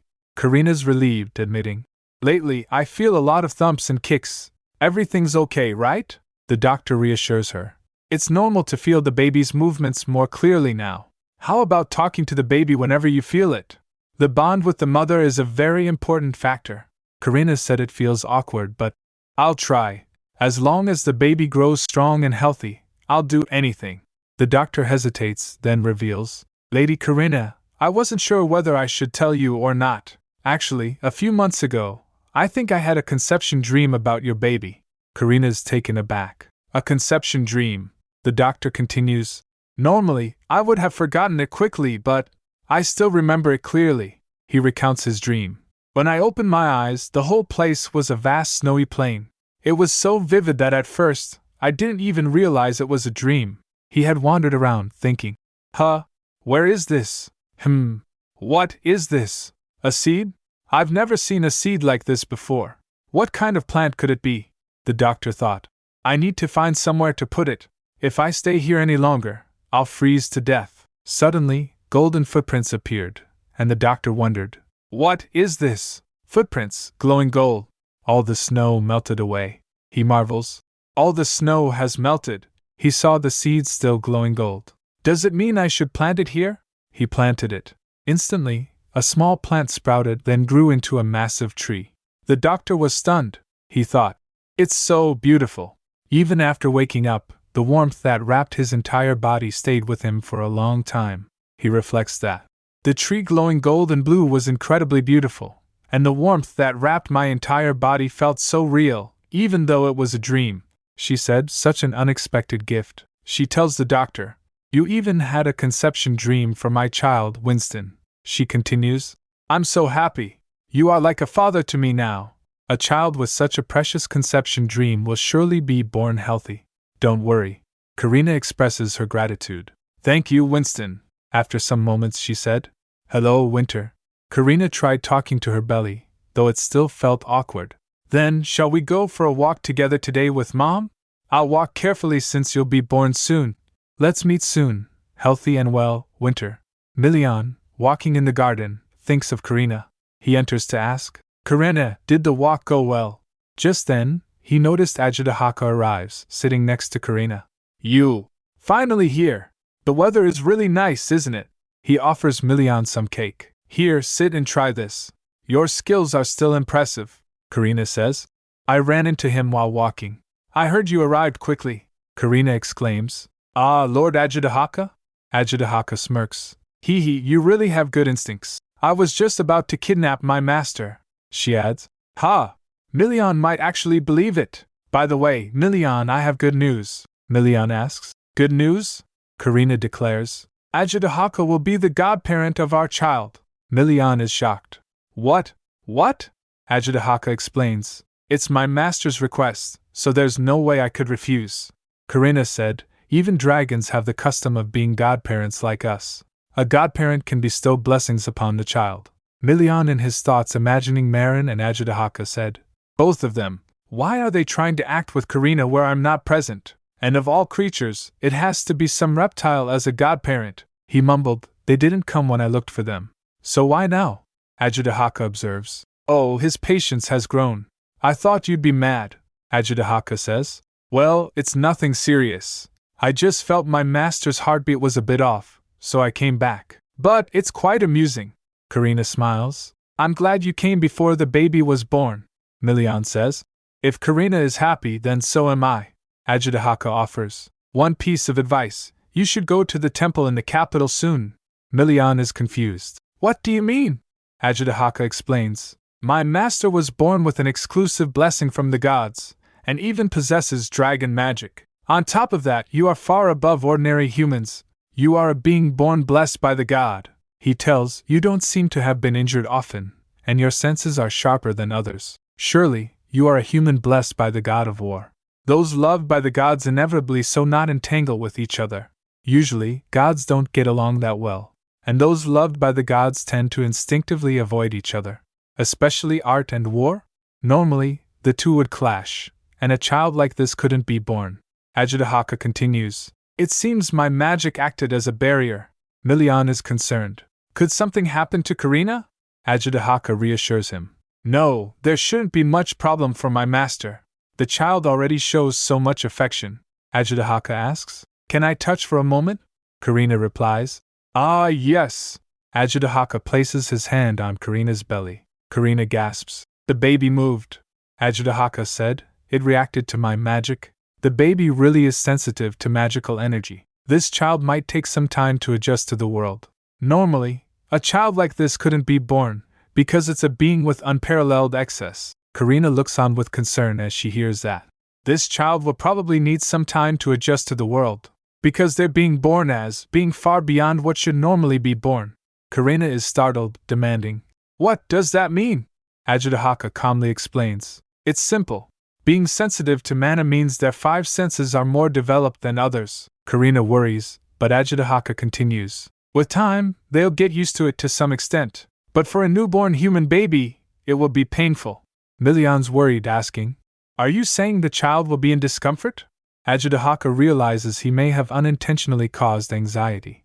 Oh dear, it seems I scared you unintentionally. I'll explain slowly. He demonstrates with a burst of mana, focusing it into a wine glass. Now look at this, he says. Ajitahaka explains. Let's assume this scarce cup is the average human body. Of course, the size of the cup differs from person to person. Simply put, this is the size of the vessel. He elaborates. Some people are born with a naturally large cup, but it can also grow larger depending on their environment, and inside it, this wine represents what a human is born with. An illustration shows the senses: sight, hearing, smell, touch, taste, insight, quick thinking, and motor skills. Milian interjects. So what about it?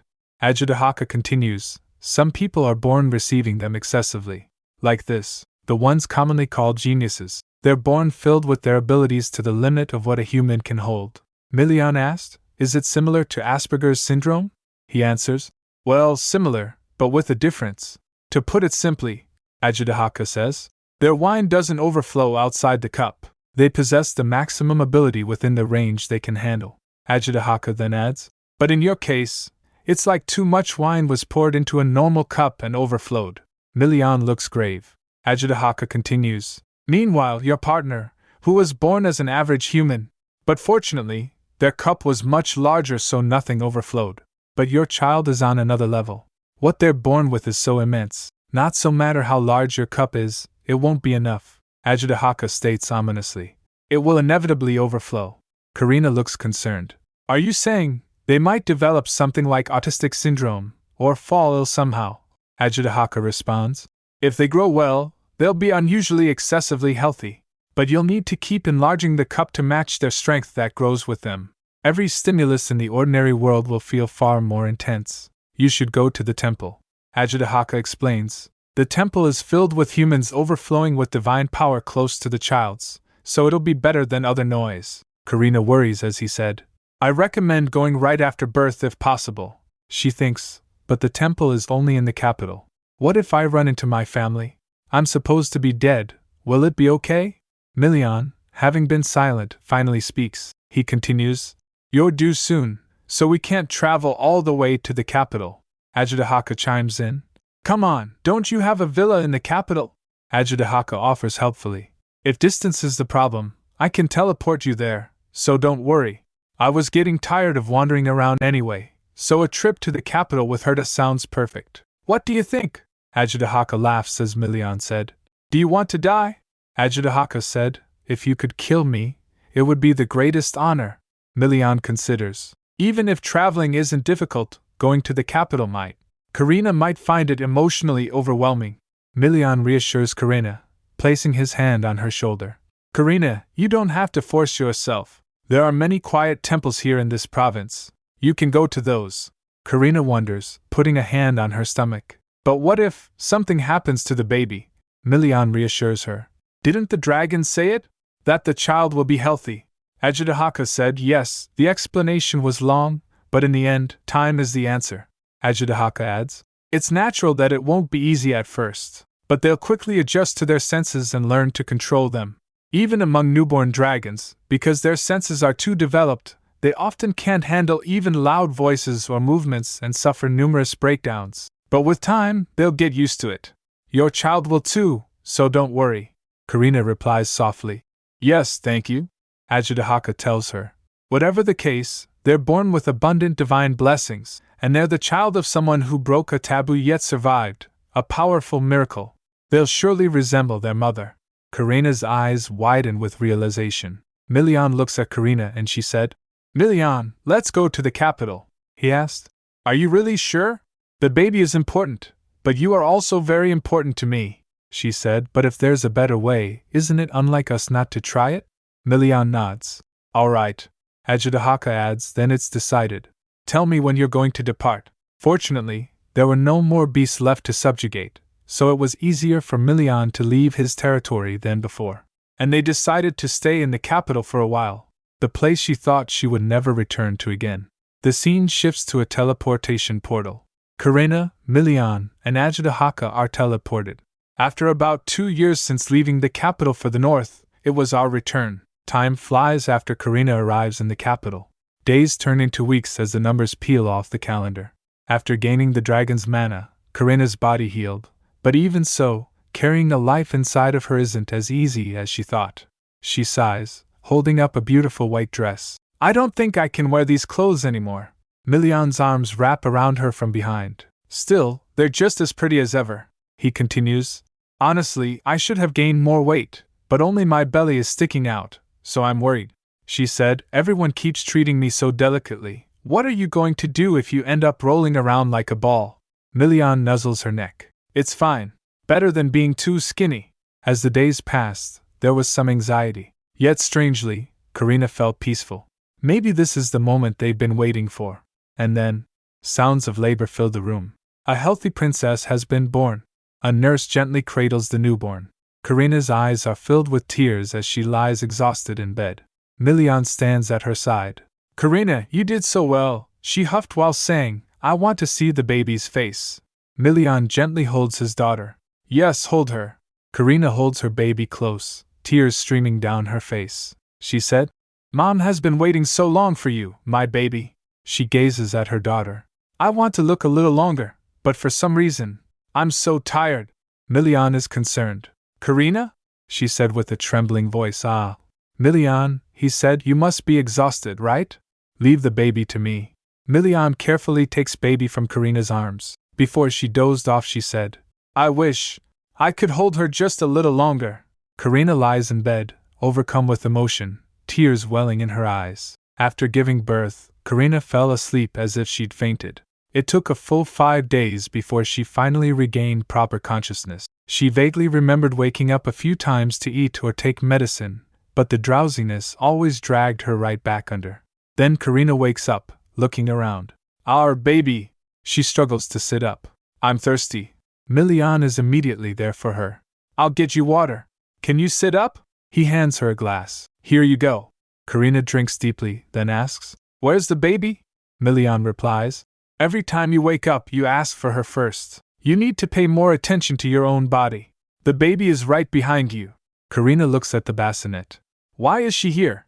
Milian explains. She cries when you're not close by. He picks up the baby. When Milian holds her, she calms for a moment, but when she feels Karina is far away, she cries again. Milian sighs, then smiles. Here, hold her. Karina takes her daughter. Milian observes. Her eyes resemble yours. Karina questions. Mine? Milian confirms. Yes. I've never seen a baby with mismatched eye colors before, but both colors are yours. He kisses Karina's cheek. She said, Her hair. I think she takes after you, Milian. Karina smiles softly. He said, So it seems. Karina looks at her daughter, overwhelmed. She's so small. I feel like I could hurt her with the slightest mistake. He asked, Do you know how I was? I was terrified too. I thought she might break if I held her wrong. Milian continues, And what the dragon said seems to be true. Even when I hide my presence and walk quietly, she notices right away.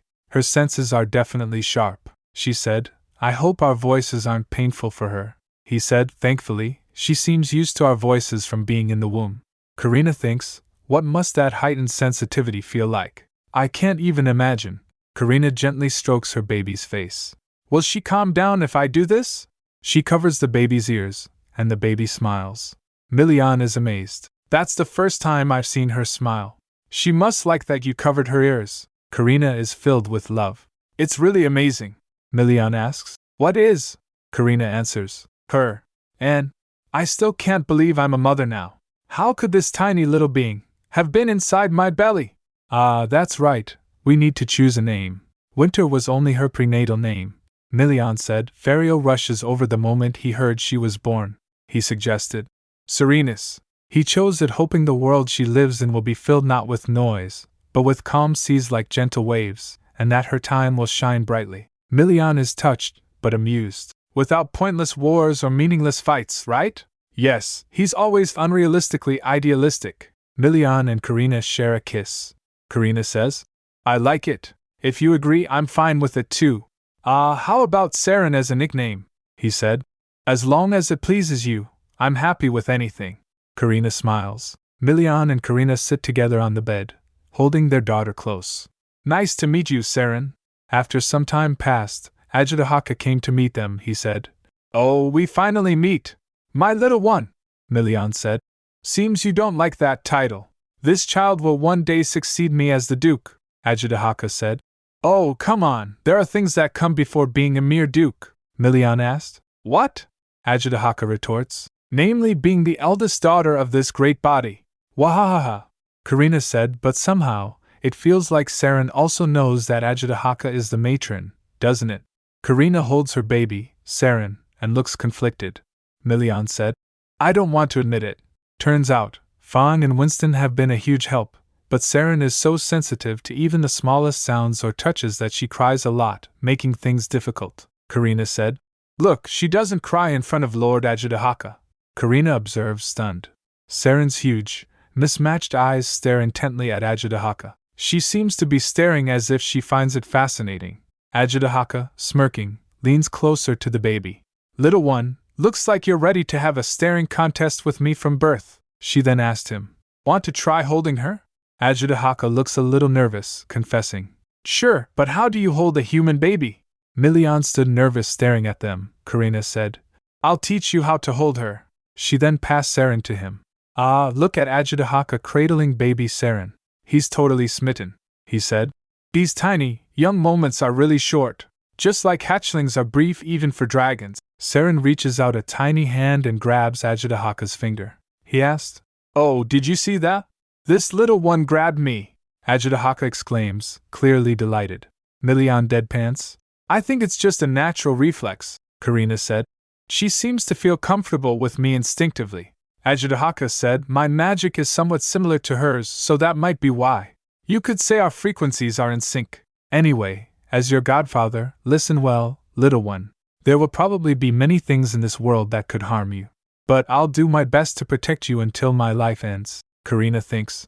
If I disappear from this world, probably Ajitahaka too. Saren will have many farewells. Milian then muses. Haha, a dragon without a title may not be much help, Ajitahaka said. But at least I can use magic when this little one is in danger. Milian asked. Nothing dangerous should happen, right? Ajitahaka's face is serious. You never know. Ajitahaka smiles. Oh, right, I will bestow the dragon's blessing. And just like that, a golden light envelopes the baby. You'll have to go to the temple soon, but it's okay as a temporary measure. As a piece of breath reached Saren, her eyes began to shine with a somewhat relaxed expression. Gradually, the senses dormant inside the child will start opening to the world. A tiny world was quietly expanding. Time skip. Half a year later, Fariel arrives at Karina's residence. Karina, long time no see, Fariel announces cheerfully. Karina greets him with a simple, Fariel. He immediately asks, What about Saren? Karina replies, Fawn will bring her soon. Want to have a cup of tea first? Fariel accepts, and Karina asks, Is it okay to come without telling Milian? He replies, Milian went to the Imperial Palace anyway, right? Karina sighs. Ah, right, I guess some procedures are needed to stay long in the capital. She asked, How did you know that? He smirks. I used a little trick to enter secretly. Honestly, I think waiting this long was already impressive. Fariel dramatically cries. I can't believe I haven't seen Saren for half a year. I am the one who named her. Not trying to boast, Karina replies. Oh, that's, he said. Of course. Saren cries a lot and is very sensitive to strangers, so I know there have been no other visitors to the mansion in these 6 months, Fariel says. But she's gotten better after the dragon visited and she went to the temple. Milian didn't tell me at all, Karina thinks. Maybe Milian just didn't want to see Fariel pampering Saren. He also told me Fariel was busy, so I didn't know, she recalls. But Fariel retorts, So I came while Milian wasn't around. Karina smiles. Perfect timing. She's eaten, napped, and is now bright-eyed and awake. Fawn appears, pushing a fancy baby carriage. Madam. Fawn, over here, Karina calls out. Fariel tunners with a glow on his face. Say, Severine! Saren, lying, stares up with wide, mismatched eyes, clutching a black cat plush. Aing! She cries. As cute as I imagined, Fariel gushes. Already playing with toys is so adorable, Karina adds. Lately, she's trying to crawl a bit too. Wah! Saren cries. Looks like she wants to move, Karina notes. And maybe thanks to going to the temple once a week, she cries much less now. Saren babbles. Ma! Ma! She doesn't cry at the sound of conversation either, right? Ferial observes. She said. Yes.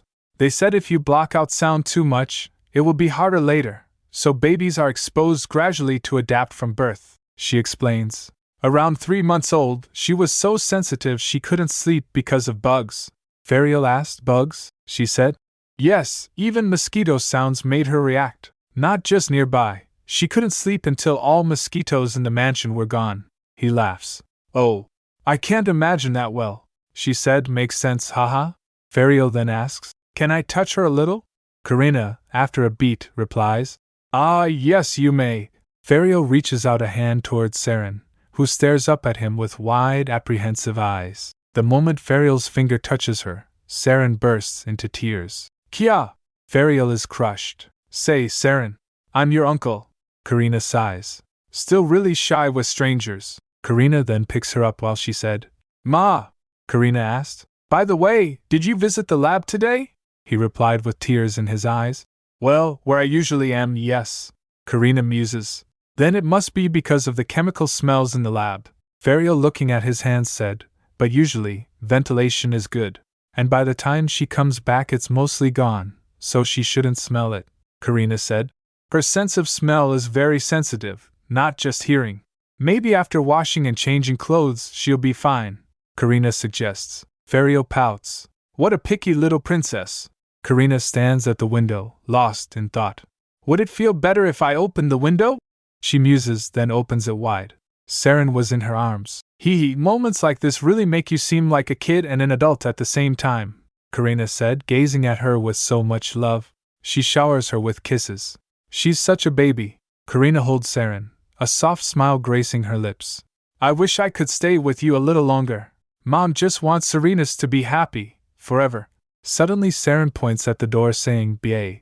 Karina asked. Huh? Why is the door? Karina realizes what's happening. Looks like Ferial finished washing up. Our Serenus has sharp ears. It won't smell weird anymore. But then the door opens, and Karina's eyes widen in shock. Milian. And there he is, Milian, in all his brooding glory. Oof, that stare could melt glaciers. Milian walks into the room. Serenus is awake? Isn't it time for your nap? He asks, looking at Karina and Serenus. Karina stutters, trying to deflect. Well, you see, first, please hand me the cloak. Baby Serenus babbles, reaching for Milian. Karina mentally panics. If Ferial comes right now, I feel like it'll be really bad. Milian lifts Serenus into the air. Hello, Serenus. You were sleeping so soundly when I left that I couldn't say goodbye. He's completely smitten. Milian notices something amiss. There are 2 teacups. Did you have a guest? He asks, a hint of suspicion in his voice. Karina, holding the cloak, turns away, trying to play it cool. Well, she stammers. Karina gives Milian a knowing smile. Milian holds Serenus, his eyes narrowing. Milian asks, shocked. It wasn't Ferial who came, was it? He thinks, a dangerous glint in his eyes. You little brat! He mentally screams at Ferial. Karina thinks. Not came, but he's still here. If I say that, it'll seriously be a disaster. Karina's scheming again. Ferial's the only one who hasn't met Serenus yet, right? So, he said he wanted to see him. Come to think of it, why did you lie and say Ferial was busy? Milian replied, if you allow Ferial, it'll turn into a chain reaction. Starting with Marine Ariel, all the other northern nobles will line up trying to come to the capital to see Serenus, won't they? But I think Serenus's most important business vision is that we should be the only ones who get to see how cute he is. Karina is speechless, her eyes wide with disbelief. Milian's on the same page. It's not like Serenus wears out from being looked at, and she should meet lots of people too, she argues. Milian firmly says. She wears out. Suddenly, a knock at the door. Oh no, it's happening. Sure enough, there's Ferial, grinning like a Cheshire cat. Karina, I'm all ready now, he says. Hurry and let me hold Serenus, a little. Milian, still holding Serenus, glares at Ferial. You show up at my estate without even a heads up? He questions. Looks like you wish to die.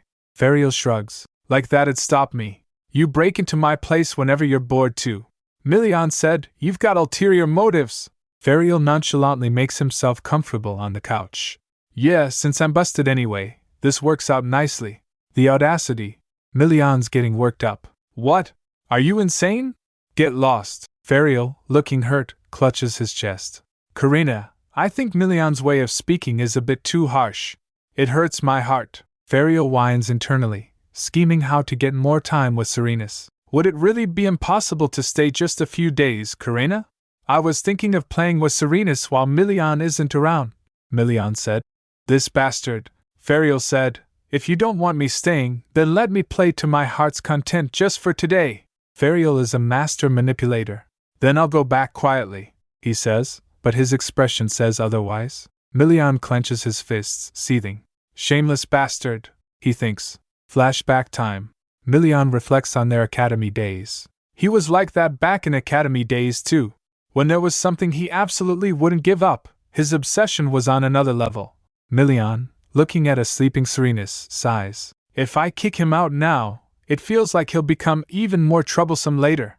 He sits beside him and said, "You came prepared, ready to fight me if it came to that?" Ferial said, "If it's a battle of patience, I'm confident." Milian, defeated, says, "Fine." Milian finally relents. "Here, hold her," he says, handing Serenus over to Ferial. Ferial beams, finally getting his wish. Ferial is completely overwhelmed with emotion. "So this is it. I'm finally holding her. I'm moved." Milian watches Ferial, a hint of suspicion in his eyes. Ferial said, "But seriously, why were you so set on not showing her to me? At least tell me the reason." Milian deadpans. "Because Serenus is cute. And not just cute, but ridiculously cute. You lose all reason over cute things, so I can imagine how over the top you'd be." Ferial holds Serenus, his eyes softening. "You really have changed," Milian replies. "Is that a problem?" Ferial simply says, "No. I'm just happy." Ferial looks at Serenus with adoration. "Honestly, it hadn't really sunken that you became a father." Milian, watching them, thinks, "This is more than enough. It feels good to come to daddy, right?" Serenus babbles, reaching for Milian. "Bah." Ferial looks at Milian and Karina. "Milian, Karina, I'm glad to see the two of you so happy," he continues. "I've wanted to say this to you both for a long time." "Well then, I've held the baby, so I should be heading back now." Karina, surprised, asks, "You're leaving already?" Ferial adds, "An uninvited guest should know when to go." Milian sits silent, his expression unreadable. "He said Ferial?" Ferial pauses. "What now?" Milian says. "It can't be often, but you're welcome to come see Serenus from time to time." Ferial looks back, a flicker of something in his eyes. "I see. What an honor." Ferial walks away, leaving Milian and Karina alone with Serenus. Ferial walks away and thinks, "Is this what it means to grow into an adult?" Milian, who was once more arrogant than anyone else in his youth, before anyone noticed, has now become someone's entire world. Ferial thinks, "I still have a long way to go to catch up." Ferial walks away. "Winston, are you inside?" Ferial asked. Winston, seated comfortably with a book, replies, "Yes, please come in." Ferial enters but seems troubled. "There is nothing urgent today, so why don't you relax and unwind a bit? I will head back to the estate first." Winston eyes him, concerned. "Did something happen? Your expression doesn't look very good." Ferial waves it off, but something's clearly on his mind. "Ah, that's not it. Seeing a friend who has grown into an adult just made me think about many things. It feels like I have been left behind and grown distant." Winston observes him quietly as Ferial continues musing about adulthood, its challenges and varied timelines. Winston said, "Did you know? Becoming an adult means facing your own weakness, acknowledging it, and in the end, learning to accept it. Physical age alone does not prove that someone is an adult. There are children who are forced to become adults at a very young age, and there are many grown adults who remain children no matter how old they get." He pauses, then adds, "And His Grace Pastellio, and Miss Karina." No, the Duchess had no choice but to grow up quickly. The time to become an adult comes to everyone, according to the pace of their own life, so please do not rush yourself too much. Winston gently places a hand on Ferial's shoulder.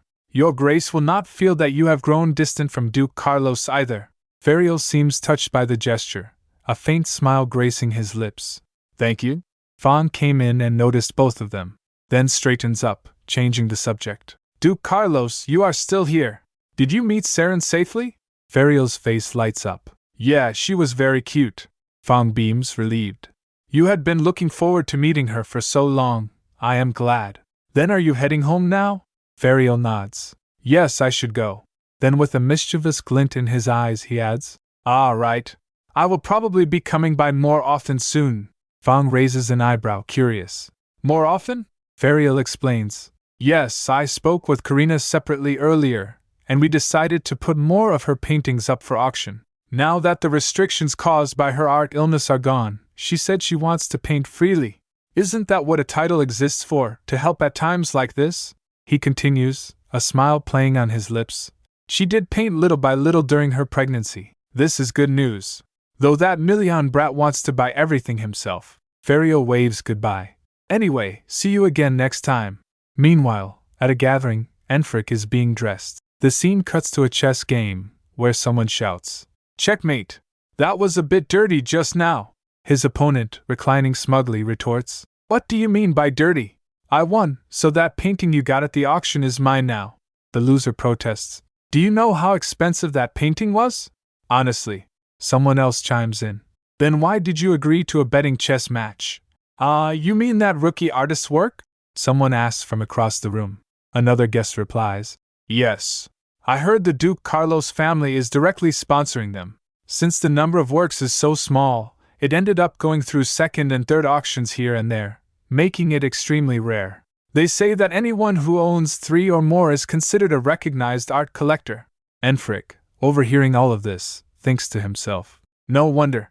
That explains why the young lady of the Marcella family has been so arrogant lately. It's noisy all of a sudden, someone remarks. His friend observes. Enfric, you really have been living far away from high society. He replied, If it weren't for your request, I wouldn't have come to a gathering like this. His friend admits. True. It's been almost a year since you stopped attending salons. People shouldn't live with only home and work in their lives. Enfric said, It's almost been 2 years. His friend pours him wine. Time really has passed that much. Ever since you were seriously injured a few years ago, it's been hard to see you outside. That's why I invited you, thinking a new place for once might help lift your mood.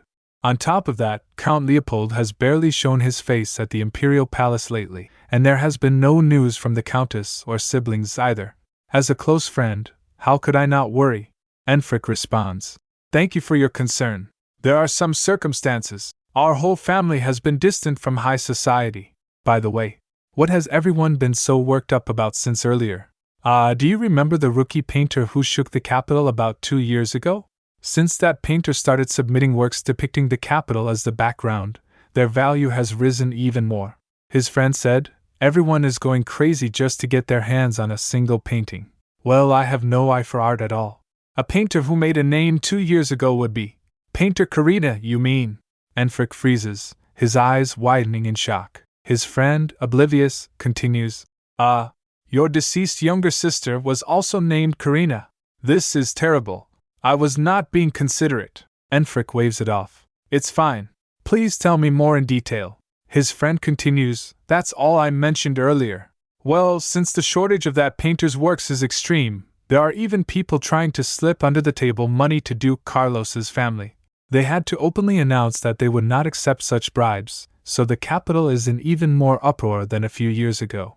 Unlike before, she recently released portrait paintings as well, and everyone praised the tender image of a mother holding her child. Enfric is lost in thought. By any chance, is there any news that Duke Pastellio of the North has come to the capital? Enfric asks. His friend is surprised. How did you know that? You know nothing about social rumors, yet this is surprising. He has been staying in the capital for quite some time now. He said he is in the capital, and painter Karina's works again, he thinks, it's certain. Karina is alive. He continues, What is going on? I was told she could not escape a terminal life. I was clearly told that a funeral had been held as well. Bolting up, he says, I am sorry, but something urgent just came to mind, so I will be leaving. His friend asks, What? Enfric quickly says, Let's meet again next time. His friend is shocked by Enfric's abrupt departure. You just got here? You're already leaving? Hey! Enfric burst into his father's study without knocking. "Father!" His father, startled, exclaims. "Enfric?" Bursting in without knocking. "Didn't you say you were going to a gathering for once today?" Enfric gasps. "Father, she is alive!" His father's expression hardens. "What?" Enfric blurts out. "Karina, she is alive! It seems she came to the capital together with the Duke." His father is stunned. What are you saying?" Karina, definitely in the north," Enfric says. "I don't know what circumstances followed after that, but these days, the capital is full of stories about painter Karina." His father reflects. "The last time I met her in the north, a vision of a young Karina Leopold appears." His father thinks. "My second daughter, Karina Leopold. After returning to the capital, I tried to understand the loneliness that child must have felt. I even lay down in her room, where no warmth could be felt. Even if it is already far too late for regret." He sits heavily. "I see. She was alive." Enfric kneels beside him. "Father, if you wish to go see her, I will make the preparations," his father says. "No. It is enough that she is alive. As long as she did not die and continues living, if that child is happy, let us leave her as she is. We cannot give her happiness." Enfric looks up at him, worried. "Are you truly all right? Even though you have been living in seclusion, never leaving the estate, despite all this regret," his father said, "if this is the punishment given to me, then I must accept it." His father looks at a portrait of Karina. He thinks, "Karina Leopold is dead. That child should now be allowed to live simply as Karina. I'm glad she's alive. Truly, I'm glad." After some time, at Pastellio Estate, sunlight glinting off the windows, and flowers blooming everywhere. It's a perfect day. Karina and Milian stroll outside with baby Saren and their entourage. Milian's concerned. "Karina, are you really okay not riding the carriage? And Saren is getting heavy too, I can carry her." Karina smiles, holding Saren close. "No, she's not heavy at all. I'm totally healthy right now." But Milian insists. But you have to go to the Imperial Palace soon, so I'll let you have her, Milian." He seems so eager. Sure. You should hold her as much as you can while you still can." Karina is already dreading the day Saren won't need to be held anymore. Karina watches them, a little amused. Well, she's already crawling all over the place. She might stand up and start walking soon. Milian cradles Saren, pride practically radiating off him. "Of course. She's my daughter. She'll definitely walk before 1 year old." Karina teases him gently. "You must have been a baby too, but somehow. I can't imagine it, Milian. Baby, you feel like you would have walked right after being born." Milian laughs, totally not denying it. "Haha, no matter how sturdy I am, I'm still human." Karina chuckles. Hee, that's just a figure of speech. Saren will definitely be super sturdy." Karina's watching Saren crawl at lightning speed. She exclaims, "Say Saren. Her arm strength is no joke these days," Milian says. "She can crawl around the whole mansion without a problem." Karina sighs, but fondly. "She just has too much energy. She whines all the time," Milian playfully said. "Are you going to keep making my girl tired? You little thing," he sighs. "Honestly, it's hard when she wakes up crying or fussing every dawn." He suddenly softens. "But her smiling face is so adorable that I forget it right away," Karina said when I raise Saren. "I keep thinking about my own childhood without realizing it." Karina's expression turns wistful. "I wonder if there was a time when I was held in my parents' arms and loved like this. There must have been a moment when I was their first too. Like when I was nothing more than someone's little sister. Before the twins were born, I must have been the youngest daughter of the family." The memories are broken as Milian calls her name. "Karina." Karina snaps back to the present, startled. Saren glazes at her with a smile. Karina smiles back at her. Karina said, "It really doesn't bother me at all now, so don't worry. Now that I've become a mother, it's just, I understand it even less. If it were me, I wouldn't have left a child like that. I kind of want to say something to my younger self. The child I gave birth to is so lovable just by looking at her." Milian's face is intense. "Karina! Should we raid Leopold?" He's clearly been thinking about this. "We sent them back way too easily last time.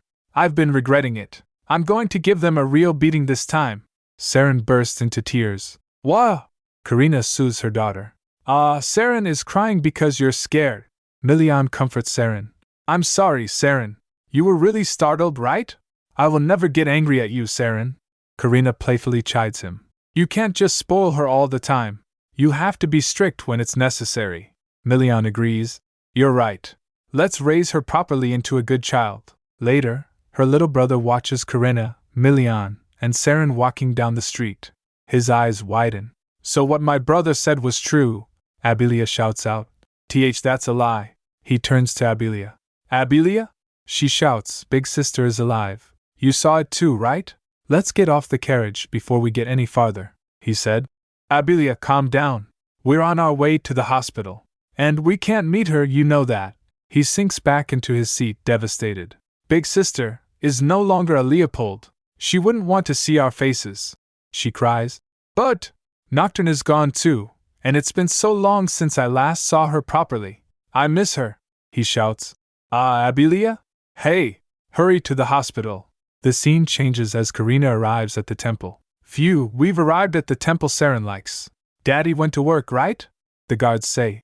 Madam, we will wait here, so please go ahead. Karina nods. Okay, thank you. Karina carries Saren up the steps. Priest Callan greets them. Lady Karina, Lady Serenus. You've come? He smiles warmly. It's been a week since I last saw you. Have you been well? Karina replies. Fine. Saren has been doing well too, right? Saren reaches for Priest Callan. Karina is surprised. Saren, no. Priest Callan offers. If you don't mind, Lady Karina, I can carry Lady Serenus. Karina raises an eyebrow. I don't mind, but, oh my, does she like the priest that much? Karina thinks to herself. Is it because Serenus likes divine power? She really seems to like the priest. Callan said, Lady Serenus seems very sensitive to divine power. That's quite unusual.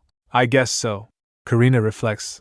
I didn't explain everything to the temple, but I did hint that Saren is sensitive in her 5 senses, and that she likes the temple, so she might have noticed something. She thinks of Priest Callan and assesses him in her mind. Priest Callan. He seems to be a fairly high-ranking priest, and he's been kind since the first time we came here. Well, behind that kindness, I can't say the huge donations from the Pastellio ducal house had nothing to do with it. There aren't many people today, Priest Callan says. Yes. We just got some good tea, so would you like to have some together in the main hall? Karina smiles. Hi-ho, that sounds nice. I didn't really plan on praying anyway. Priest Callan eyes her carefully. It seems you don't believe in God, Lady Karina. Karina's expression turns serious. I do.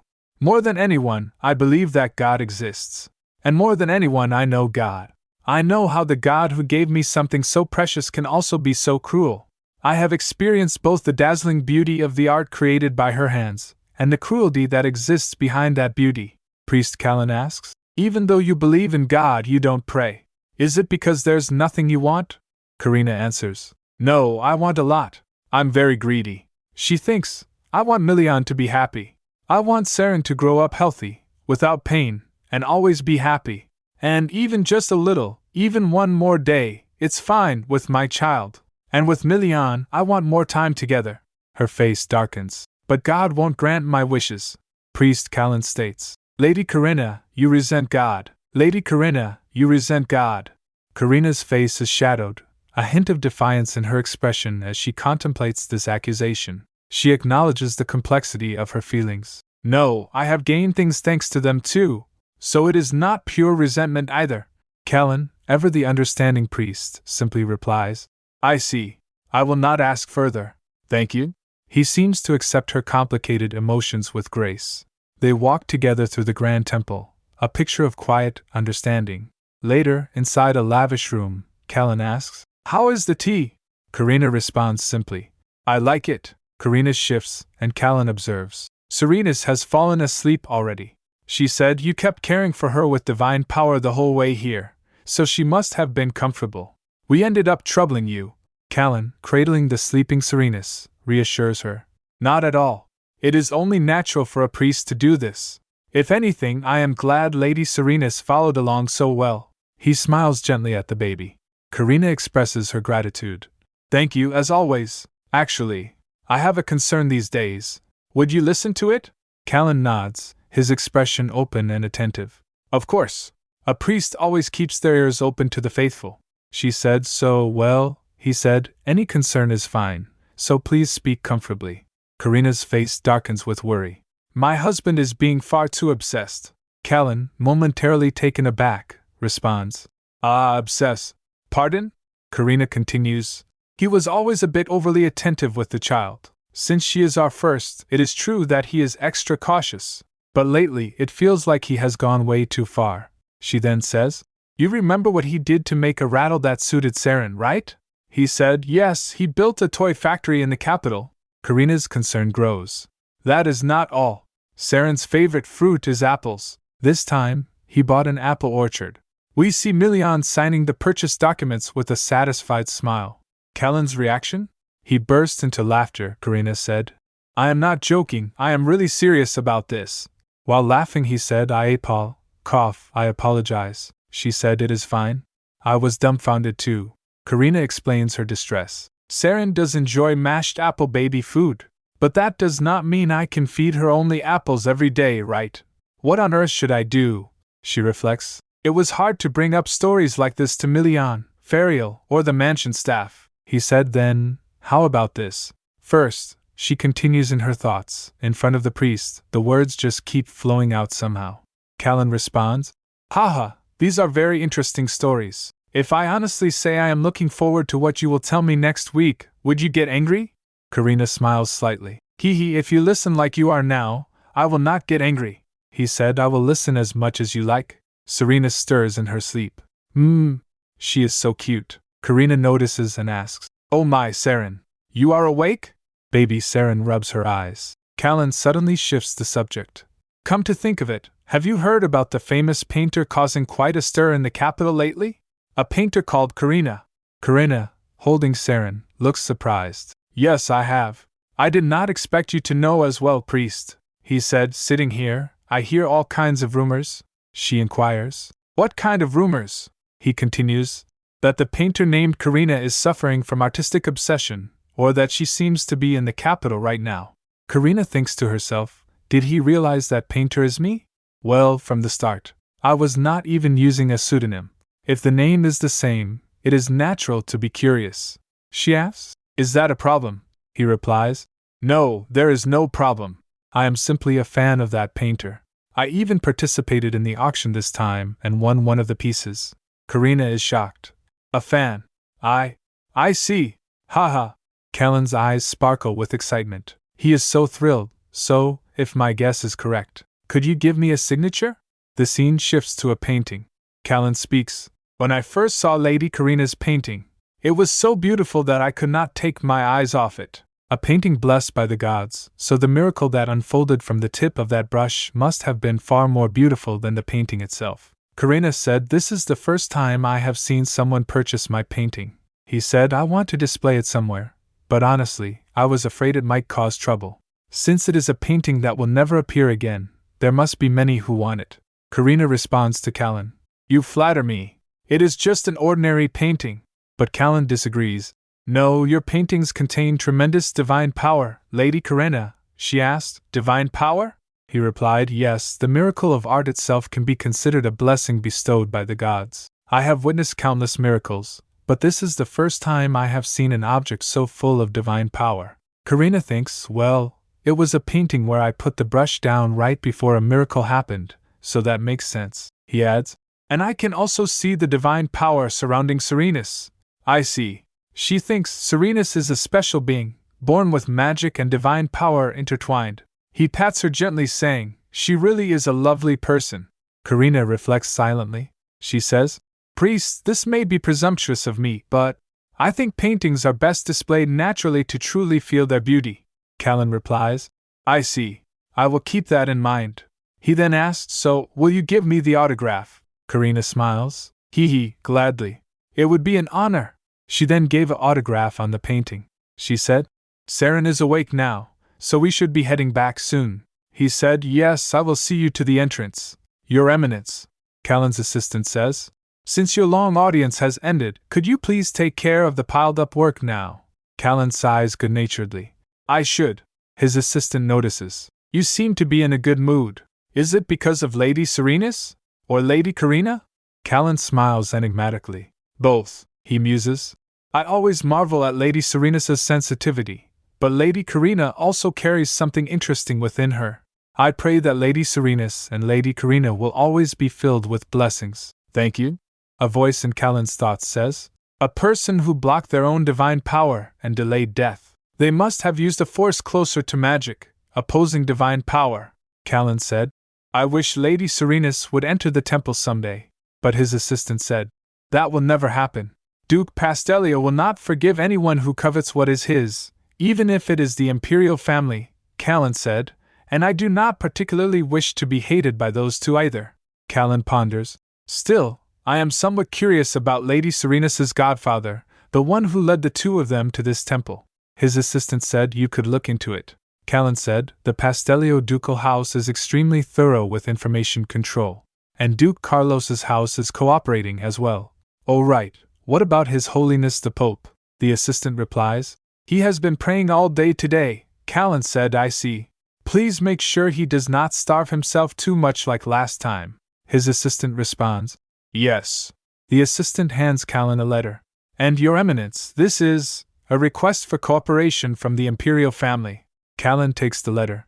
A request? His assistant said. It seems impure elements are causing unrest within the empire lately, so they are asking you to attend the imperial banquet. Callan opens the letter, his expression hardening. As expected, heretics. At their manor, Karina asked, an imperial palace party? Milian, looking ever so serious, confirms it's an imperial decree. Yeah, it's an imperial decree.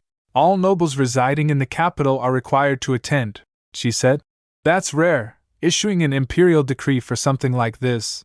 Little Saren, dressed in the cutest bear outfit, just babbles away, oblivious to the politics. Milian can't help but smile at his child. Even though the weather isn't great, Saren looks to be in a really good mood today too. He pats Saren, saying, It's been way too long since I came back to the capital. The imperial family seems determined to put me to work. A whole pile of annoying matters too. Karina watches them, a soft expression on her face. She asked, I have to attend that party as well, right?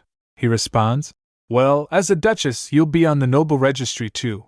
But Milian, ever protective, reassures her. But if you don't feel like going, you don't have to. I'll handle it somehow. Karina insists. I told you before. I don't like causing trouble for you, Milian. She then playfully considers. What if I wear a mask? But then, a more elegant idea. Rather than a mask, how about a veil? Milian's possessiveness shines through. I don't want other nobles to see even a single strand of your hair. He holds her close, adding. Besides, there's bound to be someone there you don't want to see. He clearly wants to keep her safe and hidden away. Karina teases.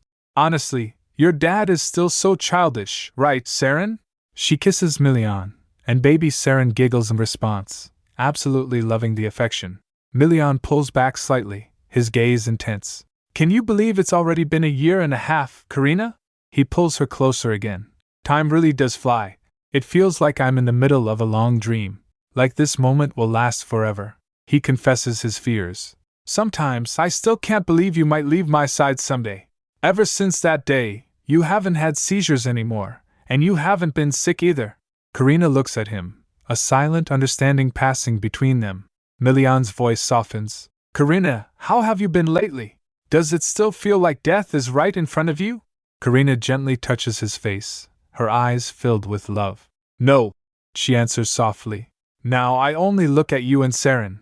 But she admits, someday death will come, but the time given to me is too short to waste it fearing a future that hasn't happened yet.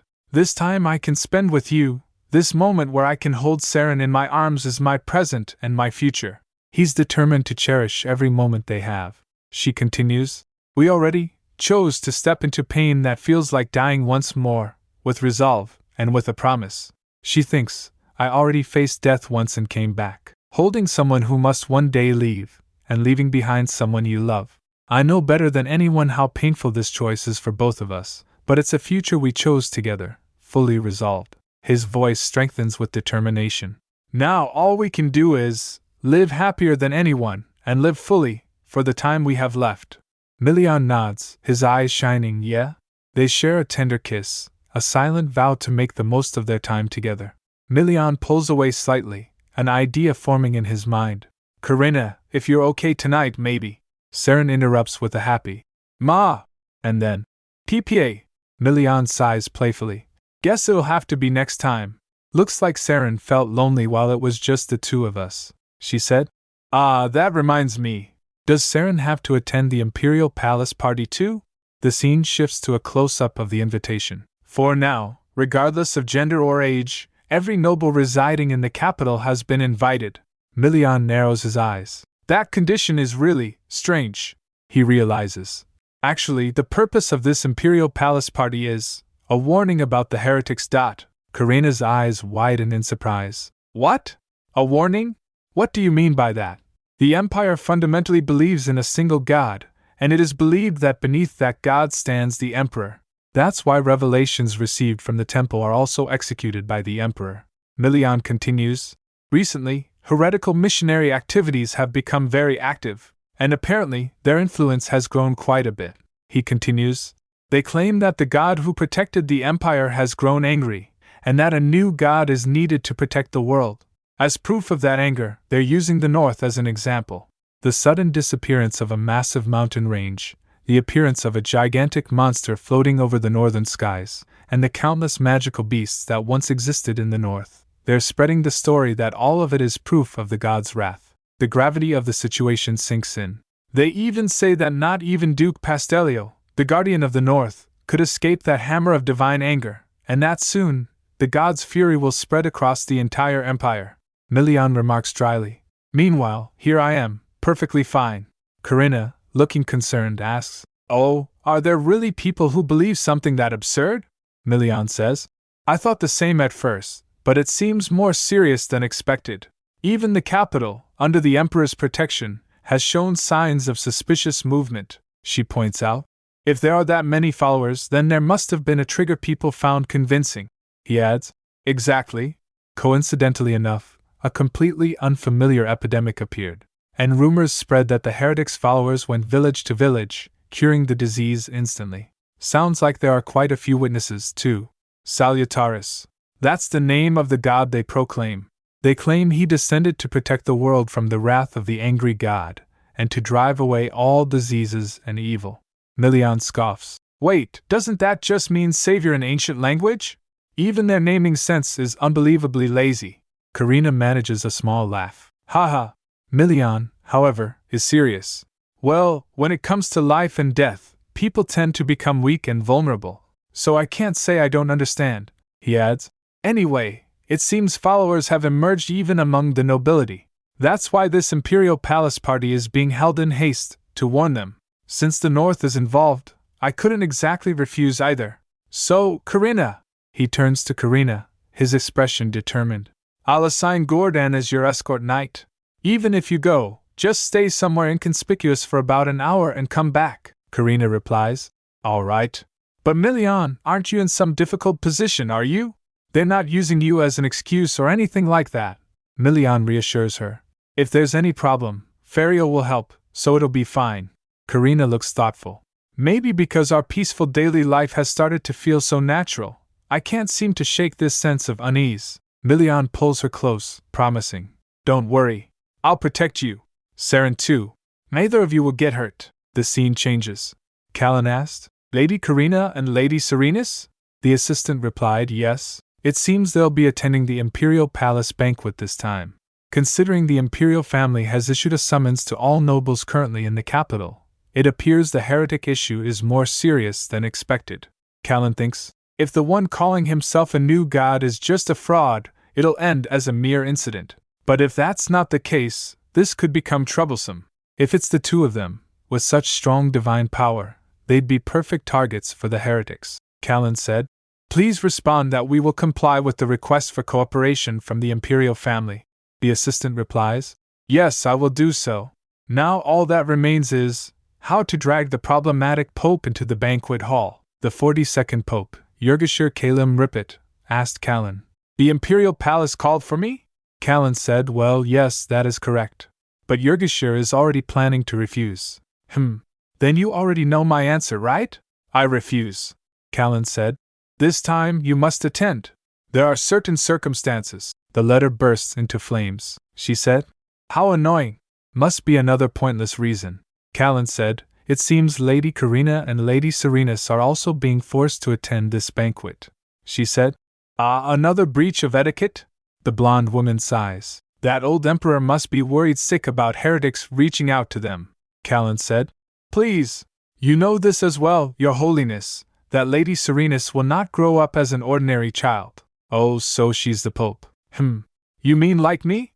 The Pope asks. Those blessed by God carry dying embers within their hearts, and live seeing and feeling what is not ordinary, regardless of their own will, forever.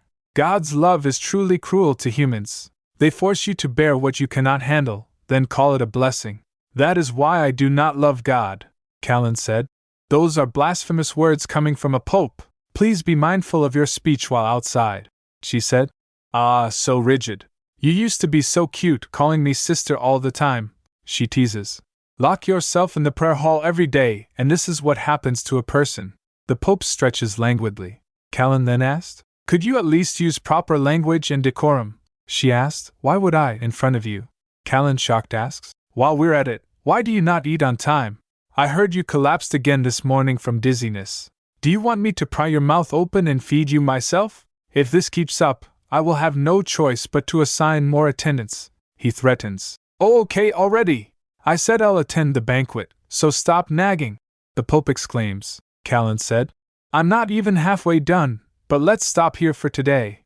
I'll bring your dinner, so stay put and wait. He gives in. Left alone, the Pope muses. How did he end up becoming such a stiff person?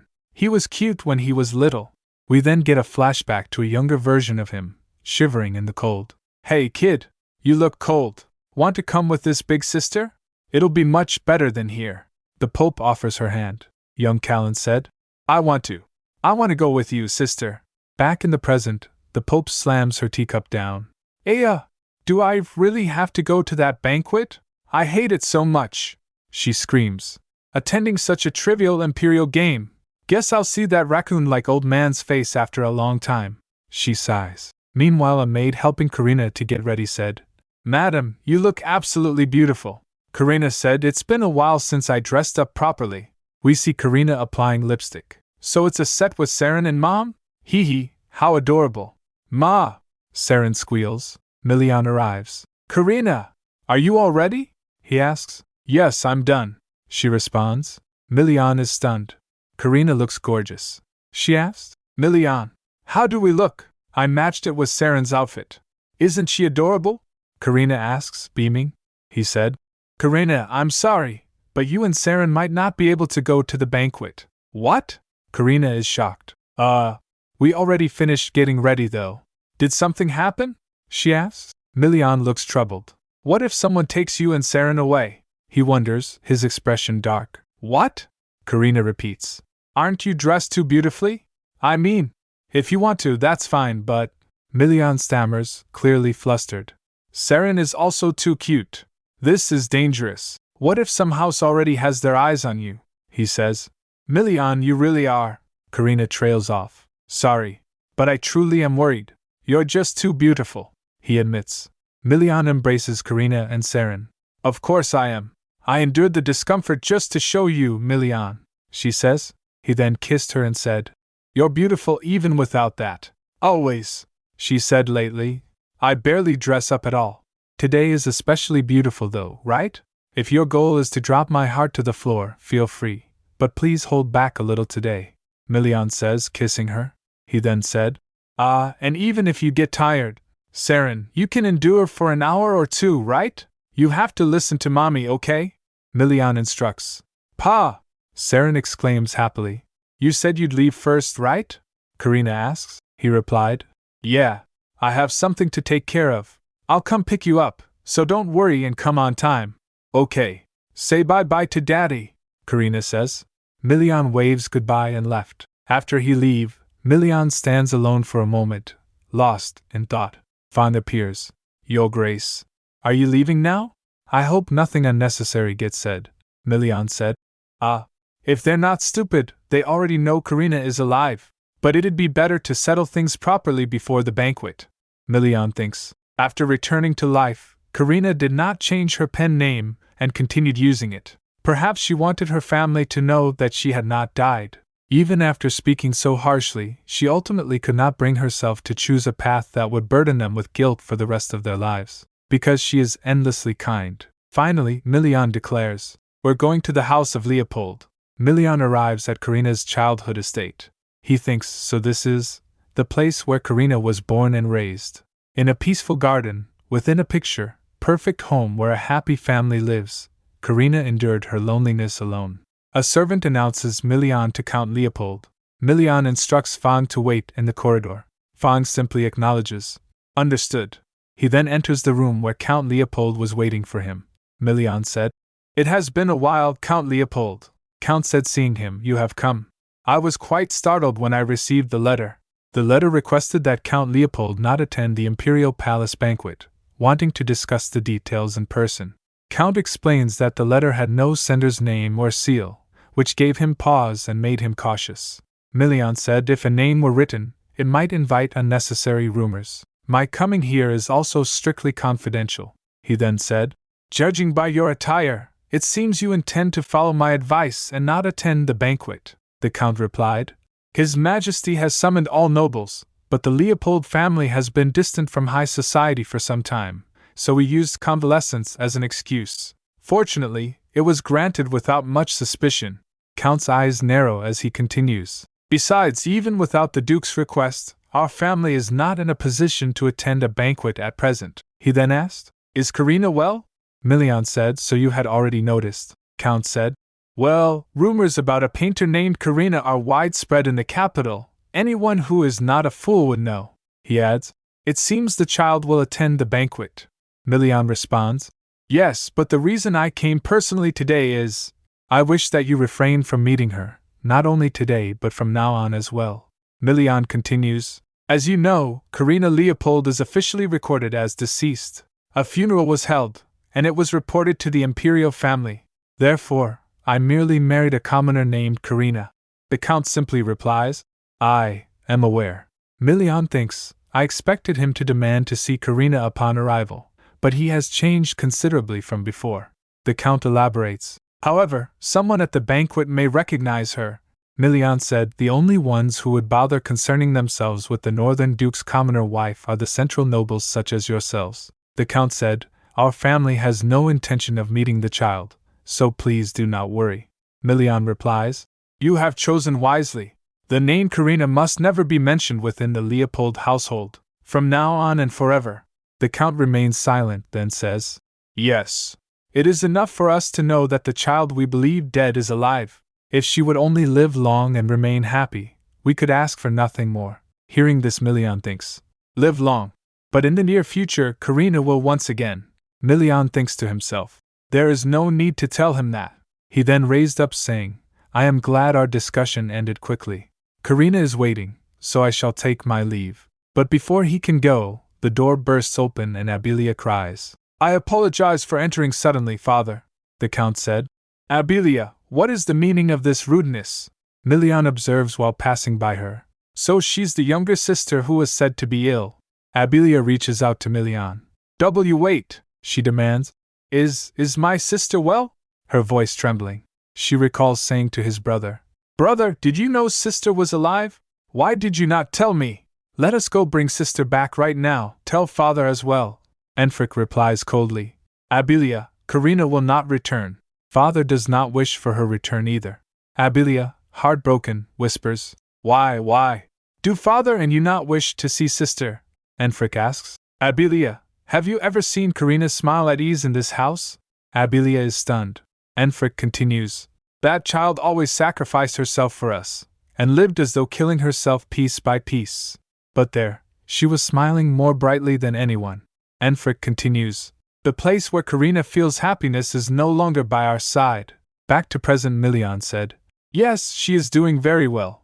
Is that all you wish to ask?" Abilia, tears welling up, she thinks, "In truth, there are mountains of questions I want to ask. But," her thoughts echo, "the place where Karina feels happiness is no longer by our side." She looks up at Milian. "I am glad to hear she is well." Her voice breaks as she says, "Please, make my sister happy." Meanwhile, Karina and her daughter Saren are in a carriage. Karina thinks, "What should I do?" Little Saren reaches for her mother, crying. "Pa?" Karina asks. "Saren, are you all right?" She reflects. "I was told that every noble in the capital would gather at the banquet. I let my guard down. I did not expect there to be this many people. The noise outside is overwhelming. If we go out like this, Saren will start crying." Saren's face is scrunched in distress, tears streaming down her face. Karina covers her ears, saying, "I am sorry, Saren. For now, this is all I can do." Saren cries, and then, suddenly, everything goes silent. Karina is shocked. "What is this?" It suddenly became quiet. The carriage door opens, and there stands Milian. Milian smiles, saying, "Karina, you have waited long, have you not? Let us go." His eyes are filled with determination. Karina thinks, seeing him, "Milian is always the one who saves us in the end." Karina looks at Saren, who's smiling. "Pa!"